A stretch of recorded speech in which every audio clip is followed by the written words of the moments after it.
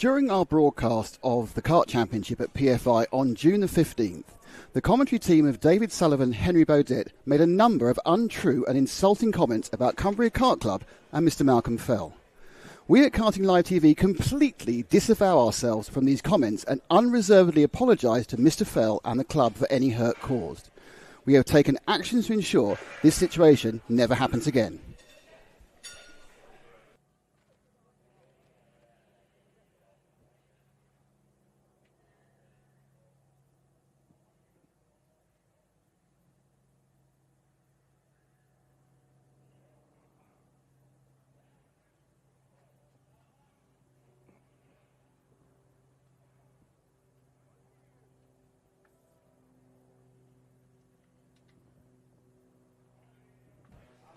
Good morning, everybody, and welcome to Kart Live TV, where this week we bring you round 5 of the Kart Championship, indeed, the penultimate round, can you believe that, of the 2025 Kart Championship. We're at that beautiful, picturesque part of the country in the Lake District, Cumbria, where we are at ROWRAH, a track that has been part of the karting scene in the UK since the early 1960s. And I'm going to mention this a lot. It is the first place I ever raced a kart. Yes, absolutely. Yes, sorry about that. I will mention that a lot. ROWRAH has been part of the UK scene and certainly part of my karting journey, let's call it, since the 1980s. First raced here back then, and we've been racing here ever since. I am joined this weekend by my ever-trusty assistant, Nick Damon. Nick, welcome to the Lake District. Welcome to the north again. Well, remarkably, the only place in the country that wasn't raining yesterday. Well, you say that. It was raining around us, it seems, but up on this hill, in this the quarry that is ROWRAH, the rain kept off. We did have a little bit of dampness. However, the weather forecast today, all very important when you are going any form of motorsport, especially when you use slick tyres. It's going to rain about lunchtime is the latest forecast. However, like you've mentioned, Nick, we seem to have a microclimate. It's always had a microclimate. It can be not raining everywhere and raining at ROWRAH, or vice versa. So yes. The forecast is for rain, so that's going to make the racing even more interesting and complex, and it never is boring. So I'm not going to say if it's boring, add water, because that's never the case with the Kart Championship, is it? Our racing's been absolutely exquisite all season long. It's going to be unpredictable, that's for sure, because we're expecting it to be dry for quite a bit of the morning. And then there is this random concept of maybe there'll be some precipitation. Who knows if there's precipitation or not is the question. But yeah, it's going to be quite... I think it's going to be one of those days where you just don't know. At the moment, you wouldn't think there'd be rain anywhere. And it's warm. It's muggy. Really warm. It's very muggy is the key point. We're going to kick this meeting off with our super heats. Yesterday afternoon, in fact, most of the afternoon, we saw the first of the heats. 2 heats took place for all of our classes. We have the grids formed for our 2 super heats.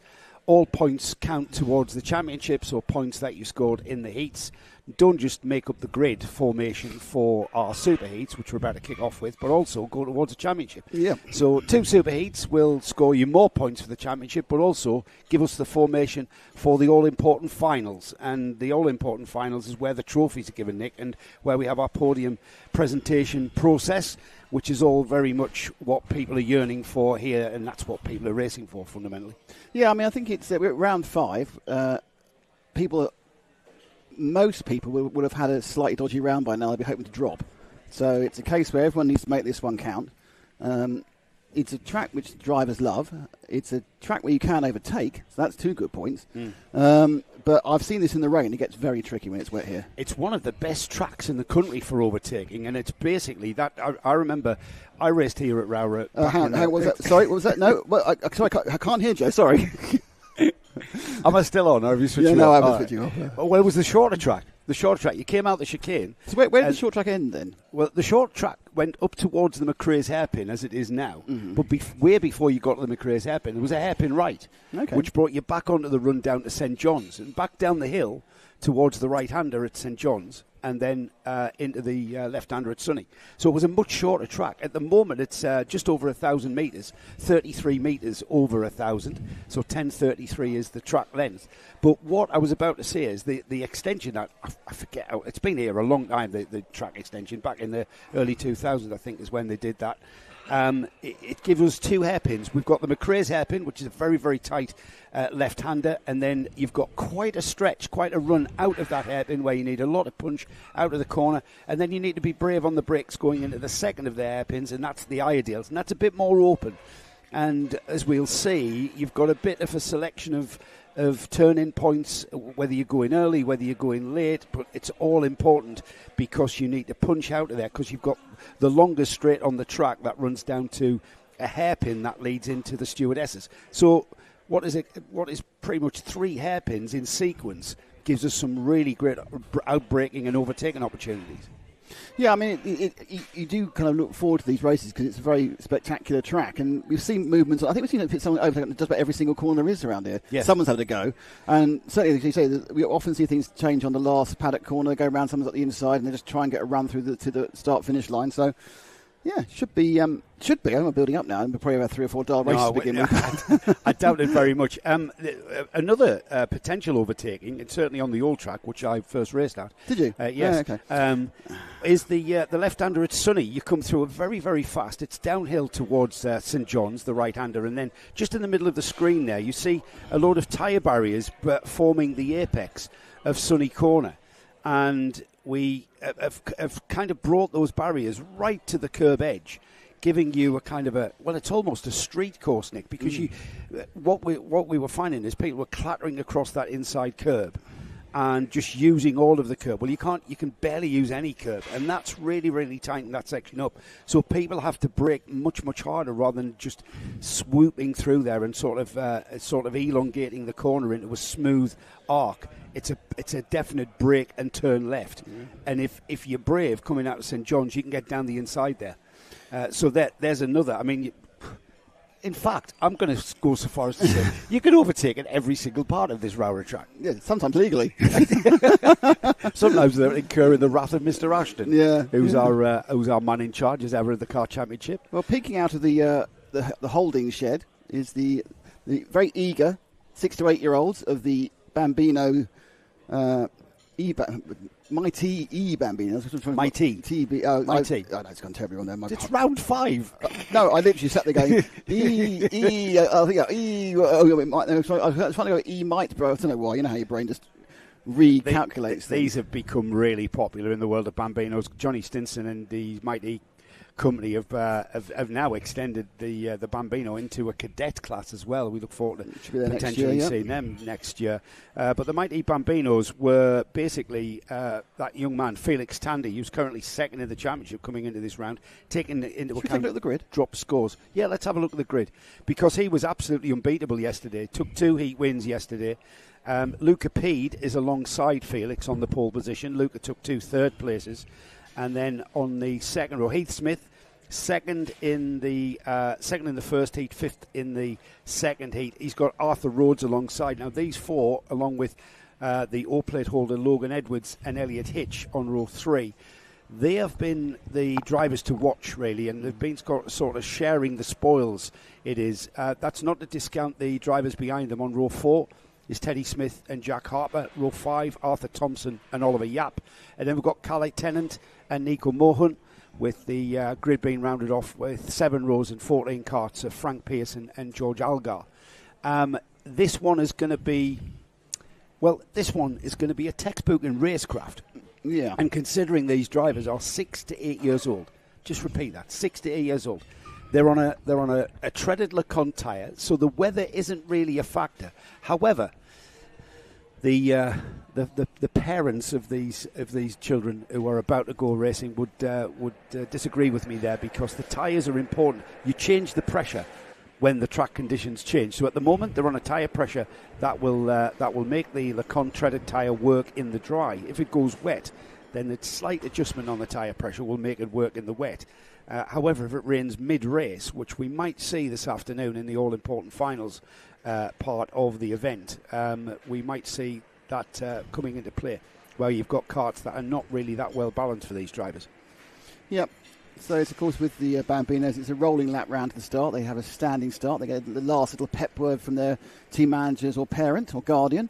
on the grid. It's not a very long run from the collecting area to the grid, so it's an amble for the parents. There's no kind of race. Yeah, there's not really a running race. No. I still think we're missing a trick there. I still think we could have a parents' running race. However, maybe health and safety would come into play. I think there's almost certainly defibrillator needed at the line just in case. Oh no, these are parents of 6 to 8 year olds. They're nowhere near defibrillator age. Well, yeah, but. Yeah, I suppose they're a fit virtually all these fathers are young enough to be our children. They're a fit Just like to point that out there. That's right, yeah. You're enough to have these kids. So the grid forming up, as you said, Nick, and it's a standing start, so we will have a light sequence where the red lights will come on and then the lights will go out and the drivers will then get their foot down, take the foot off the brake, actually, to get these things moving, isn't it, and press the go pedal. It's not a throttle pedal, it's an accelerator. Because these are electric motored. These are electric motored karts, and they race so well. Here we go then. The 5 second board is up. We've got Ben, our start line marshal, there showing the 5 second board. The light sequence I can see just beneath us, waiting for that to go on. And they're away. The lights go out, and we are racing for the first time this weekend on Karting Live TV, bringing you round 5 of the Kart Championship, and it's Felix Tandy into the lead by the chicane already. Yeah, he was looking to his left the entirety of the time to see where Luca was, and Luca's making no, left, right, no. I think Luca should have gone for that then. He was not looking the right way. Tandy's gone wide. He has led not just both races yesterday, he led every single lap. I don't think he was ever ahead. This is the closest he's been to head of the whole thing. Actually, just microscopic people's ahead there, but he's got himself in the wrong position. I assume that Smith, third has gone through in second place. Yeah, Luca Pede was trying to pressure Felix into the hairpin, then put himself out of contention there by being on the outside. Heath Smith took advantage of that, and it's side-by-side action through the stewardesses, and it's Luca Pede who's come out the best, and he's back into that second place. 2 motorsport dynasties here at the front of the field. Felix Tandy's dad, Nick, of course, and Luca Pede, Ed Pede, a big presence in UK motorsport, and these two battling now for second is allowing Felix to break away. And we're seeing that with a change for second again at Paddock. I had a look at the window to the heats yesterday. This is exactly what happened in both those heats as well. By the end of the first lap, Felix established a lead of a second or so, and it was never headed again. It's Arthur Rhodes. It's actually Arthur Rhodes, Heath Smith's teammate. Heath Smith's RCE teammate gets ahead, and off they go. And look how quickly they've caught Felix. Felix had a huge gap. It's not so huge now. And if Luca can start hassling Arthur Rhodes in that second place, but look at the way Arthur Rhodes, beautiful line through that Iredale's hairpin and on towards the stewardesses now, and he's closing the gap, I think. Yeah, there's a lot of scrapping going on behind. It's interesting that Felix does throw a look over his shoulder quite consistently during the lap. I think he's quite surprised. He always wants to make sure he's how far ahead he is, but certainly going to the bottom of the circuit there, so when you go into the beginning of the stewardesses, there is a fastest line, which is the outside line sweeping across, but there's a very good overtaking line where you can effectively block pass, and he's checking over his shoulder all the time to make sure no one's about to block pass him. But Arthur much closer now, so Rhodes in second, really gaining. Behind them it's his usual 10-kart scrap between the rest of the field, led at the moment by Luca P, then Heath Smith and Logan Edwards on the O-plate. He won that last weekend at PFI, did Logan, in a thrilling race apparently. They go round, and again, it's a shuffly battle, but now Arthur right on the battle of first and second. Yeah, 2 teammates there, but the first and second team. Now, I'm not sure Arthur Rhodes is showing the RCE logo on his kart, and Felix Tandy, another RCE driver. So, inter-team battles here, but the 2 leaders pulling away, and the second, third, and fourth place karts. Sorry, third, fourth, and fifth place karts of Luca P, Heath Smith, and Logan Edwards. They're going at it, aren't they? I do believe we saw the first work together for the day then. Did we see the first tap of the helmet? Tandy was giving a bit of hand action there. Yes, of course. To try and get them through to break away. Don't overtake me. No. He's been formidable here at ROWRAH as young Felix, and he will be absolutely delighted with his points haul. Maximum of 40 points that he pulled yesterday will help his championship. Heath Smith leading the championship coming into this round. He took the win at round 3, didn't he? And he's also 2 podiums. Never finished off the podium until round 4. Back at PFI where he finished 4th, did Heath Smith. He's currently in 5th place though, and dropping back towards Teddy Smith. Yeah, good lap last round for Logan Edwards, the O-plate holder. He picked up 2 places. I think he got mired in the pack. He's obviously off the pace of these two. He's left himself. He's about a second and a half behind Felix, but he's broken away, so he can now work on just carving some laps, just dropping down the field a little bit as Luca. He's now in 4th place, but these two may become a 3. But you would think that if they don't muck each other up, they should have the general speed to kind of equidistant this the whole time, Joe. They have the speed lap by lap. Arthur Rhodes, winner of round 1, winner of round 2 at Shennington. Felix Tandy had to wait until PFI before he took his first overall win of the season. So there's a reason why we see the first 2, potentially 3 drivers. One on the O-plate there. Logan Edwards recently took that O-plate. And the first 3 then with 3.5 minutes remaining. I'm not sure whether Arthur Rhodes is playing a waiting game or whether he's actually trying his hardest. Now, he looks like he's trying his hardest. I think he's trying his hardest. Yeah, I think so too. He's come right onto the bumper of Felix there, into the I think someone just kind of hit to Kart radio. The commentators think you're trying your hardest. Well, I was a bit critical. I was just thinking he's just, he's got plenty of time just before he starts pushing. There is a point about this, is that the kids, and they are kids, they know that running together is faster than running on their own, and they are clever enough to realise that in an 8-minute race, if you don't have to do anything to the last minute, and breaking away and guaranteeing yourself second is better than scrapping and pulling the pack back in again. Yeah, and Arthur Rhodes sitting there, Felix Tandy looking very composed. He certainly learned quickly as to how to win these races, but behind him, Arthur Rhodes, he knows how to win as well. Whether or not he can get by Felix, that's the question on everybody's lips now as we get towards that all-important 2-minute bell. It's a metaphorical bell, by the way. It's not an actual bell. It's just a bell that sounds in my head, because we get to 2 minutes and now we see a complete different change of attitude of these drivers. I think he's sounding. I think he's in Arthur's head. He's gone half a minute early. Yeah, I think so. Felix is going to have to watch it. Now, the problem is that there's no real difference of speed. These karts are as quick through these corners here at ROWRAH as they are on the straights. So there's no discernible braking areas hardly. So you've got to be really brave, or it's all about momentum carried through the corner. See the late apex there into the stewardesses? That's because you've got that chicane. Just wondering whether Felix is part owl, because the amount of head rotation he gets is remarkable. Yeah. See how far? I can't look that far behind me. He's just got a very flexible neck, that young man.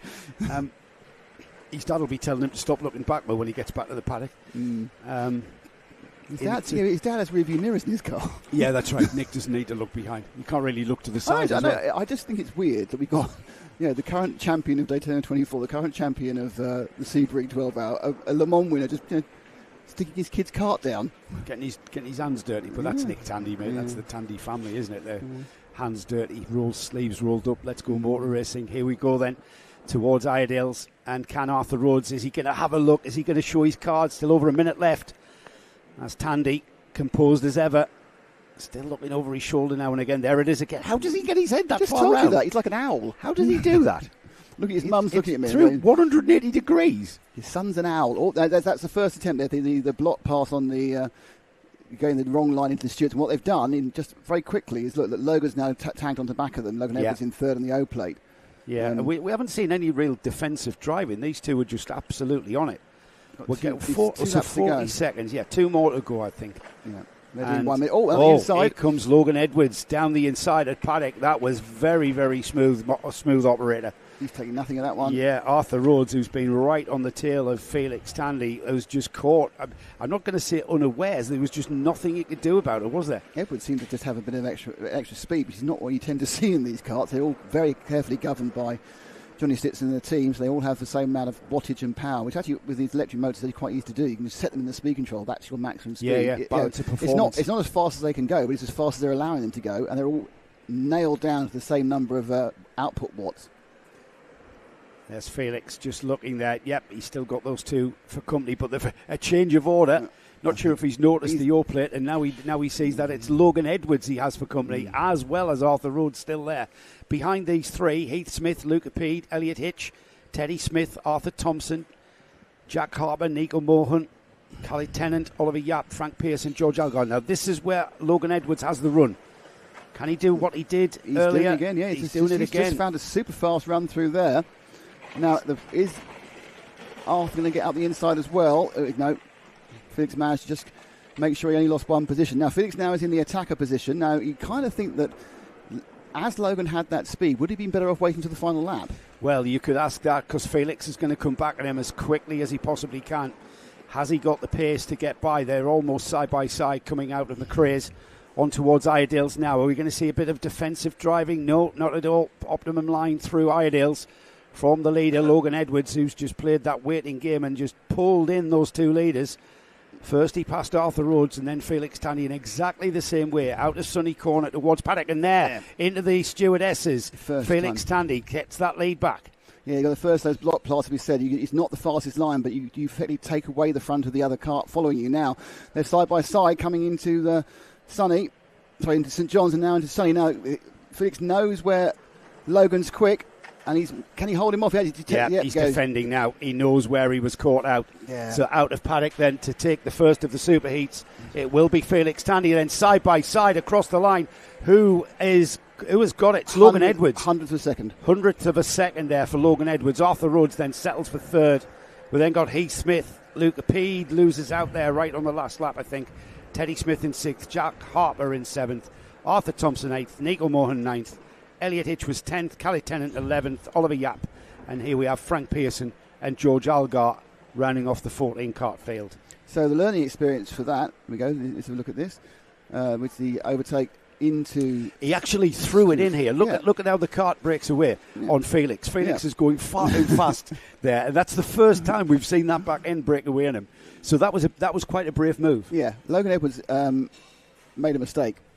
He overtook him on the penultimate lap. You said that, lap. You called that, Nick. Yes. It's, I think... but considering he's only like 7 or 8... Well, he's done very well to get through the field in the first place. I think he drove really well. But as we're talking about learning opportunities... Yeah, well, I'm sure they'll be talking about a lot of things there. But once again, Felix Tandy, 100% record here. 2 heat wins yesterday and the first of the super heats to him. Right, I think we've got Junior Primo next, Nick. Is it Junior Primo? Do you want to see the grid now before they come out, or do you want to wait for them to go on the track? Hang on. I think these races are running to time, aren't they? That one? Yeah, I think so. There might be a couple of minutes of wait before they actually come out.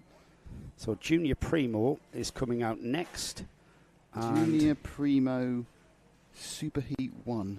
No, it's not. No, it's Junior Rotax Superheat BVC, apparently. Ah, right. Okay. According to the programme. Right, hang on. So we have Junior Rotax. Junior Rotax has a oversized grid, so they are into 3 sections. A plays B, B plays C, and then C plays B. But they also have a B final as well with bump ups. So there's a little more Junior Rotax entries here. And it's the usual top 4 out of the B qualify into the final. So this is 2/3 of the field in there. And oddly, we're starting with BVC. I mean, the A, B, and C are simply, I think, just... There isn't a Group V, by the way. That's B versus C. Yeah. Otherwise, V gets 3 goes. It's not fair. That's right. V. Group V is getting out all Let's the time. see who's in BVC. Right, come on then. Let's have a look at the grid. Beautiful, beautiful shot of the track here at ROWRAH. One of the favourites in the UK. We've got Braith Murdoch and Laurie McVeigh on the front row of the grid. Thomas Jackson, George Cole are next. JJ Plowman shares with row 3 with Isabella Stansmore Wilson, 2 local drivers to this track. Eric Smith and Jack Robertson are on row 4. Row 5 is Nathaniel Gray and Finley Smith. We've got Daniel Hartley and Elliot Surtees. Joseph Mills and Marcel Poppercull are next up. Leighton Kelly and Jake Anders. We've then got Daniel Butcher and Matt Scott. James Tate and Archie Doherty on row 10. Row 11 is Agriva Gokulnath and Riley Mason Lewis. Matthew Clark and Emma Leckie. Daniel Minto and Chloe Waddell share that one, and Adam Giordaitis and Max Douthwaite with Lewis Holt rounding off what is a 29-cart superheat field for this one. Rolling start as well, Nick. I've been told they got 2 laps by the looks of it. They haven't formed up, so they're going to go around again. 2 laps, fair enough. I'm not sure that's the first one in the morning. They get 2 laps, I don't know, but now they will go sweeping round. So don't forget, this is, if you were watching us last week when we were covering the NKC, that's mixed grids. This is qualified. They qualified to the standard heats yesterday, and they've re-qualified from the results in the ordinary heats for the order in the super heats. And so it's it's not exactly fastest at the front, because I don't know whether, so obviously Group A may have some faster drivers Well, in it. I've tried to work it out. Oh, right. Going off the I thought ABC. I thought I could hear some gears whirring. Yeah, and it's like, there's the grid. Let's crack on with the racing. Riley Bishop came into this round 5, penultimate round of the championship, in the lead of the championship. He took the win at round 1 and round 2. He had a 10th place at round 3, which is drop score, and then he was second step of the podium at PF for round 4. He's leading from Lewis Sumner, Braith Murdoch, Eric Smith and Jack Robinson. This one is very, very open. This actual championship is going to go absolutely to the very, very last breath at the final round of Wilton Mill next month. So what a track to finish the championship on. Great selection of tracks. And we've got a really good commentator for that one as well. Yes, we have. Here we go then. And a very, very crowded Mill Field as they head into the chicane for the first time. It's always... that's a colourful. It is always a voyage of discovery getting over the brow and into that one. A few of them discovering the front wasn't quite where it's supposed to be, and people finding that other people's fronts are where they wanted to be as well, but it's an early break. Now the yellow and blue livery Murdoch car in third is JJ Plowman there. That's ST Racing. Now they're very, very local to the north of England, and JJ is very, very familiar with the track at ROWRAH. I would be disappointed to not see JJ close the gap to Braith Murdoch and Thomas Jackson. I think that's Braith Murdoch. Yeah, Smith's in fourth. Braith Murdoch is leading. I didn't quite get the number of second, but I assume it's probably... It's 2:26, so it is Thomas Jackson, And it's certainly, actually at the moment, Eric Smith's having a real nudge at the back of Plowman. So third and fourth are having a battle as well. I tell you, a man on a move is number 229, which is that's Daniel Minto. He's up 6 places and already. The inside now, change for third place. Wow, that won't be the last time we see a move into McRae's. No, not at all. Just noticed Daniel Minto moving up 6 places there. The largest mover on the grid up to 17th, and Eagle Keep. Now he's a northeast driver. Jackson did the old block pass, the second one thing. Jackson back into the lead. He took the lead and then he had to take off him. Braith Murdoch now right on his bumper though into Sonny. Through the left-hander, we've seen how if you smooth through Sonny, you can maybe nick it. I don't think you can in these karts. It's really fast. I think you can match the Mighty and possibly the Cadet, but these faster karts are just not enough time. It's a fast entry to paddock, isn't it? To get in too there. Fast. Slower karts, yet faster karts, no. Jackson looking very relaxed in the lead now, just gapping very slightly. They've all pulled out. There's now a whole train. There's about 5 or 6 karts trying to be third place behind them. It's a very warm day, Nick, so I suspect that the tyres will be coming in round about now, only 2, just into the second lap. The tyres should be there, so we'll see a more settled and balanced kart underneath these drivers. They'll not be sliding around as much as they are.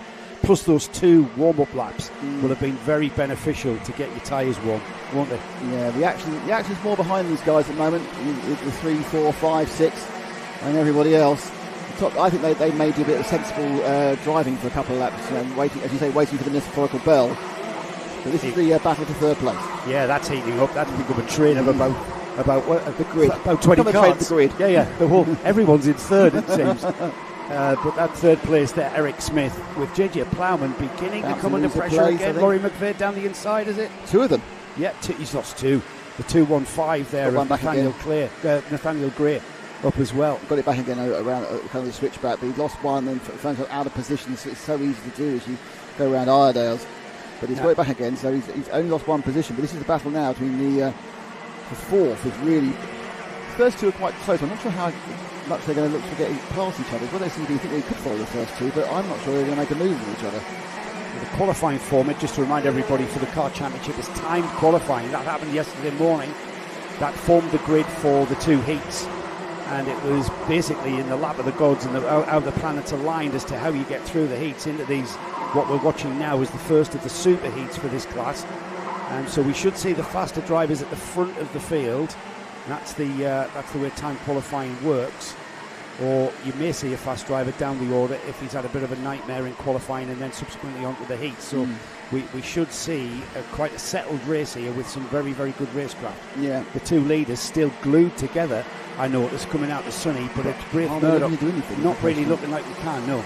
I was wondering whether they want to, whether he's very happy with 4 minutes to go, just be there and then worry about what he does later. A bit of overtaking round the inside of the final corner there, further down the pack. There's constant change in the 6th, 7th, 8th position, but this is the closest on the track. It's 4th and 5th, 2, 3, 3, McVeigh, JJ Plowman trying to get back up to the dizzy heights of third he had to begin with in the beginning of the race.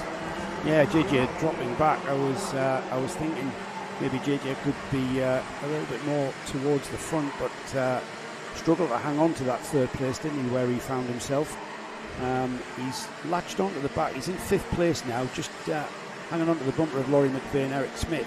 Not that far away. And if these three work together, they may be able to pull those two leaders in. However, Nick, the pace of the leaders, Thomas Jackson, Braith Murdoch, they are working together with 3 minutes remaining. Yeah, they're the fastest. They're the fastest in the track by 0.3 of a second a lap. Yeah, they are quick. So Jackson and Murdoch making this race around. It just depends when Murdoch thinks there's enough for the lead to start scrapping. A couple of different lines taken there. Now, this inside line rarely works, and it does. Well, it rarely works. But I think that was more to do with the Eric Smith going very wide there on the exit. Plowman now looking to pick up 4th. He does. Yeah, that was a lost momentum. See how the momentum lost at McRae's was lost momentum at Iredale's as well. He's lost 4 places. He's lost 4 places. That talk about loss of momentum there. Wow. Plowman now looking to pick up 3rd place. Scrapping Alder, he's going to get it as well. Oh, that is brave through there. Brave through St John's. And he's got the lead. Now JJ Plowman has switched it on. 2.5 minutes remaining. The ST Racing driver has switched it on, and where he's found his pace from to be able to do that, just positioned his car pretty much anywhere he liked there and had momentum to do so and make the move. Further down, that McVeigh trying to hold on to 4th. Under a lot of, it's interesting that outer bit of concrete there, or tarmac, is quicker, but it's also incredibly rough. And I think it's a kind of a fine line between gaining by going wide and losing as it gets scrappy towards the outside as far as grip's concerned. It's kind of like a microscopic loss of traction, isn't it, as you hit the bumps. Oh, these three tripping over one another now. McVeigh. I think we probably need to perhaps move our focus back to the leaders, though, because we've hit the 2-minute bell. And there's a little bit of action going on there, so let's see if we can pick up the leaders. There's the leaders just coming into the chicane there, and it's still Jackson from Murdoch. I'm not sure whether, but Braith Murdoch needs to have his championship head on here. He came into this round in 3rd place. He's had a 4th, a 4th, a 30th, and a 6th. A 30th? So it's consistent finishing. I'm talking about the finals in each of the 4 rounds. So he's up there in contention for the championship without even taking a final win. He gets closer around this part of the track. He's absolutely almost pushing Thomas along here through St John's, and then this area here. These cars can pass through Paddock Bend. They can't pass, and I don't think they can pass on the entry. They're nailed together. The gap's going to again is about a 10th of a second. 2 more laps, Nick, as well. Plenty of time. I think that was exactly the same time to 100th of a second. Yeah, and now at the inside, blocking this. So now they're starting to lose time by blocking. It doesn't matter because they've got a 6-second lead. They've completely broken the pack, and now they can afford to fight. And it is going to be a scrap for this next lap and a half. Three-wheeling it round the top of Airedale's and accelerating now down towards the Stuart, but too far back now to the block path. Yeah, and that was all about, he just slid wide into Iredale's there and lost the back end and slid a little bit wider, couldn't get the power on when he wanted to, and just look at the difference that has made as we come through Sunny on towards that left-hander there. There used to be a massive rock on the outside of that's been removed. Probably health and safety. Without any barriers as well.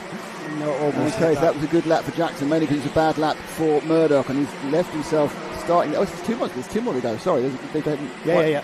2 more. They crossed the line with about 50 building seconds. up the whole last lap momentum. No. And then we got. So this is good news for for Murdoch, because he lost 2 tenths with that mistake last time round. He can now try and get back on the tail during this lap and perhaps make a move coming on to the final one as they go to Stuart S's penultimate time. This is all about, for Murdoch, just getting closer and closer and closer to the tail of Jackson and thinking about what he can do. And he's now managed to make up for those 2 tenths of the gap. But obviously he's gaining by having a bit of slipstream. That's got him a bit closer.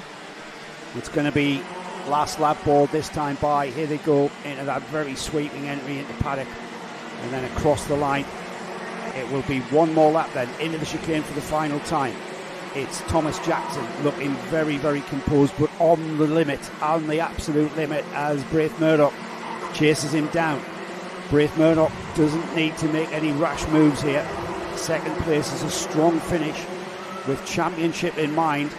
We've got 1 more round after this weekend at ROWRAH, so it is all about thinking about being crowned the Kart Championship champion of 2025. Yellow flags at the stewardesses, so that opportunity to take That position has not been availed to Thomas Jackson. Here they go, Nick, into Sonny for the final time then, towards Paddock, and it will be Thomas Jackson if he can hang on through Paddock, which he does, as we thought he might. And that's a very strong superheat win for Thomas Jackson. Look at the gap. Look at the gap. Braith Murdoch, of course, second, latched onto his rear bumper. And then Laurie McVeigh was who got by JJ Plowman on those last 2 laps there. He took third, JJ Plowman fourth, Nathaniel Gray fifth, sixth is Eric Smith, Jack Robinson seventh, eighth was Isabella Stansmore Wilson, Marcel Poppercole ninth, Finley Smith 10th, 11th was George Gore. And something's happened in that midfield. Daniel Minto finished 12th, but he was up to, I think, 8th or 9th. So he got inside the top 10 from that lowly position. It's a bit of a recovery drive for the superheats for Minto. Elliot Surtees finishes on the back end, and then I noticed Daniel Hartley, who was just ahead of Minto. Daniel Hartley dropping to 20th there. So there was a lot going on. There was a lot that we missed there, Nick. Well, because that was absolutely well, there were 29 karts, so there's drama. So there were probably about 47 different battles going on at the same time. That's what I mean. That's what I mean. Just in case in the background you heard any excited squeals or screams, we are broadcasting from where? The drivers' lounge here, ROWRAH, yeah. And live from the drivers' lounge. A number of fans. We've got a number of guests. There's brothers and sisters and teammates of the drivers. What's your name? Vic. You're Marcel's brother, yeah? Oh. And is this your sister? No. Oscar who? Oscar? All right, Oscar Viet. What? Say that again. Oscar Chezovic. Yeah, and you're his sister. Did I say that right? I didn't say it right, did I? say it into this mic. Come here. So, what's your name? Ola. And say the surname. Another one. Is that your surname? Is that your surname? What is your? You speak very, very softly, don't you? I can barely hear you. Plus, I've got cans on. So we are surrounded by guests here in the drivers' lounge. It's marvellous. We're surrounded by guests in the drivers' lounge here at ROWRAH. Fine dining as well. That's true, actually. Fine dining guests. It's, absolutely. And of course, you did get a birthday cake. That was yesterday. Well, I did find a birthday cake. It wasn't my birthday cake. But they not offer you some. That's coming up in the paddock show. I was offered some. Why do you think it took me 2 hours? If they hadn't offered some, I'd have cut that item out. Why do you think it took me 2 hours? We disappeared. We had tea and cake. Well, it was tea and cake time. It was about 4 o'clock. I did think you were very late. It took a long time to do it. Yeah. We had a birthday party. She was one. Oh, well, she didn't want it, so that's okay. So what's up next then, Joe? Right, got more karting, Nick, would you believe? Really? Yeah. Not the axe throwing you were seeing then. We've got the Junior Primo class for their first superheat. Now, I've got where's the Junior Primo? Just talk amongst yourselves. Is it Junior Primo? Junior Primo for the 12 to 14-year-olds. That's it, Nick. Moving up to Junior Rotax, but not wanting to perhaps mix it with the 15 and 16-year-olds. All the time, I scroll through the many pages to get to the right point. So we had a first place for Samuel Yeadon and a 10th. So first heat and second heat. So that was a bit of a mix. First and a 10th. Shall we look at the grid? Give me the grid. Give me the grid, and we'll have a chat about that. So Samuel Yeadon will take pole with that first and 10th. He scored 40 championship points. Cooper Campbell-Lease is alongside. We've got Oscar Chervich. Did I say it right? Chervich. Yeah, nearly. It's good enough. Are you his sister? So I'm joined by Oscar's sister here, who's going to watch Oscar's race from here. And he's a friend of Marcel Poppercole. Who's in the previous race. Marcel's brother here as well. They're all... So all surrounded by happy. drivers' entourages. Can I just say something? Stu Stretton Media says hello. Hello, Stu. Hello, Stu. How are you doing? Yes, need to contact Stu, we do. Do we? Yeah. Okay. He's got an event. Is he? Yeah. Oh, cool. I mentioned it to you. Did you?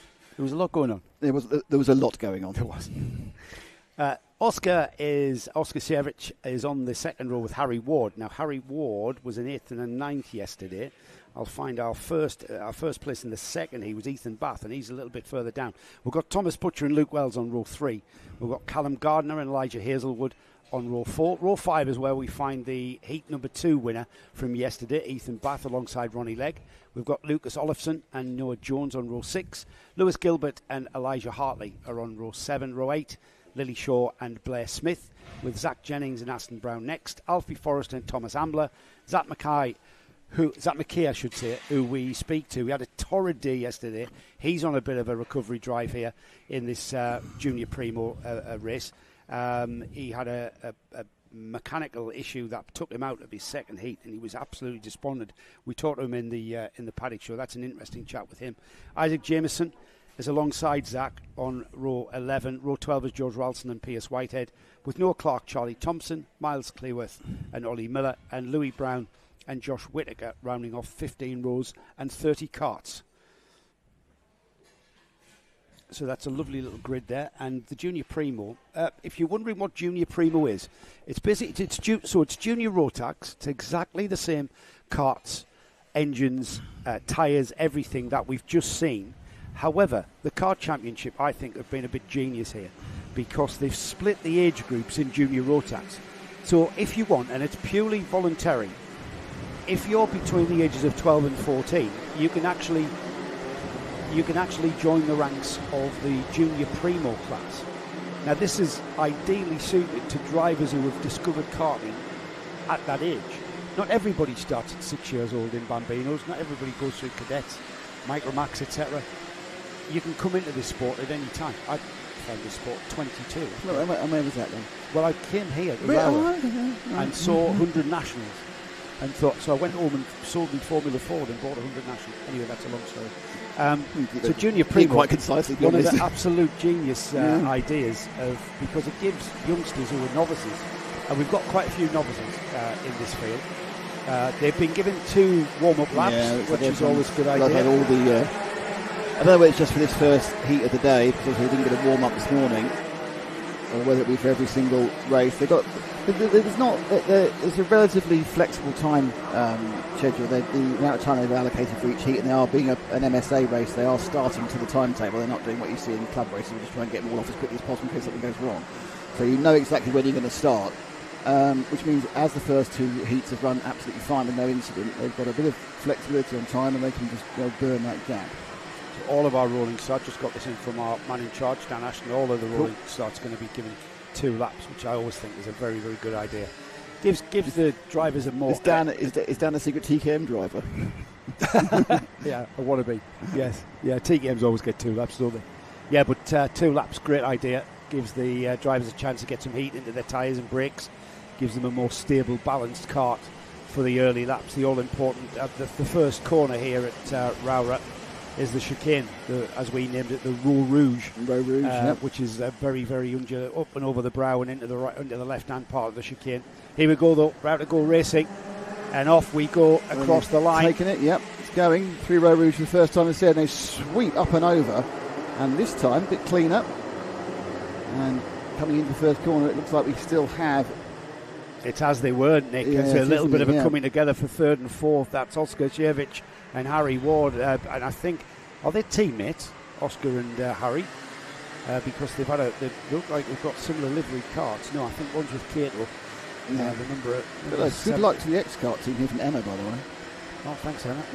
Cooper Campbell-Lees has dropped down to 3rd now. Yeah. And the number 29. Oh, no. Oh, it was a full start. It was a full start after all that. Oh, really? Yeah. I got excited. I didn't see the full start. I've not seen the full start flag. Yeah. Was it just a yellow? Got a yellow. Is there a problem? No, it's a full start. Okay. Oh dear. The cart's re-caught out by the sudden slowing there. All right, so we're going to... That was a rehearsal.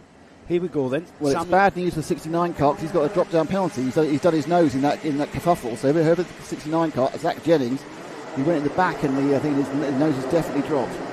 Are we racing down towards McRae's again then? Luke Wells on the 66, just latching into 5th place and getting out from all of that melee that was ensuing at the chicane. Down the inside, around the outside goes Oscar Shevich. Didn't work for him though. Has to slot in behind Samuel Yeadon. So Oscar doing what he did in the first run. before the false start, and again tripping over Samuel Yeadon. That's inadvertent though, Nick, and a little bit unavoidable. Samuel took a semi-defensive run, which meant that Oscar could take the fastest line, which meant they were very different speeds when he hit the apex. I don't think he's done his nose, so he's okay. You have a level of bumpage is allowed before the nose drop, isn't it? He's just edged him out there. He eased him out. I think that works. He got through. He has. He will lead across the line. Oscar's sister here is delighted, waving her arms in the air in the driver's lounge here alongside me as the 29 heads off towards McCrae's.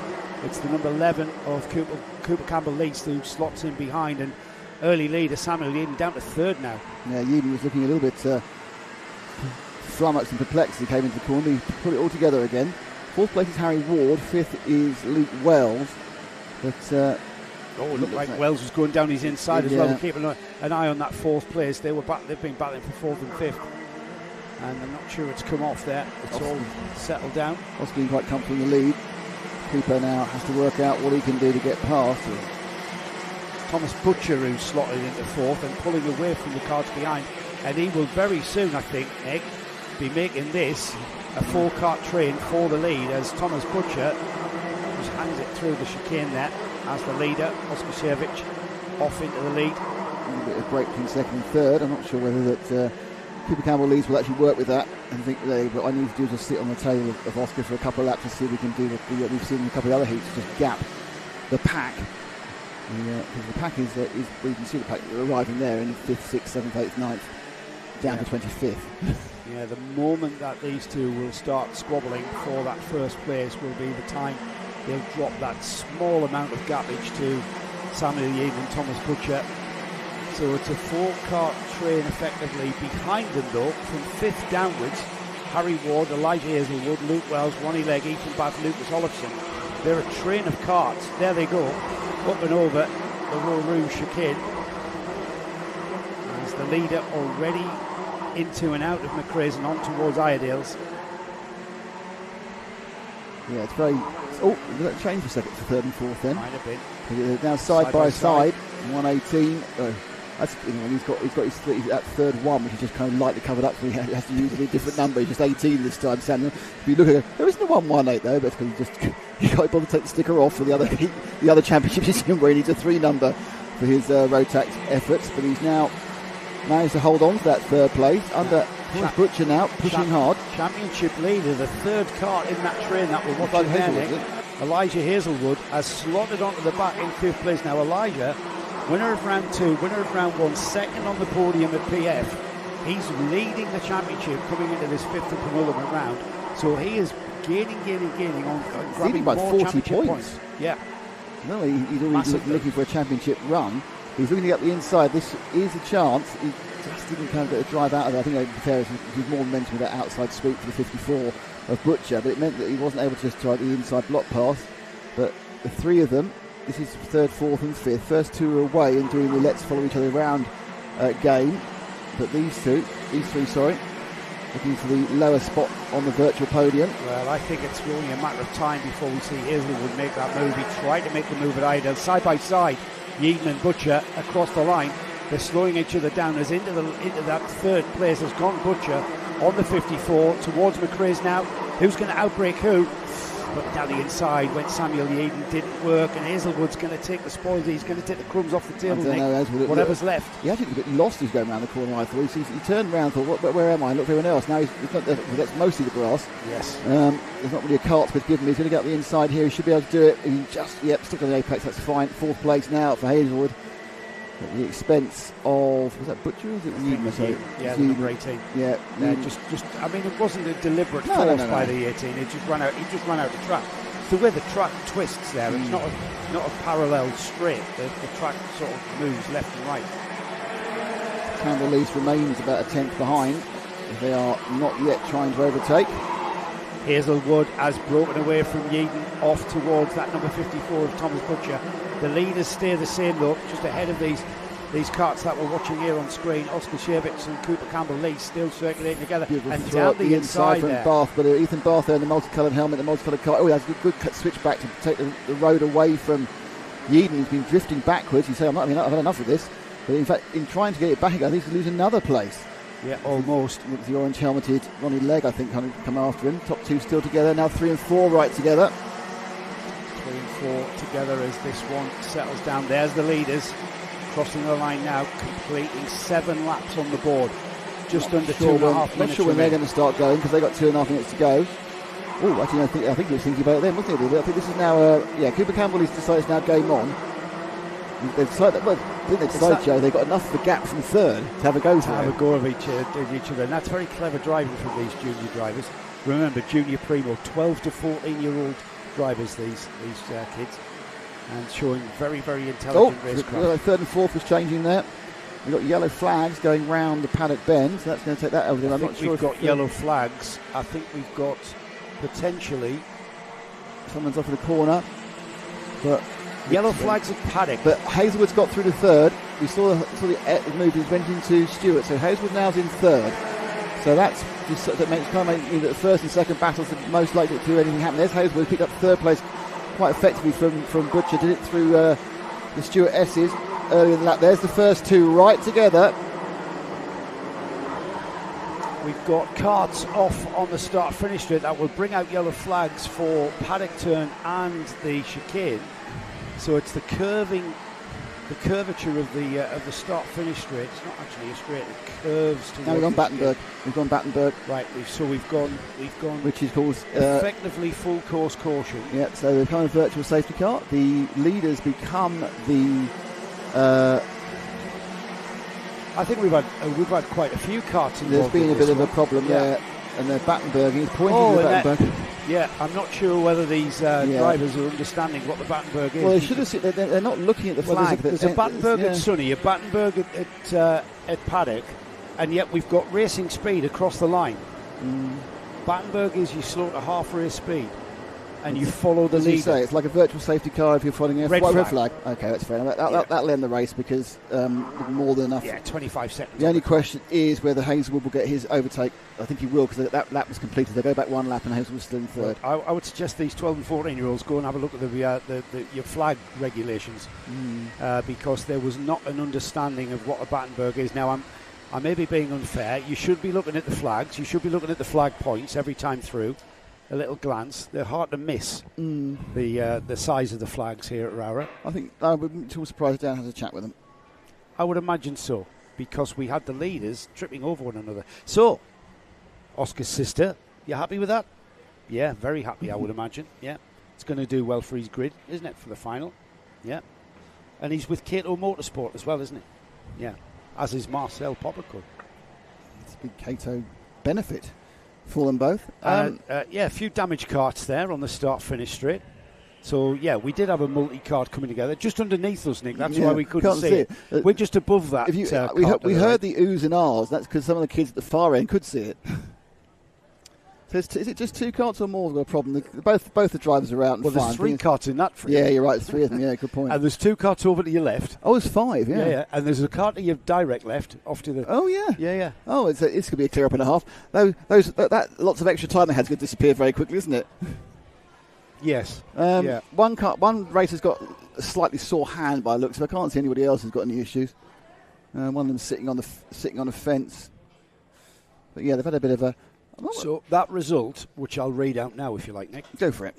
Oscar Shevich takes the win. Cooper Campbell-Lease is in second. I must stress these are provisional because the result will be from the lap previous to the red flag. So if there was any changes going on there, so Luke Wells moving ahead of Ronnie Legg, that might not be the case when the results are posted. So Shevich and Campbell-Lease first and second. Elijah Hazelwood, championship leader, with a very strong third place finish there. Thomas Butcher fourth. Ethan Bath, winner of Heat 2 yesterday. He takes fifth. Samuel Yeadon dropped to sixth. Lewis Gilbert seventh. We've got Luke Wells and Ronnie Legg. That might be reversed when the results come out. Zach McKay, he moved up to 10th. That's a good recovery drive from Zach after those problems yesterday. Blair Smith, Zach Jennings, 13th is Harry Ward. Lucas Hollison, 14th. And the rest are Alfie Forrester, Aston Brown, Callum Gardner, Isaac Jameson. With a few of these drivers dropped by the wayside, you can see how they finished there on the timing bar on the screen. Unfortunately, the ambulance has been activated. I think that's the lad who's sitting on the side. So they got a few minutes of a break there. These guys are all out and okay. We've got Micromax coming next. Small field of Micromax. 11 karts qualified for this super heat yesterday after 2 heats. And while we have this very busy track, we've got the 2 girls off as well and coming together. They're one of them's going to receive some sort of. She's sat on the barrier, so she's fine. She might just have hurt her wrist. Is it wrist or is it that extended leg on that right leg, right foot? Might be. Our team of paramedics out there to it. So we'll clear these carts away. A few repairs going to take place in the paddock in our junior primo class. 12 to 14-year-olds, these drivers, remember, as the parents and helpers and mechanics and team personnel get out to them. Micromax coming next then. It's the first of the super heats for these drivers. Sebastian Crawford took a win in the first of the heats yesterday and second in the second heat yesterday.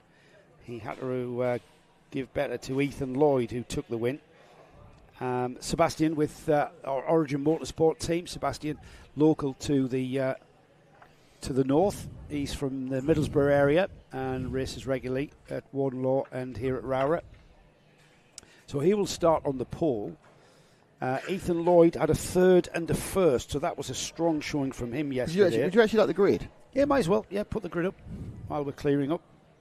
The S-plate holder, Lewis Kirkcaldy, we've talked about the S-plate holder, the Scottish champion. He had a second and a third yesterday. That puts him third on the grid. Jensen Darlow, a driver that has really come on in Micromax and has found a switched it on. And that's Super Heat 2, I want Super Heat 1, don't I? It's the same. Well, but you get the graphic right, yeah. Jensen Darlow we speak to. We have a very concise interview with Jensen. Yeah, these youngsters are people of few words. Oh, I know I'm doing wrong here. I do apologise. Right. All right. Well, you just give somebody else this job because I'm mucking it up. Yeah, you are. This is Micromax, isn't it? At least you're consistent. There we go. Bang! Only took 4 goes. Jensen Darlow was in 4th, is what I was trying to say. He started. He starts 4th. He had a 4th and a 4th in the heats yesterday. Behind him on row 3, Zach Andrew shares with Teddy Murphy. Zach had a 5th and a 6th. Teddy Murphy had a 6th and a 7th. See what's happening here? Yeah. Now, Freddie Blackshaw. Freddie's a local driver, local to ROWRAH, or a common. Always see Freddie out with his dad, Will, tending to his cart. He's in the ST Racing livery. With ST Racing, John Stewart's team here, as ever, at ROWRAH. Freddie Blackshaw starts 7th. Now, Freddie had an 11th and a 5th, so that was quite a mixed day for Freddie. He's got Henry Algar alongside him. Henry had a 7th and a 10th. Noah Wicklow is with Martin Jackson Racing. Noah starts in 9th. He had a 9th and a 9th, did Noah, and he will start with Carter Jackson alongside. Carter had a 10th and an 8th. And then Larney Eden, who's on the novice plate, had an 8th and 11th. So that was a good showing from Larney. Noah was a familiar name in our Bambino class, the C50 Bambinos. That seemed to have drifted away as this season's progressed. But Noah is with the MGR team, and we'll be monitoring his and everyone else's progress. So, who's going to beat Sebastian Crawford? Well, it could be Ethan Lloyd. Lloyd's already beaten him once. He's already beaten him once, so it's going to be a bit of a ding-dong at the front, isn't it? A ding, yeah. I mean, I think it's 11 karts, but only 2 karts to make a race. There's still attending Lily on the side of the track. Definitely an ankle or a foot injury. She's not moving that on the side. She's perfectly fine apart from that. Obviously, a bit upset. I think, looking at what they're going to do, I think unfortunately she might have to go to get an X-ray by the looks of it. They're looking like they're going to take her from the track and get her for an X-ray. I mean, it is unfortunate, if you get a cart that comes together, the feet are slightly exposed. They are much a better cover than they used to be. And of course, it is possible for Kart A to run over Kart B, Carter's foot as well. But well, discretion will always be the case in the world of paramedics. Absolutely, that's yeah, for sure. 100%. You never take a chance on anything. So if we'll do whatever's required. 2025 season, hard to believe, Nick, that we are already at one to go. Yeah, incredible. We started it off, can you remember, all the way back, weekend of the 22nd, 23rd of March. Yeah, I can remember that. Where was it? Warden Law. Warden Law. Warden Was Law. it Warden Law? Yeah, it was. It was at Warden Law. And Was it? then, Okay, and then you went to Shenning. Just me at Shenley with Shennington. Yeah. On April the 26th, 27th. Middle of May, we went to Glannygore. We did. In North Wales. And then... We didn't go to PFI. Round 4, no, that clashed with the Le Mans 24 Hours, so we weren't at PFI. Mm-hmm. That was the 14th, 15th of June there. PFI, for the first time, the Kart Championship visited PFI, Paul Fletcher International, in Lincolnshire, just near where you live. It is. Again, even more frustrating I couldn't go because I was at Le Mans. That's right. 13 minutes from my house. Yeah. And then we're here at ROWRAH, and the final round is at Warden Law. And for all you fans of Joe Bradley, he's not going to be there. But we have, I think, the best possible replacement. Oh, you want to make an official announcement right now, do you? I think that people need to know that we have a returning commentator making his 4th appearance on Kart Live TV. I have to keep count because I haven't paid any others so far. That's not down to me, by the way. Yeah. Have you heard about this? About the whole thing about the... We've got time to tell it. So anyway, so it's Johnny Palmer. Johnny's one of our very good friends and, of course, one of the best commentators in the world. Has done touring cars on ITV. ITV touring cars. Is the voice of the ELMS for a number of other championships for MEN, and also is the voice of the WC for Radio Le Mans and voice of the Nürburgring 24 Hours recently, alongside me and Ben. So anyway, so we were because we don't cover anything on Saturday. Of course, Saturday it's Sunday.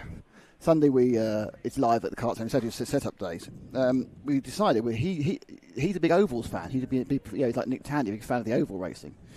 And near Warden Law is Northampton Oval Track, and they have a Reliant Robins special banger meeting or something. So we thought, we'll go there for the evening. So we arranged Johnny would come in. We go for there for the evening as spectators. Yeah. And then last week he turned around. You never guess what? I've been asked to be the circuit commentator. So he's doing the commentary. So he's doing the Northampton stock car race. Yeah, he's a circuit commentator for that on the evening. Yeah, you need to tell Beavers. And so he's going to get us into. Me and Ash are going to get some comps. Class.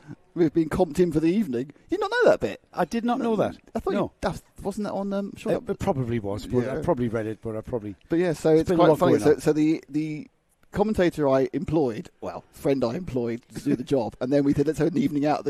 He's now the circuit commentator. Yeah. Well, Darren Beavers, our erstwhile organiser, leader, yes, he's big into his stock cars, isn't he? Well, his stepdaughter is mini stocks, junior mini stocks, yeah. So you need to tell Darren. They spend many a fun evening at Skegness. Yes, Raceway. That is the Cumbria Kart Racing Drivers' Lounge. Yeah, we're to the right of that picture, so we're the last window. Can you see us if I wave? No. Oh, you can just about see the waving. We're underneath the U and the B, I think, or under the C. The L and the U, I think. The L and the U, yeah. Lovely, palatial, very large. Okay, if you look on the adverts there, can you spot the those adverts on the side of the clubhouse? Can you spot the one that owes me money? Well, it's not Nigel. No, it's not HRS. I'll give you a clue. It's not. You haven't had your engine done by Nigel. No, it's not Nigel. It's not the Cloud people. It's not SKE. They don't owe me money either. It's a defunct championship. Anyway, back to the story again. So Johnny Palmer will be joining us for the round of the final round of the Kart Championship, where which is good because he's really good with numbers and working championships. He's very good at working out championships. And he does prep and everything. Yes. Yes. Well, I'd like to think I do. Well, you'd like to think it, yeah. Yeah. So, yeah, Johnny Palmer, one of the... and there goes the... So, we've got the final round coming up. And the date of that, Nick, is the middle of August, isn't it? It is. It's the first week of August. 9th and 10th. 9th and 10th, yeah. We're back to backing at Wilton Mill. Yes, we are. We Kart Live TV there consecutive weekends. The final round of the Kart Championship, and then we've got the NKC for their penultimate round. We certainly have. Of their championship. And then we have a back-to-back at Fullbeck at the end of August, where we are going for some Fullbeck sort of super clubbies, really. We're going the Gear Fest, the Gearbox Festival, on the penultimate weekend of the Sunday before the Bank Holiday Monday, so 23rd of August. And then on the 29th... Have I got that in my diary? We should have. And then the 29th and 30th of August, we are covering the Honda Festival at Fullbeck. So we are double Fullbecking at the end of August before we... So 23rd, 24th? Yeah.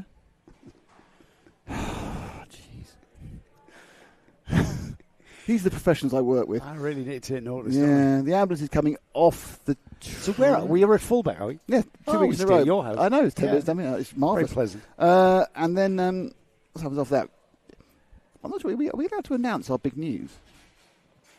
What big news? No. I'm not sure. No. It's been arranged. No. No? When do you want to announce the big news then? Towards it. Really? Yeah. Okay. Maybe next month. If you want. I mean, you're in charge. You're asking me. No, because you give me daggers whenever I say anything you don't want me to. I've got a dagger in 2 seconds. I can't even say anything. No, I think that can wait. Anyway, some big news about Karting Live TV. Yeah. Is there? And something else we're going to be covering this year. Right, okay. So, all excited. Yeah, still a very busy calendar to get through. And we are looking towards August.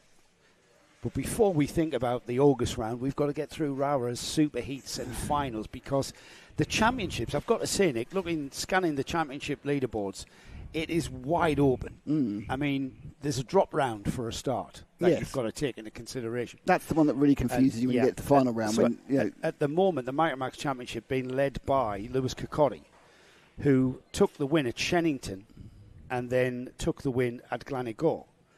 And he had an absolute disaster in the final at PF with a 20th place. He had a 6th place at round 1, which I forgot to say, at Warden Law. He's leading the championship from Ethan Lloyd, who took a 3rd place at Warden Law. He then had a 7th at Shenny, a 4th at GYG, and then a nightmare, which is his drop round at PF. Jensen Darlow, he's 2nd in the championship. His drop round is Warden Law, where he had his worst place, finishing the final of 15th. He was on the podium at Shennington with a 2nd. He was 6th at Gleneagles, and then he took a very fine 5th place at PFI.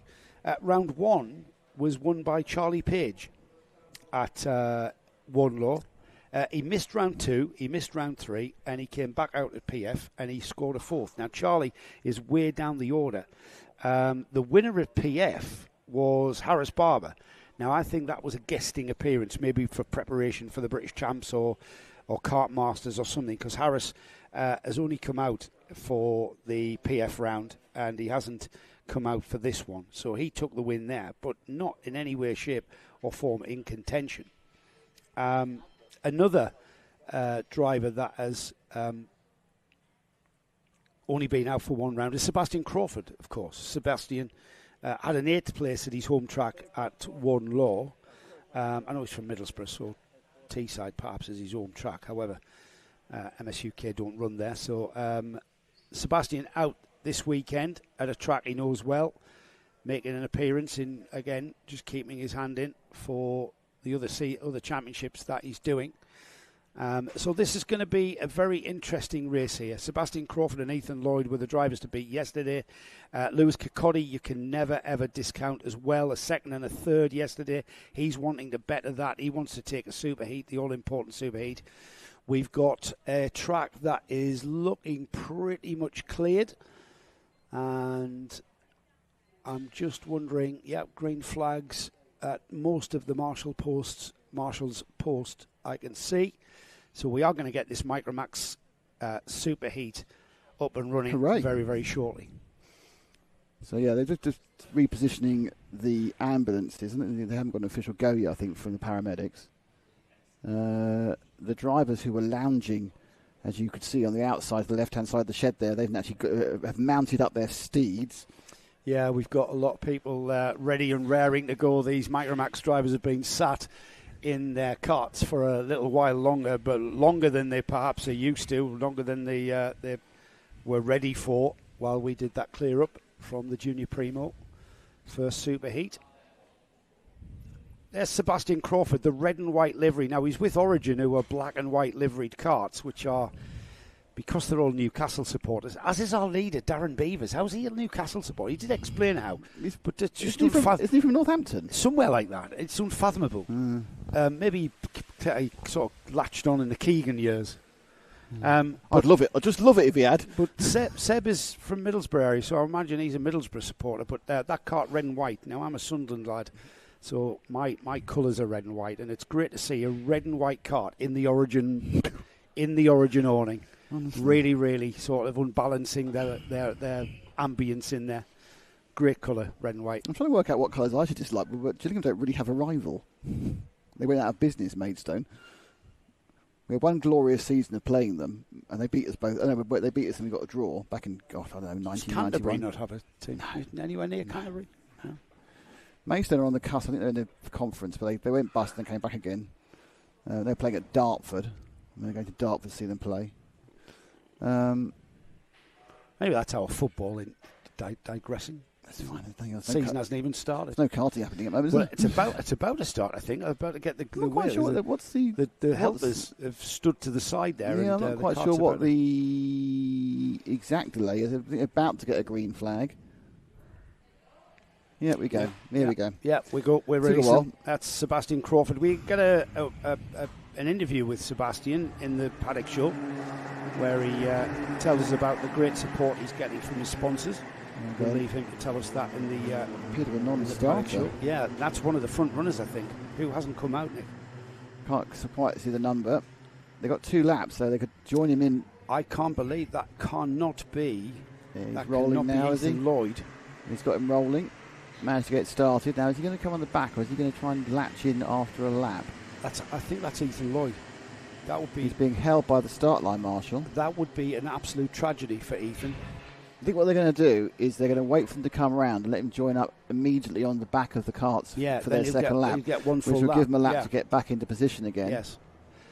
These drivers have been given 2 rolling laps on this one. Sun's out, by the way. Everyone thought it was going to rain all day. It's a lovely day here at the moment. It's about 22 degrees as well, according to my... It's quite muggy. It's very nice. You can probably see the kart waiting on the left-hand side there in the picture. And they'll come down. He joins on the back now of he's this. Released. So he will have colder tyres, but he will have a chance to regain his grid position. It was the 66 who missed out on the start, which was Ethan Lloyd. You're quite right, Joe. And they're still going at breakneck speed. So as far as I'm aware, I was told they were given 2 warming up laps. They look like they're racing. That was the start, wasn't it? Yeah. Yes. I'm just going to message someone. Hang on. We've just gone, we're going really fast, but actually they've started the race. Oh, yeah, replay of overtaking movement there by the 57. Whoa, yeah, that was the 27. Zach Andrew kind of going all out of shape and being avoided by somebody else. Right, here are the first 2 in this race, which we're very surprised is happening. And that is, it's the S plate in second place of Lewis Kilcoddy, and leading it's Sebastian Crawford in the 16. No Satel going around Paddock. This is for the surprising end of the first lap for us. You know, you're going to send us a text saying there's going to be 2 laps. yeah. I've written a sternly worded letter. What's your MP? Yeah, it's see your points of view. It's Mr. Ashton, dear Mr. Ashton. Here we go then. Seb Crawford has got a full 7 minutes to remain composed. No looking back from young Sebastian Crawford there as he gets his head down. The Scottish champion Lewis Kilcoddy off and after him. The number 26 is Jensen Darlow. He's with the Jacks team. And Zach Andrew is the driver behind. Ethan Lloyd was supposed to start on the front row of this grid. He's now in 10th place, having non-started out of the collecting area. He latched onto the back across the line. He's made up 2 places already. So it's a massive recovery drive in this superheat for young Ethan. Yeah, the problem for Ethan is that the track, the pack really spread out over the first couple of laps. So it's not like we've seen some before where the difference between 10th and second is like half a second. There's a big spread. He's already 5 seconds effectively off the lead. Darlow's picked up 3rd place. He had 2 fourths in the qualifiers. And he's in that kind of aquamarine-nosed car just in the background. First and second, Crawford now beginning to slightly brake Kirkcaldy.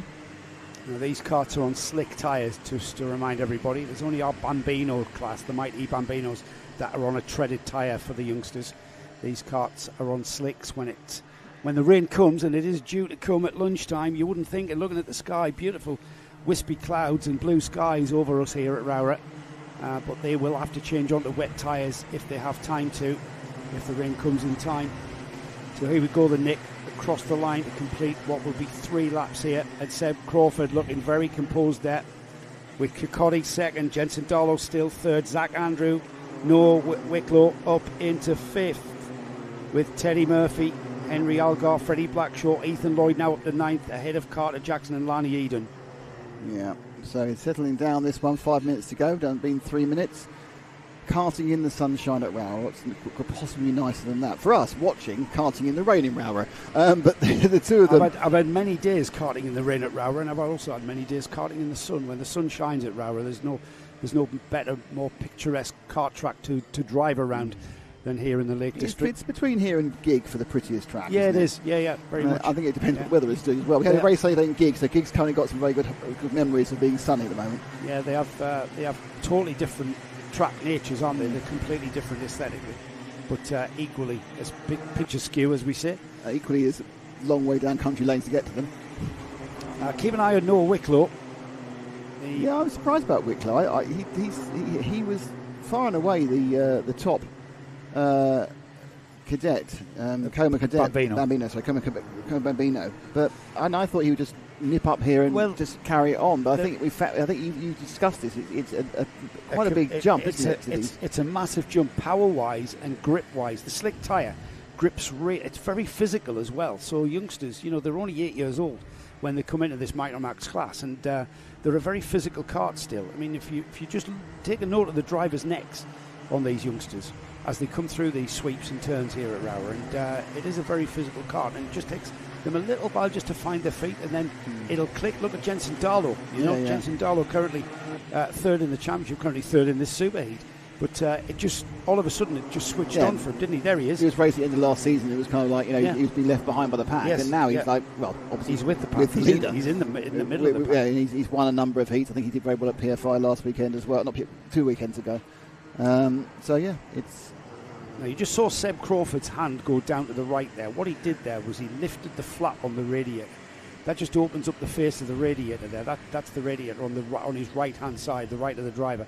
The radiator sits just at the side of the engine. It's a very slim radiator on these Rotax Micromax karts, a lot smaller than on the senior and junior Rotax. Effectively the same engine. It's the single-cylinder, 2-stroke, water-cooled 125cc motor that you can effectively take from Micromax all the way through to seniors. You wouldn't think? No, I mean the engine tuners say they're at you're looking at these are massively stifled. The reasons that he's lifted up the flap is because he has indication on he's got a dashboard, a digital dashboard that's telling him all sorts of information, including the temperature of the engine, and they know exactly the point where the engine is at its most powerful and most efficient, and they'll adjust the amount of air going in and out the whole time to keep it at that temperature. And when it starts cooling off, you close the flap again, and it's just a hint. It's just to keep it in the right place. Yeah, there might possibly be a tiny aerodynamic advantage having it closed. Minute. Rather than obviously going through a radiator, it goes up and over. But it is all about, they know exactly where these engines are at their peak efficiency. Remember, it's a single speed. It's a fixed single speed direct drive, as it is for all of these karts, but any gearbox karts. But that does mean the one thing that engines aren't very good at is being flexible. There's anything about flexibility in any sort of engine, 2-stroke or 4-stroke, why we all have gearboxes. And that's why, if you could optimise what it can do, and there's a battle now running down. Is this third and fourth? This is Darl. No, it's not. This is fourth and fifth. This is Andrew and Wicklow. Wicklow looking up the inside in the orange. Noah with the Martin Jackson Racing MGR team is now. You were mentioning, Nick, about Noah being absolutely one of the quickest drivers in Bambinos, and a little bit of a coming together there at the hairpin there, but they're side by side now. The 27 of Zach Andrew on the outside going into the stewardesses. It's a long way around the outside, and Wicklow has to concede. Momentum there for Andrew, and maintains that what will be fourth place. And he decided against lobbing up the inside at Stewart. So just finish what I was saying, really. The point about it is to maximise the flexibility of what you've got in the engine. You need to keep it operating at its best point. Now he's going to do the paddock bend. No, he's 2/3 have gone past him twice now. Hasn't quite finished off Wicklow. He's attempting to get into fourth place past Andrew. But yeah, so getting flexibility about these engines is as key as getting power, because obviously they have to run from, you know, a slow speed to a high speed. Those speeds are different for each track, and you'll gear them differently. But that's what they're trying to do, is get an element of flexibility out of a very inflexible machine. Now 4, 5 and 6 are together, and that 6th place is Freddie Blackshaw in the 28. He's in the green and the blue. So great little three-car battle there as the number 53, Noel Wicklow, looking down the inside the stewardesses. That's a long sweeping entry into that one. Hardly any speed difference in these Micromax karts. And there's going to be a 4-car battle now, as Andrew Wicklow, Freddie Blackshaw, is being joined by Teddy Murphy, is he? Yeah, he's getting a bit closer in black and white machine, the 71 car. That is, you're right, Teddy. And up the inside, Wicklow's going to make it work this time around paddock. Now, can he stick? Oh, I think it's bad news there for Andrew. I think he may have lost 2 places. Yeah, he did, because, he snuck up the inside, did Freddie Blackshaw. Freddie Blackshaw now in that yellow and blue ST Racing livery kart, now off and after the MGR kart of Noah Wicklow. And looking very quick is Freddie. He's not being dropped at all by Wicklow. Let's have another look at that, Nick. It's just up the inside here. As they look around, and he just dives up there. Oh, he got it all wrong, didn't he? Yeah. You've got to go for it, haven't you? You've got to go for it. Yeah, he went for it on the brakes, didn't he? Locked up the back brakes. That was Teddy Murphy, wasn't it? Yeah, so luckily he didn't take anyone with him, so it's kind of like a no harm, no foul. If he'd hit somebody else, it'd be a severe argument. We've all done that. I've done it wet and taken 4 people with me. We've all done. My finest half lap, followed by one of my biggest disasters. Last lap board has been shown to our leader, Sebastian Crawford. Let's see if we can pick him up, because he's really been quite formidable at the front there. He was under a little bit of pressure. He was not affected at all by that pressure that Lewis Kirkcaldy on the S-plate gave him, and he just got on with it. Looks over his shoulder there. There's no one there, Seb. You are on your way to a super heat win there to match up and join up with that first heat win. So bodes very well. Shame he didn't do the whole championship. I'm pretty sure Seb would have been in contention there at the front of the field. He was out at round 1 at Warnlaw, which is his home track. His secondary home track, I think, is probably here at ROWRAH, with him coming from Middlesbrough, just across the A66 from Middlesbrough into the Lake District. There's the checkered flag flies then. It's Sebastian Crawford who takes the win. In second place on the S-plate, Lewis Kirkcaldy. Jensen Darlow, Tim and Sarah will be happy with that. Noah Wicklow, what a drive from Noah, coming up from the back and ending up in 4th place. Took Freddie Blackshaw with him for 5th, Zach Andrews 6th, Henry Elgar 7th, Carter Jackson 8th, Teddy Murphy 9th, Lani Eden finished in 10th, and Ethan Lloyd retired, I think, Nick, at... Yeah, he had a problem at some point. Yeah, 8 laps. The kart didn't start, then it did start, which indicates problem. Some sort of electrical issue normally with these machines, so perhaps unfortunately that gremlin came back and took him out, and that's going to cost him dearly in his attempt to get the championship, because there's points for every time they hit the track, be it a heat, a super heat, or the final. Now my guess is I'll try and get this next one off quite quickly, try and catch some time up. I could be wrong, of course. Yeah, senior Rotax are our next karts out. We've got Super Heat 1 for seniors. New for 2025, the Senior Rotax Championship here at the Kart Championship. It was kind of a logical... this championship was quite unique insofar as it was a kid-only championship. Yeah, we've been 16 and under, wasn't it? Yeah, we've had to lose that moniker because... that's Monica with a K, not Monica from Friends. Because we're not a kid-only championship anymore. We've brought in Senior Rotax, and the reason we've brought in Senior Rotax is because as the juniors get older, they move to seniors, and we, as a championship, we were losing our customers. Yeah. Our customers are our competitors. That's it. They're our lifeblood. And it's interesting. It's still. I think as a senior grid goes, I think it's still a very young senior grid. I think it is a lot of people who are senior Rotax is a young grid. If you are over 25, then yeah. But I'm saying I think you've got a lot of the people decide to do senior Rotax as a thing, like we were watching yesterday from Le Mans. They were all mid late 20s, weren't they? At the front, your Kais and your No, Kelly's one of the oldest one there, like the Macaulay Bishop who won. Yeah. He's only like 17 or something. Is he? Yeah. Oh, that's a bit young to have that attitude, isn't it? Yes. Anyway, let's have a look for this one, shall we, and see who's in it, and before we try to guess their ages. Yeah. Let's have a look at our grid that is coming up. Lucas Blandford, he had a second in the first heat. He took the win in the second heat in great style. He starts on the front row. In fact, he starts in the pole position. Alongside him, Rhys Bailey. Now, Rhys was the winner of Heat 1 and had a third in Heat 2. That was the only difference, a third and a second in the heats that they didn't win. That's put these two drivers on the front row of the grid. We've got John Brown and Morgan Hudson-Brown on row 2. Max Taylor on the S-plate, Scottish champion. Alongside Taylor Dixon, we've got Ross Tyler and Liam Phillips on row 4. Levi Earle and Michael Ambler are on row 5. We've got Caitlin Seabrook and Matt McGilvray on the 6th row. 7th row is Marcus King and Braden Donoghue. Dominic Darling and Lewis Merica are on row 8. Row 9 is Jake Priestley and James Wood. Alex Timmins and Elliot Dalton-Ayres are next up. Harry Pullman, Archie Hogan, Molly Pugh, Sam Kelbrick, Kai Newman, Jason Duchess, Lewis McGill, Lilia Scatchard, who we speak to in the in the paddock show. Great little chat with Lilia, who's on the novice plate, only in our third kart race. Gone back this weekend. Gone back to 2 more laps.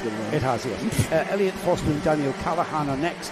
New Safa Leathers and Jack Gillingham, Bradley Caton and Danny Riffy. Maybe it's only the Micromax who get one. Right, I want number 66 to win. You want number 66 to win? Yeah. What do you mean? In position 32.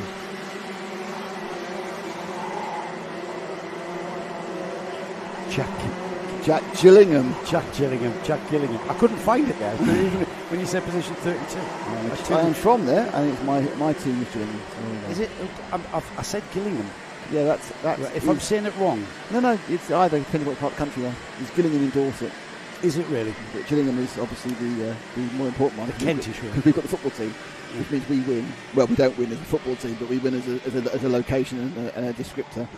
Keep an eye out for Locust lad James Wood as well, here at his home track, lad from Workington. He's very, very quick. He's a bit of a ROWRAH specialist. Oh, we've had him before. Yeah. Winning, haven't we? He was at One Law last weekend with the NKC as well. Marcus King, another local driver with LRG Motorsport. He's down in 14th. Considering how far apart ROWRAH and Warden Law are, but it does seem there's a lot of drivers on that who do that as their axis of local circuits. There is, because it's A69 if you're in the north, A66. Here we go. We are racing for the first time in the Super Heats for senior road tax, and it gets very, very busy there, doesn't it? A bit scuffling. I think I haven't got through actually. There's kind of a few carts got pushed slower. I don't think anyone even lost a position. As you can see, it's slightly clouded over. The sun has gone in a little bit. It's still very, very warm. Championship leader Lucas Blandford, who leads though, Nick, in solid style. And there is the number 11, Levi Earle, getting his head down. Levi, we know how quick he is. A bit of a coming together. Yeah, going through the craze. No surprise there. A few back markers there. I think they've got going again. No yellow flags or any sign of a Battenberg. Solid first lap here from the championship leader though, Nick. We've got him leading into paddock. He'll lead out of paddock and already pulling a little bit of a gap from Rhys Bailey and John Brown. We've then got Max Taylor, Morgan Hudson-Brown, Taylor Dixon, Liam Phillips, Ross Tyler, Michael Ambler, Caitlin Seabrook as the driver rounding off the top 10. At the inside there, that was a change for second, wasn't it? Was it an attempted change for second? Yep, it is. So John Brown has picked off Rhys Bailey, picks up second. Teammates have swapped. Got 3 in a row from the same team. Isn't the S plate with Max Taylor, which is a very similar livery? Yeah, it is very similar. Is it very similar. Yeah, it's a similar livery. It needs to be. I think no, they're the same, isn't it? Those are 3 teammates. Yeah, they are. Let's see. Now that changes the dynamic, doesn't it, when it comes to overtaking? It absolutely changes the dynamic. There will not be any do or die moves. It's been one hell of a break by Lucas Blandford though. He's got right away now. He's over a second ahead after 2 laps. It's Brown, Bailey, Taylor, and Morgan Hudson-Brown is the one who's the first person on the who's not in this axis of blue and red from second to fourth. I think they are. It's quite confusing when everyone's in the same. Also, they've all gone for multicolored helmets as well, so telling them apart relatively difficult. But you have 1 blue overall and 2 black overalls. That's what really is the differentiating factor between those 3. Do you know what team this is? I'm trying to find out. I'm going to look at that livery because they are very similar to other teams here. The Kart Republic, though, of Lucas Blandford is the kart very much in the lead. I just can't make out that name on the side. Further down, being a little bit more settled down. We've got a few changes around. No big move yet for Jack Gillingham, Here which it is comes. unfortunate. Scottish champion down the inside of McRae's. Max Taylor it was, and he will latch onto the rear bumper. He's taken two in that corner. Yes, he's taken two, absolutely. I don't know what happened to Rhys Bailey, because he went down the inside of the first one, and then what happened to the number 95? Bailey. And he just goes wide. Does he go wide? No, the number 95 was John Brown. That's second. Yeah, it's third he got. Yeah, so he's up to third. Yeah, now we then, confused ourselves, not the first yeah, time. we did. Now John Brown that's because they've slipped back. John Brown has slipped back towards the karts in third, fourth, fifth, and sixth. We've now got a massive train. John Brown, Rhys Bailey, Max Taylor. Or Max Taylor, Rhys Bailey, I should say. Morgan Woodson Brown, Taylor Dixon, and then just behind them, Ross Tyler, Michael Ambler. It's breaking into a bit of a train of karts here, Nick. And if I'm not, I tell you what, that S plate of Max Taylor looks like he's got a bit of pace, and he gets his head down. Does make a difference putting your head down, getting that air across your head and out back. Yeah, you get a couple of mile an hour perhaps.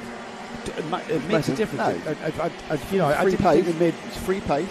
I experienced it for myself and gained tenths of a second. Well, one of the things is, if you ride a motorbike, a sports bike, you know you can brake quite significantly just by sitting up in the ring. You know, you just feel it slowing down massively just by getting out of the crowd.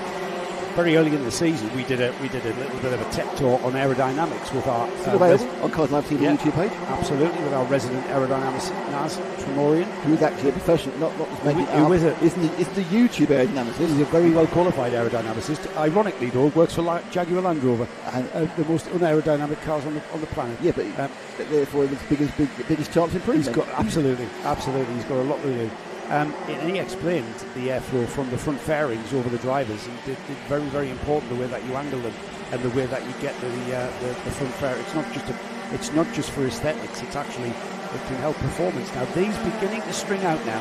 The aerodynamic performance not becoming a factor there, as we're seeing no slipstreaming whatsoever. It's not really a slipstreaming track, though, is it? I mean, you don't have any massively long straights. There's a few, but if you think about some of the other tracks, for example. Three Sisters of Wigan, where it's got a massive straight, you can absolutely every slipstream all the time into that final corner. It's just the first corner, doesn't it? Start finishes on that track. But here, most of the short straights lead into a quite bit of tight braking. And you're punching out of a slow corner, so you've not really got that mid to maximum speed where the aero will come into play. Just when the aero's coming into play, you're on the brakes for the next hairpin. And the longest straight here from Ideals down to the stewardesses, you might get a little bit of a toe towards the braking area, just at the braking area, but then you're on the brakes and then you destroy the toe. And these, of course, are the fastest karts of all, and therefore they need the longer amount of straight for the aero to really kick in, because you're actually on the straight for less amount of time. Yeah. So with that, my teams, we probably do get a bit of aero pull, because they're sitting down in the slipstream for 10 or 15 seconds in it, but this is 5 or 6, and just isn't enough time to pull up and gain a length and get past. This battle settling down then, this race for second place behind the Lucas Blandford Kart Republic, the number 67 already into paddock turn now, and with under 2 minutes, they've got a little bit of this race to go. So no chance to just settle back. We are still racing as flat out as we can. A very physical part of the track there as it goes up over the brow into the chicane and turning sharp left, getting on the power to get you down to that hairpin there, McRae's. Not looking like we're going to see it. I just think we maybe are a couple of laps away from seeing Max Taylor positioning himself just in the right place to have a go at John Brown. Hudson Brown is more likely to do Bailey than any of the other overtakes that may or may not happen. Down to a minute 22 in a lap, so within the 2 minute bell. Blandford is away unless he makes a mistake. Around paddock bend, and again Stephen just kind of. This is very, very foreboding for anyone. He finished second, Lucas Blandford that is. He finished second at Warden Law. He finished first at Shennington. Finished first at GYG and finished first at PF. The question here in the Kart Championship for senior road tracks is who can beat Lucas Blandford? At the moment, the answer is no one. because he's leading the first of these super heats, and undoubtedly, Nick, this is going to put him towards pole position if he can match this anywhere near top 3, top 5 in the second of the super heats. My guess is he could win the championship today.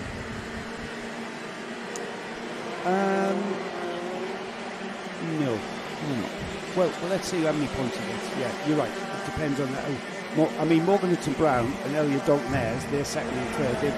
They're going to score points as well. So they're going to, as he extends the gap, they're going to close the gap where we look down the road. So Liam Phillips is up there as well. Yeah, but I think, and remember, it's all about drop scores as well. I still think I would stick with the fact that what's his drop score then? Lucas Bland was 26.49 in the second place. Yeah. So it's hard to beat that. If he gets a win here, he's won it. Yeah, you're probably right. Here we go then. Time is ticking. We are heading towards the last lap board, and the second place battle there is beginning to heat up as time runs out for Max Taylor then to make the move through St John's and on towards Sunny. There's no gap there. Very, very fast through the left-hander on towards Paddock. Looks over his shoulder. There's John Brown. He's not there. Last lap board flies for the Kart Republic of Lucas Blanford. Off towards the chicane then. When's it going to come, Nick? Is he going to have a go here? 2, 3, 4, 5 all together, but he's going to have to make a move quickly. I don't think you can count getting these carts around at Paddock, so it's really one of... You've got 3 opportunities now. One's gone. The next one is up the inside coming into Airedale. That's how it works. The next one is the block pass into the Stuart Esses. He's actually dropped off a tiny bit. He's now looking behind as much as in front. And will it be a do-or-die move from the 20? Nope, doesn't do that either. Thought about it, did Reese. But Reese has actually picked up to 4th. But... looks like everyone thought about doing something and nothing's going to happen. Yeah, and all that's happened is Kirkcaldy has lost contact with John Brown. Let's quickly pick up the leader as he comes across the line, guys, if we can, as we get the leader crossing the line there. Well done, Mark and Martin out there on the cameras. We did get Lucas Blanford taking that win. Dominant, yeah, isn't he? Yeah, He's that race didn't quite explode like you thought it would do. We had some shuffling about in the first couple of minutes, and then everyone went, no. I did think that they were so equally matched that it's just when you're so equally matched, you're braking at the last moment, you're accelerating when you're supposed. It's very, very hard to get any difference anyway. You're relying upon a mistake. And with John Brown finishing second, no mistakes there. Max Taylor, no mistakes there for the Scottish champion there in third. Reese Bailey fourth, Morgan Hudson Brown fifth, Taylor Dixon sixth. Seventh was Michael Ambler, Ross Tyler was eighth, Dominic Darling ninth, local lad James Wood rounds off the top 10. And the rest of the finishers there were on the timing board. I hope you managed to gather who you were supporting there. We quickly move on, Nick. It's the bit where you talk while I get the grip. There's kind of a very mumbly announcement we made. The track, I can't work out what it is. So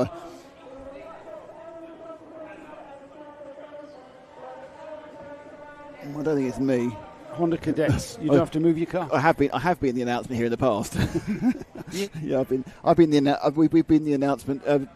Matt was telling a story when they were doing an event in Spain somewhere, and there was this constant announcement about needing to move this car so they could get a truck in. Constant announcement for hours, and of course, it's a hire car, and they were broadcasting, and they looked up at the end, and they walked out to the car, and it was their car that blocked this lorry for 2 hours. Oh dear. Well, we're not blocking anyone in. No, I see myself not blocking anyone. We have got. Can we have the grid for the Honda Cadets, Nick? Let's have a look. Let me find Super Heat 1. Well, winner of the first heat this weekend, which took place yesterday afternoon, was Archie Loveridge. And Archie is our pole sitter because he finished third in the second heat. And then alongside him, Riley Blakemore. He finished fourth and then took the heat win in the second one. Arthur Murfitt shares row 2 with Jack Wykes. Luke McGall and Jan Prakash share row 3. Row 4 is Shaylin Srikantan and Bradley Sutton. We then got on row 5 Elliot Bourke and Ronnie Jones. 6th row is Mason Becker and Archie Cannon. Ethan Pearson and Theo Hamilton are next. Jerry Dufficy and Reggie Dufficy are next. Luke Jardine and Sawyer Henderson share row 9. Row 10 is Maddie Horsepool and Finley Thursfield. Sam Dixon and Dino Rowlands are on row 11 with Seth Wright, Ollie Knox, Maximilian Mikalski, Luke Hamill, Oliver Ratton and Arthur Bath rounding off the 28 kart field. The championship has Archie Cannon leading. Archie starting this super heat in 12th place. Archie carrying the S plate, so he is another of our Scottish champions. Elliot Bork is in second. He starts this one ninth. Elliot third at Shennington, third at Gleneagles, second at PF. He drops Warden Law with the seventh in the final there. Archie Cannon, of course, was our winner at Warden Law. On the podium at round 2 at Shennington, and then an 8th place at Gleneagles. Riley Blakemore. Now, Riley starts on the front row of this one. Now, he's currently third in the championship. This is a very, very open championship going into the final 2 rounds. Riley, second place at Warden Law, a second place at Gleneagles. He had an absolute torrid time at PF with a 33rd place finish in the final there. Luke McGall. Luke is currently 5th on the grid for this one, and he's 4th in the championship. Winner of the last 2 rounds, the Gleneagles round and the PFI round, was Archie Loveridge. Now, Archie is our pole sitter. Now, Archie back into contention in the championship with the 4th place at Warden Law and 8th place at Shennington. Not a bad score to drop, and currently on target to better that. So that will remain his dropped score, I think, if this performance continues. After a win in Heat 1 and a third in Heat 2, he scored 40 championship points. So maximised that one coming into the super heats here this morning. We've got a chunk of racing to get through. We haven't even been through all of our classes yet. Yeah, I'm not quite sure. The ambulance is back on the track again. I'm not quite sure why this is. Unless Maybe that's how it leaves. Just needing to move from its position, yes.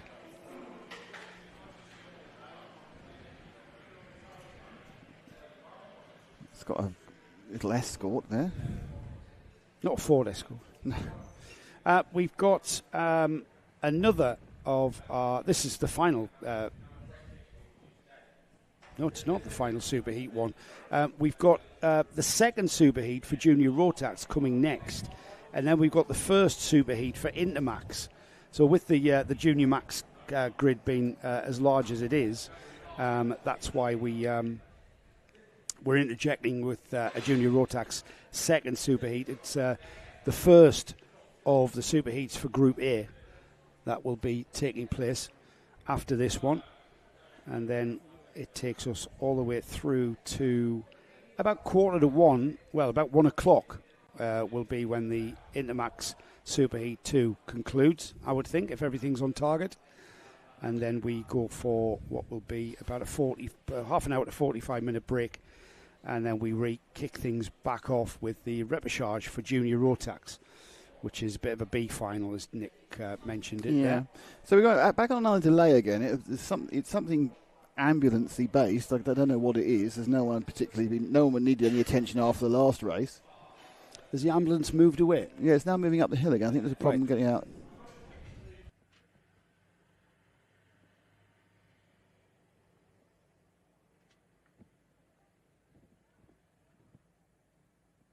Cool.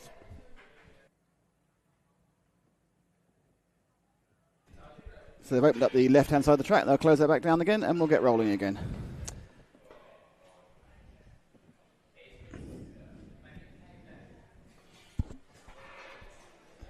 So we're about to get underway with our Honda Cadets. Now remember, it's not a rolling start, I should say. It's a standing start for Honda Cadets. Who knows? Dan might change it at the last minute. You don't know, do you, really? No, he hasn't replied, actually. I just want to clarify the Micromax only been given one rolling lap. We'll bear that in mind next time out for the Micromax class, but every other class has been given 2. And I suspect that is the thing, that it's 2 laps for everyone other than Micromax. We'll keep an eye on that. Honda Cadets, though, about to be released from the holding area. They'll do 1 lap around and onto the grid. The Honda Cadet Superheat with Archie Loveridge and Riley Blakemore at the front, and we're just waiting for clearance now, just sorting the track out. Weather forecast is to, as we hurtle towards lunchtime here, 10 to 11, just coming up to 10 to 11, 10:50 for our American viewers. Have we got anybody on the chat yet, Nick? There's a few, but they aren't saying many things. We won't say anything. Words of support? No, someone saw what happened to Ethan Lloyd. Car broke down. Kart didn't work. Ethan Lloyd failed to start at the and release from the collecting area, and so he had to start at the back of the grid, and then the kart failed him during the race. So I suspect that cause and effect on what that problem was, that the kart oiled up or something, and then eventually it couldn't clean it. Stopped. Tried to sort of clean and then wasn't cleaned. Yes. Yeah. So shame for him, and that's kind of give him a bit of a recovery dive. He will start on the front row for the second of the superheats, because he's earned that from his finishing yesterday. So it's the same grid. It's going to cause him problems overall for the final, isn't it? It is, yeah. He's got a DNF who dropping down a few places. He needs to win the second superheat. That will really put him back up towards the front. But Seb Crawford there looked absolutely unbeatable. He looked very, very assured. He did, yeah. But don't forget, it could be completely different conditions by the time they get the second heat, and certainly completely different conditions by the time they get the final. Yeah. Shall I have a look at the satellite app? Oh, go on then. And see when the rain's coming. Here comes the rain again. And I've talked to some locals here.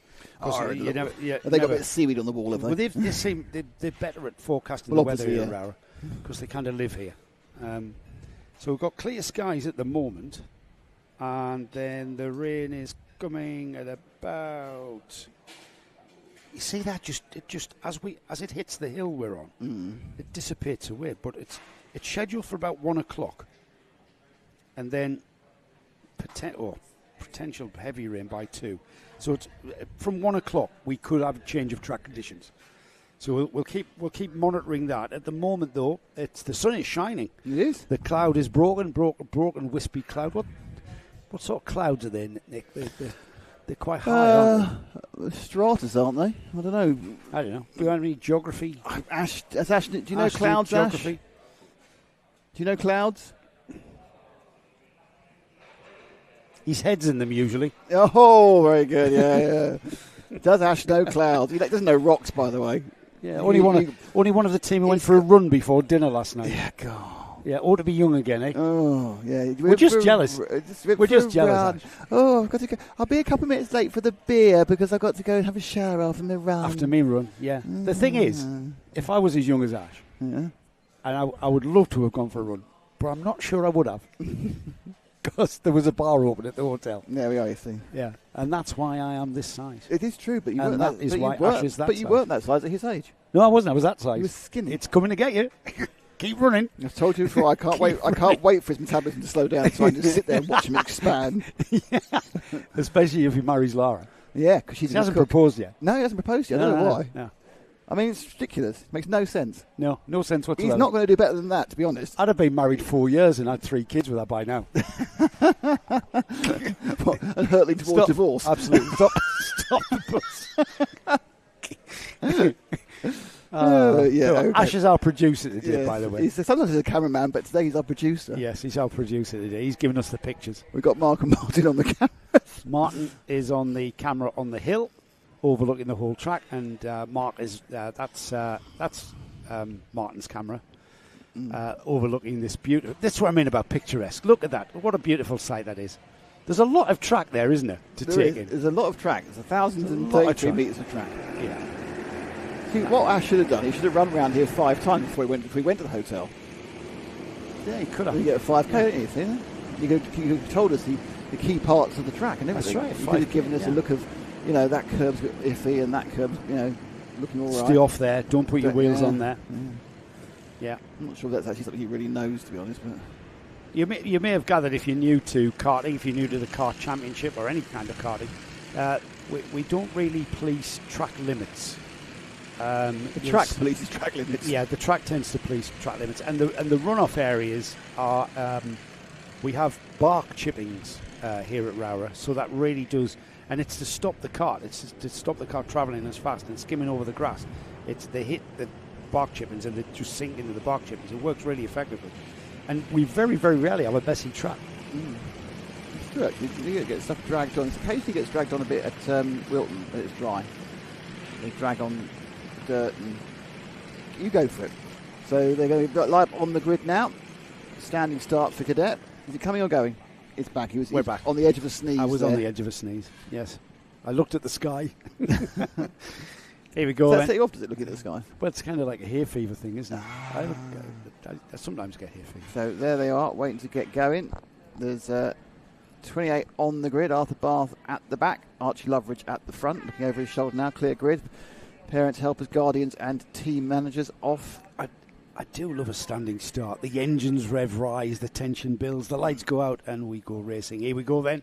Ben with the 5-second board. The lights will come on any moment now. The drivers flick their visors down. The engines rev rise. And we will get underway. Listen to that as this Honda Cadet field, this huge grid of 29 karts or so, I think was the order, as we're already into the chicane. And it looks like Blakemore is the leader. The number 68, is it? Into and that Prakash has gone wrong. He really lost it on the outside. Someone, I don't think it was Prakash, but it's that sort of area, the 5, 6, 7 area. They got hit sideways and then somebody knocked them straight. Yeah, they went sideways, sort of over braking. So you can see there's Prakash, the 44 on the outside. It is Prakash on the outside, the 44. What it was, he kind of was in the wrong place at the wrong time, braked and then turned on cold tyres. He is back running again. He hasn't got any damage from the bash. He's had left and right again. He'll be back in the mid-10s. But top two have broken away and are nose to Sergio. Yeah, here they come then. It's Blakemore, Loveridge, and being joined by Arthur Murfitt as they come into paddock to complete one lap. It's anybody's, and it's a familiar cadet, Honda Cadet train forming up behind these three. They were forming up their nice little 3-kart train. We get this patience of driving here. The drivers very rarely start squabbling very early on. They'll just sit quite content in each other's wheel tracks, work as a train, and the physics, the science comes into play, doesn't it? Because 2 karts go faster than 1 and 3 karts go faster than 2. It's quite amazing how the aerodynamics work when these karts just join up together. You would think that the first kart would be the same the whole time because it's pushing the air through, but it's not. It actually has less drag because it's not having it's not pulling the air along. It's not having the suck effect behind it effectively. Yes, yeah. It's having to part the waves, but it's not having to close the waves behind it as well. That's done by the second kart or then further on the third kart. So it's Blakemore, Loveridge, Murfitt lead out the final turn to complete 2 laps now. And then behind Murfitt, Jack Wykes, Luke McGall, Bradley Sutton, Elliot Borkshill and Srikantan recovers to 8 there. Archie Cannon and Theo Hamilton's your top 10. That spin we saw in the first lap from Cash put him down to 17th. I can't see where he's gone now. He's going even further than that. So it's obviously may well have done a bit of damage to the kart. But the top 3, that's what it's all at the moment. And Blakemore comfortably ahead. I know it's only about a yard, but it's comfortable in this glass. Followed by Loveridge, Murfitt. 4 and 5 are having a bit of a scrap as well, which is Wykes and McGill. But a little tiny gap there between second and third. Must be a micro mistake by Murfitt there, just drops the back of the top 2 as they come into Sunny. Loveridge happy. Loveridge on the blue and white livery kart there, the blue helmet. The driver just happy to stay in the wheel tracks of Blakemore, just following him round. And they are absolutely maximising their laps here as we head off into the chicane. The rest of the field a little bit messy there through the chicane there. These 3 at the front of the field being able to keep that gap to Luke McGall and Jack Wykes in 4th and 5th. And without any challenges coming, we're 5 minutes to go. So we've had 3 minutes of racing and it's been like this since the very start. Yeah, into the Stuart S's, which actually is a much more, when you get the aerial view, you get a much better opinion. It's really basically a wide hairpin they then stuck on a little chicane into. It's quite it's very complex. It's quite complex, isn't it? It's a wide entry. You've got to take a really late apex, but that opens the door massively to anybody down your inside. Yeah. So it is a very, very optimum pass. The fastest line, the racing line, not necessarily the same thing on every lap. Some laps the racing line is the one to go for, and other laps now that's a really bad idea. But there's now breathing space between the top 3. There's a gap as they go up through ROWRAH, and just need to see really, but what is Archie Loveridge doing? I mean, it's very possible Archie is doing what we've been praising the other drivers throughout. They're just waiting. Haven't got to make everything a scrap. It's not all about who leads with 3 minutes to go. It's who leads as they go across the line. It's the Honda Cadet way. It is absolutely the Honda Cadet way. With half distance now, we'll see the metaphorical 2-minute board, and we'll see the body language of these Honda Cadet drivers change quite before our very eyes. We will see them starting to maybe look for that gap. Arthur Murfitt's got about a kart's length. He's not exactly on the rear bumper of Loveridge, And then a very lonely, or relatively lonely, it's a cadet, Honda Cadet lonely for Luke McGowan in 4th and Jack White's in 5th. Looking over the brow there at ROWRAH, the chicane here at ROWRAH.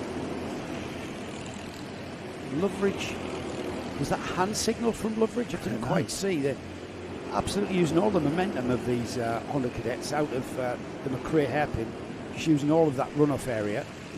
Likewise all the way to the curb at Iredale's. And then on, looking over the shoulder now is Loveridge. Yeah, I think he realises that he hasn't broken, Blakemore hasn't broken, it hasn't broken Loveridge. And coming in 3 minutes to go, he sat there dragging Archie around, and the two of them are able to put a slight brake on Arthur. Depending where you are on the track, it's the point where Arthur can get sort of ish close, but never the point where you think he can be able to make a move one way or the other. Up and over the line for the 6th time, and that's ROWRAH. Now, this is the point where you begin to start thinking about it. It's 2.5 minutes to go. If Blakemore's got more pace, he needs to unleash it now. And all Loveridge needs to do is just stay right in his wheel tracks for perhaps 1 or 2 more laps. Here we go then into Iredale's, and that metaphorical 2-minute bell's about to sound in about 10 seconds time. Now, the drivers, as they come across the line, will see the timing board. They are very, very aware of how much of this race they have left. And Riley Blakemore's sat very composed. I'm not sure I've seen him look once behind him. He's quite happy to sit there and just keep the pace. He's with Project One, I see, the P1 on the front of his cart, who are very, very quick at putting a cart together in this Honda Cadet class. Got a lot of experience underneath them. Loveridge, likewise, has been a part of the Honda Cadet scene for a while, so you've got the very cream of Honda Cadets here in the Kart Championship at the front of this field. And look at how much speed that Riley Blakemore took out of the McRae hairpin there, Nick, using even more than normal just to keep that pace up towards McRae, towards Iredale. But when they came through Iredale, they were as close as they could be without touching, so it didn't really gain him anything.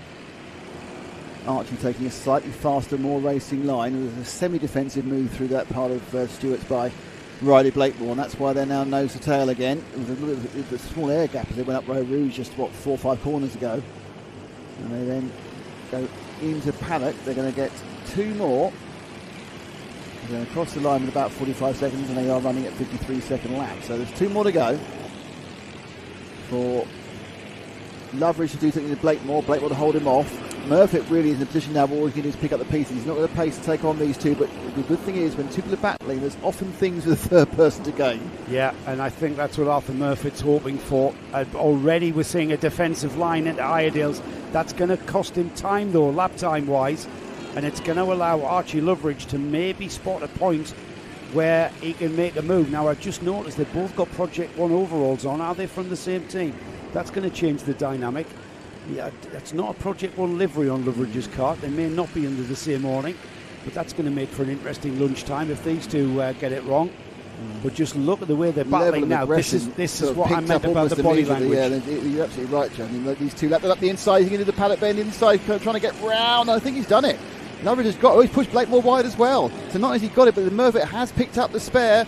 So it's going to go across home. Blakemore goes from first to third, eased out. I'm not sure whether there'd be any complaints about it. It seemed pretty much fair. But now, is Murphy going to have the pace to be able to get into the lead past Loveridge? Oh, Murphy just got stifled there on the exit of McRae's. I thought he was going to do the switchback. He took the optimum line. Iredale's, this is the last opportunity coming up here, I think. However, these Honda drivers can certainly make a fool of me, especially the track like ROWRAH. Very fast entry into the stewardesses there.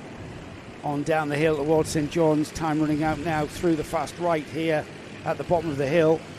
They go, and just a little bit of oversteer there. And Murphy just not in a position. I don't think it's going to be coming at paddock as defensive line, and they're just squeezing through. Murphy there on the inside and side by side across the line, and it's going to be Murphy who takes the win. The first 3 covered by a 1/10 of a second, with Arthur Murphy taking the win by 300ths of a second. With Riley Blakemore in third. Archie Loveridge is the driver I forgot to mention there in second. Oh, yeah. 300ths behind. But Archie Loveridge, Riley Blakemore, who led for pretty much 98% of that race, 95% of that race there. Let's look at that again. Using a tin opener was Arthur Murphy there. And then the top three coming across the line in a big block of karts. Wow. Murphy, Loveridge and Blakemore, the first of the superheats for Honda Cadets, delivering as we've come to expect. In fourth place, Luke McGall. Shailen Srikantan came through in fifth. Jack Wykes dropped to sixth. Theo Hamilton seventh. Elliot Burke eighth. Ninth is RG Cannon. And then in 10th place, Bradley Sutton. Just outside the top 10, the O-plate holder, Ronnie Jones. Yeah, great performance there by Murphy. We said all he could do was pick up the pieces, and he picked them both up. But actually, in fairness, he picked one up, and then he made the second one. So Murphy, great last couple of laps. I'm not sure. I think Blakemore might be a little bit upset about being eased out as much as he was by Loveridge on the penultimate lap, but I don't think that'll go to the stewards. I think it's just racing. We'll wait and see, Nick. We'll wait and see what happens with that. We've got our second Junior Rotax Superheat about to take place. It's AVC. It's AVC. So much better than BVC we had earlier. BVC. Sounds like something you'd take for a cream for, isn't it, BVC? I've got some BVC, yeah, it's a bit itchy. BVC again. AVC, though, completely different groups. We've got Group A and Group C out for theirs. Riley Bishop is the pole sitter. He's the pole sitter and championship leader. Winner of round 1, round 2, and second at PFI for round 4. He's on the pole position with Laurie McVeigh alongside him. We've got Lewis Sumner and George Cole on the second row. Third row, we've got the two locals, Charlie Very and Isabella Stansmore Wilson. Connor Large is on row 4 with Jack Robinson. Then we've got Alfie Lambert and Finley Smith. Kevin Ivanov and Elliot Surtees on row 6. Zane Kane and Marcel Poppercull, got his brother alongside me in the lounge. With Zach Kane and Marcel Poppercull on row 7, as I said. Thomas Harper and Jake Anders on row 8. Zach Waddell and Matt Scott are next. Alfie McBain, would it be a kart race without Alfie McBain? He's been in every kart series that we've seen in the last month or so. Alfie here with Hunter Motorsport, being run by his dad Bradley. Archie Doherty is alongside him in 20th. On row 11, Tyler Richardson and Riley Mason-Lewis. Amy Peacock is alongside Emma Leckie on row 12. Then we've got Daniel Clancy and Chloe Waddell. Ellis Daly and Max Douthwaite share row 16. And then Harry Hadley rounds off the 29 kart field. Junior Rotax, these are 12 to 16 years old. You can, of course, if you're between 12 and 14, jump into the Junior Primo class. However, this is the age range for Junior Rotax. Exactly the same engines that we see the seniors on. Exactly the same engines, technically speaking, that we see in Micromax and we will see in Intermax coming out later. Just with a little bit of what's the word? Restriction on the airflow from a senior motor. A little bit less restriction than an Intermax Rotax engine, and a lot less restricted than a Micromax Rotax engine. They are out, Nick, and it will be 2 laps. And will it? Okay. Dan has confirmed. He's been a little bit busy. There was a lot of track action going on there. So it's just Micromax that he's out for one. All right. I mentioned the championship there. Riley Bishop leading the championship. Winner of round 3 at Gleneagles was Lewis Sumner, and Lewis Sumner starting on the second row for this super heat. He was third at PFI as well. He's dropped round 1 at Warden Law with a 30. It must have been a bit of a nightmare for him. 32nd in the final there at Warden Law. The Laurie McVeigh, who is starting alongside, is not in contention for the championship at all. He has been out at all of the 4 rounds. The 23rd, the 21st, the 16th and the 27th for Laurie, as in 20th in the championship. But he's doing a very cracking job here on the number 233. And he will start alongside championship leader Riley Bishop. So Laurie McVeigh finding the ROWRAH weekend to his liking, I would think. Yeah, it's going well. McVeigh will lead them over. Bishop, who is another driver who, with a very good result here, would be close to... he's got a bad drop score, perhaps not. He's prepared to take both of the rounds. He has a comfortable lead, really. It's his to lose now, this junior championship. Even after 4 of the 6 rounds. Very, very tight formation going round the paddock bend. And then coming over start finish, you can hear the engines rise. They've kept good delineation. I think is that one going to be okay? Looks okay.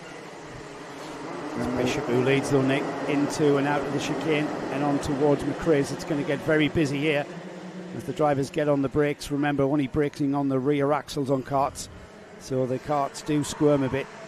Already we're seeing a little bit of Vey and Cole there. Yeah. And then it's gone off pretty much in order. Charlie Verey's got himself to fifth. He's made up a place from the start. I'm not quite sure who the meat in the salad is, whether it's Sumner or I think Isabel Stanmore Wilson may have lost a couple of positions on the first run down to McRae's. But we now come to, this is the second, third, fourth, fifth battle, already breaking away by quite a considerable amount. Is Riley Bishop. He's laying down his marker so quickly, Joe, and he's side by side as they go up to ROWRAH and back into single file, because that's not a place you can get two karts through safely. It's a very brave move there, and he's cost himself a bit of time into and out the chicane now, and that's cost him down towards the McRae's hairpin. And I think that's is that Lewis Sumner on the black and white kart, the 232, or is it the 238? Yeah, it is Lewis Sumner on the black and white liveried X kart as he goes through. Look at this. This all happened at the chicane.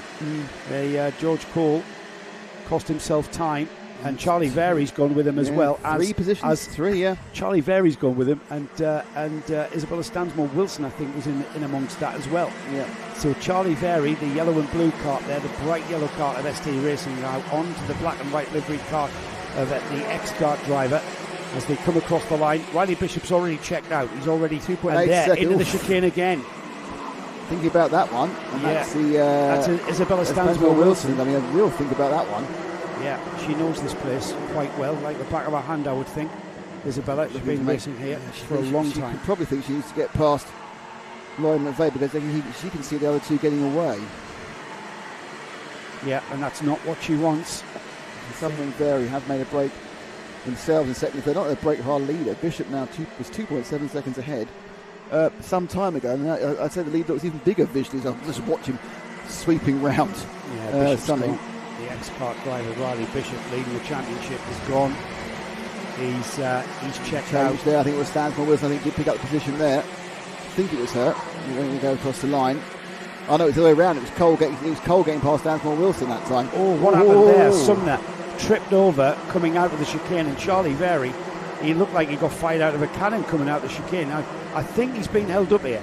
Lewis Sumner definitely being holding up Charlie Verey, but Charlie Verey puts that to rights with an inside move at the Iredale hairpin, and he's gone now. The Project One driver, Laurie McVeigh, on the 233, they're getting involved as well, and down the inside. Yeah. What has happened to Lewis Sumner? All of a sudden, he seems to have lost his pace. Yeah, I think he got suddenly. Yeah, you're right. He came up and over the hill. I think he got choked up behind him. He then lost two positions. It seemed like he may have bogged down. It was like a bogging down. If this was gearbox, I'd say Mr. Gear, because he came out the chicane and he just didn't have any momentum coming out the chicane. And I'm just wondering there, the way that he seemed to have lacked a bit of oomph out of the corner, and he's been swamped now. Yeah, and dropping off the other two as well. So it looks like he's got perhaps a little bit of a low-end engine issue. He might have, yes. They're all ganging up behind him, aren't they, with movers? Luckily for him, it's 7 karts. Luckily for him, the other 7 cars got so involved with each other, they let him go. They were so busy having their own particular fight. We got 1, 2, 3, 4, 5, 6, 7 cars. You actually 7 cars around Stewart's here, all trying to be in the same position at once. So that's going to be Stansmore Wilson, Ivanov, Popperclaw, Lambert, and Robinson, all fighting for sort of like 4, 5, 6, 7, 8. And it's absolutely hung out to dry on Sunny there with one of the drivers. Oh yeah, it was the. I'll find out who that was. I think that might be Kevin Ivanov. Let's see if he drops down. No, it was Cole. It was Cole. Maybe that one. It might have been even Finley Smith. Yeah. He got absolutely. He ended up on the dirt on the outside of Sunny and almost hit that rock. Yes, it's been completely reduced. Sumner is having to really defend, and he's lost definitely got a little bit of pickup issue. He's not punching out the corner, is he? He's not picking up out of the corner, but he's got plenty of speed at the end of the straight because he snatches that back. And is he geared it, Bob? Who's he took with him? Is that Marcel Poppercule who's latched onto his rear? Right behind him. It is Marcel on fire. 4. So Poppercule comes through. That's the young man. Oh, he's gone through again. So Poppercule picks up his place. Oh, Poppercule's on a charge here. Let's see how he comes through. He's up to 4th already. He's got Laurie McVeigh ahead of him.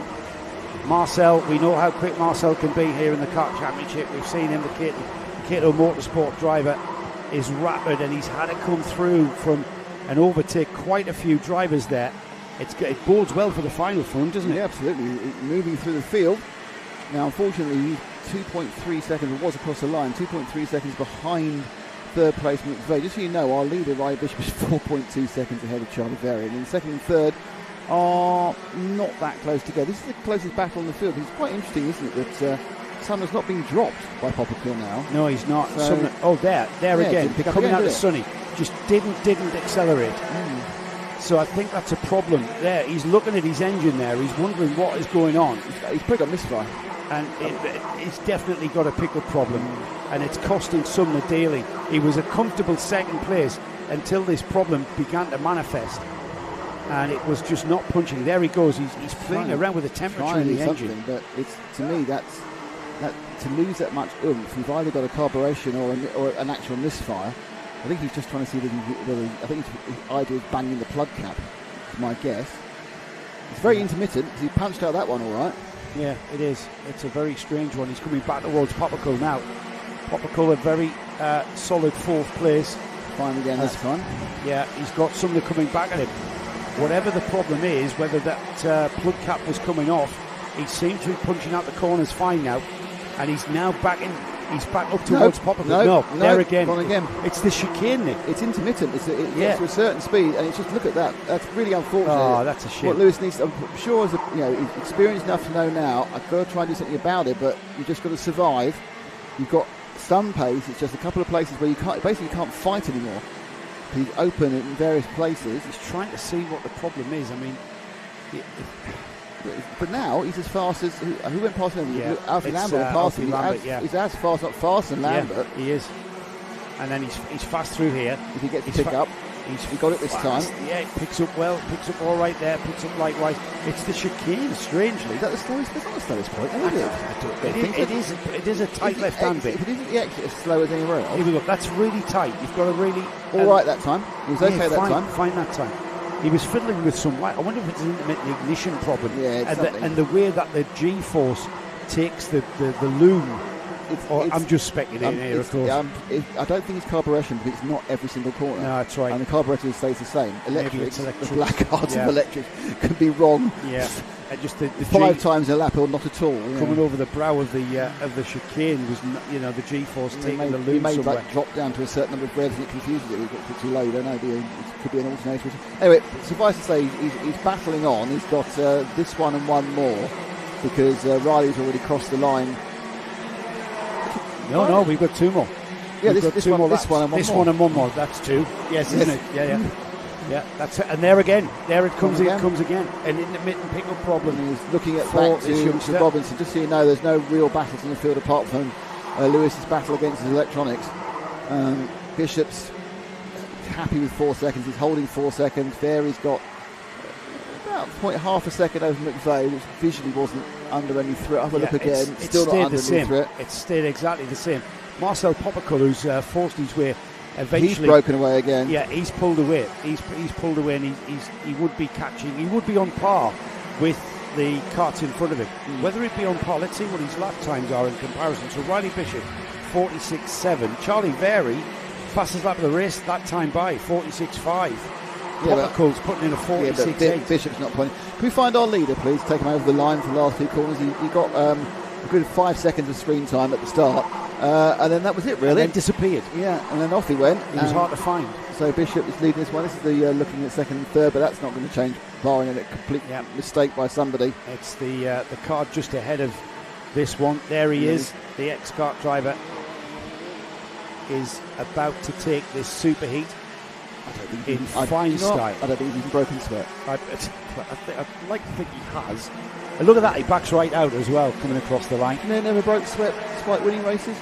Michael Schumacher. He walk up to the end of the race and he's like nothing. And he just didn't sweat. He didn't sweat in Malaysia. Like a lizard. He didn't sweat in Malaysia. But there was something straight. Was he human? I don't know. He didn't like air conditioning. He hated air conditioning. Because it's no good for us, because you turn it off and everyone just sweat like a... He hated air conditioning. And he didn't sweat. No? He's quite fit then, thanks to him. That sweat and lazy. Riley Bishop then takes the first of the super heats for A versus C. Actually, that's the second super heat. Let's just keep it easy to understand. Junior Rotax super heat number 2. We've got another super heat number 3 in the first phase. Charlie Very for ST Racing was second. Laurie McVeigh third. Marcel Popical for Cato Motorsport is in fourth. We then had Alfie Lambert, Lewis Sumner, Jack Robinson, Isabella Stansmore Wilson finished off in 8th, George Cole 9th, Alfie McBain. Alfie up to 10th place there inside the top 10 for Alfie and Hunter Motorsport. Amy Peacock was 11th. Then we have Kevin Ivanov, Finley Smith, Conor Lodge, Ellis Daly, Zach Waddell, Elliot Surtees, Matt Scott, Daniel Clancy, Tyler Richardson, and then Thomas Harper, Chloe Waddell, Riley Mason-Lewis, Archie Doherty, Zach Kane, Harry Hadley, and then a retirement was Max Douthwaite after 6 laps.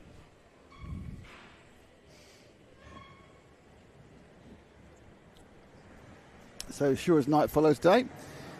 Following this is the Intermaxes are out already. We are suddenly speeding things up, Joe. So, it's gone a bit wrong. Yeah, I've actually only got 2 drivers that have popped up for this race. We've got more than 2 out on the track, though. That's for sure. There's an error in the. There's an error in the timing. Let's see. I can't give you the grid because the grid has. Oh no, it's fine now. It's worked out now. Here we go. All right, okay. So it's Jensen Sale on pole, Logan Rolfe. It's slightly wrong. We say 0 and 1, 1 and 2. I think it's been a late change. That's why. So front row is Sale and Rolfe. Second row is Barton and Luke Millwood, who we talked to in the. No, we don't. You buy stuff from normally. Buy stuff, yeah. He's a little. He's an entrepreneur. He's an entrepreneur. Little entrepreneur. Are they doing one? Are they doing one for these as well? Michael Max British champion. Are they doing one for these as well? Now I wasn't told so. 138's got a. I think he's issue. coming in. He's coming in the pits. Who is the 138? Yeah, I'll find him. The 138 is Luke Millward. Oh dear. Oh, Joe Millward not fastening. Get this off the page because it looks like they are also going to be on a single lap to start. So from third, might go into 1 lap. A faulty. That didn't look right. I'm surprised they let that one go. It looked slightly wrong to me, but there we go. They sweep through the left-hand side of the grid. Oh, it may have been because, of course, Miller wasn't there that made it look a bit weird. So Sale, I think, has taken off and gone here in the Intermax. Sorry, so it's bad news for something's come on. Obviously not done up properly for Luke's car. Well, he will get the start his second super heat for Intermax. Coming up later, so he can. It's a bit of a recovery drive for him. It's going to be a recovery drive in the final, isn't it? Yeah. It's going to put him down the order. We've got 4 kart train, is it? 4 karts? Mm-hmm. No, it's not. It's more than that. Well, it's 3 than the rest of the field, really. Yeah, Jensen Sale though on that. A bit of soaring at the wheel there for the 140 Jensen Sale. He just went up the inside, second and third, swap round, and I think who actually got that one. Yeah, I'll find out now. It's Logan Rolfe, young Logan, who came along and had a chat to us yesterday, didn't he, when we were setting up, as ever. That's a very confident kid. He's a very confident kid, lovely kid. Oliver Barton in third then, Drew Davidson. It is latching on there in fourth as the quite unique stat. The way Logan drives, he's got a very relaxed shoulders and he lets his head flop around and he's certainly not there. He's crunched forward. He's going there's a go block pass. Go for the lead. Stewart's taking the lead. So early thing. I did say how do you think you're going to do, and he did say I'm going to win. Well, he's on target for that little prediction. A bit too much curve on the inside to it there. They're going through St John's. Was it? No, St John's have just clipped the inside off. Here they come then. It's all change at the front then. It's Logan Rolfe, Oliver Barton now in second, Drew Davidson, Jensen Sale, early leader, down to fourth. Behind them, Hugo McCluskey, winner of the second heat yesterday, Cameron Tipping, Magrius Kovekis, Hamish Gordon and Buddy Hugo with Noah Jebsen rounding off the top 10. But these 4 it's all going on here. Duking it out, aren't they? Drew Davidson, who was, I think, second with about a yard, is now back down to fourth, stroke fifth. This is allowing Logan Rolfe to disappear. Getting away. This is Logan's dream come true. These 5 having a battle. In fact, to the extent where the white kart in second, which I think is Oliver Barton, I might be wrong though, I haven't quite memorised the numbers. It was actually kind of pointing head like westward ho. Follow him, after him. Kind of the cavalry went that way to try and make sure he stopped scrapping and started going after Logan. But Logan got himself a nice lead. He was 0.4 last time. It's a lot more this time after they skidded around just about a second. You got Sale in third. Davison was from fourth. McCluskey, and then it's Magritis Kovicis who is running in sixth. Sorry, McCluskey, keep an eye on him. He's in the black and white cart. He's with Origin Motorsport, just behind the other local team, the SD Racing. Did he win last night? He came 20th in his first heat, but then won the second heat. That's why he's down the grid. So he's got pace and he's got racecraft. He's got a place as well, so that's going to be fourth place for the winner of. I remember seeing he just dominated it last night while we were waiting to talk to his team. Actually, that's right, yeah. Having a chat with his team about. I'm surprised he talked to them in black and white, I must admit. Yeah, I know. It's a bit of a forced issue there. They're all Newcastle supporters as well, isn't there? Andy Powell, Sam Morgan. I'm not sure who Sam supports. Sam's from the south. Again, more football digression, not like us. Here we go. We've got Hugo settling down a bit. Just trying to get on terms with that yellow and blue cart of Drew Davidson, who likewise trying to get on terms in a fashion to maybe even challenge Oliver Barton. Logan Rolfe, meanwhile, at half distance, he's off and out into the lead. They nibbled it from his lead last time. A couple of tenths got nibbled away by Barton because he wasn't under any challenge. They need to work together, which is what they're doing. Well, they're not. They were, but I think at this point now, Drew Davidson's thinking about having a go at himself. Yeah. The S-Plate, Scottish champion. The lead changed much. It was just shy of 8 tenths. They go across now. So it's a tenth off. It's down to 6.5. So once you get within 2 or 3, you're there. Here we go. Are we going to see? He looked like he was lining it up, didn't he? But look at the way they're bringing that gap down to Logan Rolfe. Logan Rolfe had disappeared. Keep doing it. Keep doing it, says Barton. And because Drew Davison there, who looked like he came out of the chicane right on the rear bumper of Oliver Barton there with a white helmet there, just in that second place, and he didn't even challenge. He just stayed there in his wheel tracks, maximising their line, maximising their lap time through the hairpins here, all important hairpins, braking, accelerating out of them. And now, Nick, we've got a almost bridge the gap. We have. We've got 3 carts there at the front of the field. The Rolfe's second lead was eroded effectively over 3 laps by a combination of pace and the aerodynamics of modern racing carts, but down to 3 tenths, so he lost 3 tenths that time. Not because he was going slowly, because these two have worked together, and they've still got just shy of 3 minutes to sort this out. Behind them, also being dragged around, is 4, 5, 6 and 7, probably even 8 there. No, it's 7. It's the top 7 really in the chance. It's a little change there for one of the minor positions. The 140 of Diddy South, I think, lost a place to Kovacic there. As they trying to get a bit further. There's a sub break there. And they come around the corner now. Good lap for Rolfe in the lead. He's managed to maintain his gap. And it's interesting, I think, now that Davidson's now thinking it might be more on me in that S-plate. Third of the carts there going round the paddock bend. Might be more my idea to try and get past Oliver Barton in the all-white machine. Pick up second place, and then I'll challenge Rolfe. The 2-minute bell effectively sounded now as far as laps are concerned. But James, I think, got a bit too close to Barton through Row Rouge there and had to drop off a little bit to avoid an incident. And because these are now in a position where they are maybe, looking for a way by, this is allowing that gap to 4th. Hugo McCluskey, Buddy Hugo just behind it. Magiris Kovacic as well, wanting to join in with this. But now, 1, 2, 3, 4, 5 carts there beginning to form a train for the lead. And with 90 seconds or so on the clock, opportunities to change position. I mean, Logan Rolfe, we know how quick Logan is, and he's very, very fast, and therefore very, very hard to pass. You've got to be faster than the cart that you're trying to overtake, and that's a big ask as we head towards McRae's out of there. And side-by-side action was it almost? Yeah. Oliver Barton almost had Drew Davidson alongside. Davidson's really, at this point, has decided, no, I need to get second place. I'm not sure we can do anything about Rolfe. So they've done the job initially to catch up to Rolfe, but he's now holding that distance at 2, 3 tenths, which is oddly a comfortable distance. Yeah. This is really, really where Davidson can make an attack. Barton, I think, is stoically. I don't think he's looked over his shoulder once since I've been watching him. No, very, very stoic, as you say. Probably do it from engine sounds, in fairness. You can probably hear the closing and the distancing as such of Davison. Davison's fast around that paddock bend in comparison, but that's where you pick up a bit more the slipstream. Now the 3, I think, over Row Rouge absolutely knows the tail. Drop off a little bit. The incredibly relaxed position there of Rolfe there. Like, I'm not even bothering. Yeah, he does. He looks very relaxed. I'm pretty sure he's not. He's rapid, but you see how he lets his head just flop around. He gains control of it and ducks it down, but he just lets his head roll. And but I've seen other drivers do that. They just let their heads loll about. Here we go. Time running out because it's going to be the last lap board next time by. Towards the stewardesses, and down the inside goes the Scottish champion in the form of Drew Davidson, who has taken that second place. He taps his helmet. Come on, let's catch Logan Rolfe, he says, because Logan Rolfe, just in that one move at the stewardesses, has managed to pull a gap. Yeah. Here comes Buddy Hugo for LRG. He's on the back now of Hugo McCluskey, and that is going to be a challenge for 4th and 5th here, maybe, if they start battling onto the last lap then.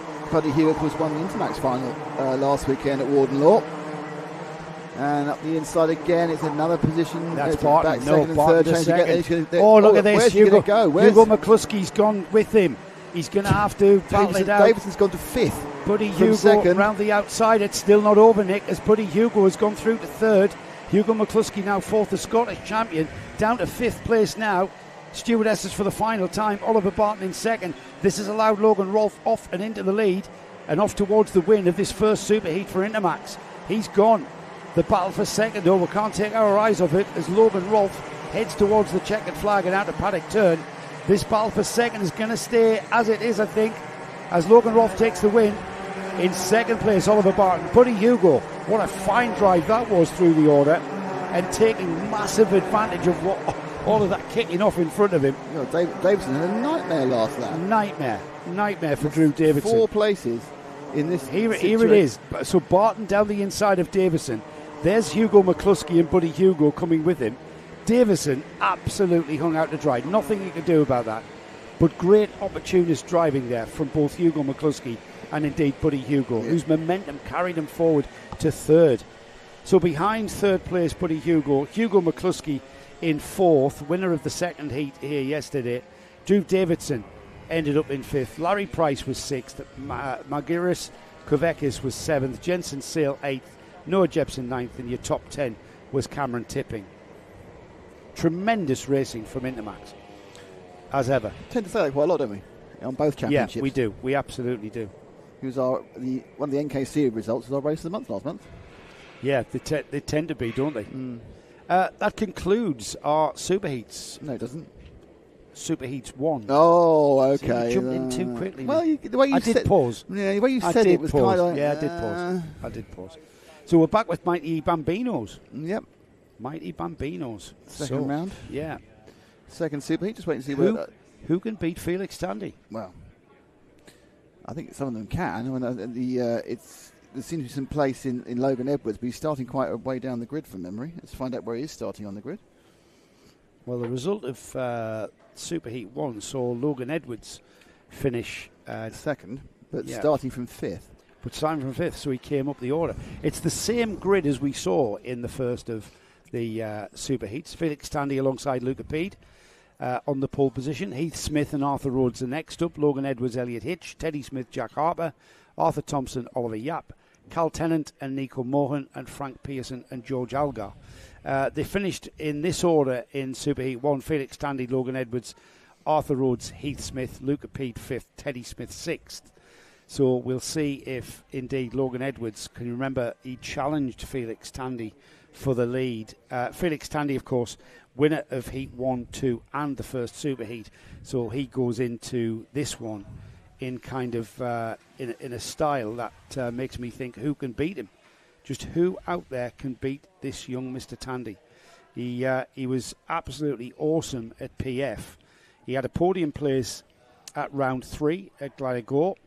He had a 6th place finish at Shenington and a 6th place finish at Warden Law, which is the round he's dropped because of the heats phase was his least points haul. Yeah, that Warden Law final was wet, wasn't it? The carts are out, though. They're out. Silence is golden. Electric carts. Yes, do not adjust your set. There is still some ambient sound. It's just that's the ambient sound there is. Yeah, so the Mighty Bambinos have become a massive part of the Kart Championship. It's one of the races that we look forward to and have been they've been my race of the month more than once, haven't they? Over the course of the years, yes. Yes, yeah. And I know you say to me, you can't have them again. It's like you've had the Como Bambinos as well. Yeah. Bambinos race really well. I think I know what's winning at the moment this month, though. Last week's Junior Roto, wasn't it? Yeah. The textbook in defensive driving, which isn't necessarily allowed in MSUK. That defensive driving for the whole race is not allowed. You're allowed a white line for 2 laps in MSUK. Dan Ashton will be able to correct me on that. Okay, interesting. So obviously, Mighty E, they are at a standing stop. Yeah, standing start for these. Even though it's a standing start with lights controlling when the race starts, I can't see the engine's rev rise. Because the engine revs don't race. These are electric motored Mighty E karts.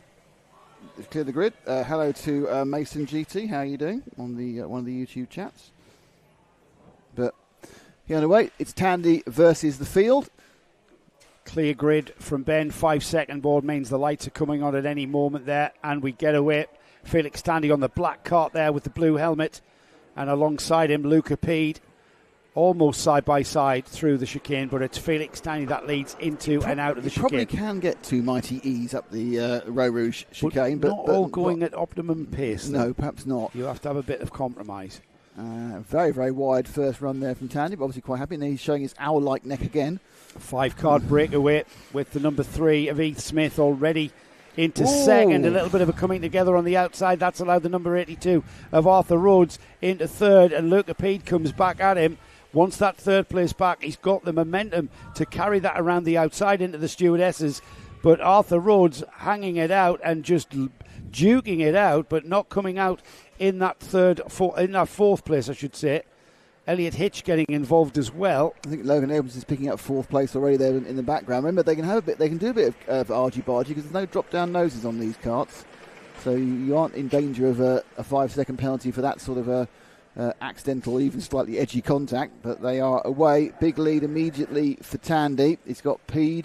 He's got Smith and Pede behind him. Then Logan Edwards, who I think is the man who's got the pace in 4th. Yeah, I want to say Logan Edwards really picked the crumbs from the table there at what happened at the stewardesses when Arthur Rhodes tried to go around the outside or down the inside of Luca Pede. He really lost out massively. That cart there, though, was the driver that gained. Here they come into Iredale's then, and there's that inadvertent contact there. Just a racing incident. Nobody's fault there. There's no malice in that whatsoever. But then that continued to the stewardesses. It's still continuing to the stewardesses. As down the inside has gone Arthur Rhodes on Logan Edwards. Yeah, but this is his 4th place, drops to 5th. These two scrapping away. This is all good news for Felix. He's the one who's getting away and not being involved in any action. Heath Smith, pedal to the metal, getting every single watt he's allowed about that electric motor onto the ground to try and catch back up to Tandy. Luca Pede not letting him get too far away. Felix Tandy leads by, he was last time through was 0.8 of a second. It still is 0.8 of a second, so he's maintaining that. If the 2 karts in second and third, that's Heath Smith and Luca Pede there. Pede on the yellow and blue kart, orange and black, as Pede goes down the inside of Heath Smith. Nice move. In a very, very nice textbook move, but he's going to do the cutback. Or is he? Side by side towards Airedale's. That is textbook hairpin. If only Luca had a full-size kart, been all right. It's because he had a little Mighty E. He was able to get cut back and lost the whole length. Oh, and Felix Tandy saying, thanks for the birthday present, lads, because you are when you do that, you are allowing me to eke out even more of a gap. And here comes Arthur Rhodes in that 4th place. Where's Logan Edwards? Is he there as well? He's dropped off the back, Logan Edwards, on the O-plate. Interesting, because he had a huge amount of pace middle to end of race in Heat 1, and I think the conditions are pretty similar. The track would have got a little bit warmer because it started at 9:15, and now local time is sort of 20 to 12.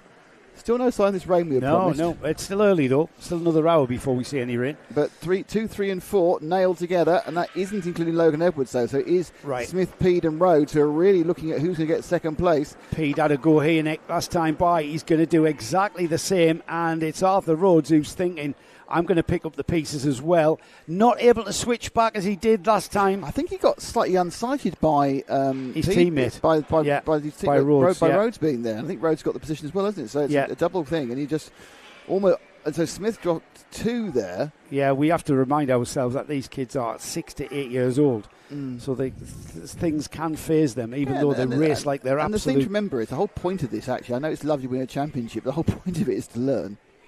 Well, they're learning all the time, aren't they? The thing is, there's a lot of things that drivers at the very top level of our sport in Formula One could learn from these youngsters, how to race and how to compromise for one another when you do race side by side, because that's what we're seeing here, as Arthur Rhodes has somehow found himself in second place and is now pulled out a little bit of a breather from Luca Pete, Heath Smith, Logan Edwards. On down the field, Arthur Thompson 6th, Teddy Smith 7th, Jack Harper, Nico Mohan, Elliot Hitch, Oliver Yap, Cal Tennant, Frank Pearson and George Algart are your 14 karts. Top 12 in contention, just slightly dropped off Frank and George, but the top 10, top 12, anything could happen within that kind of sort of situation. They're still battling here. Now, I'm interested that Rhodes is not under any challenge from Pede yet. Now, realistically, they should try. If they want to catch up the 1.2 seconds they're behind Felix, they need to form a train, to be honest. Yeah, but I don't see a train forming. No, because Logan Edwards doesn't want to form a train. He wants to get past Heath Smith, and he does that at the stewardesses. Off he goes now, chasing after Luca Pede ahead of him. And they're bringing into play another driver, Arthur Thompson, just hanging on the back of these. Luca Pede dropping off the rear end now of Arthur Rhodes. Arthur Rhodes has got a bit of a breather. Luca Pede taking a very, very tight line. That wasn't a fast line at all. That was very defensive. And that's cost him. Yeah, coming out now. Can he get it done before Row Rouge? It's cost him. I told you to get 2 through it. I told you to get 2 through, but it doesn't always work so well. But it sorts itself out by the time they get the left-hand apex and down the inside into the McRae's hairpin. Chops across to the right to take the optimum line. He's under pressure here as Luca Pede on that yellow and blue kart. Yeah. As Arthur Rhodes. Sorry, no, it's the Logan Edwards. Yeah, but talking about Rhodes, he is gaining on Felix. He is gaining now that he's Pede broke free. Now puts himself in a bad position track-wise to get. He's still got a second. He's still a second in between the first and second. A bit less at one point, but it's coming okay now, I think. These 4 battling for third down. I think they are at this point now only involved in their own battle and not bothered about anything else. Yeah, they're swapping positions backwards and forwards, and that's allowing Arthur Rhodes to move away from them, not necessarily towards Felix Tandy. We'll check the gap. It was a second, which is the largest we've seen between first and second.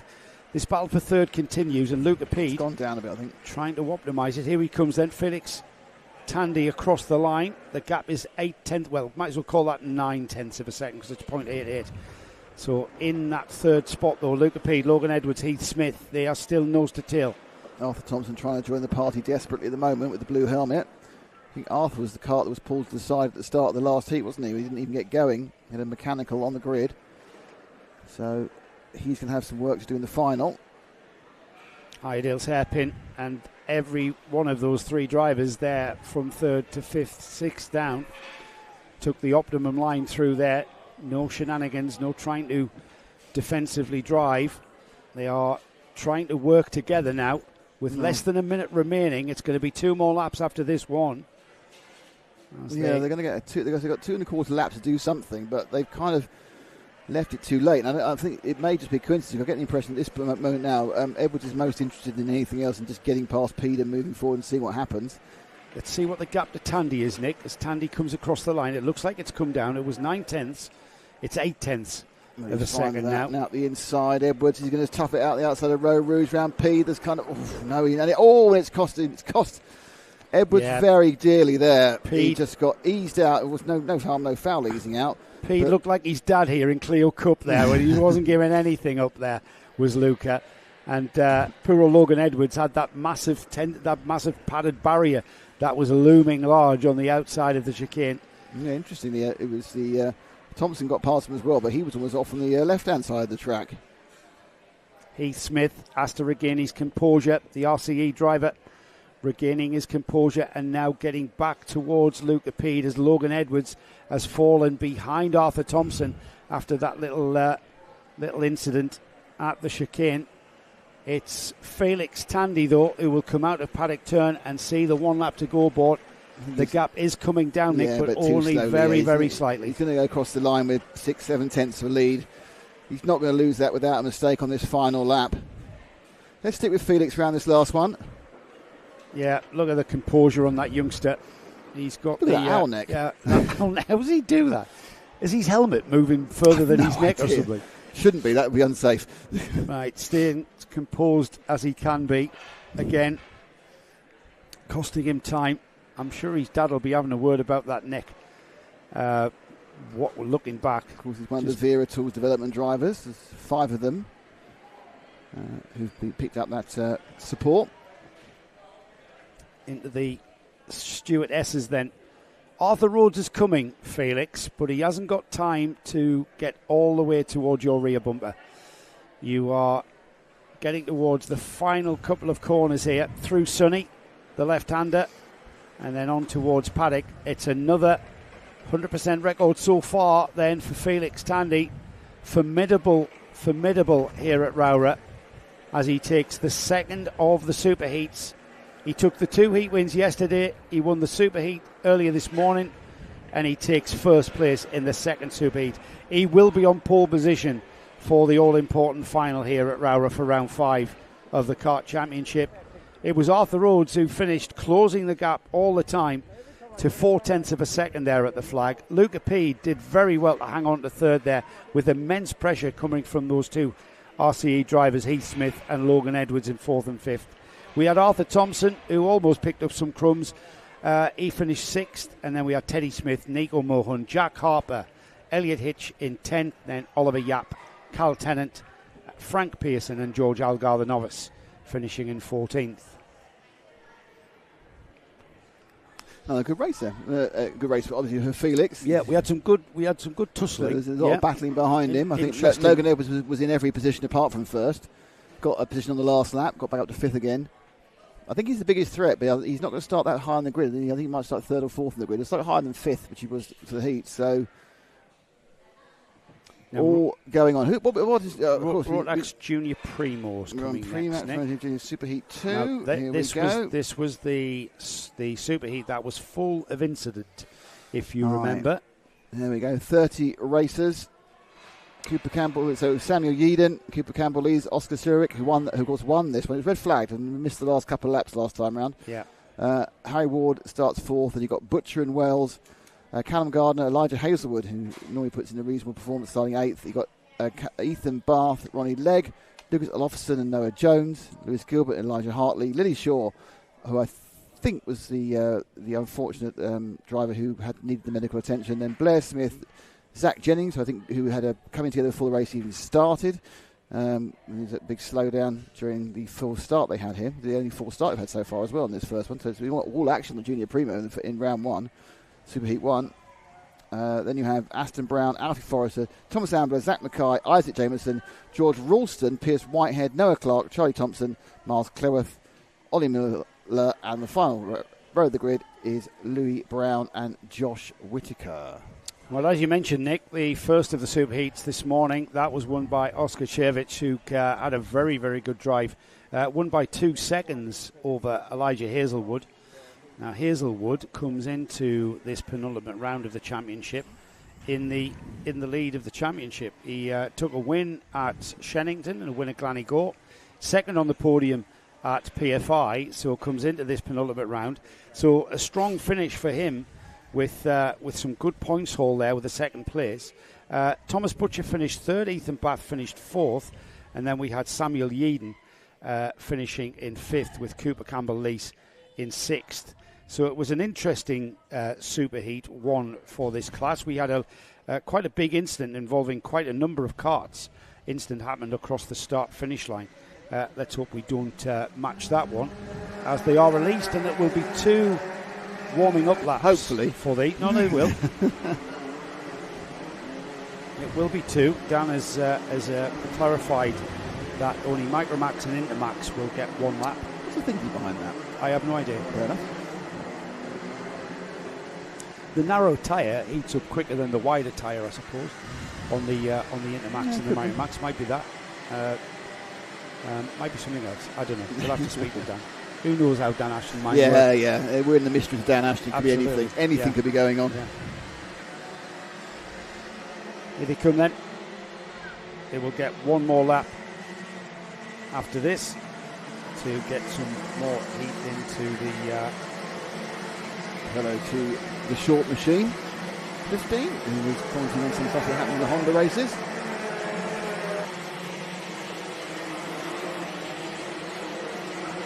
Hello, Ian McCarthy, how are you? Morning all. How picturesque is ROWRAH? It's very picturesque. Brilliant spot for a day of racing. Oh, lovely camera setup, he says, as well today, lads. Well, that's partly down the dash as well. Yeah, it might get even more exciting if you get the rain, which I'm now thinking we're not going to get. I'm just kind of thinking, we've been building it up, like constantly preambling the rain, and it may never turn up. Got some information from Stu Stretton about the X-Kart scholarship. Oh, go on. Drivers aged 12 to 15 can win a fully funded season of the Kart Championship. Qualifying for the scholarship finishes at the end of August. Drivers can qualify at the Adventure Sports in Warwick, which is Stu Stretton's track. Cooper Campbell-Lees is the driver who was runner-up last year. Okay. Who was the winner of the scholarship last year, Stu? If you wouldn't I mind. can't remember that. So here we go then. We're at Sunny, which is the penultimate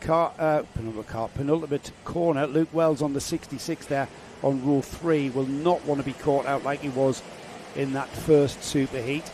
Ended up down the order. He'll want to be up there. Some argy-bargy going on at the already. back there, ridiculous driving. Okay. Don't think he's taking his nose down. Calm But themselves down. Nice pace though. Here they go. Hopefully they won't Gentle accelerate too acceleration early. and major acceleration, staying in the tram line's first 4 or 5 lines. And it's all very, very aggy there to try and make sure he got the lead there. I think it was Cooper Campbell-Lees who just had 4 or 5 goes effectively at the 18 of Yeadon to get him out of the way, effectively get Row Rouge for himself. But it's worked. Yeadon himself is now under heavy pressure from the outside from Oscar Cerovic. Yeah. He's got the cutback. Yeah, we've got Oscar's sister here with us in the driver's lounge as ever. And we have the number 29 down the inside and into second place. She's jumping up and down next to me, jumping up and down with delight as he moves up the order. And into second, he's off after Cooper Campbell-Lees now, who's off and away already towards paddock turn. The two drivers in second, Oscar Cerovic and Samuel Yeadon, will need to settle down and work together to try and catch him as they come across the line. Campbell-Lees, Cerovic, Yeadon, Ward, Luke Wells, Thomas Butcher, Callum Gardner, Ethan Bath, Elijah Hazelwood. Losing out 2 places, Nick, and down to 9th already. Yeah, it's quite frenetic behind the. I think quite frenetic even behind the leader, who after he made his position very clear up the Row Rouge the first time, settles down now. Looks like actually the 29 of Cerovic is trying to make a little tiny, just pure pace break and get away from Yeadon and towards Cooper Campbell-Lees, who's been very happy with that. Oh, some bargy behind there with Luke Ward Wells and Harry Ward. Yeah, Wells very aggressive. Yeah, he was. I think he got tripped up coming out of just accelerating onto the rear bumper of the 71 there. The 71's nose, he looks so down. I don't know whether it's a very aero point about it. He loses the position to 66. I think he is, yeah. I think he's got a nose penalty on that one. Yeah, I think so. The 71 there looking like a very, very low nose. Luke Wells getting by him eventually, though, into the McRae hairpin. Now they try to talk to each other. Is he telling your nose is down, mate? I don't know what he's saying. Let's catch them is what he said. The nose penalty, of course, means a 5-second time penalty at the end. So anybody within 5 seconds of him will move forward past him in the results. So in these close races, it's a big, big penalty, even bigger if there's a Battenberg at any point. But they're stretching out now. The multicolour machine there, that's a 66. Well, they're catching Samuel Yeadon. Coming up to Yeadon, who obviously started on the front row, and they're going to try and get past him again. But it's a big movement here from Luke Wells. Luke Wells seems to have a lot of pace and performance here. You didn't see him in the first thing at all, No, because he ended up getting involved in a little contretemps, and he ended up down the order. Now that the Hunter Motorsport driver has really, really got a lot of pace. If he's not careful, though, that X-Kart of Harry Ward's going to be there as well. Down the inside, defensive driving from Wells, that's not going to help him at all on the way down to the stewardess as he taps his helmet, telling Harry Ward not to have a go at him. Harry Ward, though, he's thinking, well, you were slow out of that corner, so I'm going to get by if I can, but he's not. Look at that, it's cost him dearly there because he's dropped off the back of Yeadon now. Yeah, Yeadon's got himself a good half-second gap. It's the orange machine, the 18 kart there, the leading kart there, put in the picture. From Wells, it was like gapped out a bit now. Cooper Campbell-Lees lead is 0.4 of a second. They went around almost exactly the same pace. I think Cerovic gained a tenth, but now this back was a bit further down. It's coming in again. Yeadon's defending And look at everyone else joining the party now. The problem Luke Wells has got is he's got to go with him, because if he goes out to the right, that's going to massively widen the door for Ethan Bath on the number 24 to come through. Ethan Bath has gotten ahead of Harry Ward. Look at that. Harry Ward's had a bad time. He's about 3 places. Yeaton's yielded there. Now Luke Wells says, let's go. He's finally got past Samuel Yeaton. Oscar Shevich is now coming up onto the rear bumper of Cooper Campbell-Lees. I think Harry Ward's dropped 3 places. I think he did get hung out to dry going round the McRae's corner. There he goes, dropping down. He's dropped down about 5, 9th. Let's pick up the leaders, Nick, because that's coming down to Oscar Shevich being able to get on terms now with that X-Kart in the lead. We've just heard from Stu Stretton that the X-Kart Scholarship runner-up here was Cooper Campbell-Lees. The winner was Elijah Hazelwood, he's just told me. So Elijah's in 8th place at the moment. This is the Junior Primo class, remember, for 12 to 14-year-olds. Let's see if Oscar can do anything about this. His sister's willing him on here by my side, watching our screens and outside the window. Here he comes then, onto the rear bumper of Campbell-Lees. No, not quite enough for the Cato Motorsport driver to get on terms. Great driving from Cooper Campbell-Lees, very composed. No looking over the shoulder, I note, Nick. No, they haven't got the neck flexibility at that age, have they? Yeah, certainly hasn't got the neck. By the time you're 12, you can't move your neck like that, but the 8-year-olds can. But Felix Tandy's I don't think Cooper Campbell, a little glance there, but I think he didn't really need to. I think he can hear how close Servich is. And there's the move. There's very, the move. very close. His sister goes wild as he makes the move into the lead, but Campbell-Lees is coming back at him. He's got to consolidate this with fast driving through this one, and then the left-hander at Sonny. He does that. Campbell-Lees just resting on the rear bumper there, but nothing untoward as they come through paddock then for the first time. Winner of the first superheat earlier this morning, Oscar Shevich, coming through and leading into, and now out of the chicane. Can Cooper Campbell-Lees come back at him? There's plenty of time to do it. Yellow flags into the got yellow flags in the hairpin. There's a spinner. It's more than just a spinner. He's lost his Nassau panels. When they're coming together at the back of the field, they're all going past under yellows. One kart is spun around. There's been quite a big coming together because you shouldn't have a Nassau panel off the front of your car. Yeah. That looked like he's had a kart over across the front of him. May be amazed if he hasn't damaged his steering, just petering away now, getting that kart started. Meanwhile, back at the front into St John's, the right-hander. Lovely looking part, lovely looking racetrack. Great, that view that they've got coming over the hill through there. I love this track here at ROWRAH. One of my favourites to drive on. Have you been here before then? Yeah, just once or twice. Campbell-Lees is not letting Servich get away from him. He's obviously was overtaken at the blind run into the Stewart's corner, and he's being very, very careful now to keep on the tail of Oscar, because he can do the same back again, of course. Just dropped off a couple tiny of lengths there. 3rd place, completely marooned on his own now, Luke Wells. He's not particularly near 1st and 2nd. He's nowhere near 4th and 5th either, which makes me think that there's been a Yeadon-Jennings battle for 4th and 5th as well. So these top two staying quite close, and we've got a couple of stranded karts all on their own. The 24 kart now actually is Ethan Bath has come through, and he's on his own as well. So spread out a little bit for a battle for 5, 6 and 7.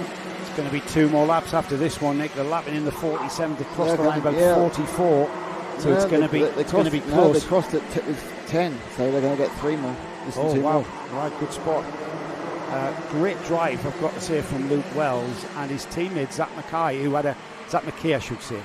Got to get that right, Zach. We'll speak to Zach in the paddock show coming up at lunchtime, and Zach on a recovery drive after some really bad luck with a mechanical fault in the 2nd heat. But he's moved through now, and he's up to 6th place, not that far off his teammate Luke Wells. And Luke Wells has closed the gap to the 2 leaders, who continue to try. The gap is 1.4, so just out of contention there for the Hunter Motorsport driver. The people 4th downwards are actually dropping off there. They're not at the pace of the top 2, and there's now a big gap. I think Wells, 3rd place. Wells is doing a great job. If we had another 5 laps, we maybe would have had. Again, it's this situation of getting through in that position in the first place. He just lost too much time. He had a very busy early start of this race. That the reason why I mention this is it bodes well for the final. Yeah. Because with Luke Wells finishing in third, Zach McKay's teammate will come up the order as well. Ethan Bath will be up there, Zach Jennings, Elijah Hazelwood will be up there. All of these quick drivers will be there in the final on the first 3 or 4 rows of the grid. Well, this one certainly isn't decided yet. So Cooper Campbell has got very, very feisty and interesting in this penultimate lap. And they start the last lap now. Up in ROWRAH the last time. This is where Campbell's really made his intentions learned on the first lap, easing out his fellow front row sitter. And now he's really... And you say, where has the 18 kart gone? It's completely disappeared down the field, isn't it? Oh, and these Sam two... Eden's gone down to 14th. Had a terrible race. I know these two are on the last lap with Oscar Shevich just holding off Cooper Campbell-Lees. Oscar's sister Ola is right here, absolutely biting her nails that this is going to come down to the flag. I know I'm just making it up, Ola. Don't spoil the illusion. Here we go then, through St John's, through Sunny, and Luke Wells is coming as well. It's going to be a 3-kart train into the final turn, and Cooper Campbell-Lees has run out of time as Oscar Shevich takes the second superheat after the first win. Maximum points scored in the superheats for Shevich. Ola is delighted. Cooper Campbell-Lees is second. Luke Wells, a charging third place. Closed the gap to 0.6 of a second there at the end. Ethan Bath finished fourth. Elijah Hazelwood in fifth. Aston Brown sixth. A great drive from Zach McKay up to seventh. That'll put him up the grid order for the final. Callum Gardner is in 8th, Lewis Gilbert 9th, Harry Ward 10th, Blair Smith 11th place, Samuel Eden 12th. There's the rest of the finishes. Yeah, two people tell us in the chat that Elijah Hazelwood won it last year, Nate well and Barlow, and Nate also is Luke Wells just running senior numbers on a junior. I assume he probably has slapped on some numbers. Is he really? Colours. Maybe unfortunately didn't read it after the race because of look, but he may have had to. I think there may be a novice black plate on Luke Wells. I think they're a novice plate. We need to check that though, don't we? We can see it in the final. Yeah, we can see. My eyesight can't see across the scrutiny. That's never happening. I forgot to mention there. So the points scored in the super heats, it's an amalgamation of all the heats that form the grid for the final. All isn't four, it? yeah. So points scored yesterday count. Points scored today count in the super heats. So it all counts, and trying to fathom out the grid for the final is a work I leave to the timekeepers. Micromax out for their second one, and this one, remember, the property's got a flag on it here at ROWRAH, Sebastian Crawford. After that very dominant win, that's the only word I can find really to describe Seb's drive. I didn't mind you find a different word. Yeah, but there's no word that will be that will fit really. So which is this Micromax? This one. What? As Nick dies and dies. Now, Sebastian Crawford isn't in contention for the championship. He came out for round one at his home track at Warden Law, and then he hasn't been with us at all. He's been off doing things in other series, but here he is at his secondary local track here at ROWRAH. Sebastian Crawford on the pole position with Ethan Lloyd alongside. We then got Lewis Kirkcaldy and Jensen Darlow. We speak to Jensen in the paddock show. Look out for that one. Zach Andrew and Teddy Murphy are on row 3. Row 4 is Freddie Blackshaw, another local driver, with Henry Algar alongside. Noel Wicklow is with Carter Jackson on row 5 and Lani Eden on the 6th row, all by themselves in that 11th spot. Now, one lap, remember, for Micromax. That's been clarified by our race director, Dan Ashton, and he will be keen to get this underway. We've got a couple of carts to recover from out on the track. I see a few trolleys going out there, Nick. We've got the... Yeah, there was that incident at the McRae's hairpin, wasn't there? Which resulted in a couple of one cart no longer having a nose cone. Yeah. Did we be rescued? Yeah, of course, that little incident that we didn't notice. But yeah, drivers looked all right. Carts didn't. No. That's the main thing. That's what's coming as an expensive accident that didn't involve...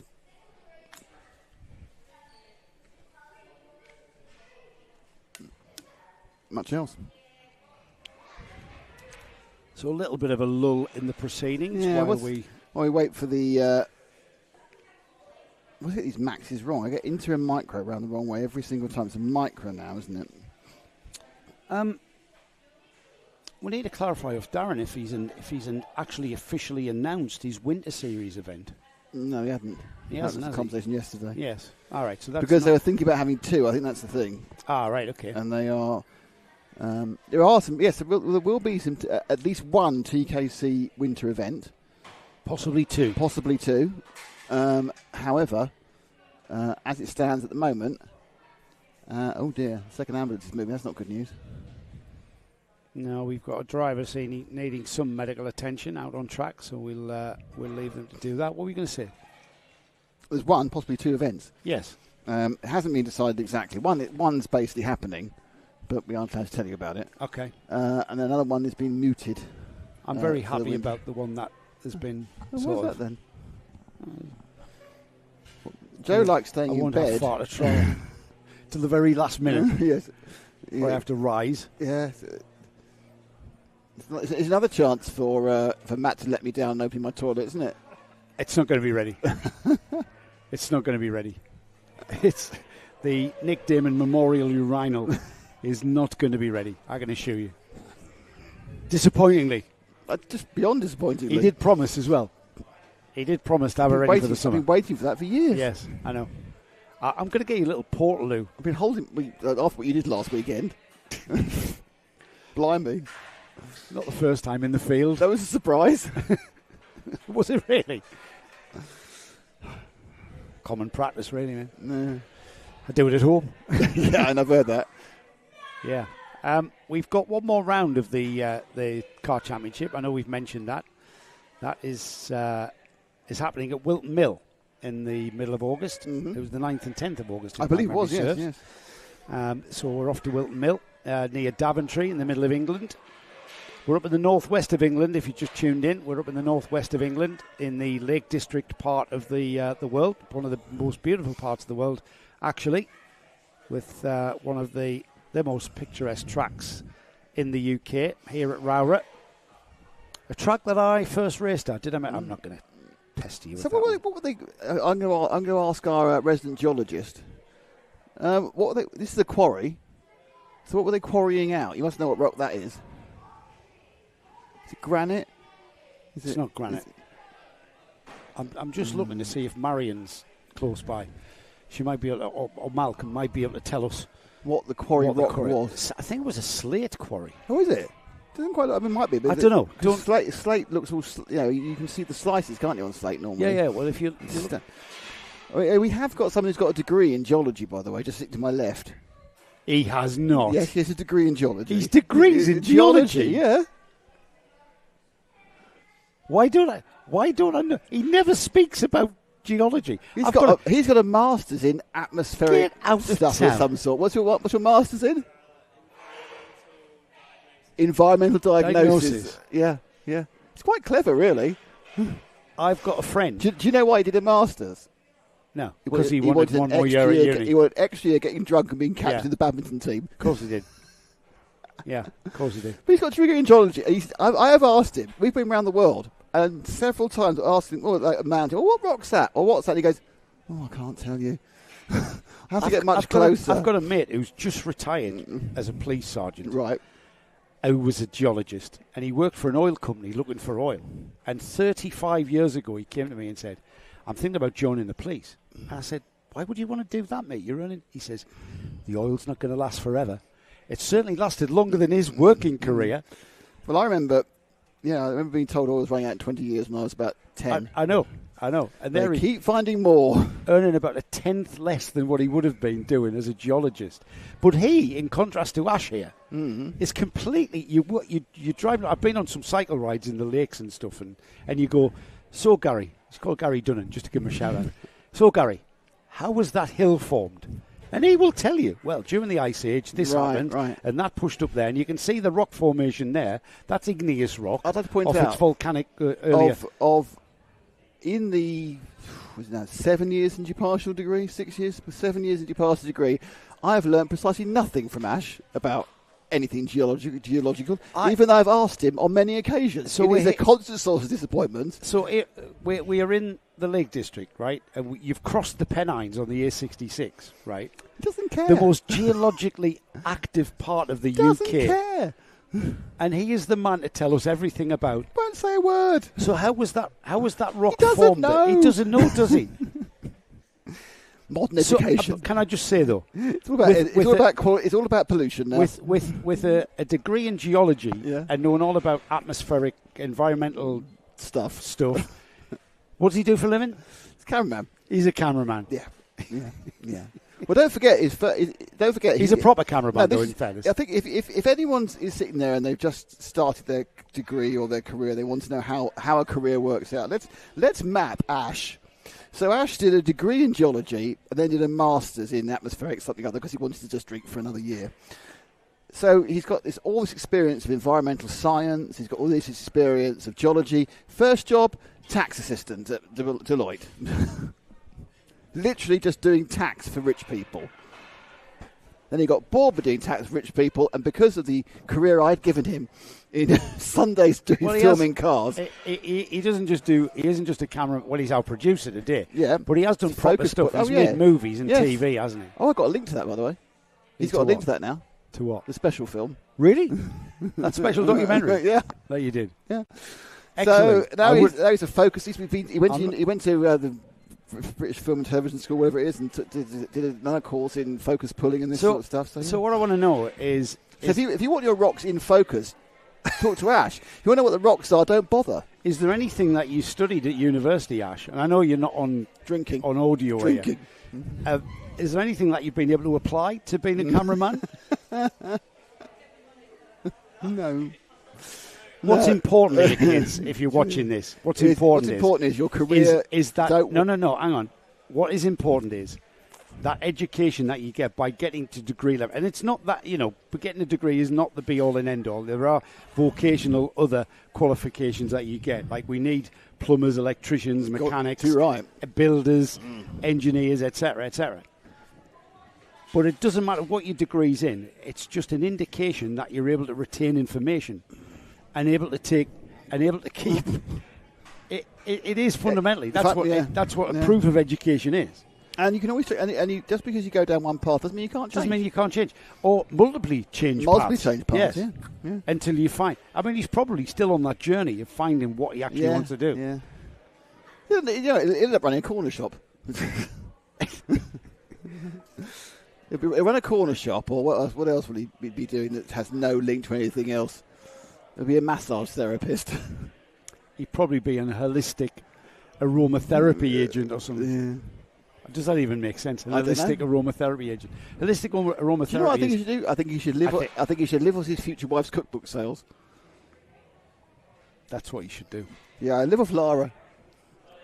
So I'm disappointed he's not able to tell us what sort of rock. You better tie her down quickly, then, mate, because once he becomes a successful publisher, we'll be all over her.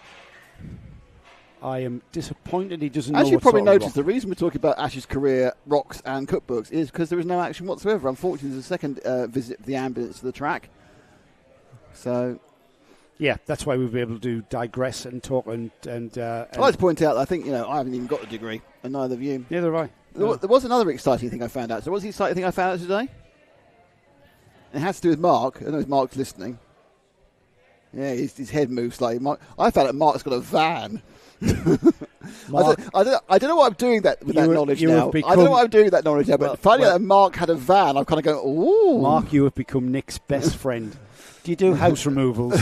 No, it's not that. I've had to rent a van occasionally. I think, I know. Admittedly, he's 200 miles from where I live, but I know someone with a van now. Well, Mark lives in Chester. You live in Lincoln. Yeah. Complete opposites, east and west. But you never know when you need a van somewhere else. No. It's very exciting, people having vans. Mark has gone to the top of Nick's list of cameramen. He's going to get a lot more calls next year, I can tell you. Oh, why are you there? You couldn't just get a carpet and for Martin's already on Auto Trader looking for a van. Just to clinch his. Martin drives an electric Clio. We talked about that. I was telling him about my adventure of driving from Geneva to Paul Ricard. And I was really impressed with Ben's plotting of these charging points and stuff. I just find it's easy to drive a petrol car, just fill up. Yeah, but Martin says he drives his Clio, that he has no issues whatsoever. Even driving across from here, he lives in the northeast, just sort of County Durham area. And, I'm still not sure I'd have an electric car.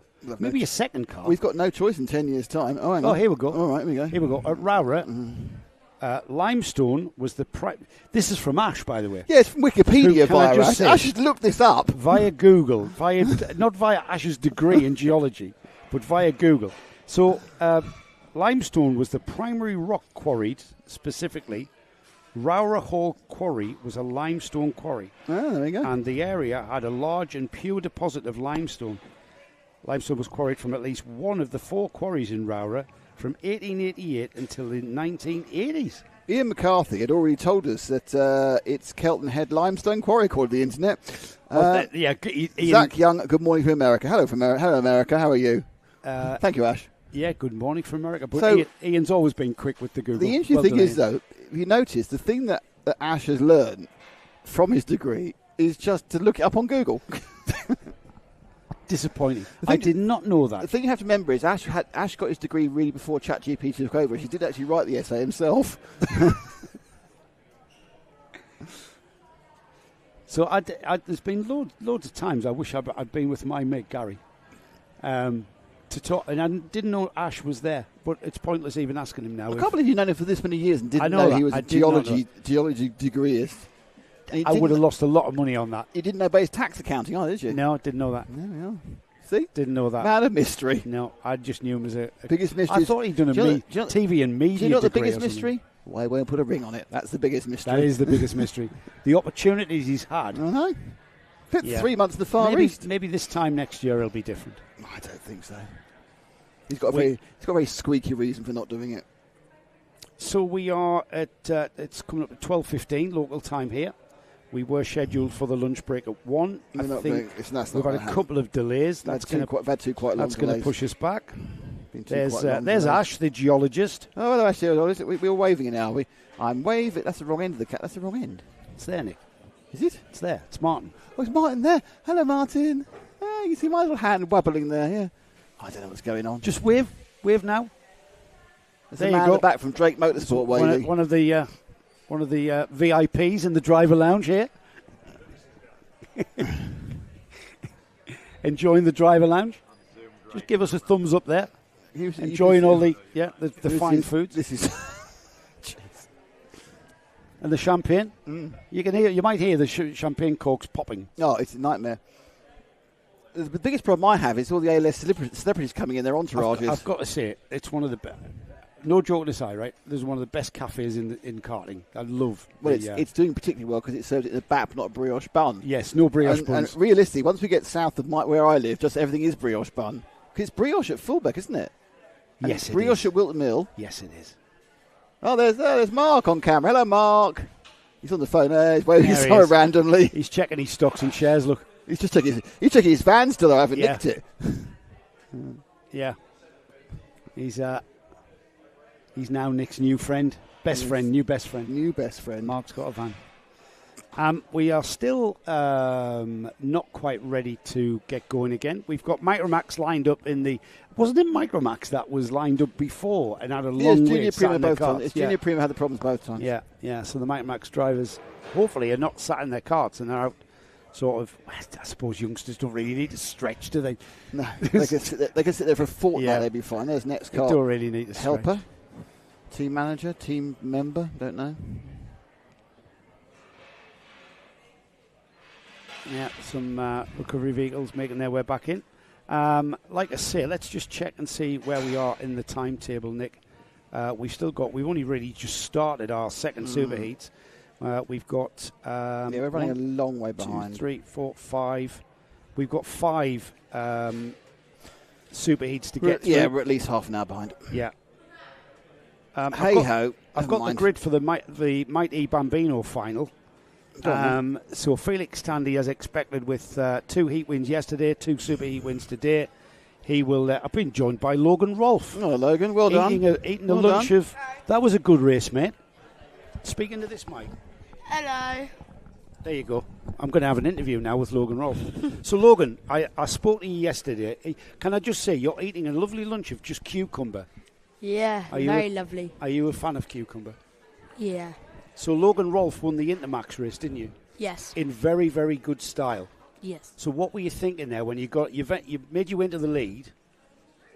What were you thinking there? Because they were coming all the time, coming onto your bumper, weren't they?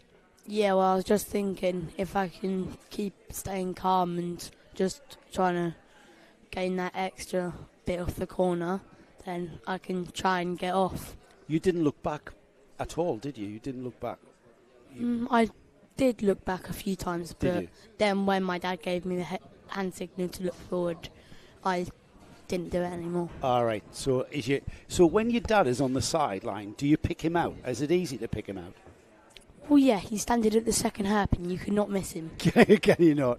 So you look out and he's giving you the signs. Does he tell you the gap and stuff and keep you informed? No, I just have to guess the gap. But Right. to be fair, it does go louder when there's a car approaching you. Yeah, I know. I remember when you can hear them coming toward. And in that race there, when they slowly caught you, you were aware that they were catching you and that they were with you, going towards the flag. Yeah, but thanks for the fighting that went on behind. Yeah. And thanks to Oliver Barton for fighting, and it got me the lead. Yes. And yeah. Yes. So basically, Logan, all you need to happen in the final is that exact same thing. Yep.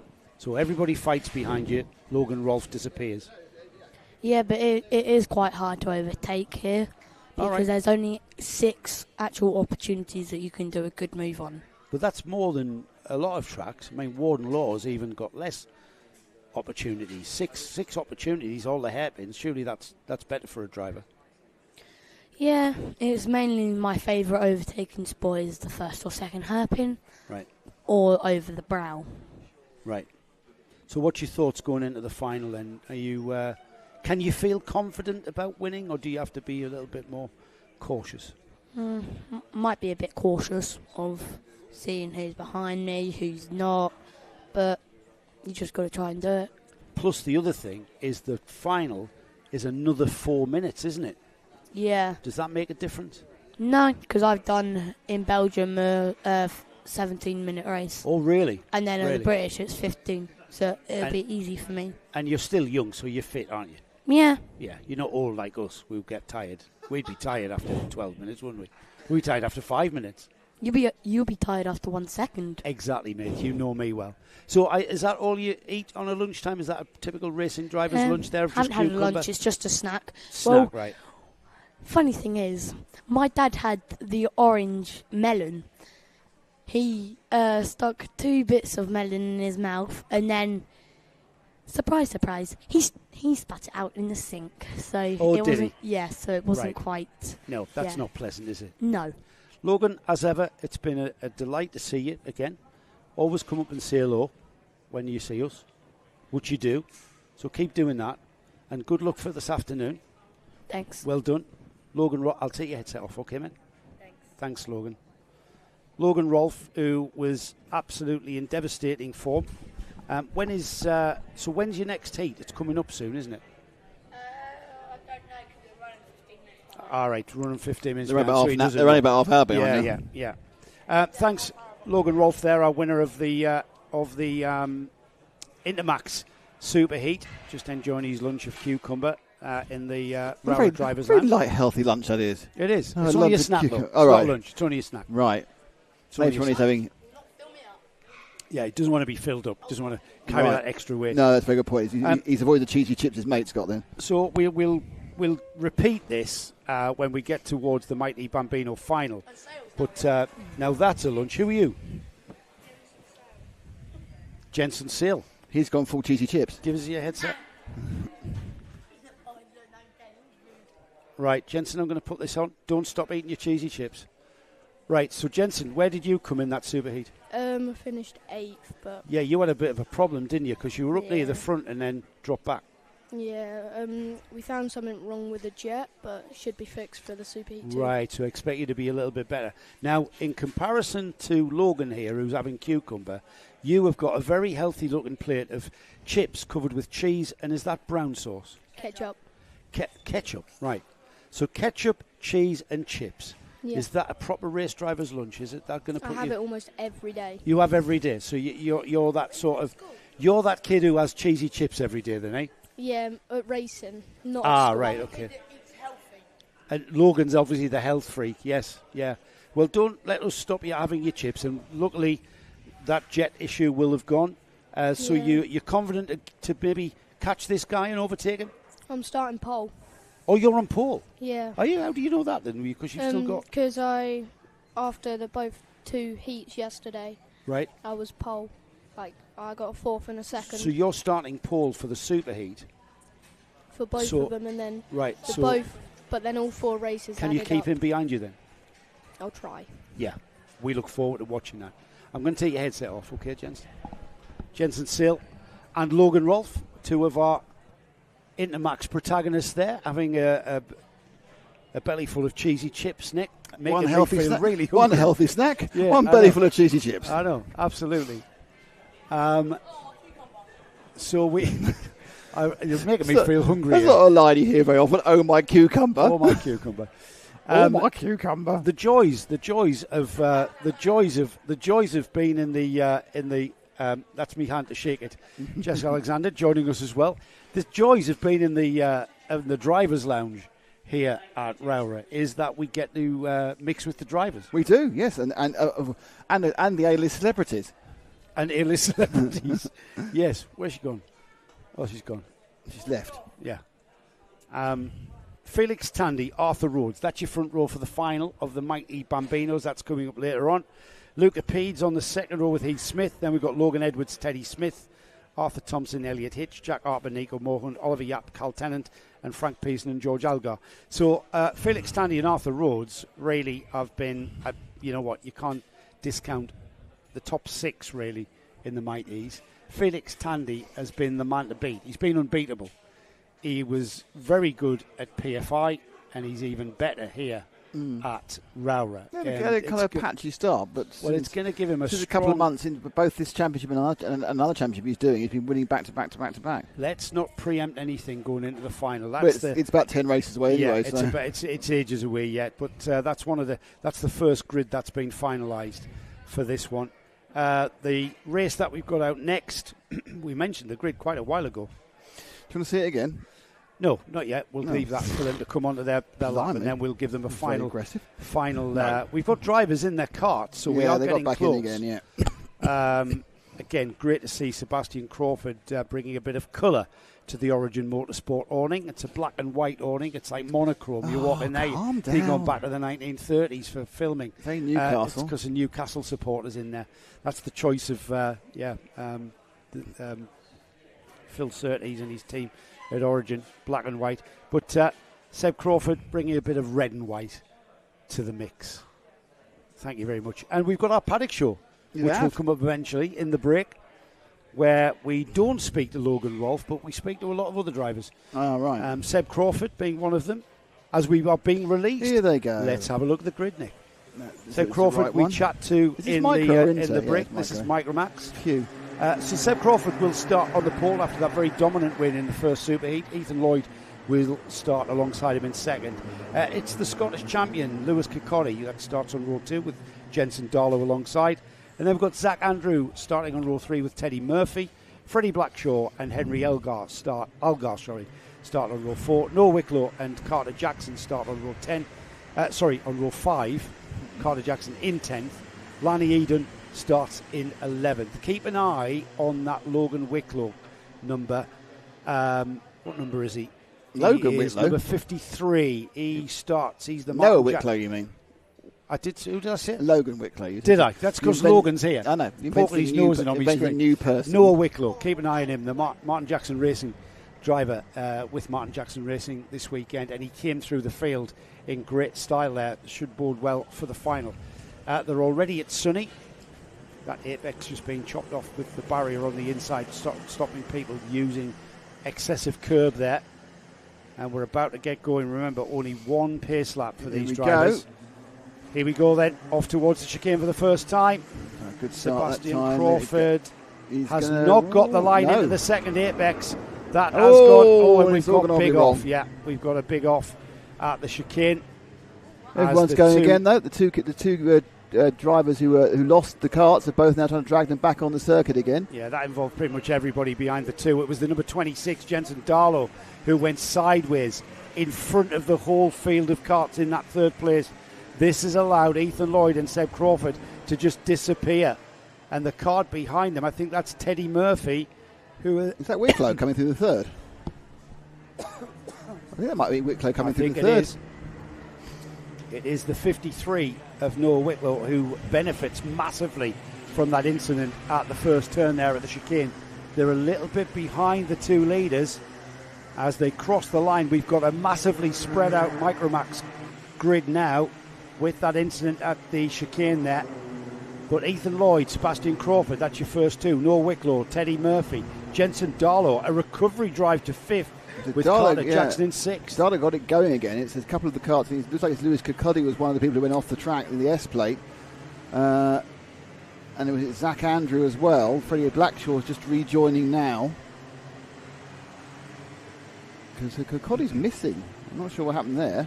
Yeah, well, he's obviously been caught up in because all Blackshaw, of that. There's a green cart back there across the line, which I think is Henry Agar, who was definitely dragging his cart out of the mud. Zach Andrews just come through. Here's a move for the lead. As Seb Crawford down the inside of Sonny. That was all about coming through St John's there. So Sebastian Crawford, let's have another look at this, Nick. Comes out of St John's there, and then on the brakes. That was a beautiful outbraking move there. It's our first overtake on that corner. Yeah, Ethan Lloyd caught napping, I think. No, I think that Sebastian Crawford is not someone who wants to follow anyone, even waiting for the 2-minute bell. He just wants to get out in front and lead. I think he has confidence in his pace. He had to pull away from the rest of the field. Lloyd saying, well, you didn't. Don't forget, Lloyd didn't get out in the first heat at all with a mechanical issue. So this is a new battle on this Sunday morning for Sebastian Crawford. Lloyd had some technical issues. The score dead last. Yeah, Ethan Lloyd, one of the fastest drivers in this Micromax Championship as well, Nick. And he's back where I suppose he should be, which is challenging Sebastian Crawford. That's what we come to expect. And it was a bit disappointing, wasn't it, not seeing him get out there? Yeah, well, especially for him. But no, on a serious point, I mean, he was trying to battle through. He fixed whatever was wrong. Looked like something electrical. This wouldn't run cleanly, but he's now there and there. Darlow's had a couple of fourth places in the heat yesterday and was third in the super heat earlier today. He's dropping down to fifth. I mean, if he could get a place back, it'd be great for him. He's just trying to get up the grid for the final. Well, these two shared the spoils yesterday in the heats. It was Crawford who took the first heat, and then Ethan Lloyd took the second heat. Yeah, Lloyd's not being left by Crawford since he got overtaken a couple of laps ago. He's sitting on the tail, a couple of tenths back. Probably would like to be a tiny bit closer if he could be. Wicklow's pulled away in third. Noah Wicklow for MJR has pulled away nicely from Teddy Murphy. He's got himself a bit of no man's land, actually. Yes, he has. And Teddy Murphy likewise. And that's the reason, isn't it? They're spread out, of course. They're well spread out. Yeah, Wicklow is a couple of tenths slow on these two leading carts. It's the question is, can Ethan Lloyd snatch this second superheat from Sebastian Crawford, who was very switched on to that.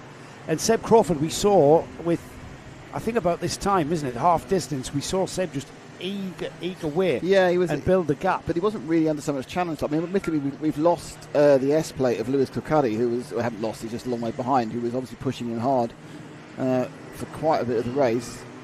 Last time round, it was a gap of 0.169, so 17 hundredths of a second. Doesn't look much further now as they go around the paddock bend for the fifth time. Come over the line. Over halfway through the race already. Just an extra tenth was eased out there by Crawford in that red and white machine ahead of the orange cart. 66 of Lloyd. Lloyd will be aware that he can see that gap is eking out. He'll be trying to stop it. Wicklow absolutely his own now. A little bit of battle actually for fourth and fifth. Looks like Murphy and Darlow are together. Just wait for them to come round now, and you'll see that there's Murphy and Darlow. Right, Darlow with a mainly green cart. Yeah, Darlow with Jack's Motorsport there in the green helmet, chasing down the MLC driver. Get him. He backed out of that. That was the last bit, just not to do it. Yeah. I thought he had lined up perfectly there. He was probably going a bit too fast to turn right, so he thought, I better slow down a bit here. But it's, I think, a matter of time, because Darlow has closed the gap. Murphy was quite in a solitary fourth place now, and he's certainly not solitary now, as you can hear that motor of Jensen Darlow. Darlow again, racecraft, race experience is what Jensen is short on. His mum was telling me, and it's showing, isn't it, Nick? Because he's come up behind him, and now he's going to try and get inside. No, I think, yeah, he probably doesn't quite have the confidence that he can get past here, where he can get the car at the inside. The car at the inside now. It's going second. You just need to be a little bit more aggressive to take away the potential to turn into the cars in front of you. Darla's on a very steep learning curve. And like a lot of these kids, they just get better and better and better every week because they're just learning so much every time they get into the machines. Now the inside of paddock. That's quite a brave move. That sweeping entry to the apex is not an easy overtake. So it went across to the right to cover, which he didn't really need to do.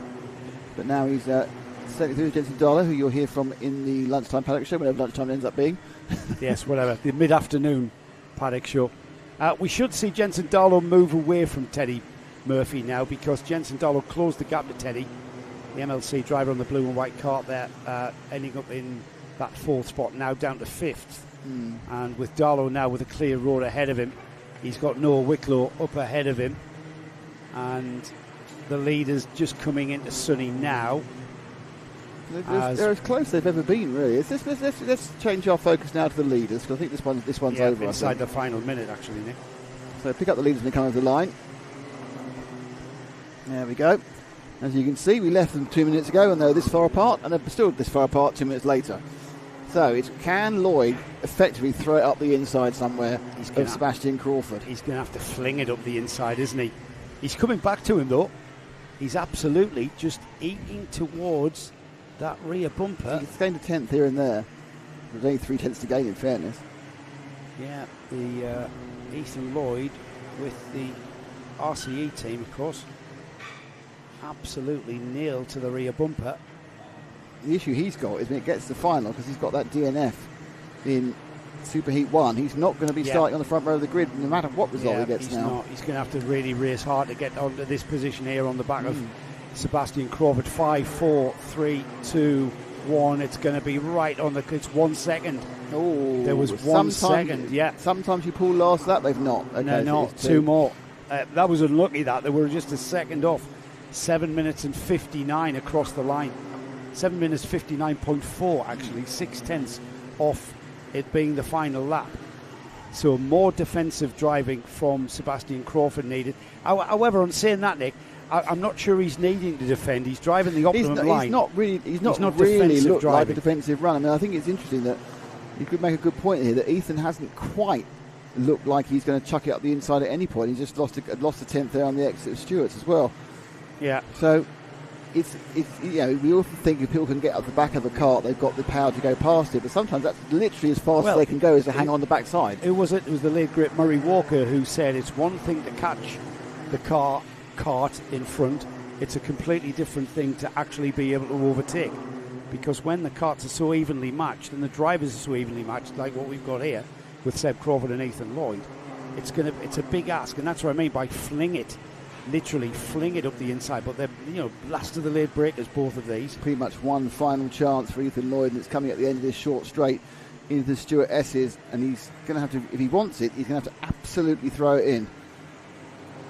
And he's just not enough room. Thought about it, but it just wasn't possible. Yeah, he flung it in, but that flings it up to the rear bumper of Seb Crawford. Now Seb just has to not make any mistakes, hit his apexes, get his braking points right. Here is perhaps the last opportunity. We've seen the move into paddock, and Seb's aware of where he is, but he can optimise the line to the flag now. And Seb Crawford takes his second superheat. I got the impression that Crawford had done that for around 10 laps. Yeah, I think so. They're so evenly matched. Yeah, Ethan Lloyd has to settle for second because he just didn't have that little bit extra to get past Crawford.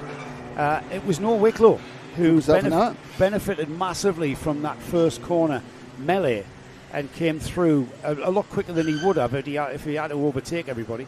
Noah Wicklow through into third then, overtaking everybody while everybody was dodging around Jensen Darlow. Jensen Darlow remarkably recovered to fourth place, with Teddy Murphy in a very strong fifth place, Carter Jackson sixth, Lani Eden in seventh, and then Freddie Blackshaw just across the line there with Zach Andrew, Lewis Kokori and Henry Algar, the final finishers there. So the race comes to an end. I noticed, by the way, while during that race was going on, next up we got Senior Rotax, and there was a conversation being had with all the drivers. Junior Rotax. Junior Rotax, yeah. So they were having a bit of a chat to them. So I think there's been a couple of incidents, and they're trying to make sure there aren't any more. Well, it was Junior Primo, it's Junior, which are the younger drivers, the 12 to 14-year-olds in that Junior Rotax class that have had problems in both of their super heats. And so, you know, they're being told something or other. Riley Bishop starts on the pole, and he took his previous super heat, so he's looking towards maximising 100% finish rate in the super heat phase. There's a grid for you. Of this. Hang on, got the wrong one. The grid is up. It is the Junior Rotax groups A versus B. I think it's A on the left and B on the right, I think. So Riley Bishop and Braith Murdoch, two very, very strong drivers on the front row. Lewis Sumner and Thomas Jackson on row 2. The two ST Racing teammates of Charlie Vary and JJ Plowman share row 3. Conor Lodge and Eric Smith are on row 4. Alfie Lambert and Nathaniel Gray are on row 5. We've got Kevin Ivanov and Daniel Hartley starting on the 6th row. 7th row is Zach Kane and Joseph Mills. We've then got Thomas Harper, Leighton Kelly, Zach Waddell and Daniel Butcher with Alfie McBain and James Tate. Remember, Alfie came through to 10th in his previous super heat. He's starting 19th again. Tyler Richardson and Hayagriva Gokulnath, Amy Peacock and Matthew Clark. Got Daniel Clancy and the recovery driver Daniel Minto starting in 26th. Final two rows of the grid is Ellis Daly and Adam Giuditis, and Harry Hadley and Lewis Holt. 30 carts for this super heat. Groups A and B out there at the moment, Nick. No, I've left it up. Sorry about that. Hold on. Let me get this off as quickly as possible. Here we go. As we get things underway after 2 rolling laps into turn 1, it's the X-Kart of Riley Bishop that leads from Cato Motorsports. Braith Murdoch. These two have been absolutely the class of this Junior Rotax field. Nice little early break there for Bishop. So it's a black and white. Oh, and it's all going on behind them, isn't it? Yes, as ever. The Tony Kart 273 machine, that was kind of large, was being pushed all sorts of directions by all sorts of karts at one point. The early laps of these hairpins here at ROWRAH are always action-packed, and a very massive opportunity for passing that you've got to take in these early stages of any race here. Top 3 got a breakaway, and second and third having a bit of a... That's how crowded that first lap is, and it was Charlie Vary. Wow. Yeah. Well done. Or was it JJ? Was it JJ or Charlie Vary? It's Vary has gone down, and Vary has really collapsed down the thing. Got caught out massively. Daniel Hartley moving up to the 10th, moving up 4 to 11th was Leighton Kelly, and the Daniel Clancy up 9, would you believe, from 26th or so. Yeah, we're looking currently about the 6th, 7th, 5th. 2:19. That is Eric Smith just looking to make a position up to 6th with Jackson, who was running at the front when the Super Heat 1. Top 3 right together though, so we're not seeing a break from Riley Bishop at the moment. Let's say we move up to our front 3, please, Ash. And it's Bishop from Murdoch from Sumner. They are right together across the line. I do think, Nick, that this is going to be all the way to the flag, and then maybe the last minute or so, the last 2 laps is where we see if any challenges coming. I'm not sure how much Braith Murdoch wants to be a next kart sandwich, to be honest. He doesn't. He wants to be ahead of that kart ahead of him. However, that's Riley Bishop, championship leader, winner at Warden Law, winner at Shennington, 2nd place at PFI. He's leading the championship, so we know how quick he can be. And he's proving to be as quick here at ROWRAH. Easing a little bit. I don't know, at some points he seems a little bit quicker. Interestingly, really, really good pickup from Murdoch's kart there, coming out of the Stuart Essen. He's dropping back and just being fired off and going back the 2 or 3 kart lengths he's lost. So 3 of them will go back mark and they'll get involved quite soon after the early kerfufferage. So the kart in front of them is almost certainly going to get involved in being overtaken before the end of this 5.5 minutes. Bit of a loss of run from Sunday, he lost a bit of drive. Someone had the engine issue last time. No, that was a Junior Primo. No, it was Sumner. Was it Sumner? Yeah, I think it was. He's the same problem again then. I think it was Sumner. Just didn't drive off ROWRAH. Somebody might be able to remind us what's going on. Did I say come on Alfie Lambert from Mark Greenhow? Yeah. Alfie Lambert currently 8th. Yeah, come on Alfie Lambert. JJ Plowman is the driver that got caught up in that first lap situation there. He's got Daniel Hartley with him. That beginning to gather together as Plowman goes ahead there just off screen. These are the three.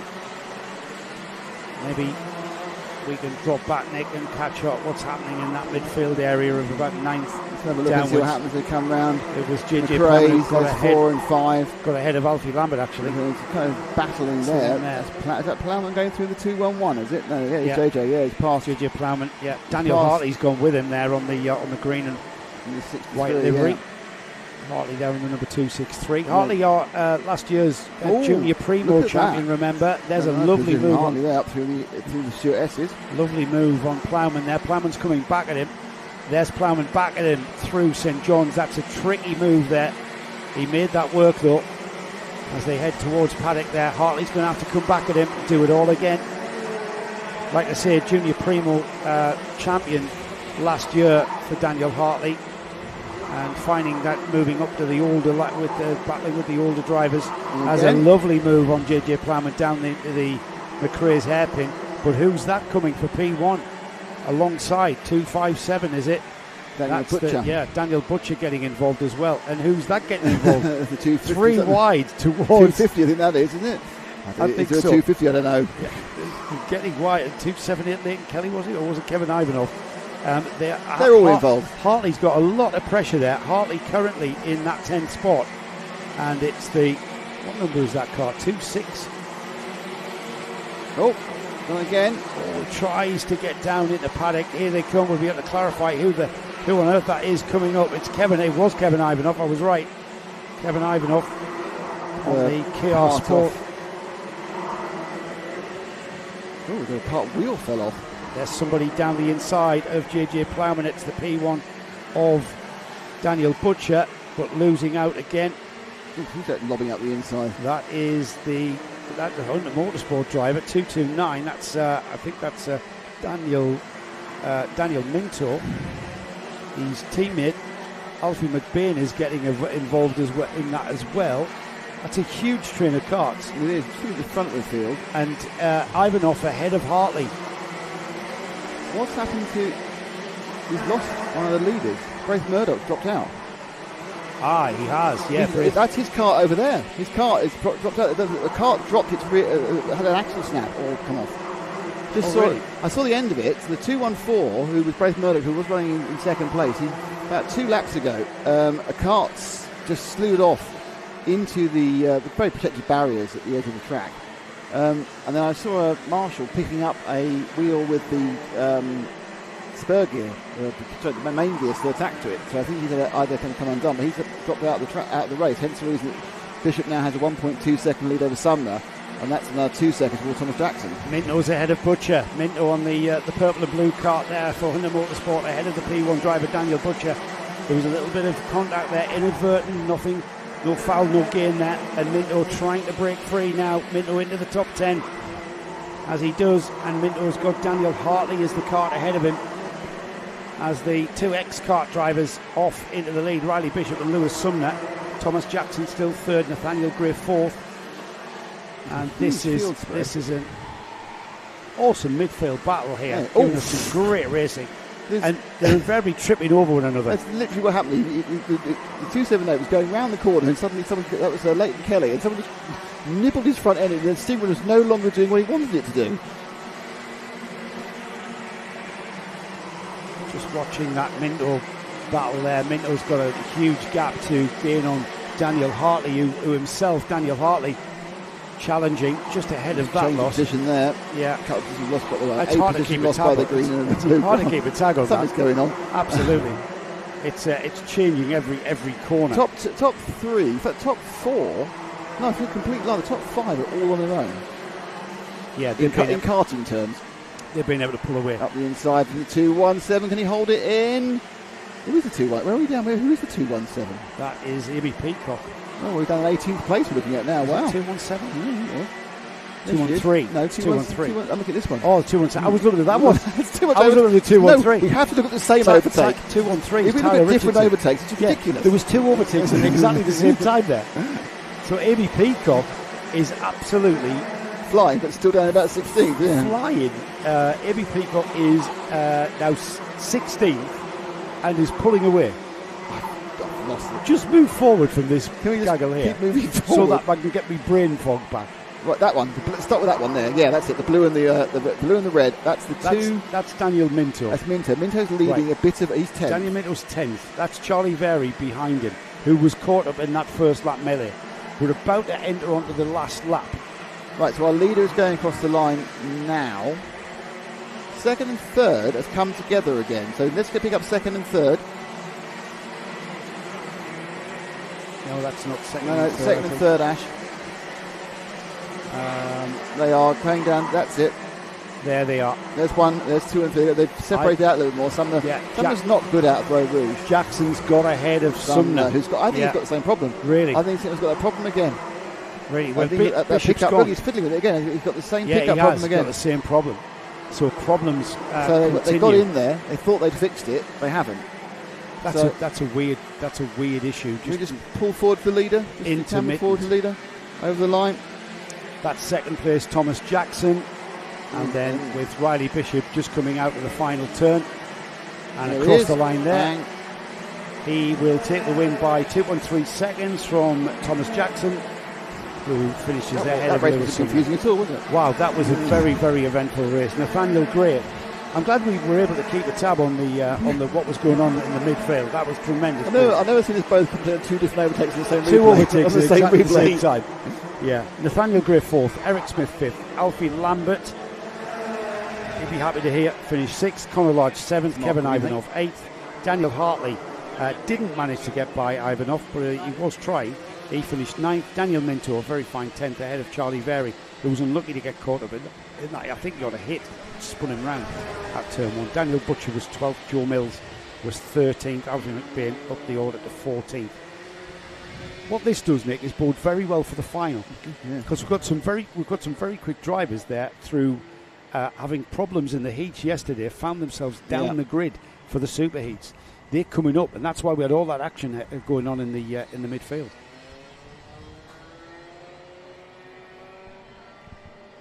Tremendous stuff. Well, next is going to be the senior Rotax event. Senior Rotax Super Heat 2. Super Heat 2. Shut up. Please do. Thank you. Here we go. Lucas Blanford, who effectively has dominated the championship. He has. And I'm absolutely certain he can win it today, but I know you don't want me saying that. I just spoke to his dad. He's coming to Wilton Mill anyway. So he'll be at Wilton Mill regardless. So here's the grid. It's Lucas Blanford from Rhys Bailey, John Brown in 3, Morgan Hudson-Brown in 4. Scottish champion Max Taylor starts 5, then Taylor Dixon 6. Ross Tyler 7, Liam Phillips 8. Levi Earl is in 9, Michael Ember 10. Caton Seabrook and Mac McGilvery are on the 6th row. It's Marcus King, Braden Donahue, Dom Darling and Lucas Mellecup. Jake Priestley and James Wood, Alex Timlinson, Elliot Dorknares, Harry Pullen, Archie Hogan, Molly Pugh, Sam Kelbrick, Kai Newman, Jason Ducis, Lewis McGrill, Lalia Snatchard, Elliot Foster, Daniel Callahan, Noosh Safa Leathers, Jack Gillingham, just not that belong to me, Bradley Keaton and Daniel Whitfield are the 34 runs in this absolutely packed senior Rotax grid. They will have 2 warm-up laps, I believe. This is the halfway round their first one. So Blanford, because Joe's not here, I can say who can win the championship today, because his discarded score is so high. He didn't turn up, but he is going to turn up at Wilton Mill. His discarded score is so high. That's in the white and it's a sort of pearlescent white, isn't it? The Blanford machine with some orange striping. Next to him, Rhys Bailey And it's Hudson Brown, 69, John Brown. And they get going, and they are rolling, and underway they go, and they set off for the Superheat 2. Through Row Rouge the first time, Blanford makes that piece of road his own. A bit of a scuffle behind between the second and third. It's really suffering quite badly was the third place cart, which I think was John Brown. Lost a bit of a gap, but managed to just keep himself ahead of this train of the three identically liveried machines, normally backed by Max Taylor in the turn me off in the Scottish Cup. Honestly. Huge train of carts into the stewardesses for the first lap. Why am I up there? You're one. You're the lead commentator. You're one. Doesn't matter. You're one.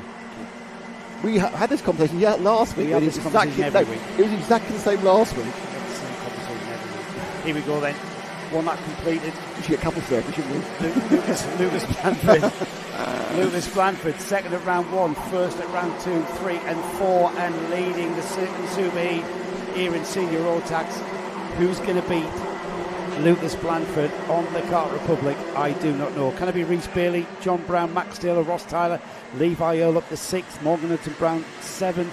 We've got Michael Ambler, Taylor Dixon and Matt McGilvray, who rounds off the top 10. Into Nissan battle this time. Looks like the Scottish plate holder Max Taylor is not interested in sitting behind Max Brown. Whether or not that causes a row in the awning, who cares? He's absolutely sticking to his tail, trying to get past him as they come through Sonny. The foot right behind them, the non-team member. That's Ross Tyler trying to catch up from 5th, but it's another fantastic break by Lucas Blanford, who basically, all he does is guarantee he doesn't get any camera time. Yeah, he pretty much does, doesn't it? It's a little bit sort of, we'll try and get him on the first lap. There's the Scottish champion down the inside. Happy, sitting behind his him. teammate, yeah, Sat Max behind Taylor. him in the Superheat last time, got completely squeezed out, lost 4 positions in one corner. Did Max Tyler. Taylor, sorry, he's Taylor, he's Tyler behind him. Tyler. Is that XL on the side of that car? Cannot make that out whatsoever. Can't make that out at all. We'll have to find out before the final. Yeah, I know. Who's that orange and blue cart with him? If anyone knows which team Bailey, Brown and Taylor drive for, it'd be really useful just to stick it in one of the chats, because we are can't read that washed with the lack of ability to work out which colour scheme that one is. We're getting better with most of the other colours, we're very good with them, but that one is slightly perplexing us. But the three of them are line astern, dropping off the back of Blanford, but it's Bailey and Taylor. I think Taylor now is possibly really thinking he needs to get himself into the lead position. I mean, surely they'll work together. Of the three. Well, you know what? I would be thinking, I'm not going to catch Lucas Brown. Exactly. If you think there's no chance, I want to be second. Yeah. I'm going to be second. So this is effectively the inter-team battle, isn't it? So the gap to Blanford was 0.96, so just under a second. Let's see where it is this time by.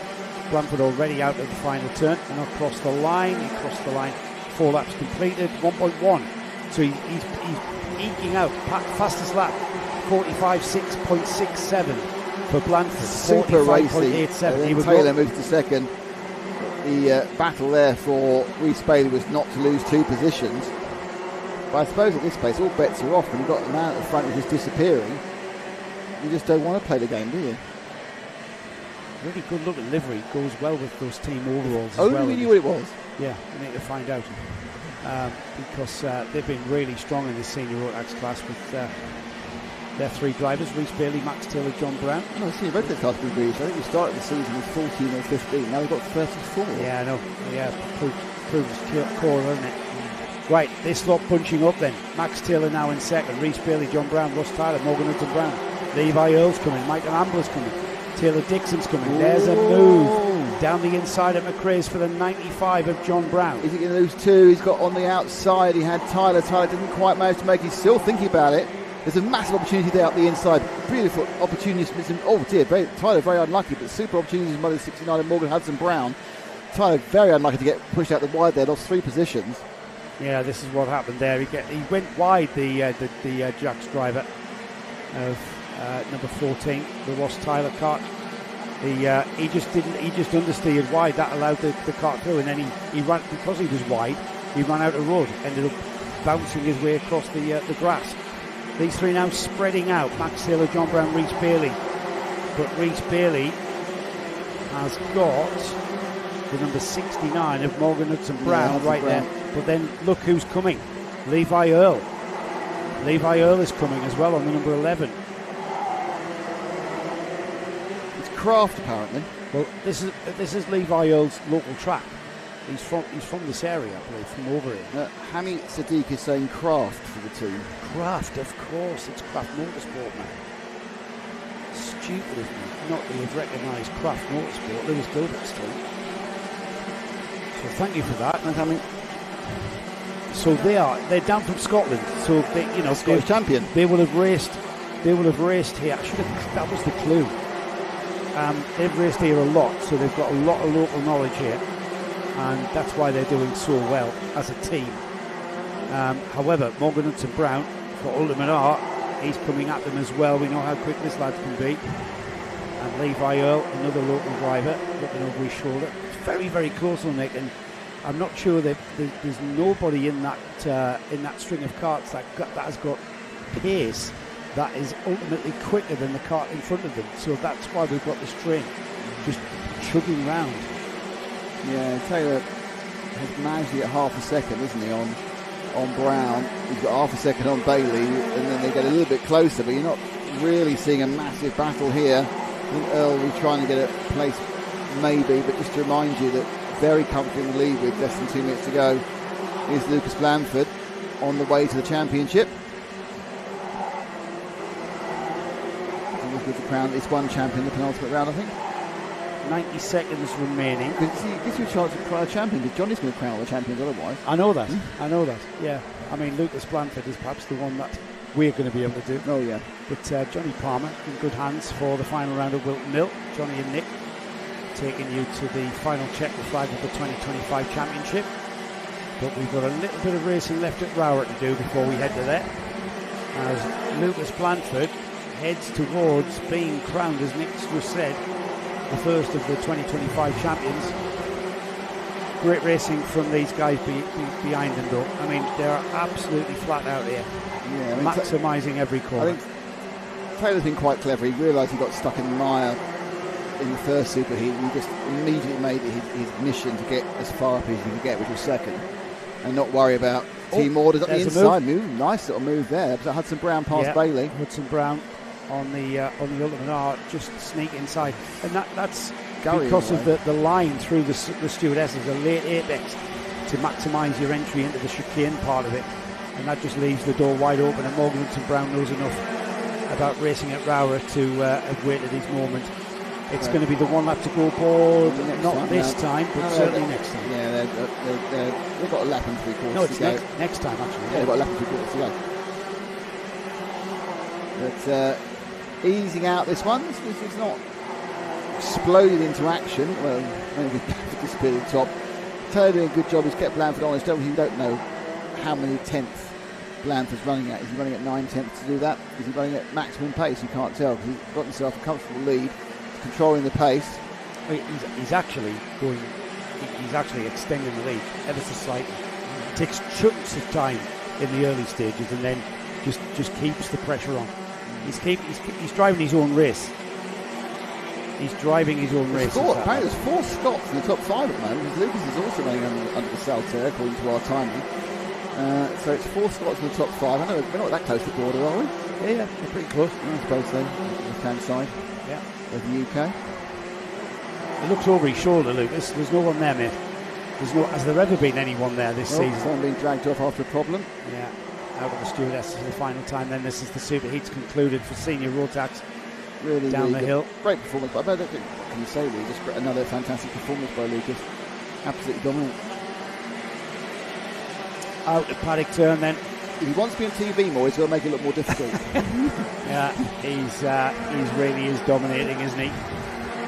He was first at Shennington, first at Donegal, and first at PFI.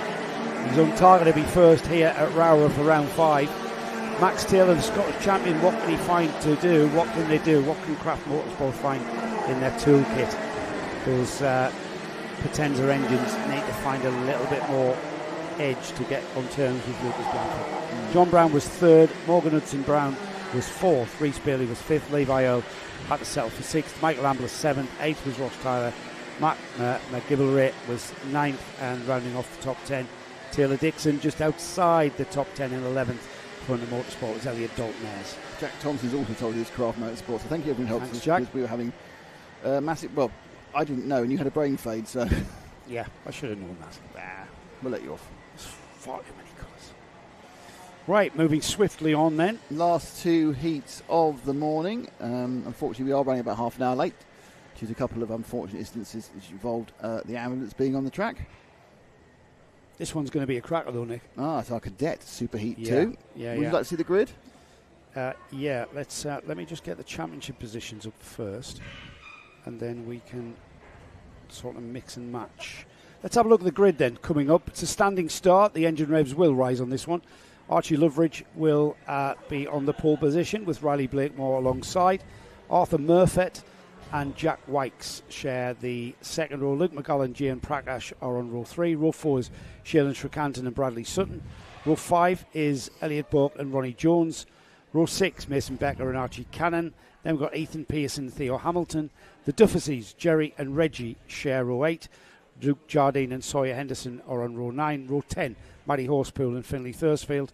Then we've got Sam Dixon, Dino Rowlands, Seth Wright, Ollie Knox, Maximilian Mikalski, Luke Hamill, Oliver Ratton, and rounding off 28 kart Honda Cadet field is Arthur Bath. They have been released. It'll be equals one lap, and then round to the standing start for the cadets.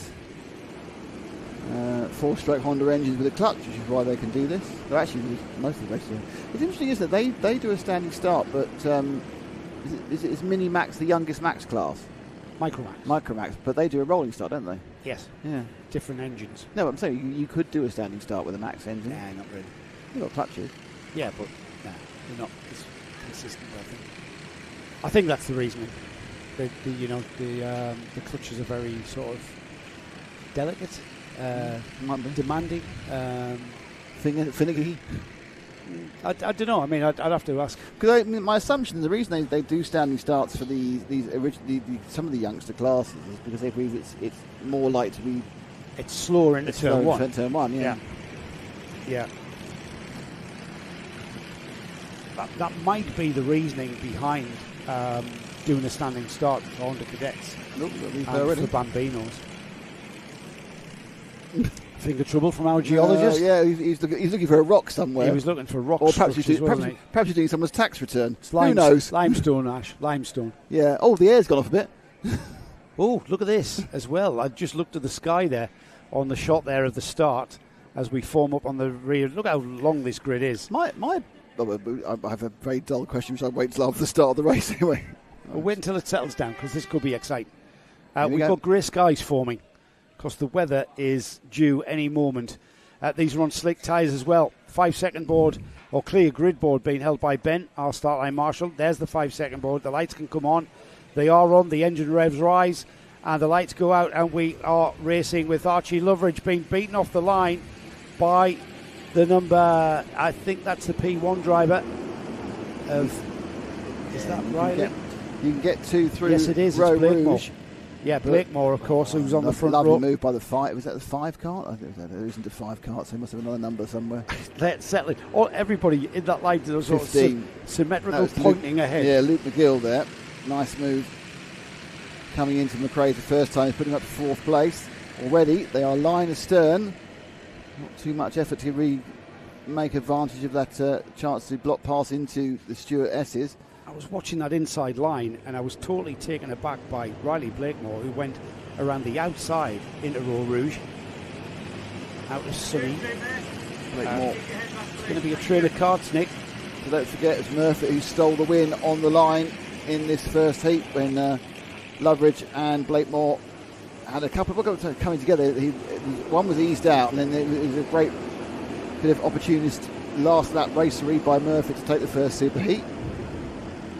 But they've been joined by a 4th friend this time, which is Luke McGill. Tripping over one another as we see normally with cadet karting. They'll want to settle in and they'll want to just go around this track in this train, not really costing them any time. See if they can make maximising that airflow, Nick. Short break they've made. There's a move there. I think that may have been Jack Wykes, perhaps picking up 5th. It could have been actually Shailen Srikantan. getting through. So there seems to be slight movement. There's a big, very massive. There's 4, then there's a break, then there's 4, then there's a break, then there's 5. So we now have 3 sections of drive up the inside there in that second group. Elliot Bourke trying to make a move.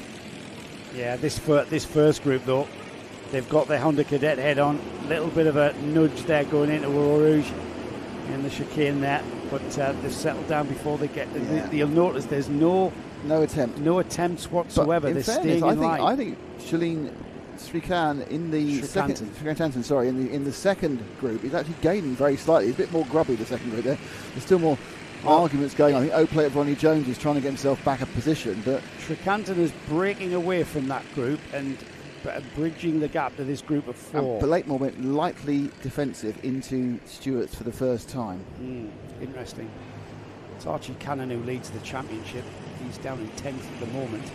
Came into this penultimate round in the lead of it, having won at Wardlaw, second at Shennington. Still nobody making any kind of move, Nick, but we're a minute away from half distance, so still plenty of racing. No surprise. The Honda Cadet train, and here's the first move. It's the number 73 of Archie Loveridge who's gone down the inside, and look at that.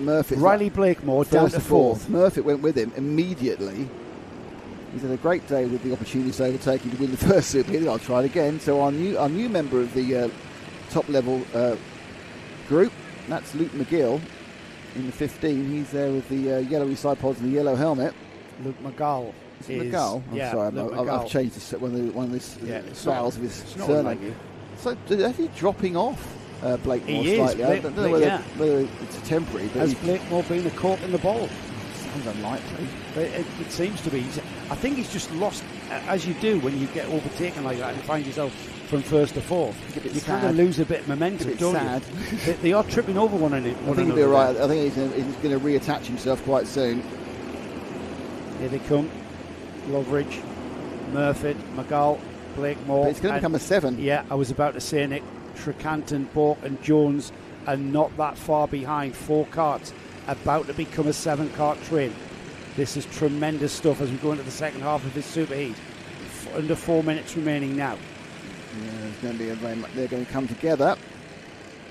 Now whether Loveridge is under a little bit of pressure. He lost a little bit of time on the exit there of the S's. So he's now got 3 karts nose to tail. He's about to go through Sunny. Murphy, I think, again, is decided this idea of waiting to the last minute to do something. He hasn't waited this time, though, Nick. He's not taking your advice. He's gone for the move and into the lead across the line. It's McGall's gone with him. Murphy, McGall, Blakemore, Loveridge, Srikantan. In fact, Loveridge has gone from 1st to 4th as well. So that's exactly what happened to Blakemore. And it could happen to Murphy next. Well, Murphy's still 3 minutes. Just decided when all the overtaking he's done has been kind of like really relaxed. He hasn't thrown anything anywhere.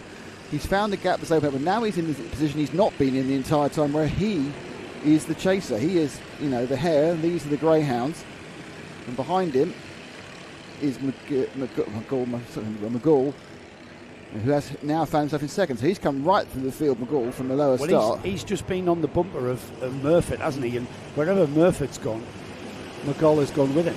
Yeah, he's sat really needs to work particularly well. Oh, and he's tripping over the leader there. And side-by-side action going towards the chicane. And it will back out. McGall will have the line, but Murphy's got the inside line through the left-right. And it all is as it was. And a 7. Now there are 7, and immediately it starts to break into a battle. And there's Blakemore down the inside of McGall. That's going to come off, is it? McGall still alongside into the second hairpin. This time at Iredale's, but no, Blakemore's got it. Blakemore just braked enough later, like 6 inches, which gave him that tiny bit of extra to get the whole kart length ahead of McGall. So Blakemore now back up into the top 2. So the order is Murphy, Blakemore, Loveridge. And kind of a mini break of the top 4 again. McGall is there. Sorry, it's Blakemore, McGall, Loveridge. Now the 4 beginning to break away again and cause a little bit of a gap between Archie Loveridge in 4th and trailing Srikantan across the line. Murphy leads. It's Bourke. It's Bourke's got past Srikantan. So, it is Bourke. And Elliot Jones. So they've wasted their own time by doing that. Look at that. Straight on the back he's gone. So it's now back to a 7 again. because they didn't make a move. They managed to leap on. So Murfitt now, with a minute and 17 in the lap, is under intense pressure from 6 different cars. He's about to lose the lead, I think, into Stewart's, because he's back into the lead again for Riley Blakemore. They're looking left, looking right. Would you leave me a kart's width, please? Thank you very much. He's going to drop to third. And McGall's gone with him. McGall's a master of going with people. McGall has just sat on somebody's bumper and gone through. McGall, contenders for the win. Any of those 7, really, as we go through Sunny. If Ronnie Jones gets from 7, I'd be quite surprised. But yeah, it could happen. It could happen. It absolutely could. We're inside the final minute then. And with 45 seconds on the clock, they're going to get 2 more. That's all they're going to get. It's the 1 lap to go aboard next time by. So opportunity's running low. If Murfitt is going to do what he did in the first of the superheats, there he goes. This is the programme. Forces McGall out wide. McGall's with him. Brilliant news for Blakemore. Brilliant news for Blakemore. As McGall says, what are you doing? You let him get away. McGall says, use your head. Blakemore's going to benefit from that as the rest all trip over one another. That's Archie Loveridge tripping over Elliot Bork. He's dropped to 5th, because Bork's got him during that movement through McRae's. And then they're all doing that. Oh, no, come on now. Pointing ahead, work together, but they've all made the positions and they want to keep them. So McGall is currently in second, Murfitt in third. Blakemore got himself a free 3 or 4 tenths and got away again. It's gone. It's disappeared. It's absolutely disappeared. They'll come out the paddock. McGall has got momentum to catch and overtake Blakemore potentially here into the chicane over the brow at ROWRAH and off towards McRae's. He's lining himself up for a move down the inside at McRae's, but chopping across his front, slamming the door in his face was Riley Blakemore. And it will be defensive lines, is it? No, they go out to the left, take the optimum line through Iredale's hairpin, and now it's the sprint race down to the stewardesses. Who's going to blink first? Riley Blakemore's got a cushion, the biggest cushion we've seen. No gap there for McGall to make the move. Everybody concertina's up. It's the last few corners, Nick, and these Honda Cadets can pass pretty much anywhere here at ROWRAH. Yeah, look at the inside. Can he make it? Oh, he came through. A bit of curb, managed to get away with it. I'm surprised they're in the same position, but they are. And it looks like Blakemore's going to have just about enough to hold on. Everyone else is towing the proper line round, but does it inside? Has Murfitt made it on the line again? I think Murfitt's made it on the line again. He has. He went down the inside of paddock of McGall, went down the inside of McGall. Riley Blakemore takes the win, though. Arthur Murfitt steals second. Call the police, someone. As Luke McGall finishes third. Elliot Bork fourth. Archie Loveridge fifth. Chalin Trecannon sixth. Ronnie Jones seventh. Archie Cannon eighth. Ninth was Theo Hamilton. And it was Jack White who finished rounding off our top 10. As ever, Honda Cadets. What a final that's going to be. What a final that's going to be. Yeah, I think Blakemore had a little bit, I think, compared to the others. So once he got ahead, he was able to just stay a little bit further ahead. So I think Blakemore will be quite happy about that one. Obviously, we're happy with the points. Murfitt and McGall were kind of like battling for most opportunist driver in the entire field. Yeah, brilliant driving. But beyond that, another great race, a great final. Right, final race of the morning. Next time is I've no idea how long the lunch break will be. They might short the lunch break because of the delays, but it'll be at least half an hour for the marshals. And we have the Intermax. You've done a number of Intermax interviews, even here. In fact, the front row we've just interviewed in our little delay. Jensen Seal, we heard, having cheesy chips for his lunch. Logan Rolfe having cucumber, didn't want to weigh himself down. It was a light snack. It was a light snack. It wasn't lunch at all. Right, it was a light snack. Doesn't want to slow himself down. So that was our front row who we talked about. Oliver Barton, who came second to Logan Rolfe in the first of the superheats. He starts alongside Luke Millward, who dropped out of the superheat with a fairing. The front fairing came up above him. So hopefully Luke will have a proper race this one. Drew Davidson, the Scottish champion, on row 3 with Hamish Gordon. We've then got Cameron Tipping and Noah Jepson. Row 5 is Hugo McCluskey and Magris Kovekis. Now remember, both Buddy Hugo and Hugo McCluskey came up to finish 3rd and 4th. And Buddy Hugo starting in 11th, Ian Campbell alongside in 12th. Noah Clare and Charlie Quinn start on the 7th row.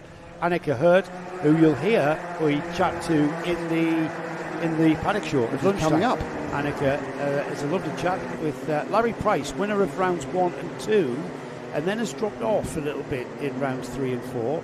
He's starting in 16th. Aiken Batt and George Quinlan start on row 9. Row 10 is Jamie Walsh and Jaden Patel Scott, with Jack Mellon starting and rounding off a 21 kart field. So this was all about Logan Rolfe, wasn't it? Snatching his way to the front. Staying there. And staying there, yeah. As the others had a squabble. And then basically Jensen Seal having a torrid time. You heard what Jensen said. They said they've got the jetting wrong, I think is what he said. Hopefully they've got that sorted. And he will start. That's Logan Rolfe with the blue and white livery cart. Feels like a fresher day, and obviously humidity really affects jetting on these engines. If I was a betting man, I'd say we're going to have rain before this after lunch, during lunch break. Yeah, I think so. The skies look a bit ominous. But it's quite good though. We may get all the superheats off in the dry, which is great. Yeah, as long as it remains consistent for the finals. We hit inconsistent track conditions. Here we go. Here we go then. They accelerate across the line. Is that to the liking of Dan Ashton? We are off and into the lead. Okay. A bit uneven, but they've gone with it. Has gone Jensen Seal. Jensen Seal. Logan Rolfe's been dropped to third, as Jensen Seal leads from Oliver Barton out of the McRae's hairpin and on towards the Iredales.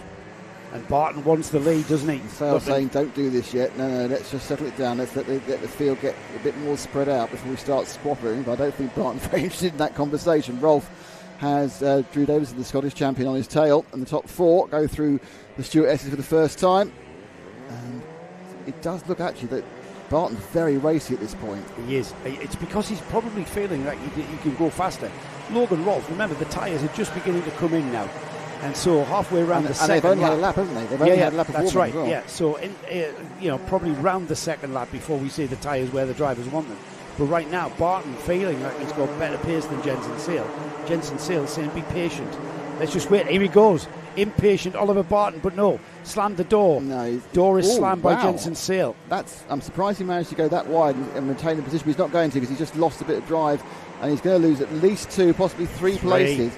And it all happened 3 corners ago. He went super wide. So first to 4th for Sale. It's not the end of the world. There's still 6.5 minutes to go. But now we have a train of 6 rather than a train of 4 again at the lead, Joe. Yeah, now it's Oliver Barton that takes up the cudgels of controlling the pace at the front. Logan Rolfe slotted into second, and he's not hanging about.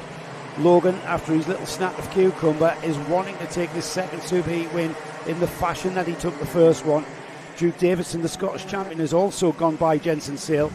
So we've got 3, 4, 5, 6 carts now beginning to join in with this. I think that Barton was looking like he's actually throwing caution to win there. I think it was sideways coming through St John's. But he's managed to retain the position. I can't imagine that Jensen Seal is currently beating himself up for going so wide. Sometimes being over-defensive costs you more than not defending at all. He's learnt that lesson the hard way. But plenty of time to make it up. Now is that Rolfe now right on the tail of Barton and moving into the lead. This is one of Rolfe's favourite overtaking places. You leave the door open for Logan Rolfe, he's going to dash through it, bringing his cucumbers with him, as he probably does. And there he is now in the lead of this race. But Oliver Barton not that far away, just nestling up to the rear bumper of Logan Rolfe as they come through paddock. It's Drew Davison on the S-plate, that's in third. They're just breaking away now, leaving Jensen Seal a little bit behind. I say a little bit behind. It's probably a cart's length, Nick, that's all. As they head on towards the front, and it's gone already. By the time they get to McRae's hairpin, it's gone. Cameron Tipping is the red and black cart that you see just coming into the picture. He's slowly coming to contention. He's looking like quite a strong 5th place, actually. He's there with the orange and blue and green helmet, just leading down the 187. But Rolfe not breaking away. No. But in fairness, Barton, who's looked very, very racy behind everyone else, obviously I'd say Rolfe's not breaking away. He just suddenly got a little bit of air there between himself, just on the exit of the Stuart S's. 3rd place though, Drew Davison with the S plate. He's looking like his cart's now come on a little bit. It's into its sweet spot, and I think he's going to start challenging Barton for that 2nd place. Let's see just who can do the business and catch Logan Rolfe. They couldn't do it in the first superheat. Logan Rolfe got off into the lead like he is now, and then no one was able to catch him. And in fact, when they start squabbling amongst one another, that's when Logan Rolfe will benefit. And Oliver Barton, is just coming into play there into the Iredale hairpin. He did well yeah, back marker. Absolutely, back marker keeping well out of the way.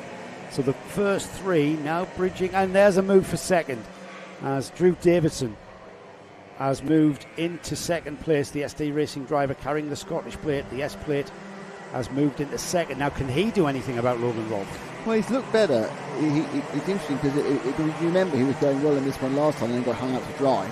So he's looked a bit better in this heat, it suddenly becomes tactical, doesn't it? He's absolutely on Rolf's pace here.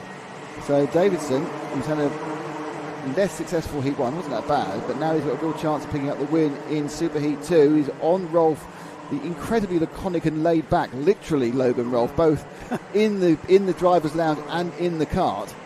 Yeah, he's a cool little character, isn't he? Cool as a cucumber, almost. He is very engaging young man, and he's a very, very able karter as well as Drew Davison. Just a little bit of a narrower line there through the stewardesses. Hasn't cost him anything though, and he stays on the bumper of Logan Rolfe. Logan Rolfe almost missed the second round at Shane because he's cut his head open on some barbed wire whilst playing hide and seek with his sister. And luckily they glued his head back together, and therefore you can race rather than being stitched, in which case you can't race. Is that right? Yeah. You've got stitches, you can't put a hand on it. Because they glued it back together, they do these days. This big massive cut he had in his head. It was fine. And up the inside now, Davidson now takes the lead. Can he hold it on the switchback? Now, will Rolfe? No, Rolfe managed to get enough momentum not to lose position to Barton. And immediately, Rolfe saying no thanks when I get past. But he's got to be careful because he's got Barton sniffing right behind him. A quick glance over his shoulder. But great move from Davidson there. Yeah, showing a bit of local knowledge here at ROWRAH to squeeze that one. Logan Rolfe's not going to lie down and let that happen, though, is he? He's coming back at him straight away. And we saw him just sneaking a little look up the inside at Iredale's, but Drew Davison had a lot of pace into that hairpin. Carries that pace out of Sunny now towards Paddock Turn. The S-plate driver, Davidson, will show in the lead of this race for the first time, and we have 2 minutes to go. There's no need for a 2 minute bell. It's been nip and tuck since the very off, hasn't it? We had an 8 minute bell. We had an 8 minute bell, because everybody's been racing really, really well from the very outset. Can Rolfe do anything about Drew Davison? He is a very, very quick driver here at ROWRAH, is Drew. He's with John Stewart's team as well, who know this place like the back of their hand. They know how to change the jetting when the temperature changes, as Logan Rolfe seems to have. Rolfe's now got a bit more of an idea about trying to get himself into the lead. He's sussed it for a lap, hasn't he? He's had to follow for a lap. He's impatient enough to think, I want to be back ahead. But you've got Barton there. Barton's been very, very, body language his kart the entire time. He's been, I want to go forward, I'm not prepared to sit and wait. And it's still that way, even though when he lost position because of it, he's still got that kind of aggressiveness about the way he's positioning the machine. Rolfe looks like he's going to fall at the back of that kart at the moment, but he's so laid back. Up the there inside he goes. Now. Yeah, all about coming out the chicane. He's got the inside line. He needs to just be patient. Barton comes alongside Drew Davison as they go towards Idales. It all settles in, but Rolfe back in the lead now. He's gone at least a lap too early, possibly 2 laps too early. I don't think, that might be proven wrong. I don't think he's got the basic ground speed over Drew. I think they're all pretty much for muchness now. It's whether he feels he can now break Drew Davidson. Otherwise, Drew's going to do the same thing to him next lap or the lap after. Yeah, if Logan Rolfe's been playing a cool game and only using 8 to 9 tenths of his toolbox, and he's got a little bit more to pull a gap, I'm not sure that's the case, though, Nick. Drew Davison absolutely with him. It's all about the chicane. Up and over the brow at ROWRAH, they will go at any moment now, and it's all about how you come out of this bit here, through the left and right. And Davison has momentum. Can he do the same to Rolfe? No, he can't. He sits there.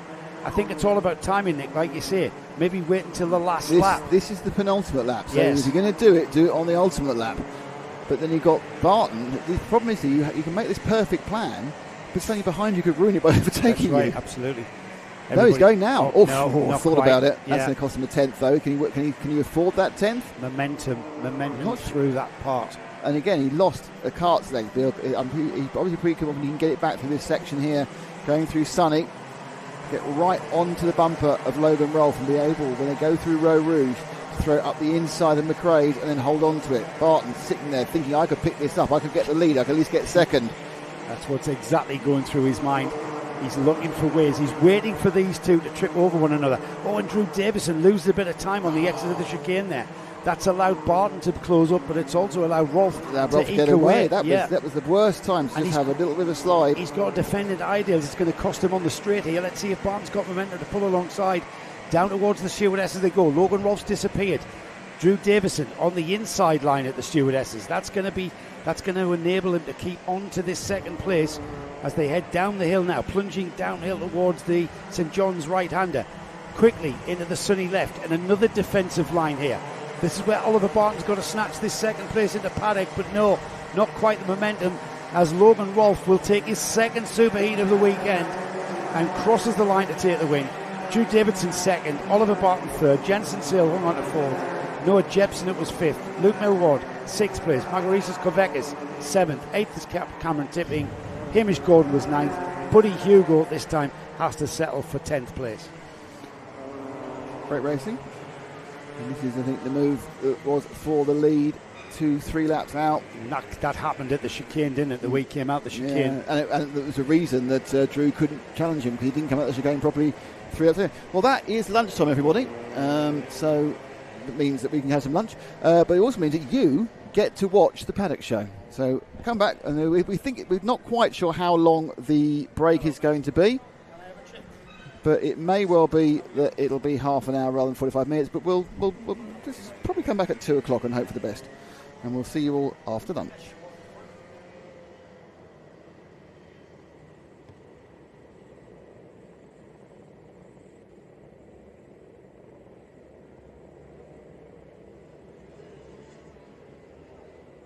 Well, hello and welcome to the 5th round of the Kart Championship in 2025, and we are at the picturesque quarry that is known as ROWRAH. Now, I have to warn you that at some point during the broadcast, Joe is going to tell a selection of very dull stories about ROWRAH, but let's talk about this week. Joe, what's the word, what's the move, what's happening here in the TKC? Well, Nick, have I ever mentioned that this is the first... Anyway, so what we're going to do now... Yeah, there's going to be plenty of times I mentioned this is the first track I ever raced at. I love coming here. We're actually in the Lake District. It's picturesque. It's everything you would expect of a kart track in the Lake District. It's got undulation. It's got fast sections. It's got very, very tight and complex hairpins. That it's all about on the brakes into the hairpin, and it's all about punching out the corner. You've got to be clean. You've got to be smooth.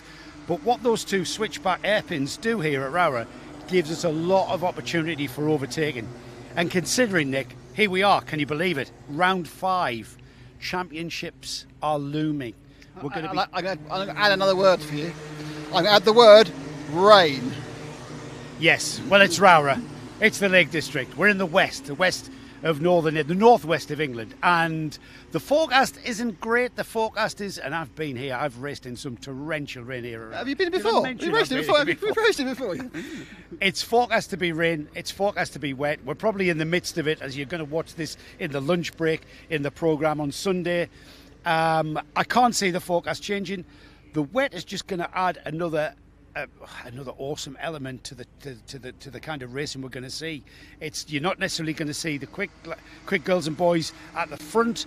What I've always found the wet does is it's a good leveler.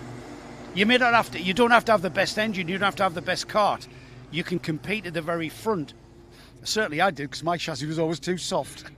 Or bent, or in many ways just not up to standard. But what is up to standard is Joe's paddock walks. Joe, go and do one of your fantastic paddock walks right now. Okay, I will do. I've mentioned that it's the first time. I've got a returning driver to the Kart Championship. Saw him out at round 1. Here he's back at ROWRAH for round 5. Sebastian Crawford. Seb, I've known you since you were a bambino, you know, and look how tall he is now. So, Seb, you were out at round 1 for the Kart Championship. That was at your local track at Warden Law. I think this is one of your favourite tracks as well. Is this why we're seeing you here? Yeah, I really like this track. I used to go to it quite a lot, so I really like it. And you know how to get around this track quickly, yes? Yeah. So what's the secret? Just go fast. Is there any secret to ROWRAH, though? I mean, it's a little bit different to other tracks that you've raced on, yeah? I've raced quite a few tracks. Some of them are different to others, but some of them are a bit more complex. But this one's just, once you do enough practice, you can get used to it. Right. You like it as well? Yeah. That helps. Now, it's going to rain this weekend. Is that going to make a big difference for Sebastian Crawford? I don't know, because sometimes I'm fast in the dry and sometimes I'm fast in the wet, so I'm not sure. Are you the sort of driver that prefers the wet, prefers the dry? I'm like in the middle. I like both. Right. So I'm not really bothered if it rains or if it's dry. Now, you're with the Origin team, who are a horrible black and white colour, because I'm from Sunderland.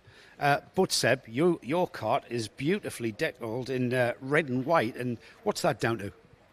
It's down to my partner, GSF Car Parts. Right. And so who are they? Are they your sponsor? Yeah. Right. And so they are why you are here. Yeah. They help. Yes. So it's great to have them along as support, yeah? Yeah. Right. So, Sunday afternoon, you're here in Micromax. You know ROWRAH. You've been here loads of times. Yeah. You're back to the Kart Championship. What are you going to be happy with? Top 3. Or top 2. Right. So it's top 2 or top 3? Top 2. I said top 5 wasn't bad, Seb. Come on. I just want to win. Of course you do. Sebastian Crawford, great to have you back, Seb. Looking forward to seeing you across the weekend. Thanks. So this young man is Jensen Darlow, and he's in the Micromax class. He's running the number 26. Jensen, you are 3rd in the championship. How has that happened? You've had a great season. Yeah, What's happened then? How did you get to 3rd? it was all because of Shennington and that. What happened at Chennington? I came 2nd, which was my best result in CKC ever. Oh, wow. And what did that feel like when you were on the podium? It felt really good. Yeah. So, feeling really good, I would imagine you want to be back on the podium as soon as possible. Yeah, And do you like ROWRAH? yes, And do you think you can be on the podium here at ROWRAH? yeah. What's the best bit about ROWRAH? I think the first 2 corners, Why is that? because it's great for racing. And is it fast? Yes, Goes up and down as well, doesn't it? yeah, Is that the best bit? yeah, Do you like going fast? yes. How fast do these karts go, do you know? 60 mile an hour? And how old are you? 10. So do you think that's good, a 10-year-old doing 60 miles an hour? Yes. Of course you like it? Yeah. Yeah. Now your dad, Tim, behind us, he's done some karting, hasn't he? Was he any good? Yeah, Yeah. Do you think you take after him or your mum? yeah, Take after your dad? yeah, Does he help? I know he's fixing your kart and prepping your kart, isn't he? Is he a good mechanic? yeah. Is he the best mechanic? I don't know. You've got to say, yes, he's the best mechanic. You've got to say that. Try again. Is he the best mechanic? Yeah. That's better. So, Jensen, Sunday afternoon, what would you like to be? Where would you like to be on the results? First. Of course, he said first. Jensen Darlow, everybody, keep an eye on this guy because he's come on leaps and bounds, I've got to say, since January. A newcomer to the Kart Championship, well, not just the Kart Championship, but karting, is Lilia Scatchard. Lilia, you're on a black number plate with white numbers. What does that mean? Tell the viewers. So this is my first season in owner kart, so racing against people that have got loads more experience, so I am at a disadvantage, but to be racing against the top drivers, it's really good. So you're on a novice plate. That's why you've got the black number plate. Yeah, that's so we can tell. So how many races have you actually done then on your race license? This is only my 3rd. Right, 3rd in senior Rotax. Yeah. Right. So what experience have you had, if any, of karting before these 3 races? I've been racing for just over 3 years. Last season I did Club 100, got my first podium at this track, Right. and then I did the Jamie Chadwick series where I came 9th in the championship. Right. And what sort of karts was the Jamie Chadwick series on? Sodies, so only the rentals. Right. Right. And that's a great way to start motorsport, isn't it? Those rental championships. Is that what was at the forefront of your mind when you were doing that? I didn't really think of it at the time. I was thinking I really want to make the jump up into owner karts, Yeah. but it was still really good competition. Now, those karts that you've just mentioned there are not exactly slow, but this is like driving a firework, isn't it? This Rotax Max. Yeah. What was your thoughts when you first drove it? Going straight into seniors, I didn't do any juniors, so obviously straight into the seniors, it was a big jump, but I soon got used to it. Yeah. Is it, when you say I've got used to it, does it feel slow even? Kind of. So how are you enjoying the racing as well? Because the racing can be a bit rough sometimes, can't it? Yeah, definitely in Heat 1 there was quite a lot of crashes. It was just making my way around them, trying to gain up my positions. You mentioned, I don't know whether you mentioned it off air, but you mentioned that you've been here before at ROWRAH. Yeah, this was the first outdoor track I ever did, about 2 years ago in the rentals, and then I came back last October for Club 100, and then that's where I got my first podium, and then I'm back again. Now, you told me you're from Bradford. This isn't exactly a local track, but it's not far, I suppose. You enjoy coming here? What is it about ROWRAH that you enjoy about the track? It's mostly like the hairpins, chicanes. I just love corners like that. Yeah, something that you can really get the kart working. Tell us a little bit about your kart. You're with Ultimate R, I take it, and tell us whose motor are you on? I've got a Potenza motor. This is brand new for this weekend. Thanks to Seed Data, my sponsor, for supplying that for us. It's got good pace. So who are your sponsors, sorry? I've got Seed Data, Retro JCB. Don't forget anyone important, but I know you've got a few names on there. PTSD awareness, Right. All good ones. A big thank you to them to help you go racing, I would imagine, yeah. Your dad, you mentioned that your dad's your mechanic as well. Is this it's a great dad and daughter sort of pastime, yeah? Yeah, same as me. Obviously, it's my first year in the championship. It's also his first year mechanicking, so he's got a lot to learn. Right. But thanks to the team, we've got him up for it. Yeah. Obviously, you know you're going to be you're on a novice plate. It's a massive learning curve. What are you hoping to get out? What will you be happy with? What will Lilia be happy with on Sunday afternoon? Honestly, anything. I am looking for top novice, hopefully. Yes. But yeah, I'm happy with anything, as long as I keep improving. And might we see you out at the final round of the Kart Championship? Yep, definitely. I hope so. Lilia Scatchard.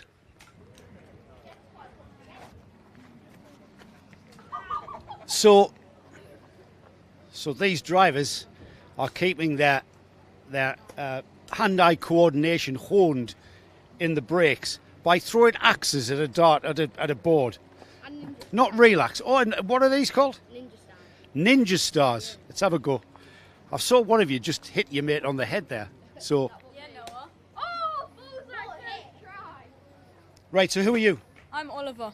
Oliver who? Barton. And what number kart are you and what in? I'm into Rotax, Right. 165. Right. And who are you? With the McLaren top on. Oliver Ratton. Are you both called Oliver? Yeah. That makes things easy for me. I can remember. So Oliver Ratton, what class are you in? Honda. Where's your kart?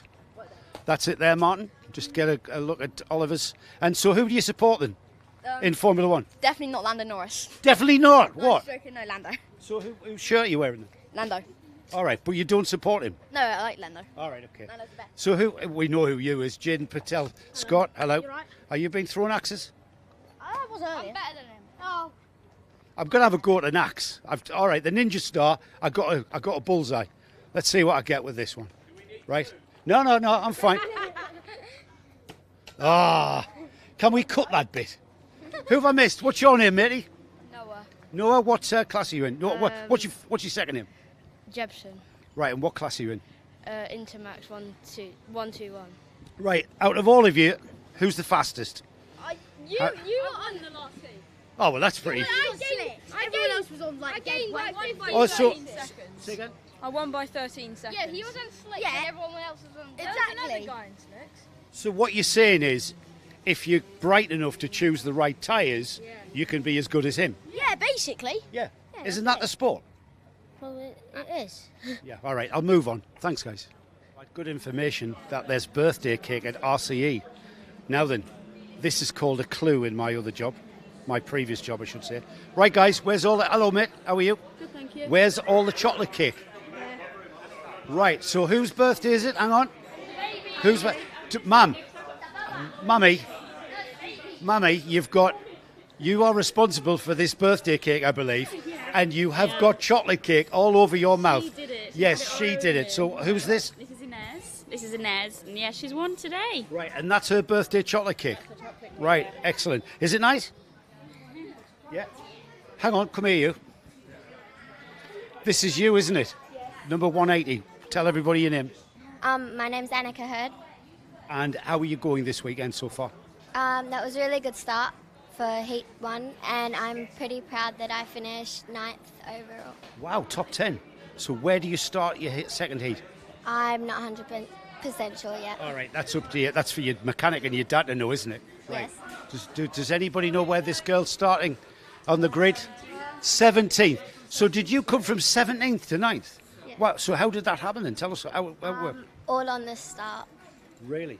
What was the conditions like on track? It started off wet for the first 4 laps and then it turned dry. And what tyres were you on? I was on wets. Right, and are the wets damaged? Yes and no. All right, you might be able to use them again tomorrow. Yes. All right, okay. That's a cracking result. Are you going to do that again then, in second heat? Yeah, hopefully. Right, you going to have some chocolate cake just to make sure you do? I have. You have. Right. Is there a piece for me? Right, we're going to cut then, and I'm going to fill myself with chocolate cake. Happy birthday. A long, long time ago when I first started racing, somebody said to me, you've got to learn how to lose before you learn how to win. And took me a little while to understand that, but I'm afraid, number 16, junior ROWRAH, Zach McKay here. Zach, you're learning that the sport is not just highs, it's also lows. Tell us what happened in the second heat. So I was sitting in P2 for a bit, and then I got to P1, and then on the last lap, the cable came out. The plug lead came out, I think, yeah. So you lost your motor. Yeah. So, all right, I'm going to expose it here on camera. How does that feel? It just feels bad, because I gapped the boy, and then last lap and just came off. Right, and the knock-on effect of that, of course, is it affects your grid position for tomorrow. So, what are you going to do? What are you going to do to get your head around and get yourself lifted again? Just going to go from the start in the first heat tomorrow. Try and get good positions for the final. Have you seen the weather forecast? Yeah, it's meant to be raining. Yeah. Are you good in the wet? You're Scottish, so you should be. Yeah, good in the wet. I've been here a couple of times in the wet. Right. Is it a track that you enjoy, ROWRAH? Yeah, I enjoy it. I've been here a lot, so it's quite good. Do you know where the grip is in the wet? Yeah, I know where all the grip is. You're not going to tell anyone the way? No, I'm not going to tell anyone. Zach, bad luck, mate. Like I say, it's you know what? It's times like this that make the winning feel even better, though, isn't it? Yeah. So I'll just need to see what tomorrow's like. Very disappointed young man here, but it'll be fine tomorrow. Thanks, Zach.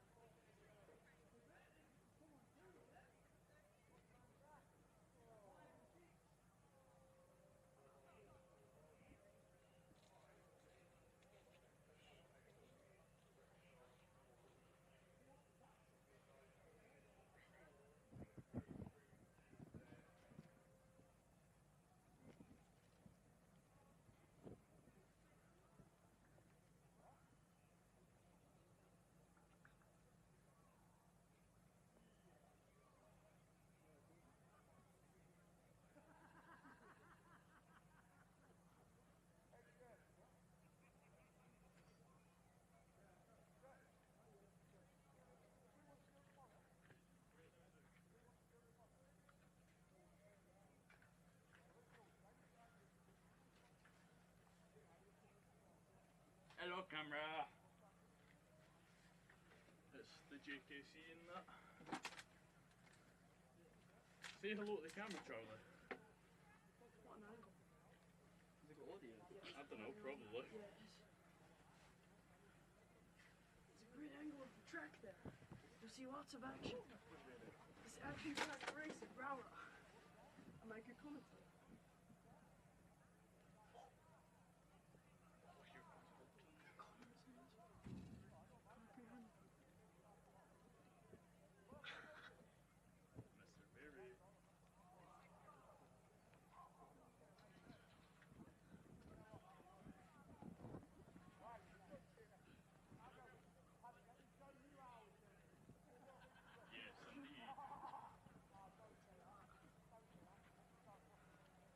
Mr. Berry, how's your day going?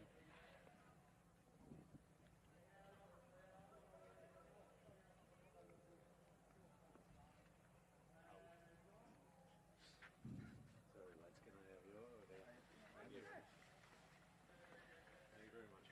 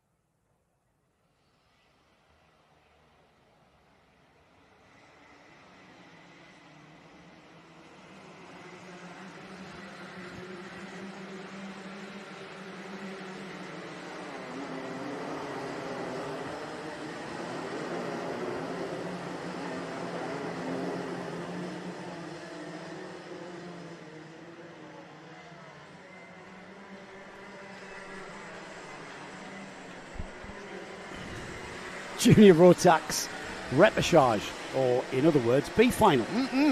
We are focusing on the top four then. The top four can only the top four can qualify through into the final. The surprise is the final, isn't it? Yeah, slightly quicker. Yeah, a couple of minutes early. Yeah. But you can see who they are out there on the timing part. They're already out there.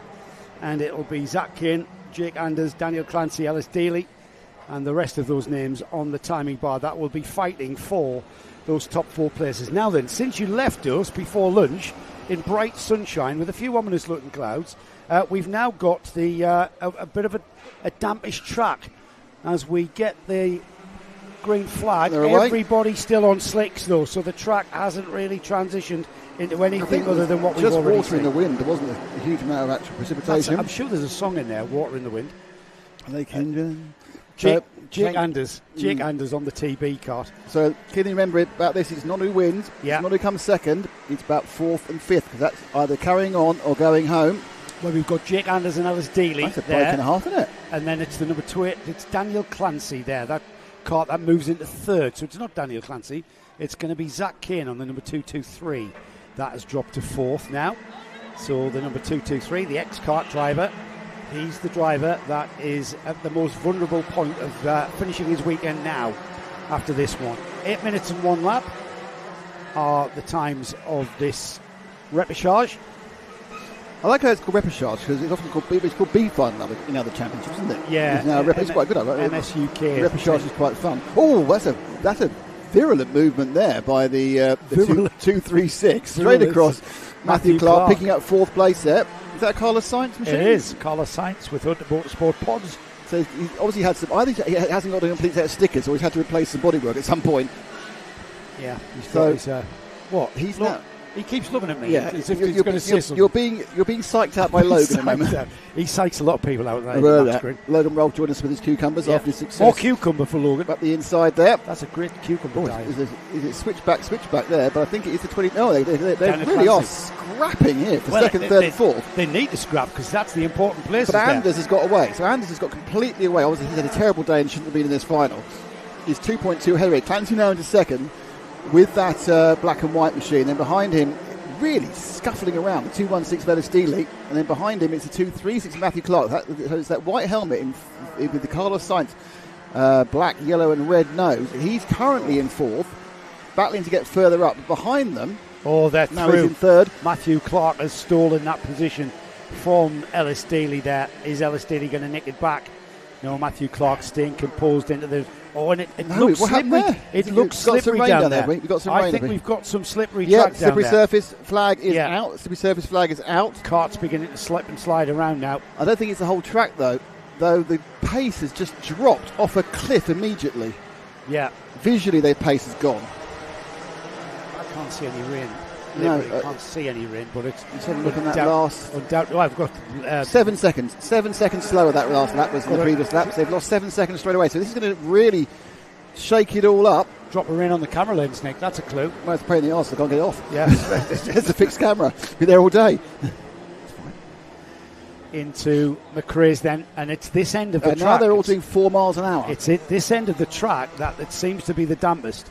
This is where they're slowing down. Now this one, Iredale's, it's a bit quicker. Or is it? Oh dear. No, it's not. And Goodbye. That's gone by. Yeah. Luckily the next final is the Bambino, so they haven't got to change tyres. Yeah, that's not going to be. And this is just outbreaking on a wet I think at that point track. I think whoever that was thought they were a hero for about 15 metres and then realised, I'm not a hero. I'm going through. Why is everyone slowing down?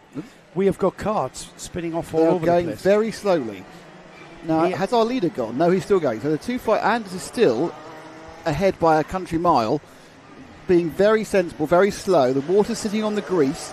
The coats are going on, and it's absolutely teeming down. I can see it now in the air. Can you see it out there, Joe? It's really coming down. It's raining proper. It's raining proper. It's all over our camera. That is waterproof, isn't it, Ash? Yes, it is waterproof. We are halfway through this. I'm not sure anyone's going to survive this. A wet track on slicks is going to be tricky. That's Lewis Holt now in second place. Drive slower. And, but sometimes you just can't get the thing to turn. That's the number 259, Riley Mason-Lewis, who's come through to third. Adam Giuditis has just spun off, I think. It's looking quite good. So who's in fourth? So that's a two... that's too fast. That'll be a bit. You're never going to stop that. Oh, he did. He just stopped it. Because the grip's on the outside of the turn. He didn't get any time. He lost a lot of time. He did stop it, in fairness. The grip's on the outside of the turn. You saw when it just slide, grip on the outside of the turn. So we just need to... What we need to do is just work out who's where. So leading by a mile is Anders. Yeah. Second place. So he's just coming... 253 is coming across the line now. That's Anders. No. He's just coming into paddock turn. Yeah. Second place is just going through 220. That's Lewis Holt. Third place, 259, blue and white, Riley Mason. And 284, Adam Giuditis. He is your fourth place man in the 284. He's the important one there. Yep, so it's the green and the black we need. That man there slipping and sliding, getting the power on. Sideways action across the line. It's when you press the brake. That's the tricky bit. Slick tyres, easy to lock the rear axle up. Also, when you turn the wheel, you get no steering effect at all. But before you turn the wheel, you've got to press the brake. Look where he braked there. He's about 50 metres from the... That was quite clever. Yeah, very clever. Ditch hooking. Right, so this is the fourth place man. It's 2 minutes 40 to go. The lap times have gone out to 1 minute 7, which is slower than the Bambinos. As they desperately try to get round. The rain is still falling in the wind. It's not super heavy, it's just unpleasant wind. It's wind-driven rain. Not a surprise, we were expecting this. The driver that is chasing down Adam Giuditis is Emma Leckie. And Giuditis there on the green and blue kart has got a huge gap to before Emma Oh, comes it's not along. that great because he's not that far. No, because it's closed up massively. We've got like a wet line and then a bit of dry.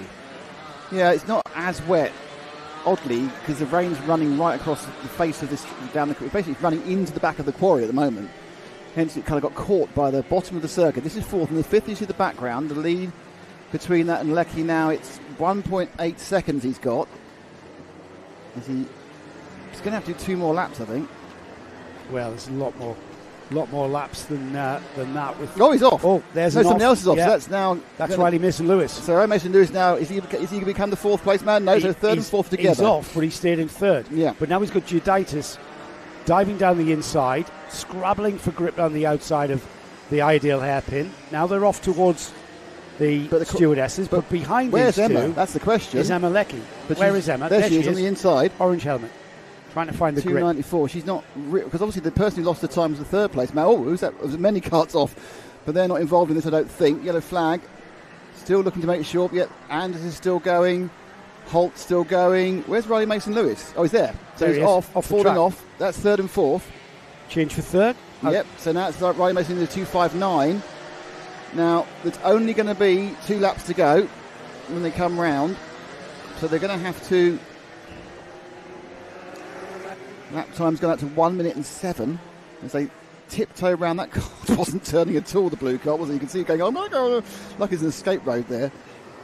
So when he's dropped back 1, it's the blue one that matters. There we are, the blue and white 2, who's having a right struggle. Now there's the 5th place. That's Emma Lecky, that's her target. It's going to be the 1 lap to go board next time by for Jake Anders if he can keep it on the track. Oh, they're right. I think she spun it. Yeah, I think Emma's maybe spun it. I thought she thought this is my chance. Yeah, she's dropped way back. She should be in the picture by now. And she's had a spin at the ideal. Yeah, she's lost the position. So it's 20:36 now. It's Matthew Clark who's come through. But I think. Oh, he's about is to it lose Hyagariva? Yeah, Hyagariva, Gokilnath scrabbling for that Still position. Clark, but they're a long way behind. They've kind of given Riley Mason-Lewis a bit of a free pass there because he was absolutely struggling, but they've struggled more. Okay, so Anders is about to start his last lap. As the rain comes down and makes our screen quite wet. Anders and Holt have gone. Oh, it's really coming down now. Riley Mason-Lewis there, the yellow and blue cart, is the last of the qualifiers. And he's got a huge gap before we get Matthew Clark, who was up there and almost on the edges of a qualifying position. But he's not that far from Adam Giuditis. Yes. But he is miles away from the cart in 5th. So the rain is falling really heavily now. You can't quite see it on the screen, but it's lashing down. It's a big, heavy shower. This is going to mean, I would think, that all the finals will be wet, properly wet. It's going to be a wet track, isn't it? Yeah. Or wet tyres. Currently it's greasy. For the rest of the afternoon, I think. Yeah. So currently we have a greasy situation, but we're on the last lap, and it looks very much like Riley Mason-Lewis is going to get away with it. Oh, hang on. Who's that? It's just bumping around, going nowhere. I think are they lapping people now? I think we've had a change for the lead. No, hang on. So there's a problem for the 2.53 of Jake Anders. Anders has we've had an issue. He's got Lewis Holt is first. We wait to see who is second because I think that's Adam Giuditis. Anders has got the 4th. Let's wait and see. They cross the line now. Giuditis, Riley Mason-Lewis. Who's going to be the last qualifier? Can he get across the line? Can he get across the line? No! Oh, God! Anders broke down on the line. It's Matthew Clark. His engine electrics got flooded, and on the line he had no drive to get over. And despite dominating that, he's pulled off at the side, and he is absolutely annoyed, I think the word is saying. The blue helmet of Anders, his engine just gave up in the weather, skulking off there. In fairness to him, you know, everything was going fine. You hadn't made any mistakes, and then Mother Nature destroys your weekend. Yeah, bad luck there, right at the very last, because he was really dominant, if anything, in very, very tricky conditions. He's doing a great job. Bad luck. I mean, so he's sitting down, he's pleading with the engine, going, "Why have you done this to me? Why? Why?" Now, I can tell you the wind's dropped slightly because the rain's falling vertically now rather than at a slight angle.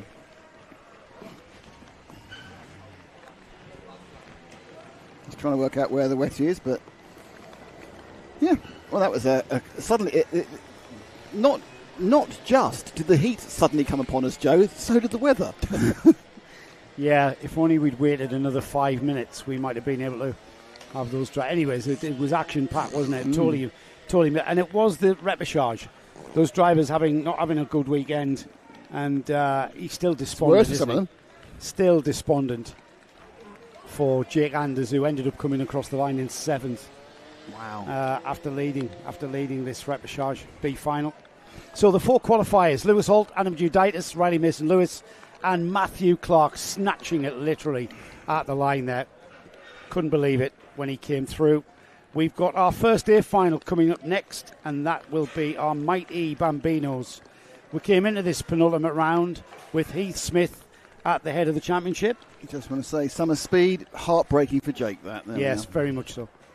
Absolutely heartbreaking. You've got to learn how to cope with the bad days. The massive disappointments. Yeah, there's more disappointments in motorsport than there is joy. That is true, actually. I speak from experience. Did you ever break down at ROWRAH? Of course I did. I had me brake caliper fall out going into paddock. Why did it fall out? I don't know. Something gave way. It wasn't bad maintenance. I didn't realise until I went for the brake and there was nothing there. So I hurtled into that barrier there on that banking. Brilliant. Backwards. I wonder what's going on, whether they're going to have a temporary pause. No one's... we are They're recovered. collecting the car. Yeah, just looked at I'm going to have a dunk of my biscuit, mate. Really? I'm still at my lunch. We're all on lunch. Right, so the next heat is... I need my glasses to look at the heat, which is slightly irritating. So we are, as you say, this is Mighty Bambino, Bambino final now. So let's have a look at the grid for that. And it is going to be Felix Tandy. This, of course, is completely different now. It's been dry all day, and now we have a wet race. And that throws a massive spanner into a 6 to 8 year old's works. And the thing is, Felix Tandy has been dominant is the word. He won both heats yesterday. He's won both super heats under pressure as well. Didn't have it easy. He had to drive really, really well, did young Felix, and he did. You off, Logan? Good luck, mate. He's had another cucumber. That's good news. Logan Rolfe, cucumber man. And he's going to be under pressure from Arthur Rhodes. These two starting on the front row. And that man. And Logan Edwards.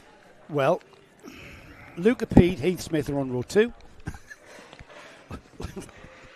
Logan Edwards and Teddy Smith are on row 3. Arthur Thompson, Elliot Hitch, row 4. Jack Harper, Nico Mohan. Oliver Yap and Carl Tennant. Frank Pearson and George Algar. That is your 14 drivers. And I'm not sure what difference this rain is going to make with the order and how the karts drive, how the drivers drive. I think it makes massive difference. And I'll tell you why. I don't think Tandy has the same dominance in the wet he has in the dry. We've seen a couple of wet races, both within this series and other people's series, and they're the ones that Felix hasn't won. However, he's on a vertical learning curve, so that could all change. Yeah, absolutely. I mean, the thing is, when you watch these drivers at the beginning of the season, and then you see the same drivers at the end of the season, they have come on so much. 100%. Season racing, not because the majority of them are not just racing in the Kart Championship. They're going off and they're doing races, club races, or in our clubbies and other championships. They've been released, and they're gathering a lot of pay, a lot of experience, and just their pace is just development curve, as you say, like a steep. Well, they've also got 12 minutes like a scarp slope. They got scarp slope, like a scarp slope, escarpment or something. Yes, yeah. At some point, someone's going to have to go and clean those lenses. Yes, but we have to wait for the rain to stop before we bother doing that. Rather. No. So we're out. No change of tyres for the Mighty Bambinos. They're on a treaded Lecon tyre. So I would imagine the only thing difference tyre-wise would be pressures, starting pressures, and the way they go about that. You haven't got the Calster and camber adjustment, have you, in these cars? No, I don't think no, so. I'm pretty sure they haven't. You've got toe in, I suppose. That's all you've got. I would imagine they will be slackening rear bearings off, slackening grub screws, making them loosening the chassis, loosening the chassis up a bit. We haven't. Maybe we should have a tech talk. I think we should at the final round. I'm having a conversation with a well-known father. I feel that's an excellent filler. I can do quite well. Probably is. There's a lot in your comfort zone, Nick. Yeah. Yes. Not children, basically. Don't mention Watkins then. Did not go well. No. Not for Nick. No. Oh no, was that when he plunged it in the wall? Yeah. Oh yeah. Don't mention Watkins. That's fine. Talk about Daytona and Sebring. Yeah. Or Petit Le Mans in 2016. Yeah. Not this week. We don't know about this one, do we? Well, we won't know. Yeah, Felix's dad is good in the wet. We know that. That is true, as is the Porsche. So, everybody got their raincoats on. Felix Tandy gets his visor wiped from his dad, Nick. Ed Peed just tending to Luca. And then Arthur Rhodes alongside that all-black cart of Nick Tandy. Did Ed Peed win the Clearwater Cup? No. He was certainly a front runner. I remember talking to him at the time. He was with Mardi Gras. I think he was with Mardi Gras. That's 2007, Nick. I can't remember what happened yesterday. I think we got a gap there, haven't we? Here we go. 12. Yes, we have. Third row. There. I don't think Teddy Smith's there. Third row. Logan Edwards is there, isn't he? It's Teddy Smith. I don't think he's there. 6th place. Yes. Here we go then. 5-second board. It's 12 minutes. Remember, so a bit longer. 4 minutes longer, a full third longer, or at least half as much again. Half as much again, yeah. Great start by all, but then of course they are sitting there on treaded tyres, so it's not as big a change, but there is of course the same lack of grip. Tandy and Peed into the chicane. They'll still be down the same 30 or 40% of grip as you would be. But Luca Peed into second place, I see. There's a great break by Felix though. Yeah, all the way around the outside there, finding the grip is there. When do you think they learn about the wet line? My guess is already. When their driver coaches tell them. Yeah, it's got to have a natural feel. See, all the way around the outside. That's where there's less rubber. That's where the wet line is at any kart track. There's the number 82 of Arthur Rhodes already alongside Luca Peed. The number 3, Heath Smith, going with his teammate. And down the inside, in fact, Heath Smith snatching second, Willie, accelerating out. No, lost the drive. Still Tandy in the lead. These three squabbling behind. Felix is playing nicely into his hands, allowing him to break free a little bit. Looks like Teddy Smith did start, but he started at the back for some reason rather than starting in 6th place. Maybe Teddy hasn't got as much experience in the wet, so that's probably a very sensible decision by his parents to get Teddy out at the back. He's made 2 places up. It's been a dry spring and summer, hasn't it? Dry so season. I think this is our first rain of the year, isn't it? So I wouldn't be surprised. I think so. Did you rain at Forest Edge? No. Did it rain at Warden Loft round 1? I think so. Second it's cold.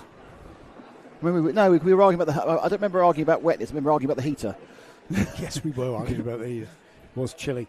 So now that we've got... who's that as well? Was that is the number 3. Smith, yeah. That's his line. Look at that. It hasn't disadvantaged him whatsoever. He found grip off track. Luca Peed back up to 3rd. Loses it, yeah, but we'll get it back on the charge down to the stewardesses. They're already doing absolute wet line driving. The 82 of Arthur Rhodes tries something a bit different. Didn't lose. Big massive puddle there in the on the inside line into the stewardesses. Is that going to prevent the other classes from making that move, manoeuvre? Not sure how deep it is. I just think it's a bit surface water. I'm not sure if it's still raining, but it's well, can't see it at the moment. You can see how wet it is. It's still in the wind slightly, yeah. But it's a fully wet track for these Might E Bambinos. It was always forecast, it's about an hour late. So well, it's good though. Heat's dry, final's wet, and up the inside, change the lead. Straight through. Heath Smith found a great bit of drive there up the inside, coming through Paddock, and he takes the lead. Tandy second, and then onto his tail. Here comes Tandy. Here comes Tandy back towards the chicane, into the chicane, and Tandy's got the lead back. However, Heath Smith will show being in the lead at the end of lap 2. He's got it all to do again as they head down to McCree's. Peed there also going well in 3rd. Rose did lose out actually over that little attempted manoeuvre coming up here at Iredale's. Now, the thing is, you'll have learnt about that. Now, all the rest of them, these 7 to 8 year olds, are immediately taking the karting line right wide around Iredale's, and this time round, Arthur Rose copies them, and the owl neck of Felix Tandy in action again. Well, he's got something to watch now, hasn't he? Because he's got people right there. And Felix on the outside line at the stewardesses, Heath Smith on the inside line. No difference, it seemed, whatsoever as they punch out the corner. Heading down and through the left sweep, downhill, very fast downhill into St John's. And then you're immediately looking at the brakes for the left-hander at Sonny. Stay off the curb, using all of the track and more as Heath Smith comes back at him again. He's got a nice little drive coming out of Sonny, hasn't he? This time, though, there was some good track positioning by Felix to stop him getting through. But I think they are now slowing each other up. We've lost one of the carts to the grass coming out through St John's. Can't quite see who it is. One of the but obviously not one of the leaders. But the battle between Tandy and Smith is actually bringing the top 5 back together again. So Yes. Elliot Hitch is joining this party in the 70s. Interesting, Logan Edwards is not. Logan Edwards got caught in no man's land. Small child upset with Heath Smith taking a narrower line through McRae's. It's a side-by-side sprint race. Well, the interesting thing is synchronised over-the-shoulder look. Yeah, this is going to give him the ideal line. Tandy's gone wide, and he's just going to keep it. I think, is he going to have the momentum? No, I think the momentum's going to be with Smith into Stewart. But then, of course, is Tandy going to go through that massive puddle? No, I'm not. Says Felix, I'm not going through that massive puddle. I don't want to go anywhere near that puddle, frankly. Just slowed him down massively, didn't it, having to take that inside line at Iredale's. Heath Smith now into the lead. Tandy can't let him get too far away, so Tandy's going to have to put his thinking head on. I don't know, they've made a huge break on Pede this lap. In fact, it's not. Is it Pede in third? I'm not sure. Hang on a second. Is it the 76? No, Pede's had a problem. That's why it's now Hitch. Pede's gone missing. Pede's gone missing. There's been a problem for Pede in this lap, so it's now Hitch who's moved into second place. The fact that Rhodes isn't there either makes me think, it's CSI, ROWRAH. The fact that two of them have dropped down, there could have been coming together at some point. Yeah, and they've really dropped down. They are dropping out of the top few. So Pede's dropped down to Pede's out of the running entirely. Look, he's dropped to the back of the field.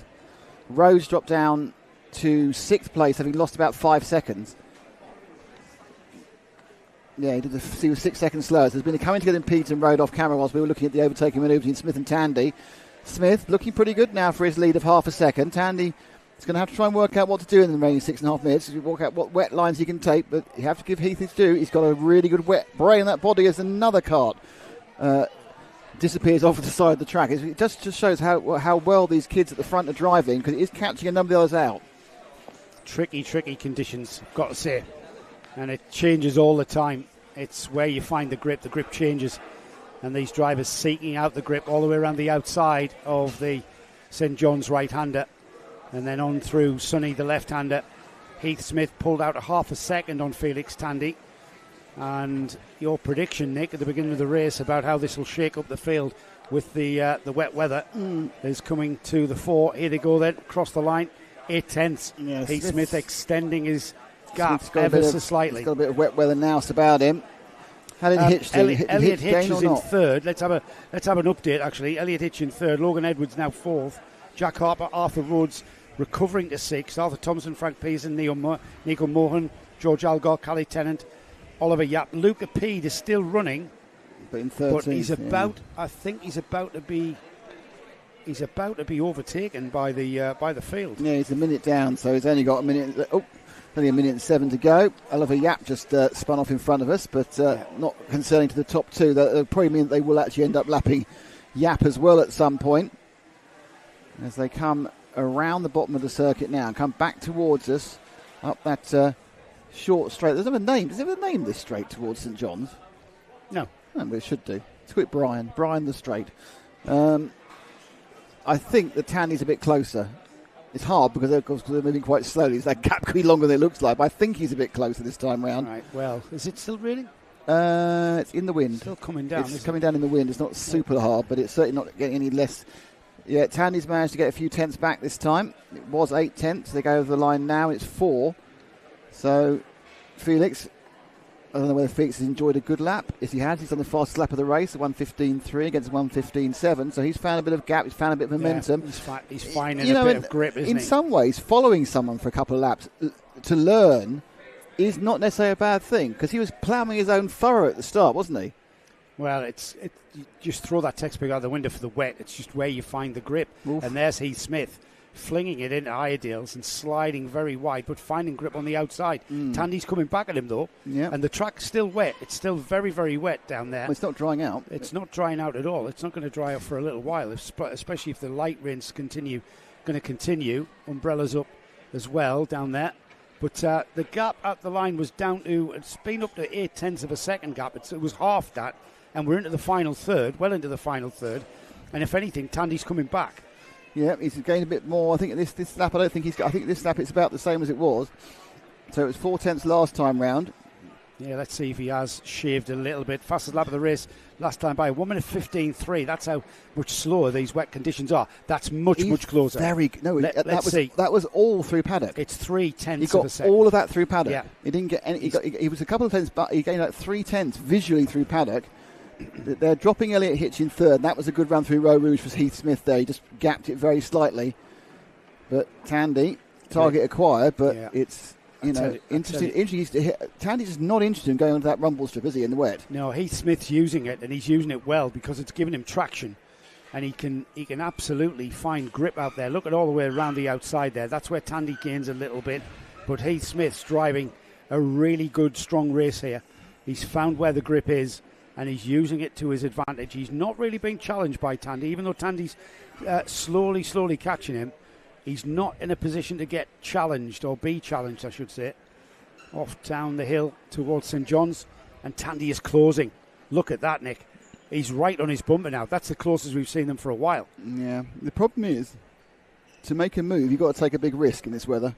It is a big risk as well. Remember, these karts don't brake much in the dry, and they're only braking a little bit more in the wet.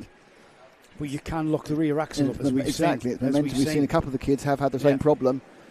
Here we go then across the line. It was 0.37 last time by. That's about 0.2, isn't it? It's a 0.3, okay. So 700ths that Tandy has taken out. But we're inside of 2 minutes now. So time running out for Tandy to find that grip or extra grip. Suddenly both these karts are suddenly getting a little bit of spurts, aren't they? Suddenly finding a bit of extra drive. Now, closing a tenth, losing a tenth, up the inside. Tandy be side by side, but then Smith will get more momentum coming out of McRae's. Now, historically, Tandy's been slightly quicker going round Iredale's. And again, he's just gained a little bit. But I think the line that Heath Smith's taking is good enough to push him down that straight, punch him out of the corner. Remember, like you said earlier, there's very little speed difference between the corners and the straights with these electric Bambinos. Tandy's got a slightly slower entry, slightly faster exit from the Stuart S's as well. And he does tend to pick up a couple of yards coming up towards St John's, and through this next two corner. Back Marcus is going to play a role in it now. Final minute. And is the number 77, Oliver Yap. He's on the novice plate, is he? I don't know, but there's going to be two laps. No, he's not. When they come round, there's going to be 2 laps to go. Blue flag flying for Oliver, making him aware that the leaders are coming. Tandy again gains a few yards. He's letting them go past me, go past me, go past me. He says he tries to go wide, and he's tried to get out of the way, and he hasn't. He's got slightly in the way. He's doing his best, but they've found him at the wrong place entirely, and now he's slightly in the way. Can Tandy make his move as they get kerfuffled around the back marker? But no, but of course the lead's completely disappeared there.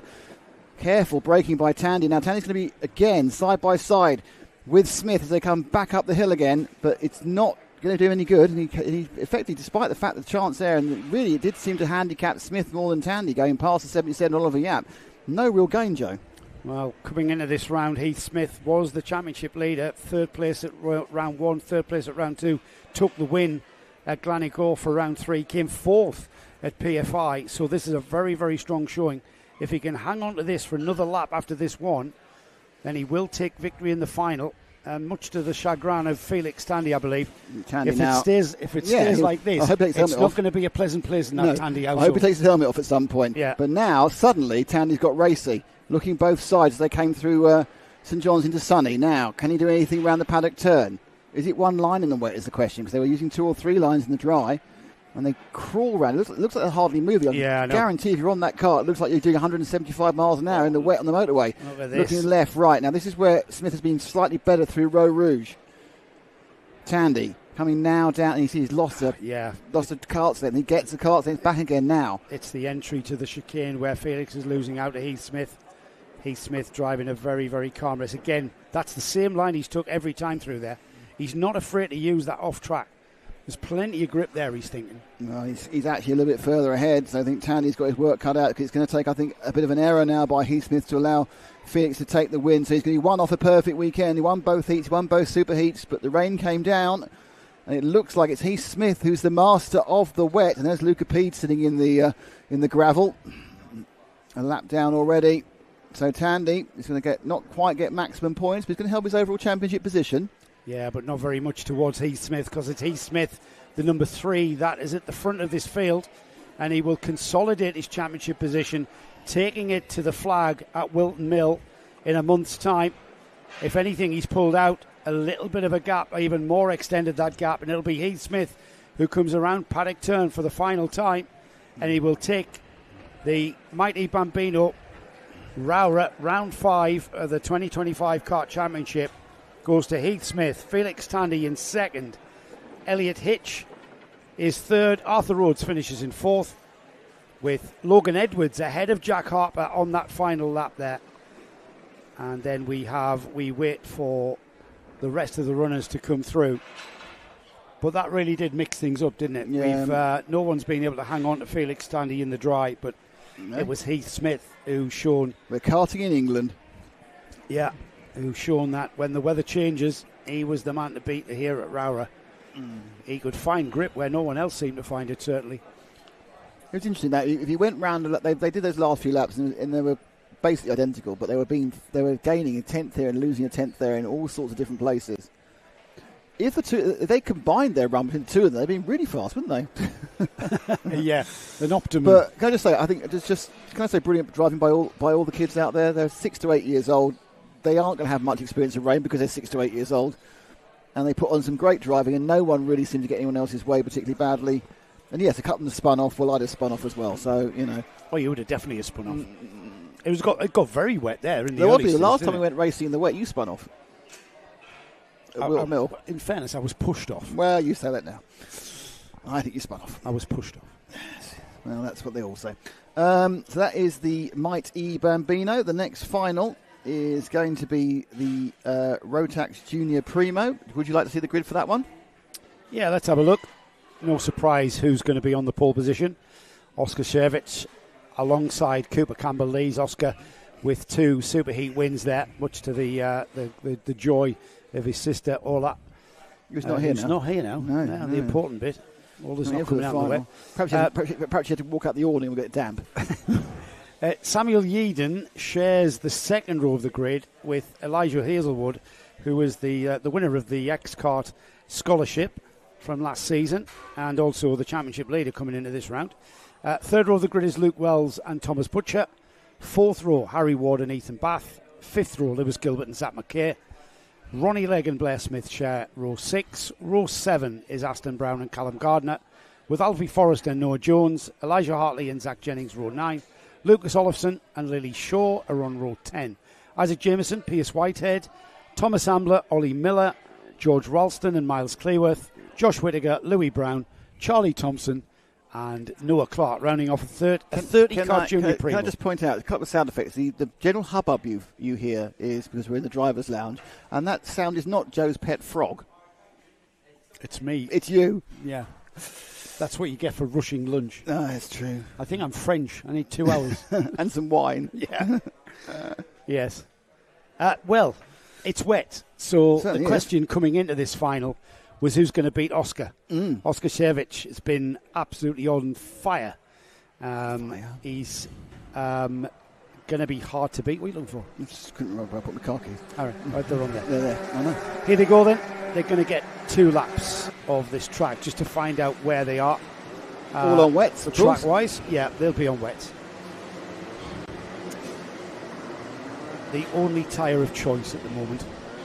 But again, we've seen domination in the dry from Oscar. This is what I mean. What will we get now? Could be anything. Yeah, it's the same thing. We saw Felix Tandy being dominant in the Mighty Bambinos, winning everything until they got to the final and the rain came, and then Heath Smith took it away from him. Who's going to snatch it, if anyone, from Oscar Shervich?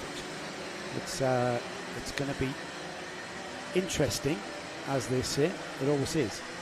Any kind of wet race adds another element of jeopardy, doesn't it? It's this junior primo grid has been quite jeopardous all week. We have had 2 calls to the ambulance following the 2 heats today. A few cars, few of the drivers they're trying out. Some have got their wetsuits on, some haven't. The ones who haven't, they get very, very cold and very, very damp in the 12 minutes they're racing. No one's got a whirly visor, which is disappointing. I think very disappointing. Nick's always disappointed. Only in the entire time we've been covering karting the last 5 years, we've seen one guy he's our age. He's our age, had a whirly visor. Looks like there's a problem for one of the karts. It's got a damp issue and it's not working. I'll tell you who that is.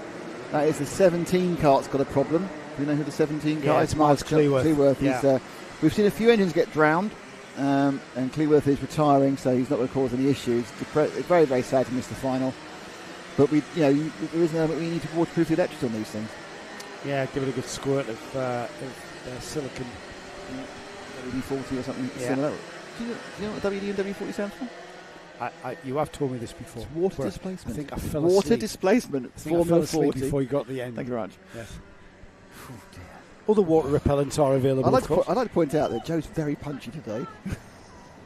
Very punchy. Okay, there's somebody fallen off at the back of the grid as they attempt to slow down to form the grid. We have lost. No, we haven't. He's there. I thought we lost Luke Wells. We had problems with the 70 as well, and the 99. Luke Wells is running blue numbers. Lucas as well. Olofsson had an issue, as did, I think, George Ralston. He's at the back anyway. Here we go. Firing over for the Primo final, and they're going round again, apparently. Again, yeah. They weren't happy. I think they were accelerating too early. So the Primo final. I'm surprised if the Primo final goes round again first. The grid, Nick, is all over the place because we should have had. Luke Wells is 5th. We've lost 3 karts. Zach McKay is 10th. There's 2 karts that have gone wrong. At one point, they were side by side. Well, somebody fell off at the far end there whilst they were trying to group up. Okay. Right, okay. Didn't see who. Didn't see the. I saw the kart. Didn't see the number. 2 karts have retired, and are in the marshalling area there. They just pulled off at the side of the track into the pit. Again, the water that is playing havoc with the electronics of these single-cylinder engines. Yeah, it's the electrics that get damp and start playing up. So I don't think quite know. I think Campbelleys and Surrich know what they're doing. I think behind there it gets quite complex. If someone's disappeared, or 2 have disappeared, you think, well, I was behind that bloke. I knew I was supposed to be on the grid. Okay, they decided to form up much earlier this time. So here we go then. St John's. Slow down, says the man with the yellow flag. That has been maintained by our pole position driver Oscar Shevich as they get towards paddock. It's not this point that they have to please Dan Ashton. It's coming out of paddock and towards the acceleration slow zone. at the moment. Let's see what they can do. Here they go. Cooper Don't Campbell accelerate too early. Don't accelerate too early. Here they go. And they've been given the green flag. Zip across there. I think it was Hazelwood who has pinged himself into 3rd there. A little nudge at the backside, but it was either Yeadon. I think Hazelwood may have got himself in 3rd, which is a great manoeuvre at the start of the race, but it is leading. It is Cherevic goes into his head, but it's a 21 kart of Hazelwood, who's now sort of 2nd, but lost a bit of drive there and haven't got the start. They haven't got the start. No. Jeez. All right, Dan. No, I suspect that they weren't giving it because they accelerated too early. So they're one more go from being told off Big Star. They're coming out of the right-hander at paddock and they're accelerating immediately. You've got to leave it a little bit. Just leave it a little bit. Wait until you get towards the acceleration line before you floor it. That's what Dan likes. He hates to see people accelerating at the apex of the final turn. So we've lost Cleworth, we've lost Oliverson, and we lost Whittaker. Pierce Whitehead has just had a bit of a spin as well. He's at the back now, and we'll see if they can do this again. This is Junior Primo. It's a Junior Rotax class, but it's for 12 to 14-year-olds. And you can see how impatient these 12 to 14-year-olds are. This is going to be their third attempt. Third and last, I would think, before they get told off. Before they get told off. One of those carts that's broken down is going to rejoin at the back of the grid. Oh, that's good. So they obviously managed to find the spray and get the engine running again. Right, let's see what they can do. Right, don't accelerate until the acceleration line. They've accelerated early again. Is he going to let them go? The clock ticks. We're into the chicane. And it looks this time. Looks like they're going to start. There's quite a lot of arguments happening going into McRae's. But the initial break has been... Oh, and who's that? The 66 spun off, so we've lost Luke Wells straight into the barriers. So one of the early favourites is gone. Oh, massive bum up the backside. The 29 of Cherowitz was given a real clunk there by the 18 of Yeadon. I don't think Yeadon just yielded to... No, Yeadon just... I don't know, but I don't think he did enough to get his nose down. It was kind of like a... No, but has he just given that place up because the rotation? It was made, didn't go off. He just went wide, and of course, wide's actually the correct line, isn't it? This weather. Yeah, it is. So it wasn't too bad. So it's got away with Cerevic from Yeadon. I'm not sure Campbell lead was scored first over the line, but he's now got down to third. Was on the wrong side of going through Row Rouge. He's in third. Fourth place is Elijah Hazelwood. So they have a bit of a gap now. And in fairness to Oscar, who was imperious in the dry, he's now doing pretty well in the wet as he pulls out an immediate gap over Yeadon, and another big gap between third and fourth, which is where the main battle is, Joe. Yeah, but look who's coming in fifth place. That is Zach McKay. You saw this interview, Zach. He had a terrible time in his heats, and it's been a recovery drive all day. And to see him now into fourth place there, splitting up those ex-kart drivers, and they're down to third. Well, not quite. So up to third, I should say. Not Nearly. Quite on the slippery inside line there, wasn't it? Not ideal, but keep an eye on that 16 as out in front of him, the number 11, Cooper Campbell-Lees. We know how quick he is, and he's going to be hard to pass. Given that puddle at Stewart's has gone, or is going, I get the impression that we now are without rain anymore, so it's beginning to start the drying process. Yeah, if it stays dry and there's no more rain, you've got quite the ambient temperature is quite high still. Yeah, I know. So it's maybe gonna dry. Once we've got karts running on it, we're gonna have a dry line. Not in this race, we're not. Not in the next 10 minutes. No, not in the next couple of races, I don't think. It's going to be wet tyres. We've got another hour and a half, I think, of racing, so... Yeah, let's have a quick run down the top 10 then after 2 laps completed. Chervich at the head of the field from Sam Yeadon, and there's a move for third. That's not going to come off again. So Cooper Campbell-Lees and Zach McKay, absolutely ding-dong battle, really enjoying themselves, or they should be. Elijah Hazelwood's coming through in fifth there, having just been overtaken. Ethan Bath, Blair Smith, Alfie Forrester, Harry Ward, it's Ronnie Legg rounding off the top 10.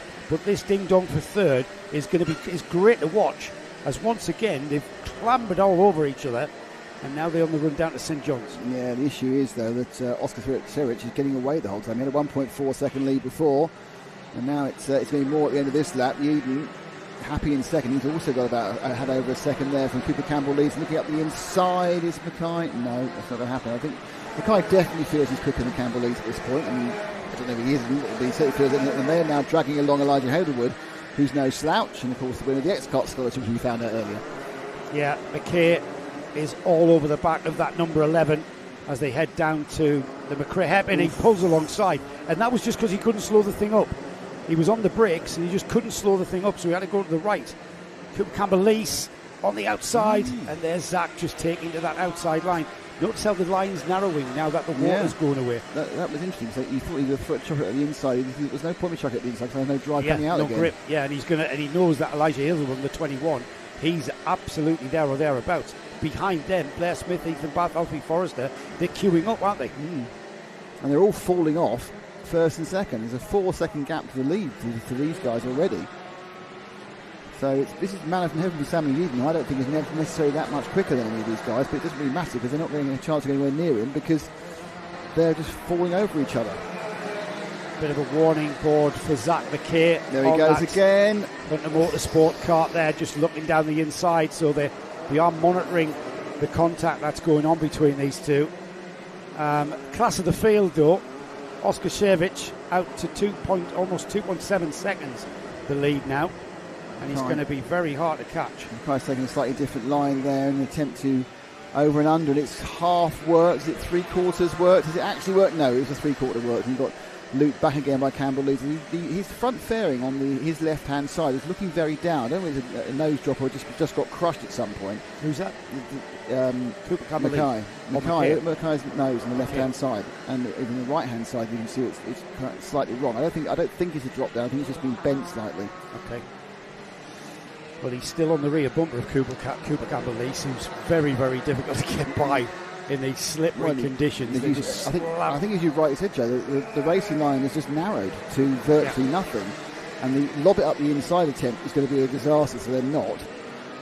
Yeah, if you can actually keep the kart on the track, it's coming up to half distance now. We're about 45 seconds away, so towards the end of the lap we're at half distance. He's lost some drive. Yeah, he's going to get away with it, or is he not? Absolutely is.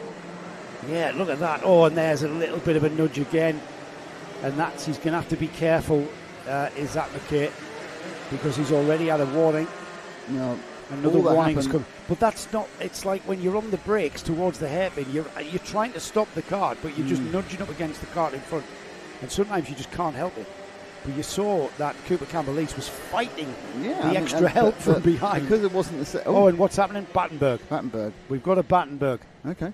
So I'm not sure what the Battenberg is for. Well, that's good news for this following pack, because there's no way they're going to catch Cervic or Yeadon without this. Cervic, absolutely. Is it Cervic? Am I saying it wrong? Mate, Cervic. Yeah, you always say it wrong. Oh, well, I don't always say it wrong. See? Punchy. Told you. Always says it wrong. He beats him Mackay. It's McKay. Mackay's fine. It's not. He's told me yesterday it was McKay. Not quite sure why we're Battenberg, to be honest. No, I can't say anything as well. There's a kart off the track and quite safe. There's three karts off all round Row Rouge, but they're all off the track. What this has done, of course, is brought first, second, third and fourth, and fifth and sixth and seventh and non-down. Well, it's taken all the way back, nose to Oscar's tail. lead away. Yeah, he had nearly 3 seconds as well. I'm not sure when we restart that anyone's got the pace to overtake him. They red flagged it. Oh, now I'm not sure why that is the case. I assume someone somewhere had a problem. Yes, could be underneath us, you know. Can't see underneath us. Can't see anything. So 5 minutes or so on the board with a red flag coming out. We will stop the karts on the start-finish straight. We've got a kart off over just coming out the stewardesses, Nick. Yeah, that might be. That's being pushed. That's being pushed. There's the driver walking away with it. So it's not that. Yeah. There's no need to red flag that one. I can see. There's a couple of people attending someone, I believe, literally on the exit of the S's. Okay. So Junior Primo once again delivers. So this now lines up on This lines up on the grid. I don't know what they're going to do, but they could call this one actually if they wanted to. It's over halfway. Yeah, we were a minute over halfway. We had about 5 minutes on the clock for this one to run its course. Yeah, we might get a restart. I'm not sure. I'm not sure whether they're going to call for the ambulance again. I think they are. Yeah, the ambulance lights. So that's 3 out of 3 for Primo. It is, isn't it? Yeah, it is. I can't. There is someone on the exit of Stewart. I can't see anything beyond that, so hopefully they're okay. I can't even see the cart involved. So and so many carts are pulled out. I can't even give you an idea who it might be.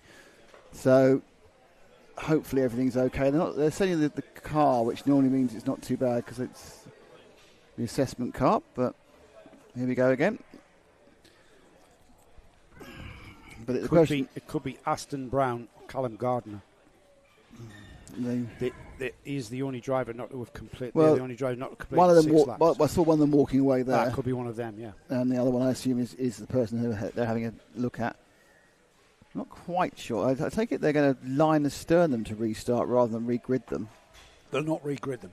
It'll be a line the sternum restart. Yes. Okay. Yes, it'll be a restart in single file. Is the term we were looking for? Is it? Wasn't I was searching for. Wow, there we are. So, as we've mentioned, this is round 5 of 6 in the 2025 Kart Championship. We are off to Wilton Mill in a month's time, the weekend of the 10th of August, to conclude a 2025 season. That started back in March at Warden Law. Round 2 was at Shannington, and then in May, that was in April, and then in May, Gleneagles.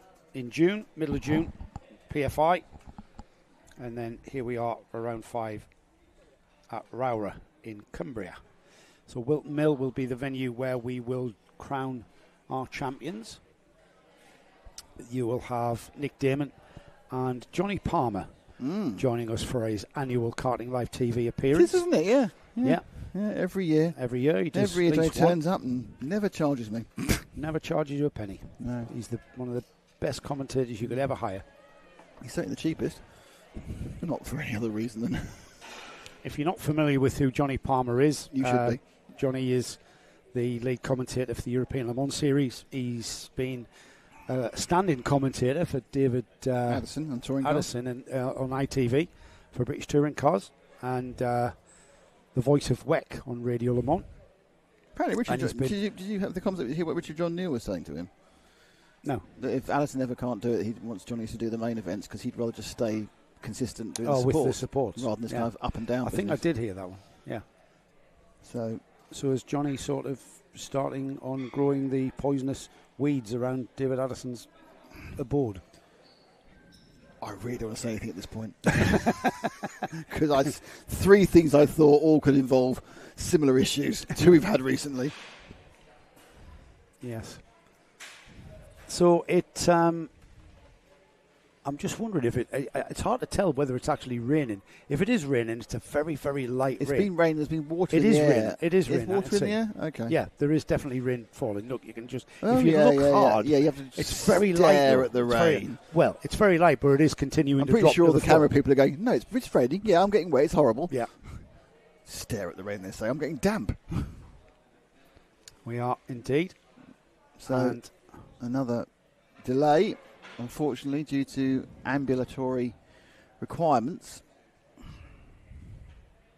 So, what's coming up on Karting Live TV then? Now, it's a month in a month, isn't In it? Karting Live TV, we've got a little bit of a break for a couple of weeks. Yes, we have. And then we come back with a double header of Wilton Mill, starting off with the final round of this, the TKC, on the 9th and 10th. We're just live on the 10th for us, because the event's the 9th and 10th. The following weekend, we are at the NKC at Wilton Mill.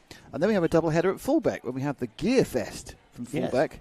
And then after that, which is the Sunday before Bank Holiday Monday, and then after that we have the Honda Festival for 2 days. Which is at Fullbeck. So Fullbeck. Double header at Wilton Mill, double header with Fullbeck, 2 different series at Fullbeck. And then we move into September, and you and I are going to Spa to do the Porsche 12 hours. 12-hour race, yeah. And we're in charge. 12 hours. Apparently. And then what happens after that? I don't know. I don't know what happens after that, actually. I do. When we go to Dunkerswell, what date's that? We are off to we're off to Dunkerswell for final round of the NKC. For final round of the NKC. And then we've got that very, keep an eye out on our socials for our announcement that's coming. It's coming. Yes, it would be coming, I would think, in a couple of weeks. Yes. But it's quite exciting. It's quite fun. I think it'll. I think if you are a fan of karting and even if you're not a fan of us, I think you'd be interested. Yeah. It's hot news, as they say. It is very hot news. Does this mean you have time to nip downstairs, or no point? It's raining. Yeah, that's true.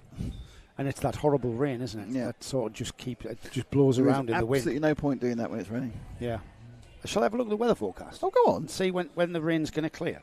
Because we did see it was going to clear. We did think this was going to happen, but not for... Yes, we knew this was basically, coming. this is exactly what we expected. Look oh, dear. Yeah, this might be set for the afternoon. No, it's going to... Oh, no. What time? 4:30? No, there's more heavy rain coming. Oh, excellent. That's what everyone wants. And it's going to come, and I'm nearly at 7 p.m, and it's still coming. No, it's going to rain. It's going to rain forever. It's raining forever now. So I need to get the towels out of the car to dry everything in. Yeah, it's raining forever. It's going to stop raining at 1 a.m. Okay. Good to know. Yeah, it's going to be a wet drive home across the A66 for me and you, where I will then turn left. First time ever. And go north, and you will turn right and go south. That's right, yeah.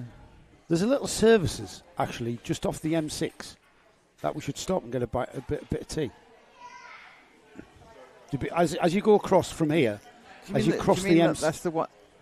As you cross the M6, and it sells sort of traditional. I know what I mean. Yeah, it's got petrol stations pasties as well. and stuff. Yes, great. Apart from one thing, artisan. When we were coming here, I went past that, and there was a massive queue to even get into it. There were cars back on the roundabout. We'll play by ear.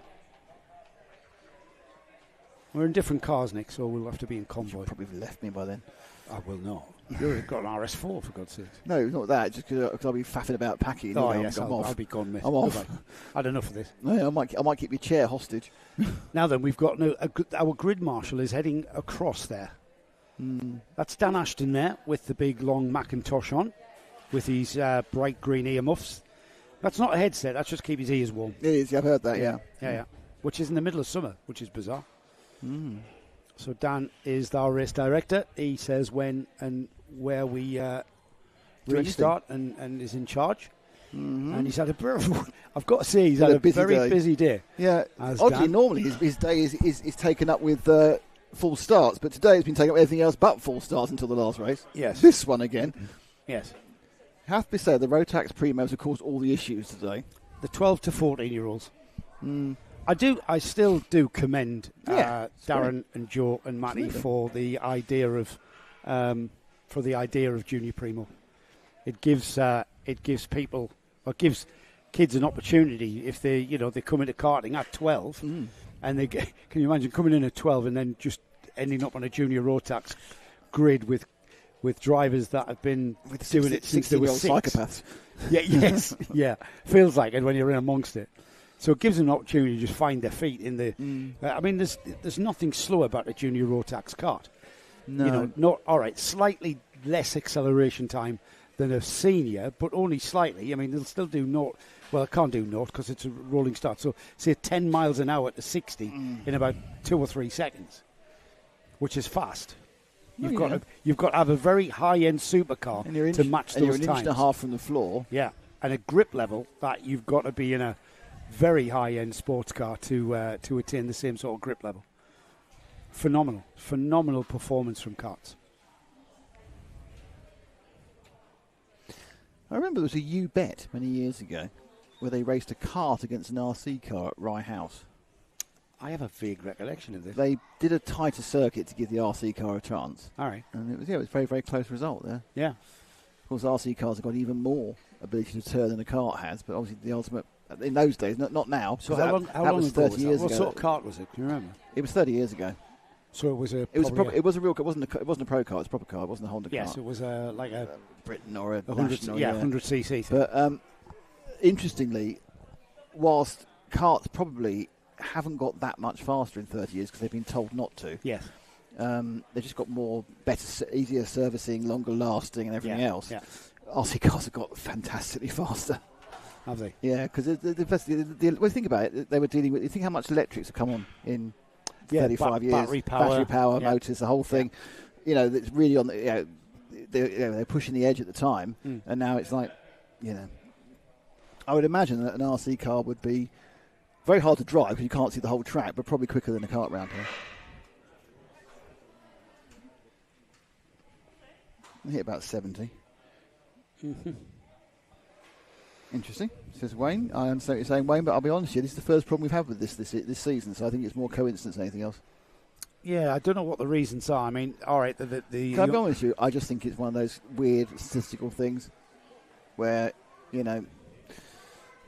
one particular thing gets hit 3 times despite the fact, It's usually Intermax that are the problem to get off the line with the full starts, and then they have come in, and it's kind of like the age of drivers. I think you're right. I think it's just purely the way that the planets have aligned. We are reforming. Yeah, they've gone back a lap, haven't they? Yes. To get this. Gone back a lap. Any overtaking on the previous lap has been eliminated.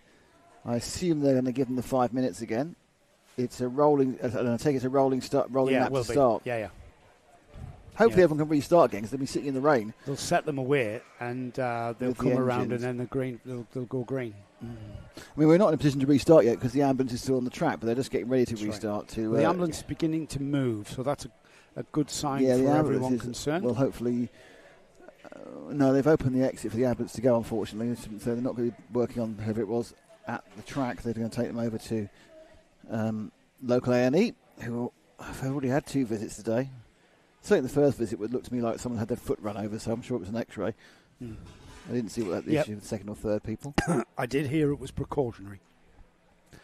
Well, which is always, I think that's fair enough. Because is it severe bruising? Is it a break? That's the thing. When you've been run over, your foot's been run over. Yeah. There's no problem with being precautionary when you're dealing with kids in sport. Yeah. They're bendier bones, though, you see, so they've got a chance to get away with something more than we do. My daughter fell over once when she was roller skating, hurt her wrist. She's about 8 or 9. And she said, just hurt. It was about Tuesday. I was getting better. She's a little bit swollen, unpleasant, but she knows it's getting better. Because she was going riding on Saturday, wanted to go riding. She went riding, and on Sunday she said, "Can you take me to A&E? It really hurts." And she'd broken her wrist, but she wasn't going to tell him when she broke her wrist after she'd been riding. Bloody 8-year-olds. Yeah, mate. And what is she doing now? She's doing horses all around the world. I had a similar experience with one of my best friend's sons, who was 12. He was racing in junior TKM or something. I think it was junior TKM, and he had an off, and he was going on about his wrist. And we were just like, you know what, you're so ungrateful, the work that's gone into getting us out here, and you want to cry off because of your wrist. And we forced him to take part in the next 2 heats in the final. And the following day, his mum took him to hospital. He had a fractured wrist. There's a lot of stories like that. I'll just snap out of it. The club awarded us the Bad Parent of the Year? The NSPCC award. Nate's made a really good point. He said the micros could have had a 3-course meal each time they've had to wait so long on the dummy grid. They have had. You're absolutely right. They've been there 3 times for a minimum of 15 minutes extra, and sometimes 20 or 25 minutes extra. Yeah, they've sucked up the delay, haven't they? They could have had a French lunch, like I said. Yeah. Oh, don't bother coming out, lads. Where's our official time? Just wait until we shout at you. We'll give it half hour. Yeah, give it the half hour. Dear. So we are reforming. We're resetting, are we? Ambulance has... Looks like we have reformed. Ambulance has left and track is being rebuilt. Yeah, we've had a few carts recovered as well. I've actually managed to recover all of them, actually, which is quite impressive, because there were 17 of them spread around various places. You had the Miller cart, the Brown... Actually, Miller didn't start. You had the Brown, the Gardner, the Brown with an E cart. So there's a lot of people had not completed the distance. So the question is what they're going to restart the timing with. 5:33 plus 1 lap. 5:33 was the exact time the red flag came out. Whether they'll just round it off to a straightforward 5 minutes. So a lot of people coming down to the carts. I'm not sure why. They're just going to try and get them started again because the kids should be able to press the start button. Yeah, I'm wondering why.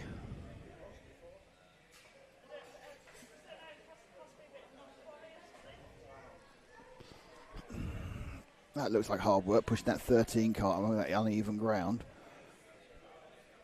I'm not sure why he's come that way. That's not the best way of doing it. We haven't got a 13 in this grid. Well, there's number 13 shining on the side there. I know. I can see that. And it's a Rotax. It's a Rotax with black plates. It's a Panther, though. But we haven't got a 13 out there. Well, I don't know how long that's been broken for, but... I know. What was the result of that giveaway cart, by the way?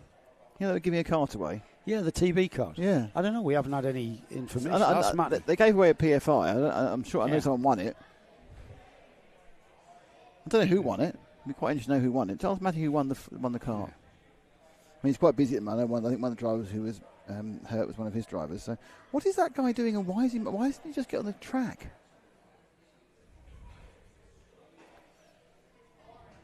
Okay, now all the helpers have left again. There's the man we're talking about. He's just sitting there in the bottom of your screen. We've cleared the trying grid. To push it over the incredibly rough ground in the middle of the track. Oh, he's now. I see. He's aiming for that pit ramp. It's a bit soggy. It is now. It's not raining though, I think, is it? Oh no, it's in the air still. You have to do that real big stare, and you can see it in the air. Yeah, it's the little caster wheels that dig into the dirt. That's making it hard for him to push. He's got a bit of a run up now. He's off the camera, so it's not, we're commentating something people can't see, which is the exciting man pushing a trolley. I thought he was on the camera there. With the well, he was for a bit. He's pushing for the cart that doesn't exist. Was there not a 13 on the grid even? No. Let's have a look and see who was our last. Let's see who that number 13 is. So we had Junior Rotax Repechage. And the number 13. No, there are two there. Yeah. So it wasn't. She sure it wasn't a Junior Ropex. It just didn't make the first lap or get scored or anything.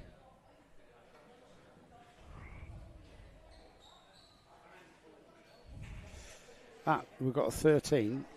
Archie Hogan There we are. What, in this one? Senior. How long has that been off there then? That was ages ago.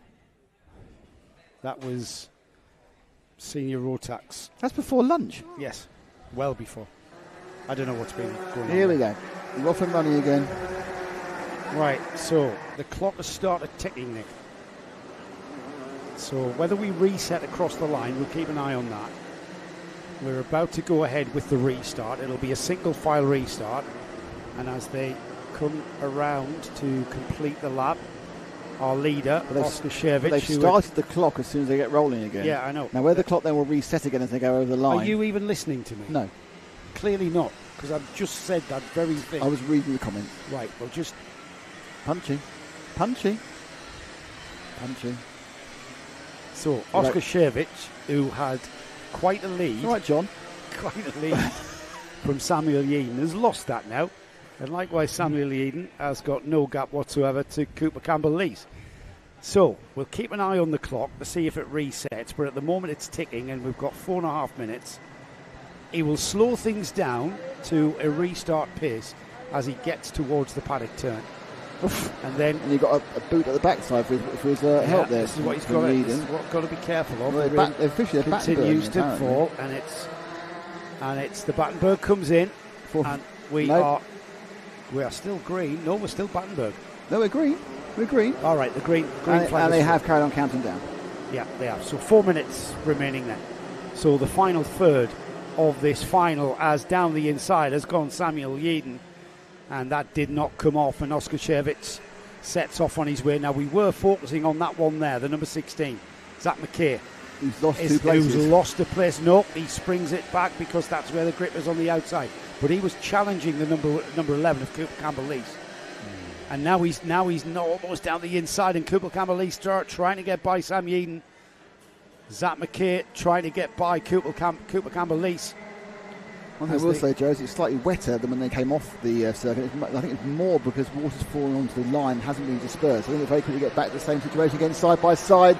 The 16 of Mackay, nope, drops him back behind as they go round the top of the track in the paddock bend. He did say it's McKay. Can I just say it for the final time? Here he goes then. He's down the inside. He's finally made a move. Zach McKay ahead of Cooper Campbell-Lees. And if this young man finishes on the podium here, it will be a fairy tale story. The Hunter Motorsport driver coming under immense pressure from both 2 carts of Cooper Campbell-Lees and Blair Smith now, who's ahead of Cooper Campbell-Lees. Blair Smith on the number 12. Slides wide, does he? And look at that. Look how much ground that McKay has made up. And as they accelerate down towards the stewardess, he loses that gap again to Samuel Yeadon. Very, very tight into basically the edge of the curb there. Oscar Cherwicks has literally got away again. Yeadon is the battle for McKay. And he get through. It's the battle of the second and third. McKay saying his massive comeback from a disastrous Saturday. Looking left, looking right to come over the line. Holding back at the moment from Yeadon. Do you think that McKay has got a bit of pace to actually catch Yeadon? I mean, he's got a bit of pace. Yeah, Yeadon is he was almost on the... he's gone. Yeadon hit the curb on the inside of McRae's and just lost the cart's back end. That has put Zach McKay up into second place. That is a very expensive mistake, points-wise. He tried to ditch hook it, but he effectively hooked the front wheel rather than the rear wheel. It pulled the cart round. Goodness only knows how many places he's lost. My guess is virtually the entire field will have gone past there. But that does mean that McKay has been chased down by Blair Smith. In fairness to Blair, he's also a little bit quicker than Cooper Campbell-Lees in his wet conditions.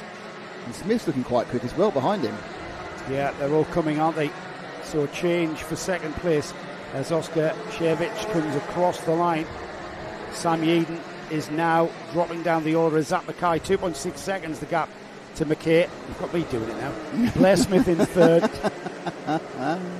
Here comes Cooper Campbell-Lees across the line. Alfie Forrest, Elijah Hazelwood, Ethan Bath, Noah Jones, Lewis Gilbert, Isaac Jameson's your top 10. Smith looking very, very racy in these wet conditions. He's got a couple of laps to do to make the move in the kind of the multicoloured machine there. It's got all the colours of the rainbow in that car at some point, the 16, but he's now chasing down McKay. He gained a bit, but McKay's kind of stabilised it a bit. They are once again, it took them about 3 or 4 laps. I think they've now got the track back into the sort of condition it was on before. They are able to effectively remove enough of the wetness using the tyres that it is flowing from the skies as such. So it's now staying quite consistent. It's when you stop running on it. Yeah. That's when the corner will collect. If we keep running on it all afternoon, we'll not have a... I don't think we're going to see dry again. No. I think it's going to be a wet, damp track. Oh, and there's a challenge. Comes Smith at the inside. Slightly eased back, and then you have to admit that Mackay eventually let that one go, but Smith's looked incredibly quick in this wet weather. Yeah, he has. Blair Smith. Not sure. So this is the second place he's got now. Just to remind you, Surrett is happily in the lead by 3 seconds and about to make have a perfect day today with 2 wins in the Superheat and a win the final. They have got this one and one more, I believe. The timing now says they'll be going for half an hour, which obviously includes the stoppage, which is slightly confusing. So, they've got one more after this as well. Yeah, when they cross the line, Oscar Shervich, he's coming back. Just slid wide there, but he's going to accelerate out. Shervich will see the 1 lap to go board next time by. This one for second, though, is not over, as Blair Smith just hung the back end out there. He was not pointing directly straight. No, he wasn't straight at all. No. A beautiful, beautiful tail slide there. Some nice oversteering. Zach McKay trying to come back at Blair Smith. 1 lap to go board for Oscar.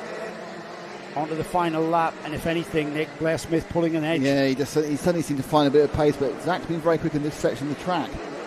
But not sure that's going to happen this time. He gains again. You can see him snaking under braking. He just tries to haul it back. Just got rear wheel brakes, of course. But it looks like Blair Smith is going to be successful in coming through the field to second place. So probably the best thing to do will be try and pick up our leader, which is Oscar Shervich. Let's give Oscar some... Give him his love. He's led this race for half an hour now. 32 minutes in the lead for Oscar, and he's going to come across the line in a second. Just coming up the line now. He comes down towards Mark now as he comes through St John's. And Oscar Shervich absolutely been the driver to beat here in Junior Primo and showing such composure. Look at the way he's just driving that kart. Just doesn't look flustered. No, very little sliding, getting the power down, and a very fine Junior Primo checkered flag for round 5 of the 2025 Kart Championship. It'll be Blair Smith that will join him on the podium for second. Zach McKay. What a comeback drive for that youngster to get onto the podium for Junior Primo after that retirement in Heat 2, and then spent the Super Heats this afternoon and this morning clawing his way back up the order. So to finish on a podium is very well done indeed to him and all of the team there at Hunter Motorsport. Alfie Forrester is 4th, Cooper Campbell is 5th. Elijah Hazelwood came into this one leading the championship, and he still finished ahead of his other Zach Jennings and Lewis Gilbert, his other championship protagonists, as behind him in 7th Ethan Bath. Lewis Gilbert currently 3rd in the championship, finished in 8th. Noah Jones 9th, and Isaac Jameson was the driver who rounds off the top 10. Micromax next. They've been waiting patiently, haven't they? Patiently isn't the word for it. You do realise that 3 of them have aged out during this process, don't you? Yeah, they've moved into They're cadets. too old, yeah. Yeah, they've moved into cadets. They're in Intermax now, they're not doing it. Yeah, Lewis Kirkconnell on the S-plate is the championship leader at the moment. He will start on the 2nd row of the grid. Let's have a look at the grid, actually, Nick. As we wait for the correct buttons here. Hold on a second. As we wait for the... It's, which Max is it? Micro? It's Micromax, the Micromax final. There we go. Right, so Sebastian Crawford, he was out in the Kart Championship at round 1. He's missed the other rounds, and he's now making an appearance at one of his local tracks in round 5. He's on the pole position, and he's definitely the driver to beat. The Kart Republic kart that he's running out of the Origin awning, Origin Motorsport awning, with his red and white sponsor livery. A sight to behold when you walk in there, isn't it? Oh, make a change from the black and white. Honestly. I know. Ethan Lloyd alongside them, and it's Ethan Lloyd who's 2nd in the championship to Kirkconnell. So that's going to strengthen things for Ethan Lloyd going forward. Lewis Kirkconnell, as I said, on the 2nd row with Jensen Darlow, the youngster who we had a nice interview with. He was on the podium at round 2 at Shennington, and then he had a 6th and a 5th at the 3rd round at Glencoe and the 4th round at PFI. He's dropped his Warden Law score because he was only 15th in the final there. So he's looking strong for the championship. He's in third place. Row 4, Zach Andrew and Teddy Murphy, with Noah Wicklow and Freddie Blackshaw on row 4. Row 5 is Carter Jackson and Henry Algar, with Lani Eden rounding off what is an 11-cart field for Micromax. I was talking about earlier. Wayne Drury says, I was looking at the lap times of the right combers of 1995 era, and they were doing 43s, and I think this was at Clay apparently, and now they're doing 39s to 40s. So carts are a lot quicker. Yeah, but that's not what we're talking about. We're talking about the top level carts. We're talking about nationals, and the national carts. I don't think are the national kart of 1995. You wouldn't find the equivalent, which is a TKM kart, being any quicker now. But they would last a lot longer. Yeah, no, it's not a TKM kart. You're talking about Reed Valve era. Yeah, and they were rapid. Yeah, really quick. Yeah, and on sticky and on chewing gum tyres. And on chewing gum tyres, so they would have been arguably. It's good research, actually. It's it's good to know. It's interesting the Hondas are quicker, and that's interesting because they will have found a way to get a lot more power out of those generator engines. Yeah, different metals. Blueprinting for a start. When you think about the quality of stuff now, it's So I think you're right. I think the slower stuff probably is quicker, but I think the fastest stuff isn't as fast. But interesting that's a direct comparison there, and the karts are faster these days. And I think that's all down to tyre technology. I think it's down to the engines being much better. Yeah, okay, we could. That's a pub conversation. No, but the most important thing, you're right, is tyres. All the leaders. Seb Crawford, pole position driver. And Seb there's only Crawford. one lap. Will he get himself back in position? Throws in time? It away. I think he's got to join on the back. I'm not sure what the regulation is. At this MSU regulations are that if he can make his way around, but they're under yellow, so he's not allowed to move forward. The pace lap is always under yellow. Oh, there's a green flag actually, so he can move forward. No, I just wonder whether the yellow was from spinning off. He's now at the back of the field. Is he going to come through or not? He's thinking about it. We still got green flag. He wants to come through, but they're not letting him. He does. If he needs a wave round, doesn't he? He needs a wave round. Too fast for it to start now. Yeah, they are. They're only going to be given one lap, but that is not a very ordered grid. That they are getting a wave round.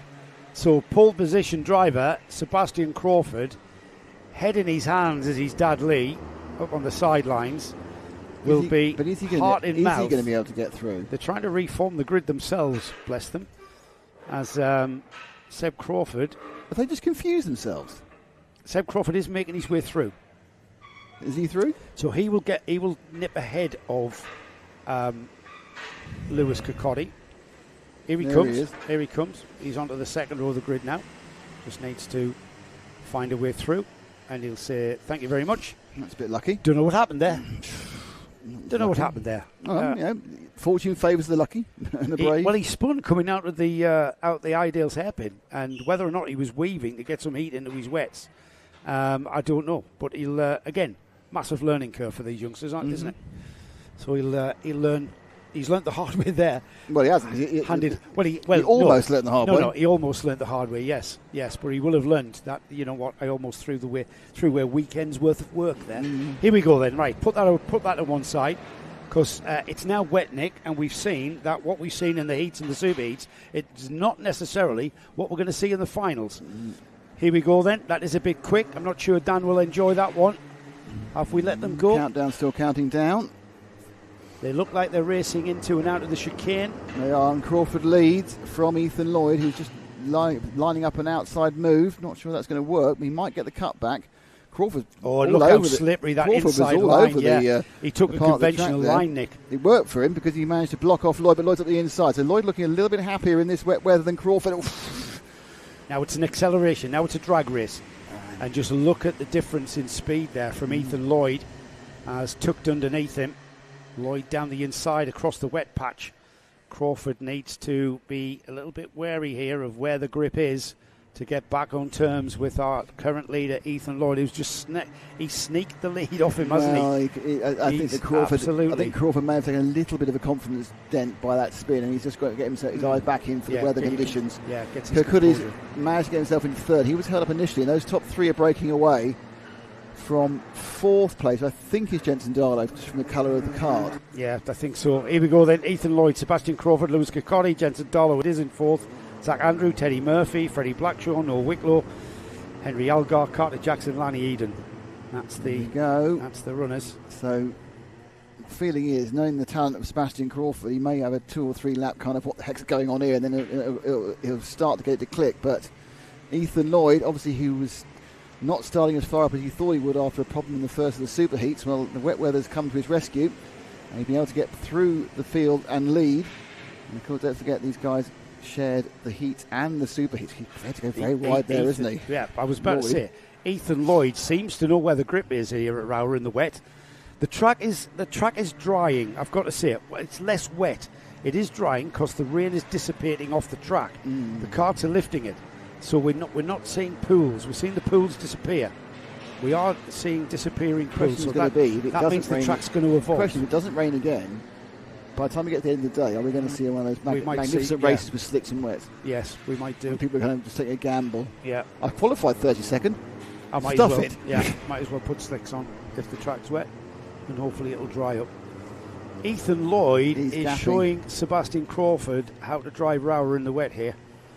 In fairness to Crawford, though, he's pulling out from Kirkcaldy and Darlow as well. So, you've got a very good performance by Lloyd, but Crawford's just really hanging on. I think learning with every corner. I wouldn't do that again because that was like a half a yard from disaster. Lloyd went very, very wide in the exit of Iredale's. Now taking a very conventional line with a kind of a deeper apex through the first part of the Stuart S's, and then accelerating up on that no-name straight towards St John's, taking curb despite the weather. So I think, as you say, Joe, various parts of this track are beginning to really offer up a little bit of extra grip. They're still about 10 seconds slower than they would be, perhaps not 10, perhaps 9 seconds slower than they would be in the dry. Ethan Lloyd, as you can see, with that livery, RCE driver this weekend from Rickmansworth. In Hertfordshire. 9 years old. And this is his 3rd season of karting. And another driver who likes that outside edge on the off track there, coming out of McRae's. And 3 years of experience has taught him where to find the grip in a wet track all the way around the outside. When you watch them and they're just turning, nothing's happening, you think they're going to go off, but they know it's going to bite eventually, and it does. Because there's no braking on the front tyres, so you're not ever going to lock up the front end. It's just a case of waiting for it to actually finally the friction circle to stop trying to move forward and then give you a little bit of bite and steering. As soon as you start getting a slight bit of bite, you then get more. So it's a kind of a weird sort of sensation cornering in the wet. Sebastian Crawford in what has become a lonely 2nd place then. And then behind them too, Lewis Kirkcaldy, Jensen Darlow. They are in 3rd and 4th. Counting back. Yeah, let's have a look back. Blackshaw's back in 5th and 6th. There's no real close battle. Yeah, there's no close battle for 3rd. As we watch Ethan Lloyd go through the Iredale hairpin. Let's just wait here. So there's 3rd. Darlow, There's Darlow. There's Freddie Blackshaw. Now, Freddie Blackshaw is and perhaps Andrew. the closest battle with Zach Andrew. Yeah. So Zach, this is a battle down in 5 and 6. Wicklow with the orange helmet just coming into frame there. He's in 7th. Murphy in 8th. But yeah, everyone's kind of separated out in this wet weather. Yeah, we'll keep an eye on the leader. There's about 1.1 second gap there, and this battle here, Freddie Blackshaw in 5th, Zach Andrew now in 6th. As even this little scrap for 5th and 6th is beginning to space out as well. As Freddie is able to break free of the advances of Zach Andrew. Freddie with SD Racing, John Stewart's racing, but looked after by his dad Will. Will himself being around karting pretty much for decades. He was doing it as a kid. Now he's looking after his own child. Yeah, and I'm sure it'll be grandchildren as well after that. Like his dad did with him. More battles a bit further back. This is the 12 of Henry Algar having a disagreement with Carter Jackson. Jackson comes at the inside in the 71. Great move, so, and then he closes him off. Interestingly, there's a little bit more grip perhaps on the inside now than there was. Yeah, it will come. And that certainly worked. Oh, and then he loses it all by going slightly too wide there for Teddy Murphy. So Teddy Murphy was actually crossed the line in front of Henry Algar. Then Algar got the lap. Okay, and up and around through the paddock bend and side by side. Almost side by side. Teddy Murphy gets a little nudge there. Just saw his head going back there, inadvertent. Nothing deliberate there from the number 12. The number 12, Henry Algar, on the, from what I can see, a Kart Republic. It's got the Kart Republic livery on that white Kart. Pretty karts, the Kart Republic in their brand liveries. Yeah. Oh. And that's the MLC driver. Somehow felt he wasn't going to stay on the track then. Teddy Murphy sliding four-wheel drift towards the abyss. Yes, towards the kitty litter. Now Now he goes back down the inside. They're having a laugh, these guys, aren't they? You have to admit, they're having fun, hopefully. Carter Jackson's getting involved as well. So this is 8th, 9th and 10th. I'm watching F1 else. Actually, the 26 and the 28 getting closer. 4th and 5th, Darlow and Will Blackshaw. Not as close as this, in fairness. This is a real ding-dong at the back of the field. Oh, just gets it back on track before the grass started. Side by side into paddock. Don't see that very often. Side by side out of paddock as well. Teddy it is. Teddy Murphy hanging on. But who's this coming down the inside? As Carter Jackson shows in 9th place. Henry Algar side by side through the chicane. And Carter Jackson has to give good to the number 12 who forced the issue there through the chicane.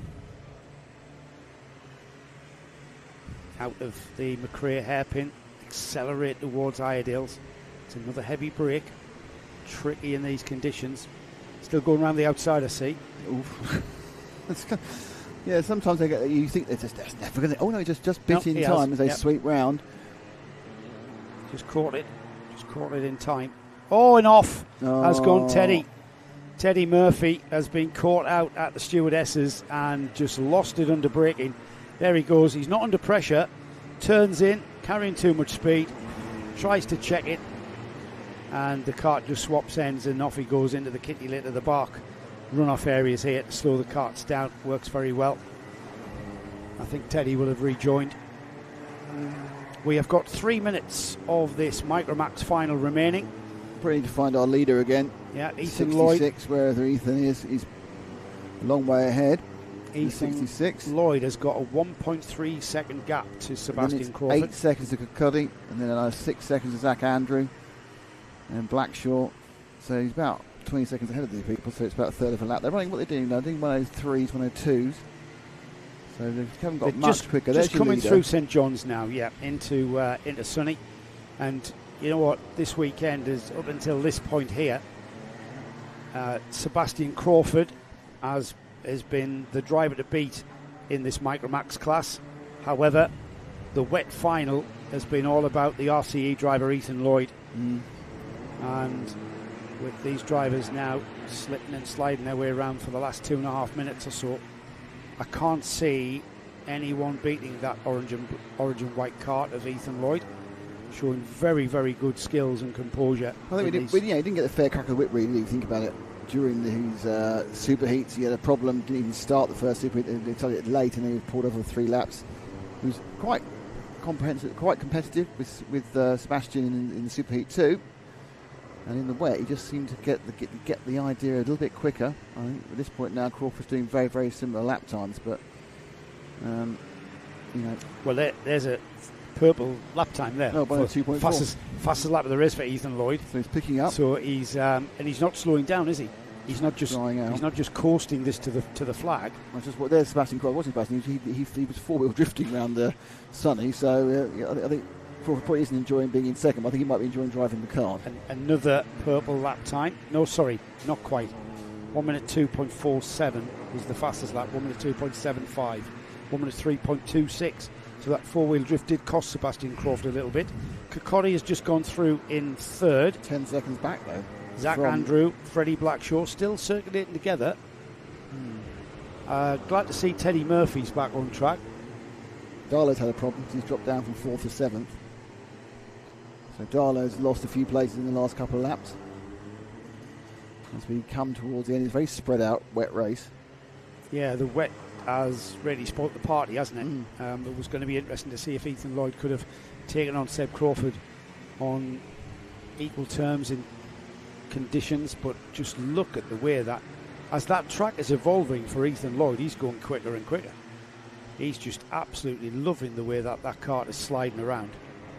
Absolutely on the edge. Let's see what his lap time is this time. Crosses the line. It's going to be 2 more laps. There's a 1 minute 2.72, not very far away. There's a yellow flag for someone off the track. I'm not sure who that was. Yeah, it's Lani Eden. Oh, right, okay. Off at the ROWRAH, first chicane. Oh, yep, they're going to try and rescue the kart themselves.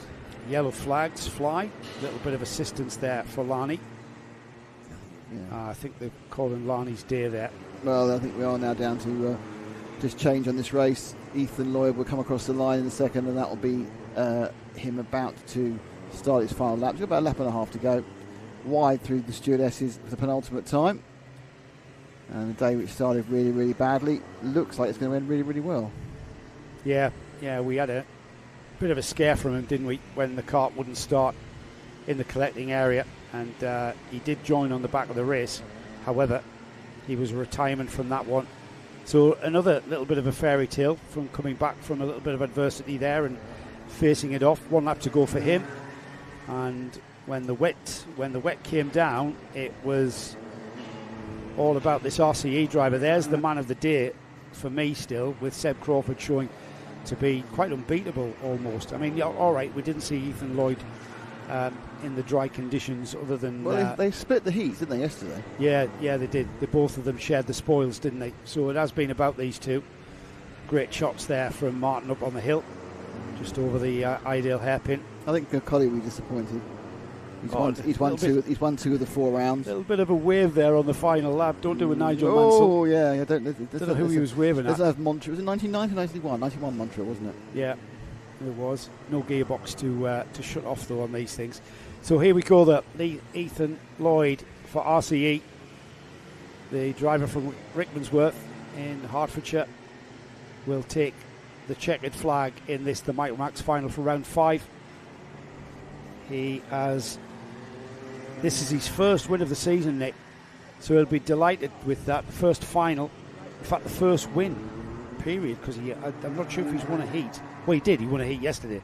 So, yeah, first final win here at round 5. So his drop score will still be PF, as he's just maximised his points all. Second place then, Sebastian Crawford will be, I would imagine, disappointed with second place after what looked to be a dominant run. The wet came and spoiled that little party. Lewis Kirkcaldy, the Scottish champion, finishes 3rd, and then behind him Zach Andrew 4th, Noah Wicklow 5th, Jensen Darlow in 6th, Freddie Blackshaw with Henry Algar, Carter Jackson, Teddy Murphy and Lani Eden classified in 11th. And I think the wet kind of spoiled that one slightly first. I don't think we got as good a race as we did. Yeah, I think you're right, mate. I think you're right.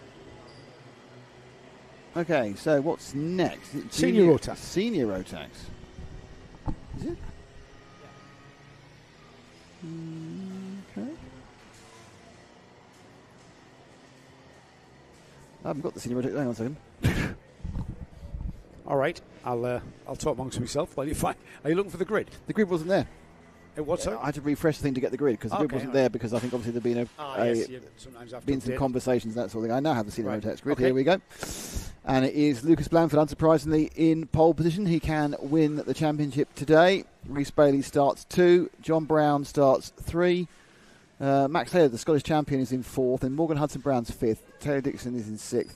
Ross Tyler is in 7th. Michael Ambler is in 8th. It's Liam Phillips, Mac McGilvery, Dominic Darling, a bit further down than he has been earlier. Marcus King, that's 12th. Then it's Levi Earl and Caitlin Seabrook, Elliot Dalton-Ayres and Alex Timmins, Harry Puller and James Wood, R.G. Hogan and Lewis Mercier, Braden Donahue and Kai Newman, Molly Pugh, Lewis McGill, Jason Dukas and Lilia Scatchard, Elliot Foster and Daniel Callaghan, Jake Priestley and Jack Gillingham, come on, go up the Gills, New Safa Leathers and Sam Kelbrook and Danny Whitfield and Bradley Keaton at the back of the grid. It hasn't been massively shaken up by the results of the Super Heats.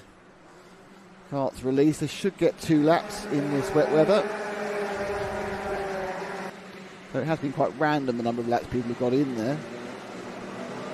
A whole set of craft machines in the red and the blue as they come up through Row Rouge. As you can see, there's not as much spray as we had, so the rain has stopped, and there's still some wet line there. You can see some standing water.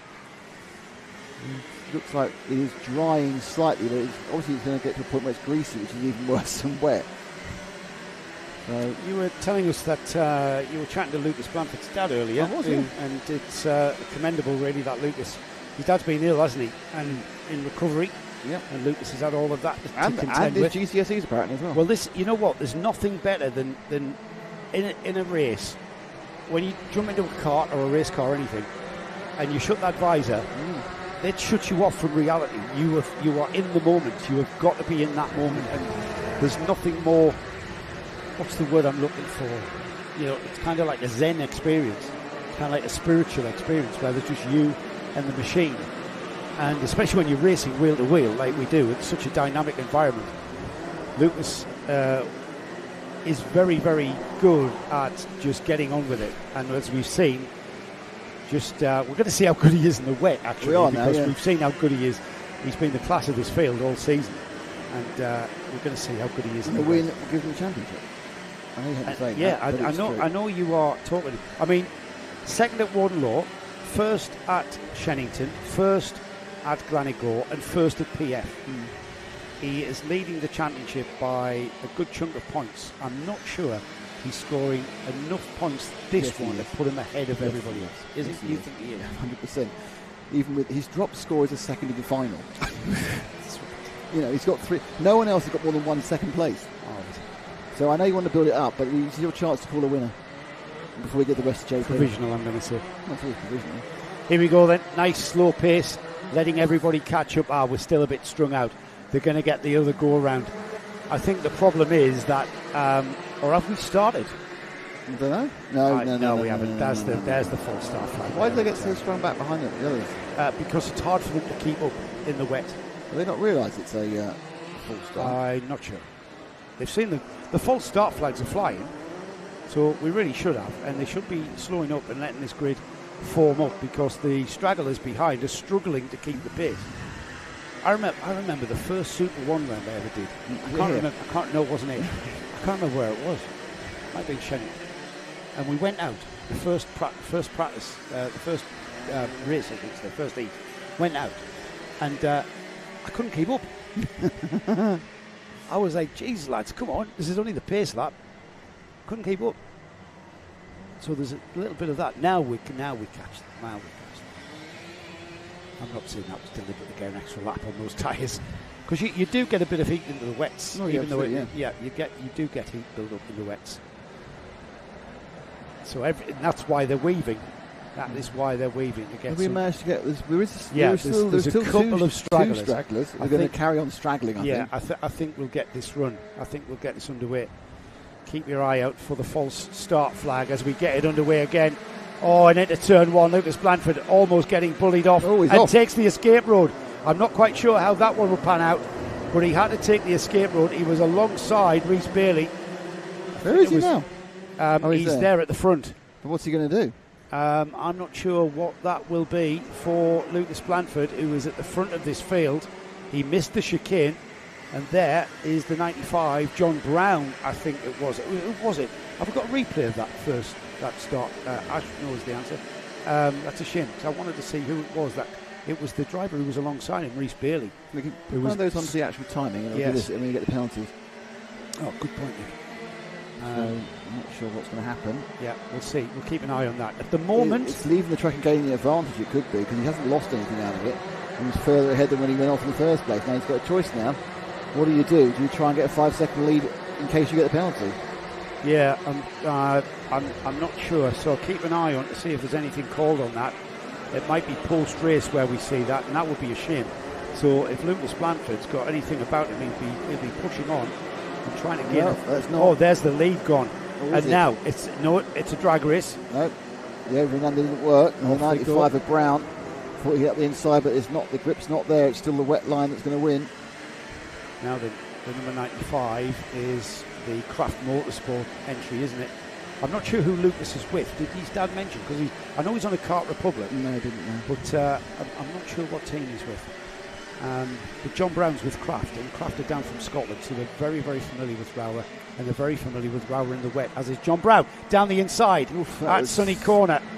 Robbed him on that one, didn't he? Yeah, absolutely. And Lucas really couldn't do anything about it because we had John Brown absolutely by his side, couldn't turn in, and there's a third place, down to third place as Rhys Bailey goes through now. Yep, the Scottish knowledge of rain is unequalled. And it's not just about the driver, it's about the team and how they set the car up. Team, driver and knowledge of the track. It's the setup that suits the wet, and they know what to do with these karts to make them perform in the wet conditions. Oh, and there's John Brown sliding very wide and Rhys Bailey going through. Look at the slingshot. Look at the acceleration. Wow. Look at the traction he found coming out of Iredale's. Tremendous. He was literally behind second and third. And now he's lost it again? Yeah, he has. Rhys Bailey's gone into the lead. This is ding-dong, isn't it? Yeah. Lucas Blanford's coming back as well. I think he might well do. I think it's a kind of that, local knowledge lasts so long, then everyone else picks up your local knowledge by following you. But, as you say, there could well be some setup they've got on the carts there. They've slackened the right bits off, they've stiffened the right bits up. Apparently stiffened them sometimes now, which makes no sense to me. A little bit of a nudge out there around the paddock bend. But Blanford just drops back in behind again. He's now got another Kraft kart behind him. That's the Scottish champion, Max Taylor, who, what is happening is Rhys Bailey's getting away. Yeah, and this is not team tactics here, slowing anybody down. I can assure you, John Brown is driving as quickly as he can. He's not ahead because Rhys Bailey's got a 5-second penalty. Ah, there it is. That's what we've been waiting for. So he must be the judge to have knocked Blanford off. Yes. So Rhys Bailey. Bailey's got the penalty. And he's in the lead by 0.9 of a second. So that's not enough. In fact, he's going to drop to 8th place, just ahead of Levi Earle at the moment. Well, he's got 8 minutes to get 5 seconds. So the effective lead is there. The effective lead is John Brown and Lucas Blanford. Yeah. That's the lead. Bailey, the pace Bailey's got, he's going to end up 5th. If it carries on going like this. But, there's a many ifs and buts in between there. So Bailey, your leader, is not leading. He's got a 5-second penalty, and he must be judged to have shoved Blanford off down the escape road, which kind of makes sense. One of the other was going to get in trouble for that one. Yeah, it's not ours to judge. That's left to the race director, Mr. Ashton. At least it was quick. That's the key point. Yeah, so absolutely. Knows what's going on. Yeah, less than a third of the race. The thing is, there is not a pits to kart radio, so I'm not sure how they're going to inform Bailey who's got it. There is a penalty board. No, it's shown on the warning board. It'll say plus 5 seconds. Yes, yeah. So he'll know if he looks up. Plus 5. If he looks, and he will. He should do. He should look up every time you come out the paddock turn. You can't miss it because it's huge, and you will see it. And they'll put it up there for them coming through. So John Brown's pulling away from Lucas Blanford. Yep. In these damp conditions. Blanford's got to be careful. He doesn't fall 5 seconds behind Bailey either. Still a bit of spray coming off the tyres, so there's still a bit of wetness about. However, Bailey's half a second faster than the people in third down. He's currently in 6th place at the moment. Yeah, but he's got a lot of pace, and he's got 7 minutes to go. I know the laps are only just up a minute, but he's got another 7 laps to go. 7 minutes, just under 7 minutes, and he's pulled 1.3 seconds to John Brown. He pulled 2.1 to Blanford. I think getting second could be beyond him, but getting third isn't. Yeah, that's very true. Sorry, winning is beyond him, getting second isn't. Yeah, that's true. His teammate John Brown is the leader, though, at the moment, with taking into account that penalty. That's Lucas Blanford. You've got Taylor and Morgan Hudson Brown behind him. Hudson Brown in the orange and white. Taylor in that Kraft colour scheme that's been dominating the front of his field throughout the day.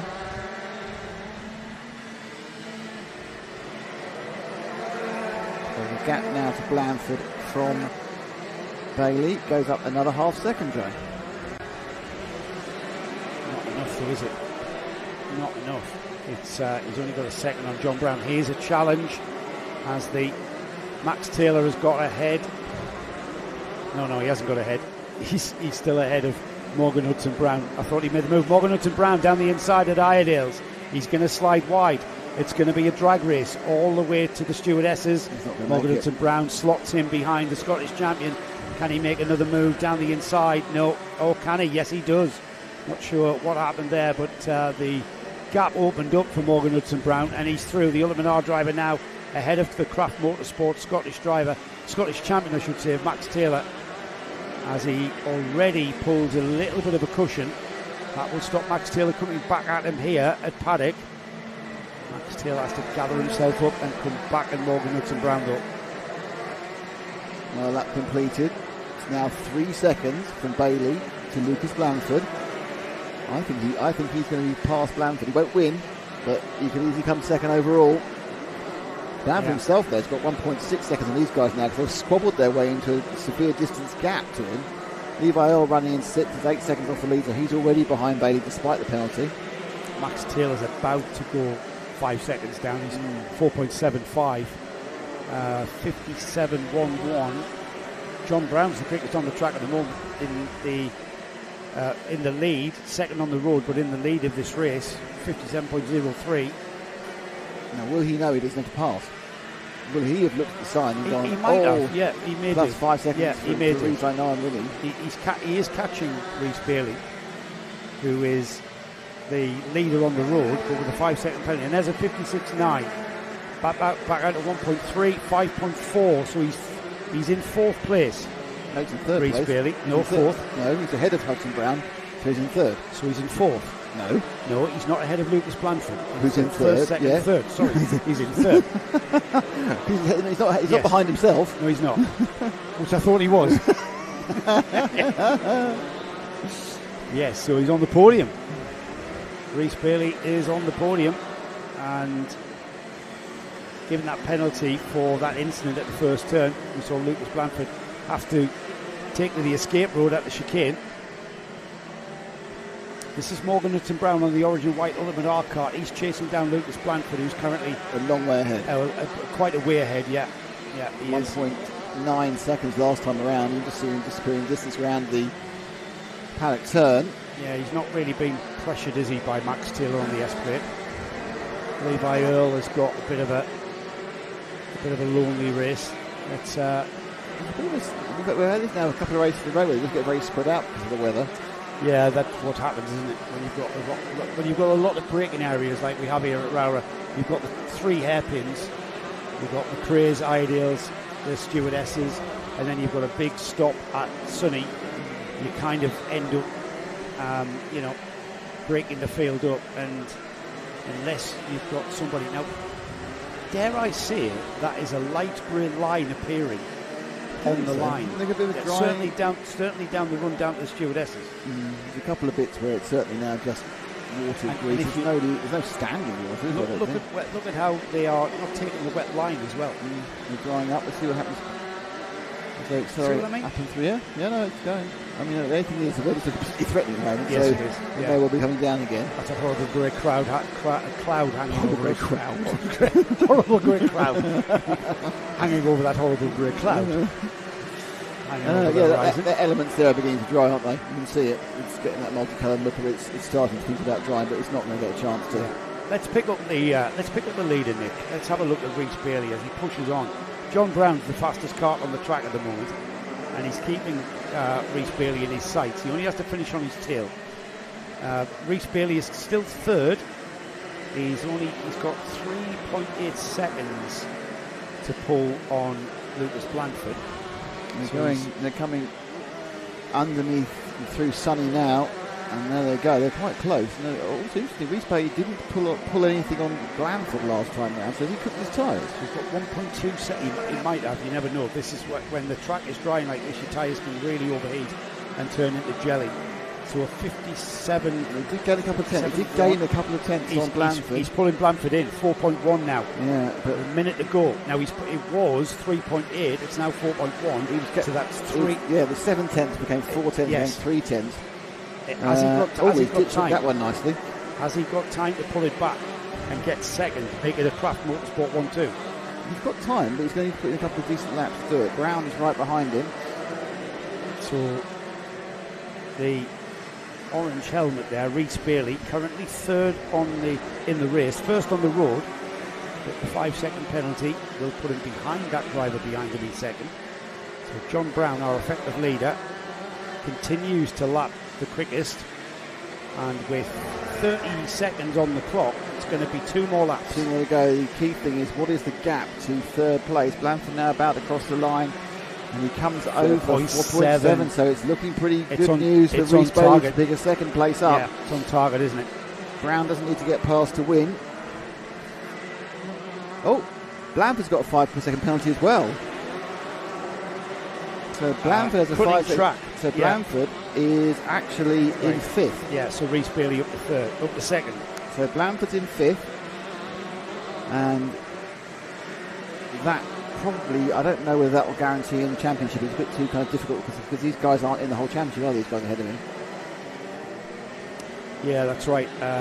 Morgan Hudson Brown is the next person in the championship who will get more. Will finish ahead of Blanford. Morgan Hudson Brown will finish in 3rd, and Blanford will finish in 5th.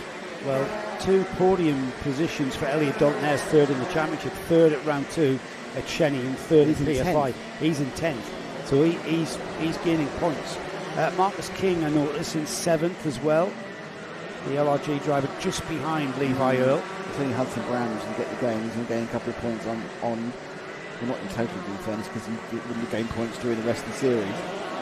So, as they're now getting past, this is kind of confusion for lapping situations. Gone past the 24, not quite sure which driver that is. 33 now, about to be lapped. He's blocking at the moment a bit, unfortunately. Yeah, he's Elliot Foster. He's keeping his line. Yeah, but he needs to get out of the way. And he does eventually do that. Oh, almost getting involved here. He doesn't want to be anywhere near these two, because that's the leader, John Brown, the number 95, who will take the checkered flag. So it'll be John Brown who takes the win, Reece Bailey in 2nd, Morgan Hudson Brown in 3rd. So Blanford will drop to 5th with the penalty. I think it's still enough to give him the championship, but it's up to you. That's mixed that up for you, isn't it? Well, no, because he's I'm not going to. I think preempt that. Looking at the scores, I think it's enough. I don't think even a perfect weekend for Morgan Hudson Brown would tip it the other way. It's got to be 200 points ahead. No, it isn't. You can gain 200 points in a meet. 100 for a win in the final. 60 for the Super. He doesn't get 0. Well, no, that's right. He gets that many points. This is why it's best to just not. Honestly, no, you don't have to be 200 points ahead. Well, you kind of do, or else you could you can't really call a championship if the potential is that somebody's going to score 200 points and you're potentially not going to score any. Apart from drop rounds. You've taken to drop rounds into position. But you then, hello, Orla. But if you get 0, you're all right. What have you done to your elbow? Ow, what have you done? You fell over. Why did you do that? This is Oscar Shervich's sister. We just done that. Been around the... yesterday? No, she's just done that. That looks really nasty. You've just fallen over. Were you celebrating Oscar's win? Yeah. So you were celebrating Oscar's win and you fell over with you fell off your bike. Have you washed that, yeah? Okay. Yeah, it does. You need a plaster on that. Those who can't see, there's a how old are you? 8, 9? 10. There's a 10-year-old girl who's got a really, really damaged. Oscar Shervich. She's ripped off the bottom of her. She's got a nasty right scrape towards on her elbow. No, it's before the elbow. It's really, looks really painful and unpleasant. So I'm glad we haven't got it on camera. No. Because you don't want to see injured children, to be honest. No, not good. Tell Oscar well done, will you, from us? And everybody at Cato Motorsport. What's your name? Holly. Holly and all that here in the driver's lounge, cheering on Oscar Shervich. When's Marcel out? He's out soon, isn't he? Right, so they hear the cheer on Marcel Poppercull, I think. Next up is this one. We've got our junior Rotax drivers out. Where is Marcel Poppercull on there for these? He's 13th. He is 13th. So here it is, Riley Bishop. Riley Bishop is on the pole position. for our final for Junior Raw Tax, Junior Max. Okay, but you know something, the question we asked some time ago, before Which we read that out, who won the TB cart? Oh, yeah, we've got the answer off Matty, haven't we? Yeah. Ugh. Do you want to read that? Oh, his phone's got really wet somehow. It was George Cole, not that one. Well, his mum entered the, it looks like His Geordie. mum was called Jodie Cole, Cole. Racing Project 1. Yeah. I've just been told it was called George Cole, so George Cole has won that one. So he races with Project 1. Yeah. So there's a TB cart for sale. Yes. But, yeah, the very high performance, good looking but badly named TB cards. Yes, I suppose. They are a good looking thing. Brilliant. Right, let's have a look at the grid. Riley Bishop, championship leader. Winner of round 1, winner of round 2. He came second. He was on the podium at PFI. He had a rubbish Glanigor, came 10th. He leads the championship and he goes into this one with full expectations on Riley Bishop. He's on the pole position with Thomas Jackson alongside. We've got Laurie McVeigh and Lewis Sumner on row 2. Charlie Very and Eric Smith are on row 3. Nathaniel Gray and Braith Murdoch are on row 4. Row 5 is Jack Robinson and Alfie Lambert. Got George Cole and Isabella Stansmore Wilson starting on row 6. That's our winner. Who? George Cole. Yeah, the winner of the TB card. Yeah, just mentioned him. Marcel Poppercool. Yay. Marcel has got the kid. Literally, Motorsport literally doesn't fan care. club here. Literally doesn't care. No, Connor Lodge is alongside Marcel Poppercool on row 7. JJ Plowman and Kevin Ivanov start on row 8. Row 9, it's Daniel Hartley and Elliot Surtees. Daniel Hartley, of course, our reigning junior primo champion. Finley Smith and Alvin McBain start on row 10 with Daniel Butcher and Leighton Kelly on row 11. Row 12 is Daniel Minto and Amy Peacock. James Tate and Thomas Harper are next up with Joseph Mills, Tyler Richardson, Zach Waddell and Matt Scott, Lewis Holt and Adam Giuditis, and Riley Mason-Lewis with Matthew Clark. Remember, Lewis Holt, Adam Giuditis, Riley Mason, Lewis and Matthew Clark were our B finalists who qualified up into the A final. 34 carts, full quarter of carts for this Junior Rotax final, everybody. I've got an answer to a question you asked some time ago and no longer applies. Apparently Lucas is with Kiddix. Yes, he is. Yes, thank you. Come on the X-Kart lad, says LS Racing. Well done. LS Racing. It does look nasty, doesn't it? Has your mum or dad seen that? Okay. Right. She's tough, aren't you? You're tough.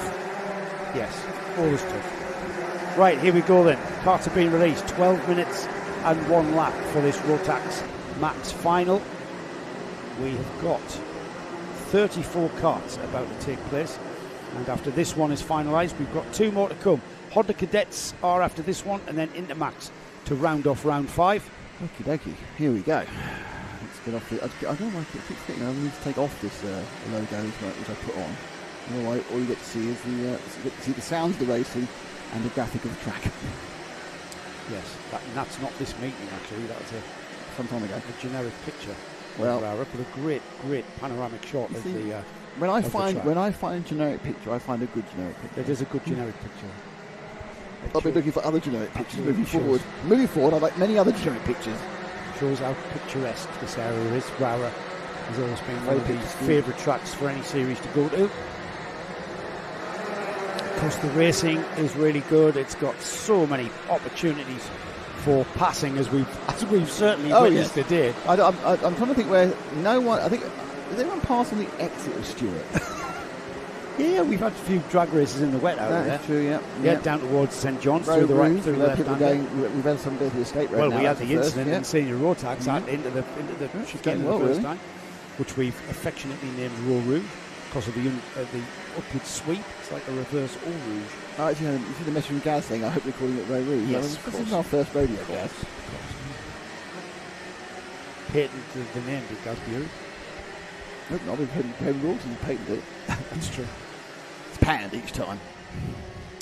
Right then, a lot of weaving going on just to get some meat into this treaded tyres. Now, are we going to see the treaded tyres beginning to overheat? Because we are seeing a less wet line appearing on certain parts of this track.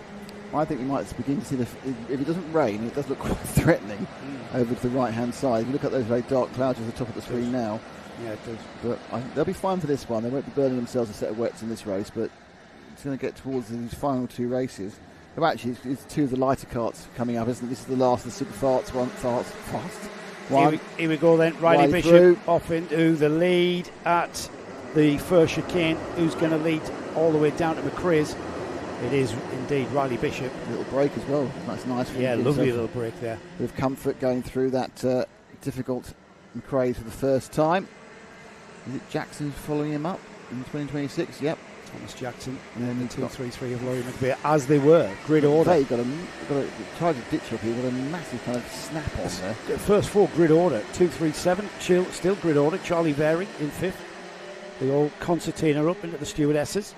And then the accelerating out through the left-hand sweep and then down the hill towards St John's. Very, very quick. You kind of think normally in dry conditions you'd be looking at position 8, Braith Murdoch. Murdoch, of course, very unlucky in the second superheat. He had a mechanical failure whilst fighting for the lead. So he's got some excess pace in the dry. Has he got the same excess pace in the wet? We're going to see, because the wet has certainly mixed up our running form, hasn't it, over the course of the day. Across the line then for the first time, Riley Bishop leads, Thomas Jackson in second, Lewis Sumner up to third, ahead of Laurie McVeigh in fourth, Charlie Very fifth, Eric Smith sixth, Nathaniel Gray is in seventh, Braith Murdoch, George Cole, Kevin Ivanoff with Elliot Surtees just out of the top 10, as is Alfie McBain in 12th. And then Daniel Minto, just look at the ground that they've made up. 11 places for Minto. Wow. 11 places for Hunter Motorsports' Daniel Minto there, and up to 13th. Keep an eye on him, because he's not finished, is he? No. The black and white cart, the X cart, that is Lewis Sumner. He suffered from engine problems in both of the two superheats. Hopefully they've managed to work out which bit of electronics isn't working now, because it's damp again. And he'll see if he can pick up a bit of performance. There we go, sweeping round. That's the 2033. That's McVeigh fighting Very for fourth place. And they come through Pallet Bend, cross the line like a swarm of angry wasps underneath us. Now Charlie Very on the yellow and blue cart there is just chasing down Laurie McVeigh. Charlie very familiar here, and down the inside. Is that going to work on the over and under? Where was that grip? That was confidence down the inside on the conventional line. Just going to miss out though, I think. No, he's going to hang in there. He's on the slippery inside line. Nudged him out. McVeigh's just going to be cool and try and slingshot by him. He's got a lot of momentum, but he just can't get alongside. Yeah, that was a three-corner pass, and he just about got it. There was two or three occasions where Very had a lot more pace. He comes through, he basically right, I'm in there, and I'm going to turn when I want to turn, and then you do what you want to do. Look at Charlie just checking where the grip is when he's going into that braking area, just keeping that cart as straight as he could. That was good, courageous. Bishop breaking away. Something else. Yep, the second and third right together again. It looks like Sumner's going to pick up second from Jackson. And he does, so Jackson's now obviously have a chance to get it back again going into McRae's, but the black and white of Sumner just sort of all over the shop. That's more because they're trying to find, as you say, trying to find grip as they break. And they're looking for that slightly drier line to retard the machine. As just drifting slightly outside Jackson. But no. X-Kart 1-2 now. With Bishop and Sumner now. Bishop solidly consolidating. 1.7 away. Is he going to win the championship? Could well clinch it, couldn't he? Riley Bishop being the driver to beat in Junior Rotax. And look at that, Sumner already pulling a gap on Thomas Jackson. And can he break down that lead that Bishop's had? It was 1.7 seconds last time around. I remember that Sumner managed to get past Jackson right at the start of the lap. So this is a chance to see whether he's closed anything down on Bishop. And the answer is a tenth and a bit. So, yep, a little bit of pace, but that was without a full lap to go at it. Now he's got no real pressure from behind of Jackson, so he can just run the lines he wants to. There's certainly a little bit of searching, Joe, now about how to brake and how to turn around McRae. Yeah, that's for sure. They're thinking there's some gains to be made.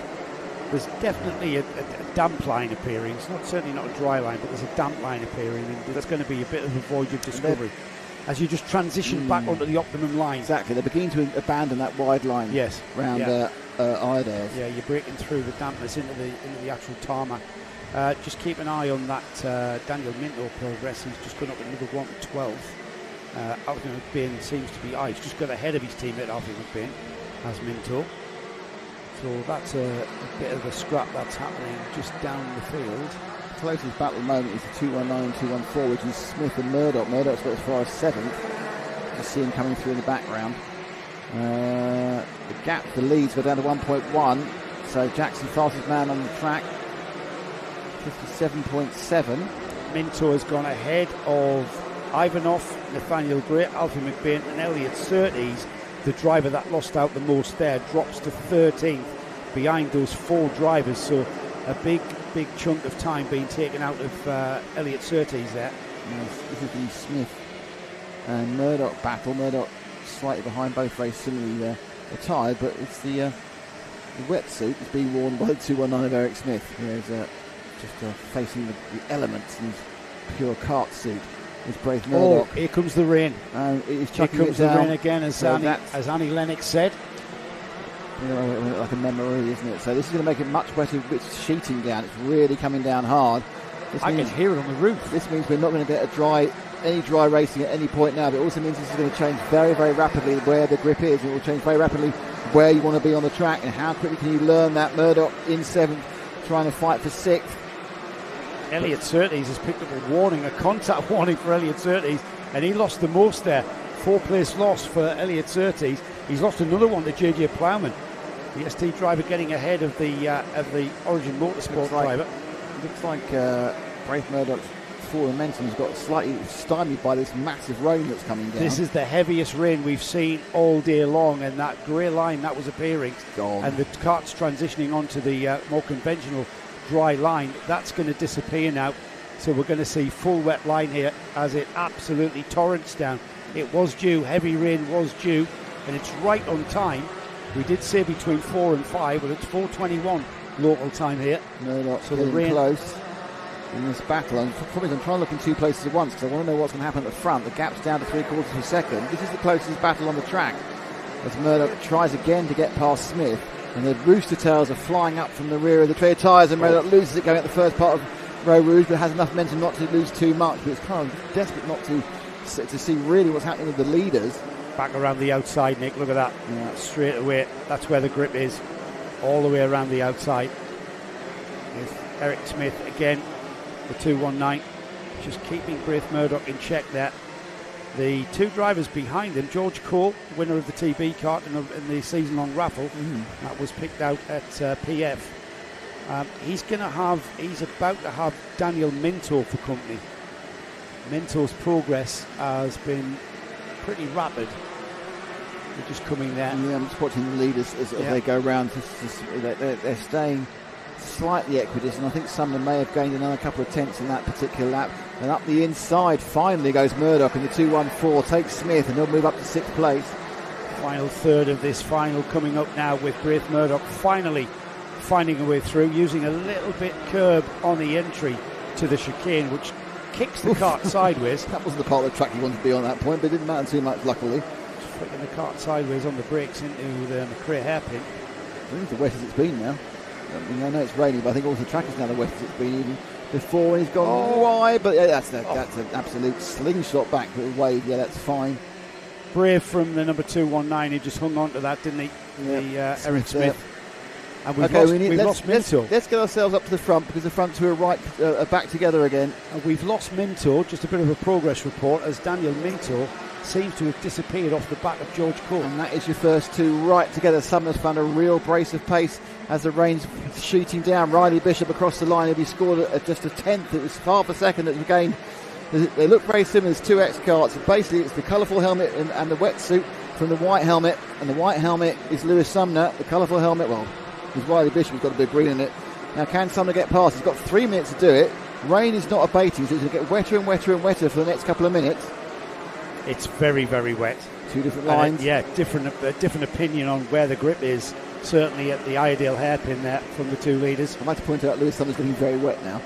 Yeah, has he not got a wet? He's got a wet, but I'm just saying he's getting water just chucked in a gallon per second by Riley Bishop. But Bishop now, this is the best place to be at the moment because you're not getting sprayed, but Sumner does appear to have a little bit more pace.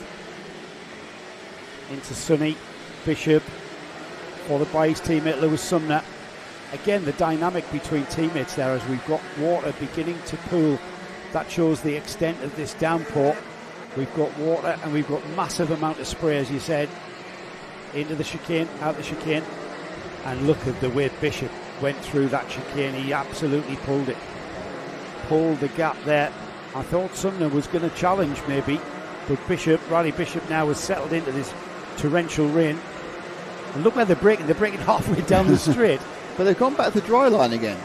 So it's so wet now that you're just boating around on the dry line. Yeah, this is coming down vertically. It's coming down incredibly hard. This is now getting close to being a waterlogged track. Now, interestingly, where's Sumner gone? He's just dropped right off the edge. Sumner's a bit of a wobble there. He's lost half a second, but I think Bishop has just sort of found that edge and is just absolutely flinging that cart around. You're going back on the different lines again. 2 laps to go, or 3 laps to go. Sorry, when we go past this one. Lap times haven't actually dropped astronomically, despite the fact it's now completely sheeting down. They've only lost a second in time. Yeah, it just showed how slippery the track was. Even though we did suspect there was a bit of a less wet line appearing. You know, you got wet and dry, but the worst one of all is greasy, and that's where it had gone to. Less than a minute remaining. Then they've got plenty more. They've got plenty of time to get round and then 2 more laps after this one. As it looks settled at the front, they did come together for a moment there, but as the rain continued to sheet down, we've got Riley Bishop moving off these 2 championship protagonists. We had Riley Bishop winning round 1 at Warden Law, Riley Bishop winning round 2 at Chennington.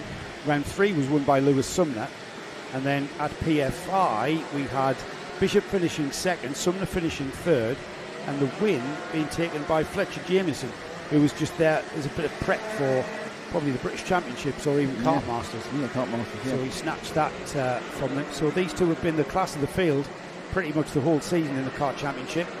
The 2 ex-kart drivers there duking it out, and they'll be duking it out all the way to Wilton Mill, I think.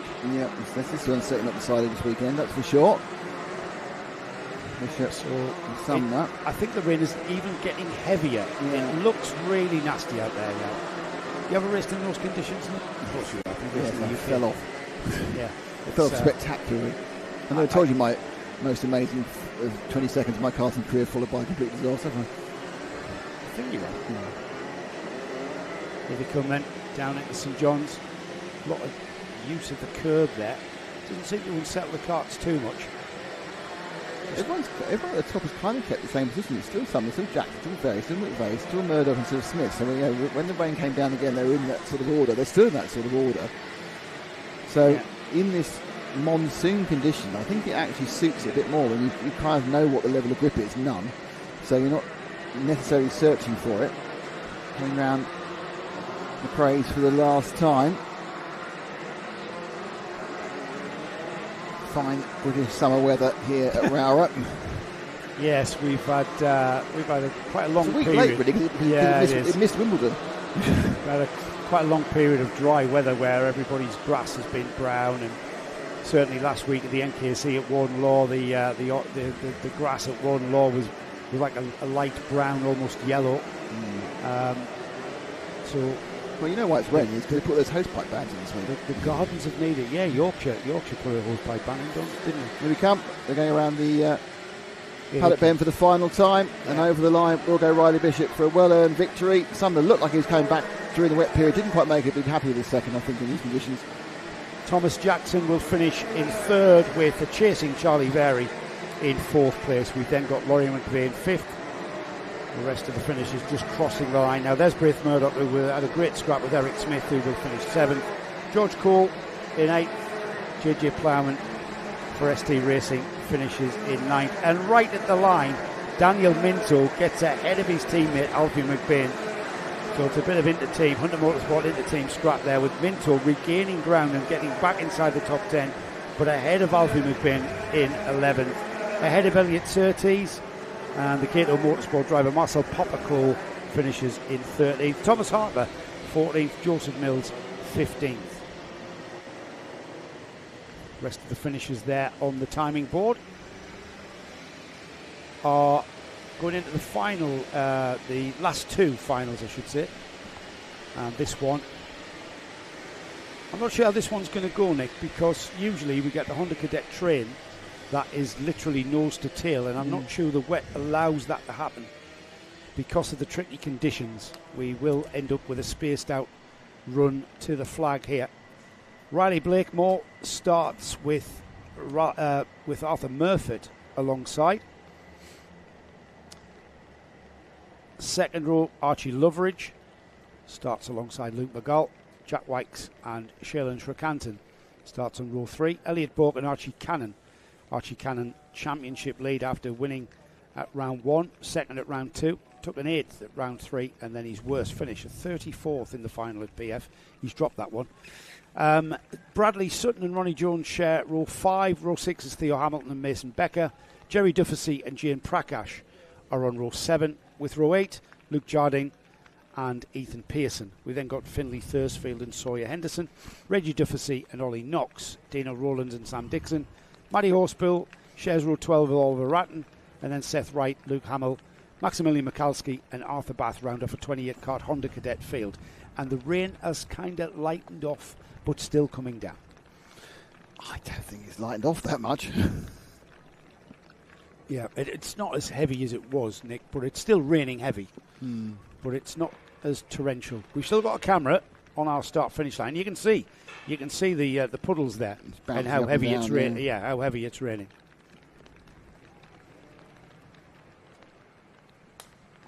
So 2 more races to go today, and they've already released the Hondas. They'll do 1 lap, swimming round for a lap or so before they come onto the grid again. I'm sure all the parents and guardians were chuffed to bits about getting to sit on the grid with the kids.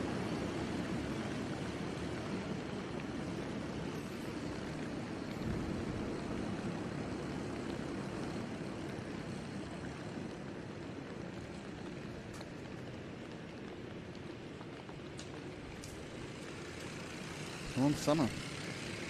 Right, so let's get this one going. Standing start. It is a standing start. Of course I mentioned it. I said I didn't think the parents would be quite so chuffed about going up to meet their cars as they normally are. You know, they'd have to go and stand in the wet. I'm sure all the fathers and mothers and guardians and team managers and team personnel are going out. It's still raining quite hard at the moment. Well, if they've karted in the UK for any number of months, they've been wet. They'll be times. Used to being wet. There's the red flag. Stop on the grid. Commendable that all of our marshals are still out there and our cameramen. Yes, go on. There you go, Ash. Mark and Martin. No, there's already a problem because the 73 is slightly out of the right place to be. So this is a standing start. It will be Ben, our start line marshal, that will hold up the clear grid. We'll clear the grid. And then we'll have a light sequence. Red lights will come on and then go off, and then we will be racing. So red lights just out of my view. They're shrouded. So 5-second board is shown by Ben. Still on clear grid. Yeah. It's got the flag from the back, so you can show the 5-second board. There we go. 5-second board. Lights will come on. The engine revs will rise, and we will get almost a jump start. And we've got a long hold. We've got people waving around. Long hold. So we've going got round again. Yeah, full start. I'm not sure whether the lights didn't come on or something there, but very early on in that sequence, we had drivers that were waving their arms around. We've got the 22 pulling off. I'm not sure why. Head in hands. Who's the number 22, Nick? Oliver Ratton. Oh, that's a shame. Oliver Ratton. The engine gone wrong or something? Yeah, I think might have. And Oliver Ratton has pulled off. He had some sort of full momentum because he managed to get the kart to the side of the track, but yeah, the grid was cleared, so his mechanics helpers will not be able to go to his aid. He will have to spend this race in the start line box, out of the way, out of harm's way. So the karts will make their way around. Will form up again on the grid. Not quite sure why that was a false start. They're going quite quickly on this warm-up lap. They're not hanging about, are they? Yeah, well, they're going to stop, aren't they? They're going to come round and stop on the grid. So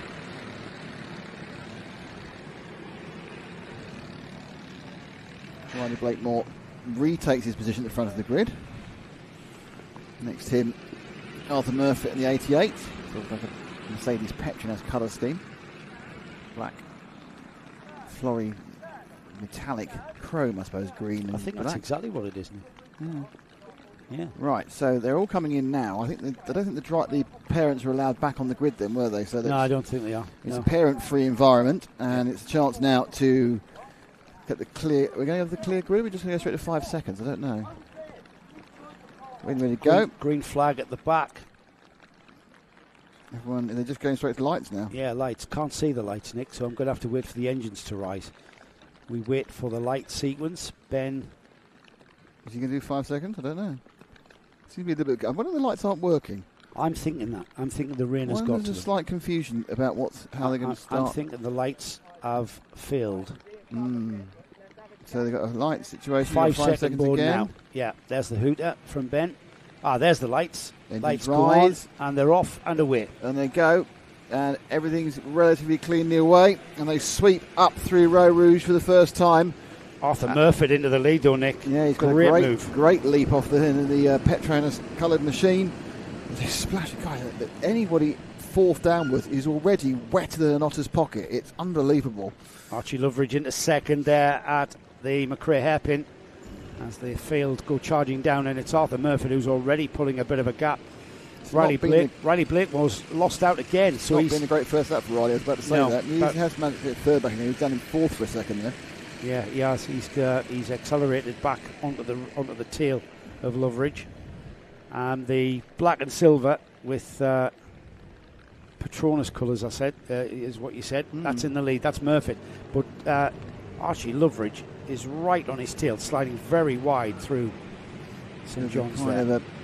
15 of Luke McGall. He's going up the inside through the paddock bend. He may well be in a position possibly to pick up third place. In the background, they sploosh through the huge amount of standing water. And it looked like Murphy got really wide there coming out of paddock turn and lost a lot of ground through the puddles. Yep. That's allowed Loveridge into the lead, and out of the chicane, down towards McRae's hairpin now. And these Hondas really race well in the wet, don't they? Look how close they are. Chucking it down harder than ever. It is. That's the hardest we've seen. So horrific conditions for these youngsters to or keep just these British cars. Conditions. Well, yeah, if they've raced in the UK for any number of weeks, they'll be used to this weather. There's some poor cars who's only 3 months into his career and doesn't know what wet is. I nearly lost my fingers through frostbite in June once at Felton. It was like so wet and cold. A little bit later in the season, though, aren't we? Middle of July here, and you can see the rain on the cameras. It's coming sheeting down. Thanks to Mark for staying out there, mate, because it's horrible. So he's got a hat. That's all he's got to protect him. It's a hat and a high vis. He's got an orange high vis bib. Take about a month for me. He's got a van as well. That's the key point. Remember, he's got a van. Yeah. Here we go then. Cross the line. Loveridge, Murphy, Blakemore, McGall, Bork, Jane Prakash up 2 places to 6th. Jack Wykes, Jerry Dufficy, Bradley Sutton, Mason Becker and Theo Hamilton up to 10th and 11th. And it's Archie Cannon who drops down to 12th place. And Archie came into this one in the lead of this championship. Well, it's all going a bit wrong at the back, and it looks like because McGall's now got past Blakemore. Well, he had got past him. He's now gone 17 wide as they go around the corner there. He's got the drive. I think Blakemore. Where's Blakemore dropped to, or has he got away? Am I reading this wrong? No, Blakemore's gone. Fourth. He's third now. He's third, yeah. Whoa! Who's that gone round? Looks like, I'm not sure who that was. We're to come across again, because I think Blakemore is now in fourth. Well, there's the first two. Loveridge there's and Blakemore in Murphy. third. There's McGill in third. So who was that spun at the stewardesses there? I think he tripped over. Yeah, you do that thing where you're on the edge and you break one a little bit further to stop yourself from. Well, the top two are absolutely nailed together, by the way. So let's stick with the top two for a while. We'll just wait to see how Blakemore's gone down to 7th. Yes, he has. So Luke McGall, Elliot Burke, Jack White, Jerry Dufficy, Riley Blakemore. That was from 3rd to 7th. Archie Loveridge and Arthur Murphy, they're the leaders. Yeah, Loveridge on the blue livery cart. The chrome and green and black cart is Arthur Murphy. And Murphy trying all he can. Slightly different line there. Very different, wasn't it? I'd have thought he'd lost more. You gain, obviously, as you take the shorter route around the hairpin, then lose because of the drive. But he didn't really lose anything in the drive there. So, there's a massive puddle there. Yeah, that's beginning to build, isn't it? That's beginning to build. Might want to miss that one out. Rain can slow you down. Can slow you down, that splashing through the puddles. There's just one more race after this. One more race for the for our fabulous cameramen to endure. And one more race where it is getting to the point now. They've gone out at the end of the day with two of the lighter and smaller carts, and they are, some of them look a bit more like boats than anything else now, because they obviously don't have the height of them. Some of the parts of the track there, they are cutting through the surface water there. And if this rain continues, we are going to get a bit of standing water in places like there, for instance. The first place is going to sit at the outside and the inside of the corners. Yeah. Many of which have been dug out by people going slightly wide over the past 2 days. Murphy not really making any kind of impression on that gap, I think. They do here, but then Loveridge just accelerates out. He's got the traction. Murphy sits there where he's been for the last lap and a bit. Half a second behind. No change behind these as well, by the way. Get himself a free shower as they go round. Rain lightened off, but still coming down. Here they come, down the hill, through St John's, using the curb. And then Murphy's closed the gap, hasn't he? Beautifully controlled bit of oversteer on the entry there. Oh, there's a lot of water on the outside it's of like having a bath Sunny, going in there. Absolutely splashed their way through the water trap, it seems. Off and across the line. Well, like a steeplechase in the kart race. Oh, and there you can see the aquaplaning going on into the chicane. It's because there's this river running down the hill from ROWRAH. Splashing their way towards the McRae hairpin all the way around the outside. That's where the less wet line is, off towards Iredales. And it's the same here, isn't it? There's a bit of standing water on the entry too, but all the way around the outside. And Archie Loveridge seems like he's really got this the front end of this Honda Cadet race, pacing it well. Murphy staying with him. I'm not sure there's any waiting game being played out here, though, Nick. I think they're just doing what they can do. Yeah, I think you're right. I mean, there's a point at this point. They are both going quicker than the rest of the field. They're pulling away.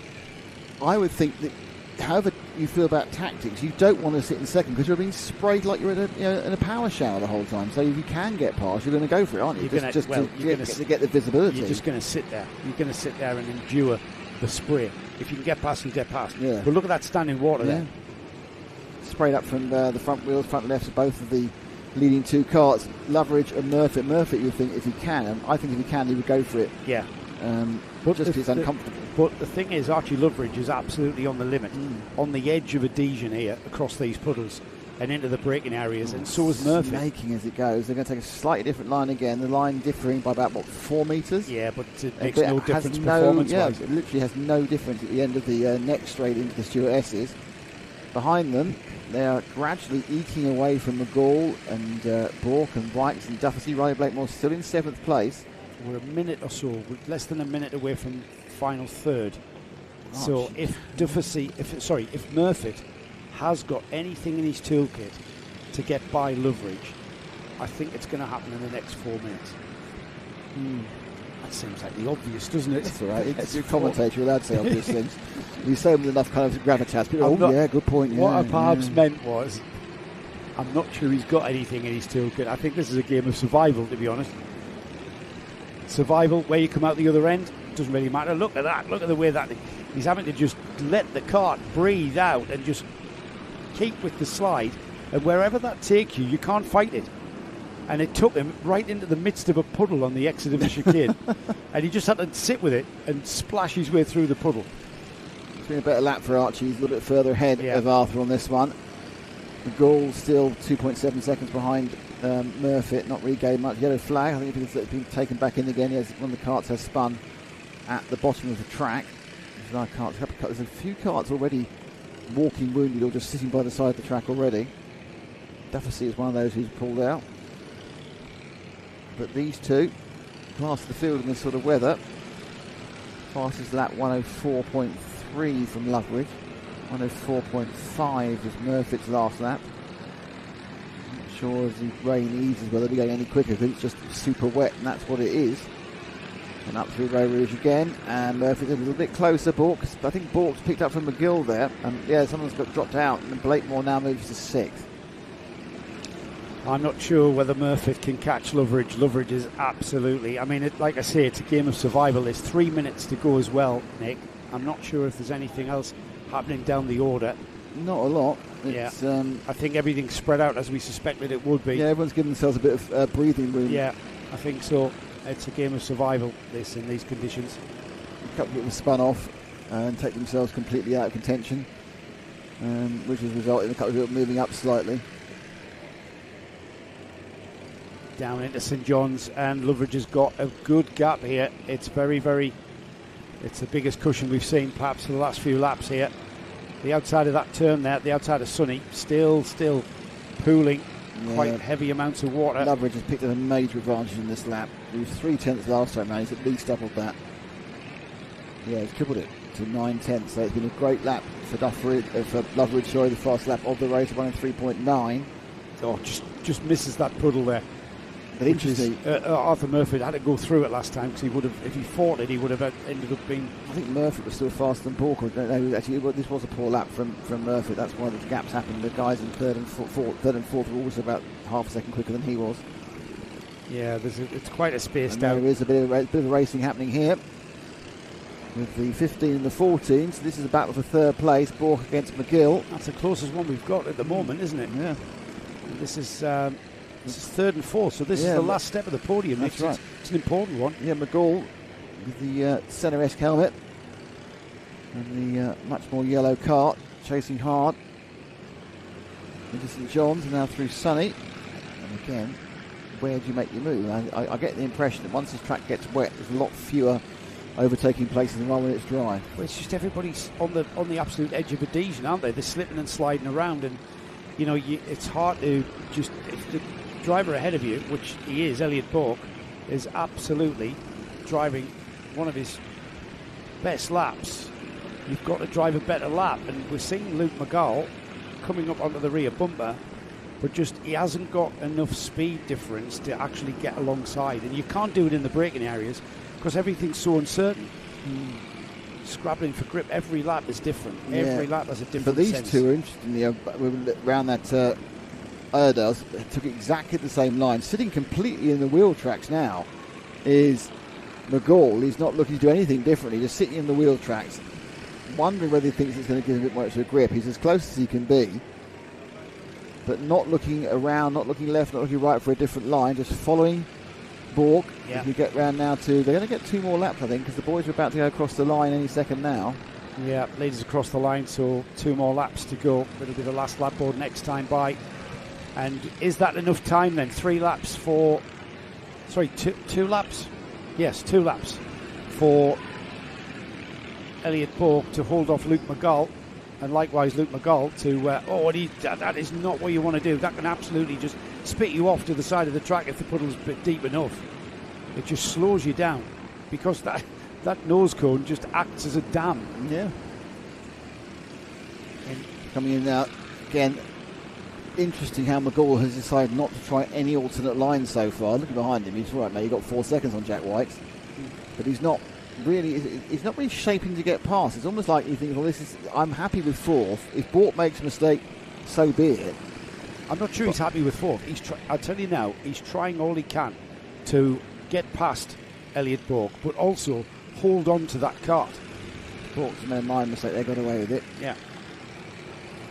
By minor mistake, I mean he just went a bit wide. He didn't have any real issue apart from losing a couple of tenths of a second. Didn't affect his performance at all, didn't he?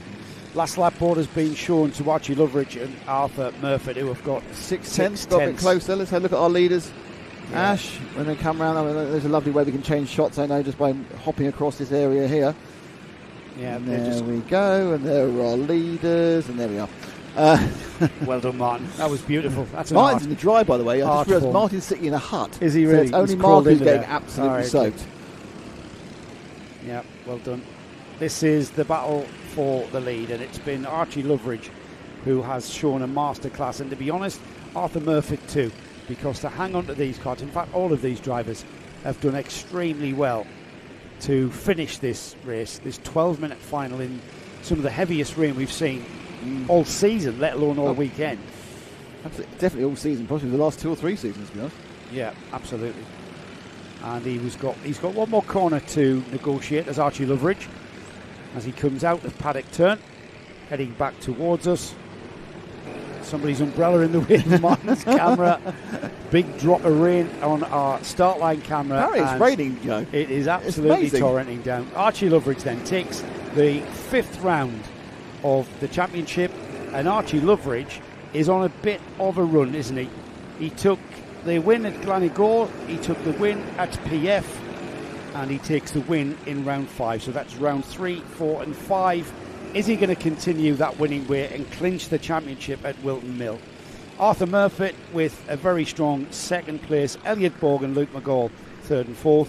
Jack Wykes, Theo Hamilton, Jerry Dufficy, great run to 7th. Mason Becker in 8th. Jane Prakash 9th. And rounding off the top 10 is Riley Blakemore. Cracking performance by the top few. Just want to mention Archie Cannon, who came into this one leading the championship. Archie finishes in 12th place, the Scottish champion. So that's going to mix the championship up, I think, when the points are. I think that Loveridge will be leading going into the final round, but with nothing close to an unassailable lead, there's going to be a bit of clear up. Several karts at the side of the track. From the previous lap, Martin Lloyd says, "Well done, Ethan Lloyd. You had a lot of bad luck this season, but you proved yourself a worthy winner today." Hashtag proud grandparents. That was on the previous race. Ethan Lloyd, he did have some bad luck today, and he's come through and won it. So well done, mate. Yeah, kept his head up, didn't he? Which is what you need to do when all of the bad luck and the adversity hits you, the non-finishes, etc. Kept it strong, and then had a great run in what were very tricky conditions. Right, one more race to go, but I think it'll be a while before it gets going because there's quite a few karts sprayed around the track. I guess rescuing the kart that never started in second. Yeah, that was unfortunate, wasn't it? 22. The youngster not getting a race at all. Kart pulling off. I mean, he did get to stand in the dry, in fairness, so it wasn't all bad. Well, I'm sure he's not even. That is no consolation to him standing in there while all his mates are racing. Yeah, but when he is that your son, grandson? Right, he'll not be happy with that at all, will he? No. He has, because he's kept dry, I suppose, as he says. Small consolation, he kept dry. Yeah, was he? Oh, really? Oh, no. Sorry, you can't hear this conversation with grandparents next to him. That'll soon be knocked out of him. He was really looking forward to racing in the wet. Just shows his kids are stupid. It's ridiculous. So, hang on. So he hasn't done much racing in the wet then? No, okay. Yeah. How far have you guys travelled then? Where's he from? Right, so you haven't come very far, have you? Just a jaunt for half an hour then. Are you driving home tonight? All right, you're staying over. You're in the Lake District. Yeah, but hang on. They live in Cornwall. Oh, that's true, yeah, I suppose. Okay. Well, send him our love, will you? And we really felt sorry for him when he pulled off there. Right then, into Max. Into Max. I think we should be going away. Let's have a look at the grid. So, what a race to finish on. Get away. It's the Cucumber King, Logan Rolfe. No, we need to call the Cucumber Kid. The Cucumber Kid. Yeah, Logan Rolfe, who's at a diet just consisting of cucumber. He has virtually no no calorific value. I mean, he'll keep hydrated, but he's very well hydrated. He's very well hydrated. But then again, the whole place is hydrated at the moment. Oh, I thought he's been up here in the driver's lounge. You just did your I've got a really important point to make, but it wasn't. No, it wasn't going to sneeze. I've got to sneeze. He's been up here in the driver's lounge, and every time we've seen him, and every time he's come across and said hello, and he's only, how old is Logan? About 11 or something. Yeah, 11 or 12, yeah. And every time he's come across, he's had a plate of cucumber sliced, which is a great way of keeping him going during the day, you know? But his mate, Jensen Sale, had cheesy chips. Jensen Seal is a man after a boy after my own heart. Yeah. Cheesy chips for Jensen Seal. Logan Rolfe on the cucumber diet is on the pole position. Oliver Barton is the driver that shares the front row with him. The cheesy chips eater, Jensen Seal, is third on the grid with Drew Davidson, the Scottish champion, alongside. You've now got Charles Cheesy Green and Jensen Cheesy Chips Cheesy Chips Seal, yes. Row 3, Noah Jepson and Hamish Gordon. Row 4 is Cameron Tipping and Magris Kovekis. Luke Millward, the current Micromax British champion, is on row 5 with Buddy Hugo. Buddy doing really well last weekend, if you remember, taking the NKC O plate at Warden Law. Hugo McCluskey won a heat yesterday and was delighted. He had a bit of a dire second superheat, which is why he's down in 11th. He's alongside Larry Price. Now, Larry Price was the driver to beat early on in this season in Intermax. Let's have a look. Larry Price, winner of round 1. Winner of round 2. Winner of round 2. And then Logan got round 18th at round 3 and 10th at round 4. But he's leading the championship, Larry Price. He starts in 12th. Noah Clare shares the 7th row of the grid with Annika Hurd. Ian Campbell and Charlie Quine are on row 8. George Quinlan and Jamie Walsh are on row 9. Row 10 is Hakeem Batt and Jaden Patel Scott, with Jack Mellon rounding off a 21-cart field. And we have got only one rolling lap, remember? Oh, well, unless Dan gives his mind. Yeah, but, well, because of the wet, yeah, that's true. he could well. Because the thing to remember is none of these people have had any wet running. No, they haven't. And so I wouldn't be surprised if Dan has told them that you're going to get 2 rolling laps to see where the grip is. Last race of the day, everybody. The rain is easing back to just a bit nasty from torrential. Is this supposed to stop at any point, or is this set in now for many days? There's a river running across the track at the going around the. No, it's going to stop later. What, you're talking about the weather? I'm talking about the river running around the track. It looks like they're going 2 laps, by the way. Well, there's always been a river there at Paddock because of it rolls down the on-ramp. Yeah. And that's something that is, you get to know that if you've raced any time at ROWRAH, you know that. Sorry, have you raced at ROWRAH? I have. Did I tell you? No, I've never heard about that. Have I mentioned that? No. I'd never raced at ROWRAH. Yeah, I raced in I was on the same grid as Alan McNish in his first race as seniors as the current British junior champion. We have named Big Star. You've named multiple European, multiple Le Mans champion, and I named a 7-time world champion. Tried following him through the chicane. Did it work? He went singing out the chicane. I went off and into the barrier. That's when I learned that there was such a thing as kart setup. and talent? And talent as well, of course. Alan McNish. Le Mans winner, of course. Just the 3 times. I thought it was twice. No, he won 3 times. Did he? I saw he won 3 times, yeah. I thought it was no, twice. it's fine. I'm happy to be wrong, but I thought he won 3 times. Okay. Right now, though, that can wait, as we've got 12 more minutes of racing for round 5 of the Kart Championship. And it's Logan Rolfe on that blue and white kart there, pointing at Oliver Barton to get alongside. I'm the one who dictates the pace here, is what Logan is saying under his helmet. Here they come then. It's all about the speed. It is a bit quick. Not sure Dan will like that. Let's get this underway. It's red flag still. Yeah, it's a false start flag. That was never going to work. They were just too quick. Logan, he's slow down. Slow right down. Also, somebody's fallen off in his catch up. And that is the number 143. Yeah, 143. Jack Mellon. Jack Mellon's at the back. I don't know where he he's should pulling be. off. He's got a problem. Probably drowned the engine. There's a lot of water here. If you haven't got the waterproofing absolutely right, these road taxis will do the normal thing and go electric crazy. So another rolling lap, and it was all about the acceleration now across the line, wasn't it? He started. What Paul Mann, Logan Rolfe did was he basically accelerated too early. We all know what Dan Ashton, our race director, likes, and he doesn't like you to accelerate too early on these starts. A little bit of communication going on between Logan Rolfe and Oliver Barton there. A bit of waving going on to get a bit of heat into these treaded tyres. Here we go. So a nice ordered pace there towards the paddock turn. It's how they come out of paddock turn is the crucial bit. Tension building. They're a bit slower this time, in fairness. Yeah, they are. It's where they accelerate. Oh, now that's nice. That's nice. Good job. Good job, Logan Rolfe. Here they go.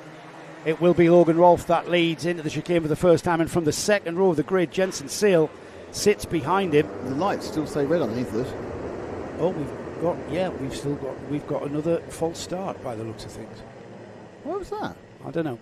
It looked all right, but somebody saw something they didn't like. So still no green light then. Is it because they've got a problem with the lights? No, the lights are on the notice board. Yes, but they're probably going green. Well, somebody's not pressing the switch because they don't like something. Or they are pressing the switch and it's not changing. I doubt that one. Okay. It's LED. It's not like an old style. Oh, yeah, good point. The water gets into everything. Yeah, that's true. Because that start looked fine to me. Hey, it stopped raining. Dan Ashton's got his Macintosh off. Does it stop raining? Yeah, he's got a white shirt on, and I'm not seeing through it yet, so he's not that wet.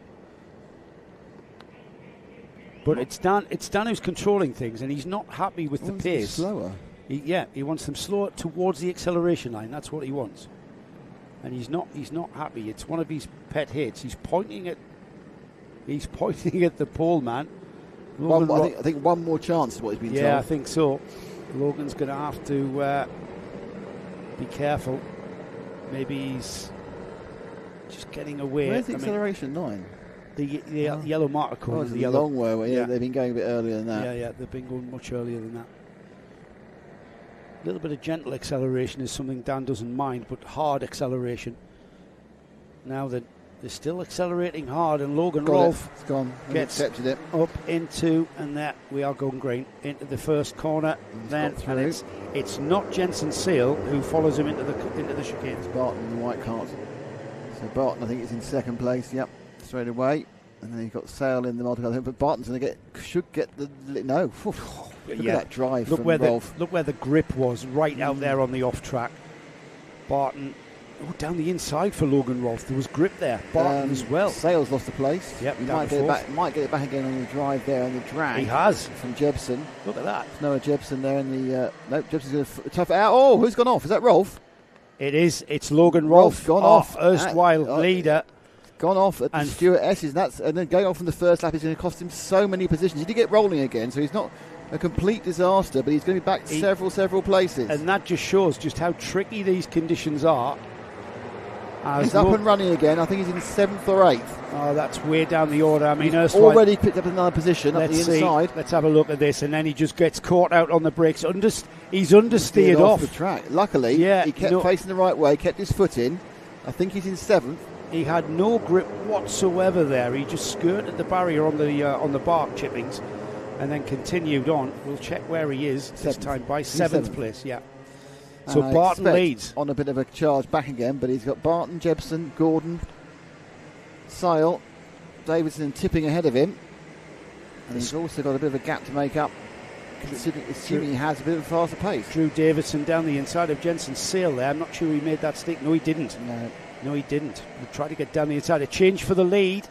It's a drag race out of the stewardesses, but we've got Noah Jebsen that pokes out of the stewardesses and into the lead. Just look at the way that car was sideways coming over the brow. Oh, massively wide there. Who's that? That is Hamish Gordon. It's Gordon there. He's come back in again, slowed everyone else down. So we now have a breakaway of 2 carts, and then Jebsen managed to slow them up the inside. They're finding out where the grip is by just throwing the cart at the corner. Let's see where the grip. Oh, there's no grip. This one does. This one worked.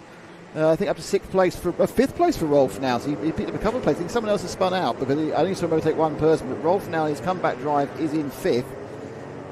Right, let's Gordon keep an eye. looking very confident. It was Jebsen who kind of held everyone up, but there's kind of a bit of a gap there. There's Logan Rolfe just behind the yellow and blue cart of the Scottish champion on the S-plate. Down the inside, he's gone. Drew Davison down the inside, and it's a drag race out of there towards the stewardesses.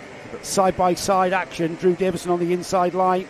But it's the number 121 of Noah Jebsen, who tries to get down the inside. Now, Logan Rolfe is just waiting to pick up any kind of mistake that these two have in doing so. But Drew Davison has finally got by, and he's pulling away already.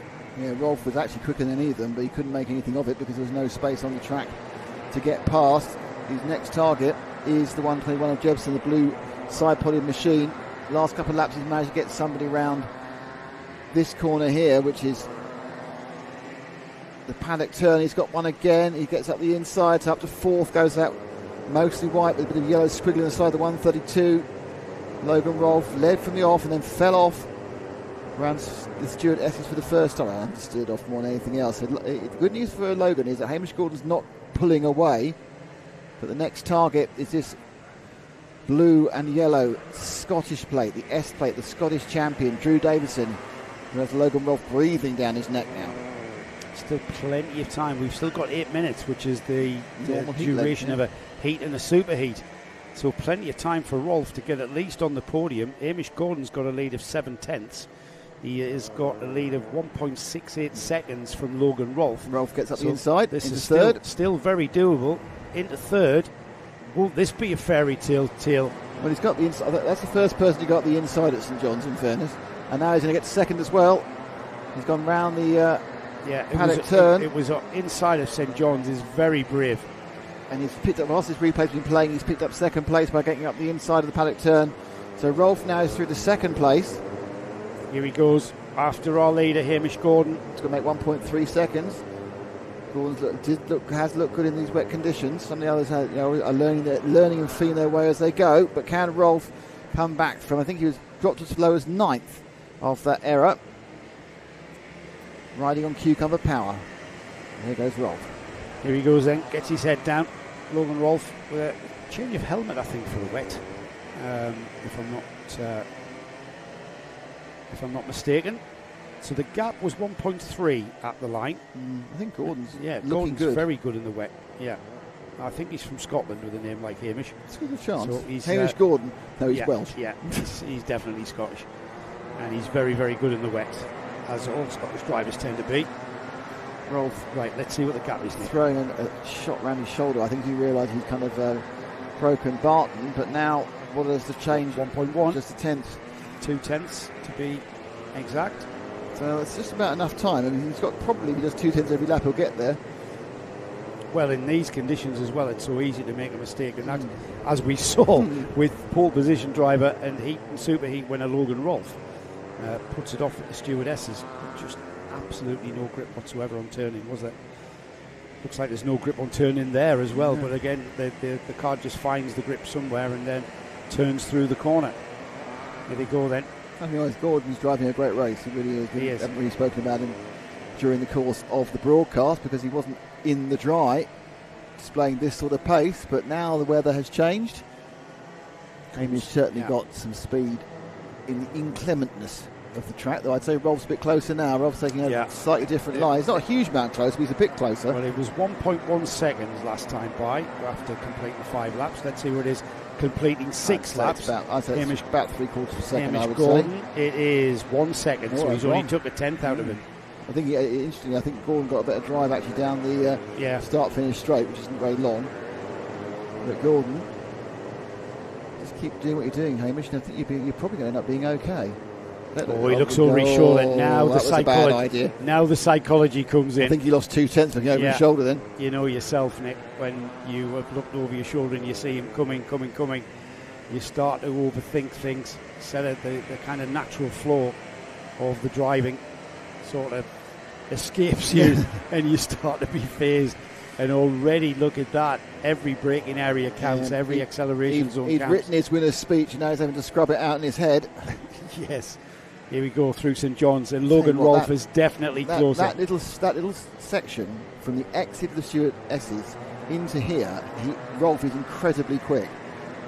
Last time round, in fairness to Gordon, he was fast around this section here and on the short chute into the Row Rouge, and he's not lost a huge amount of time. He's not lost any time across the line.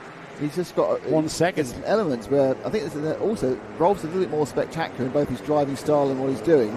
But equally effective is Hamish Gordon's driving style. Well, visually, in parts of that last lap, there was visually, certainly out of the stewardesses down towards St John's, Logan Rolf was markedly closer to the leader, Hamish Gordon. But by the time they've gone through Sunny and then the paddock turn, it's back out to a second. Yeah, I think the paddock turn is certainly a strong point for Gordon, absolutely.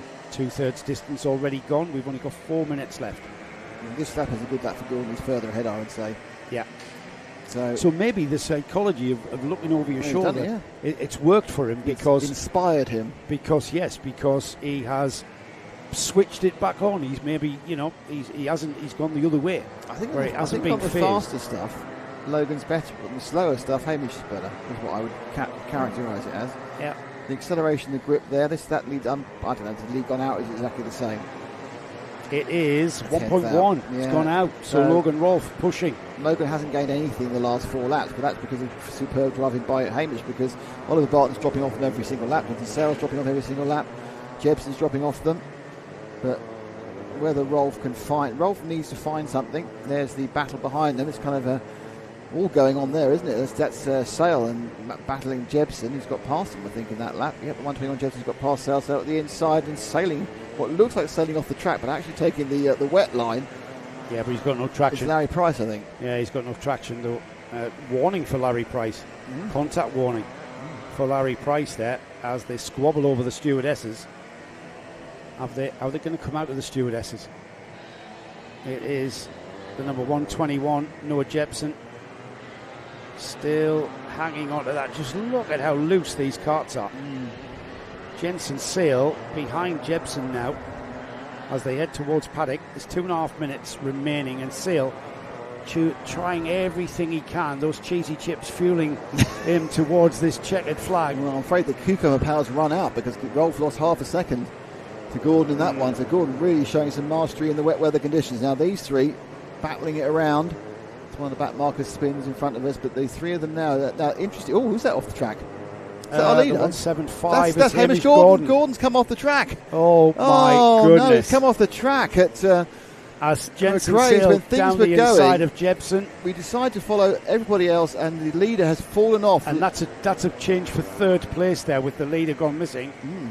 That is incredible. That to think that Logan Rolfe threw it off at the stewardesses, and then the current leader Hamish Gordon in front of Logan Rolfe, who will be our new leader across the line with 90 seconds or so on the clock.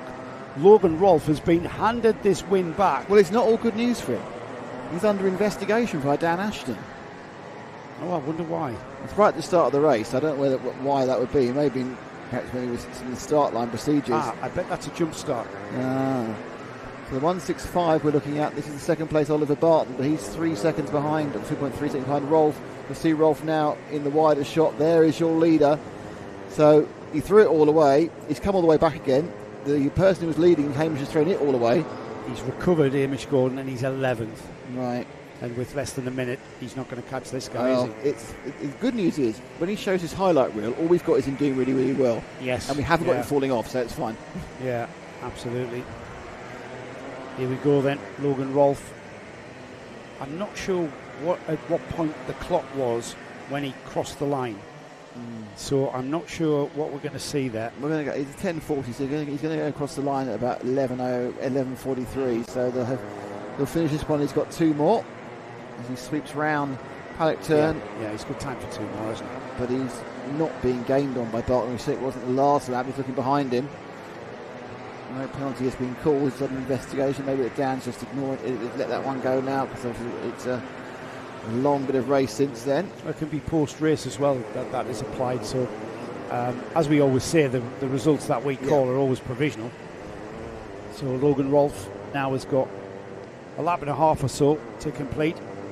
He went off at the stewardesses and he dropped down to, I think, 9th, did you say? Yeah, 9th. He got up to 7th within that same lap. He was down in 9th at one point. Got back up to 2nd behind the leader, Hamish Gordon, who then, you could argue, the pressure that Logan put on him to go faster was where he tripped up and he went off himself and he did seem quite handed the lead. At that point he was easing out by half a second, so perhaps that was absolutely on his limit, and it just went slightly wrong, which is just bad luck, to be honest. Last lap board then for Logan Rolfe, and Noah Jepson dropping to 6th place there on that previous lap as Logan Rolfe then continues.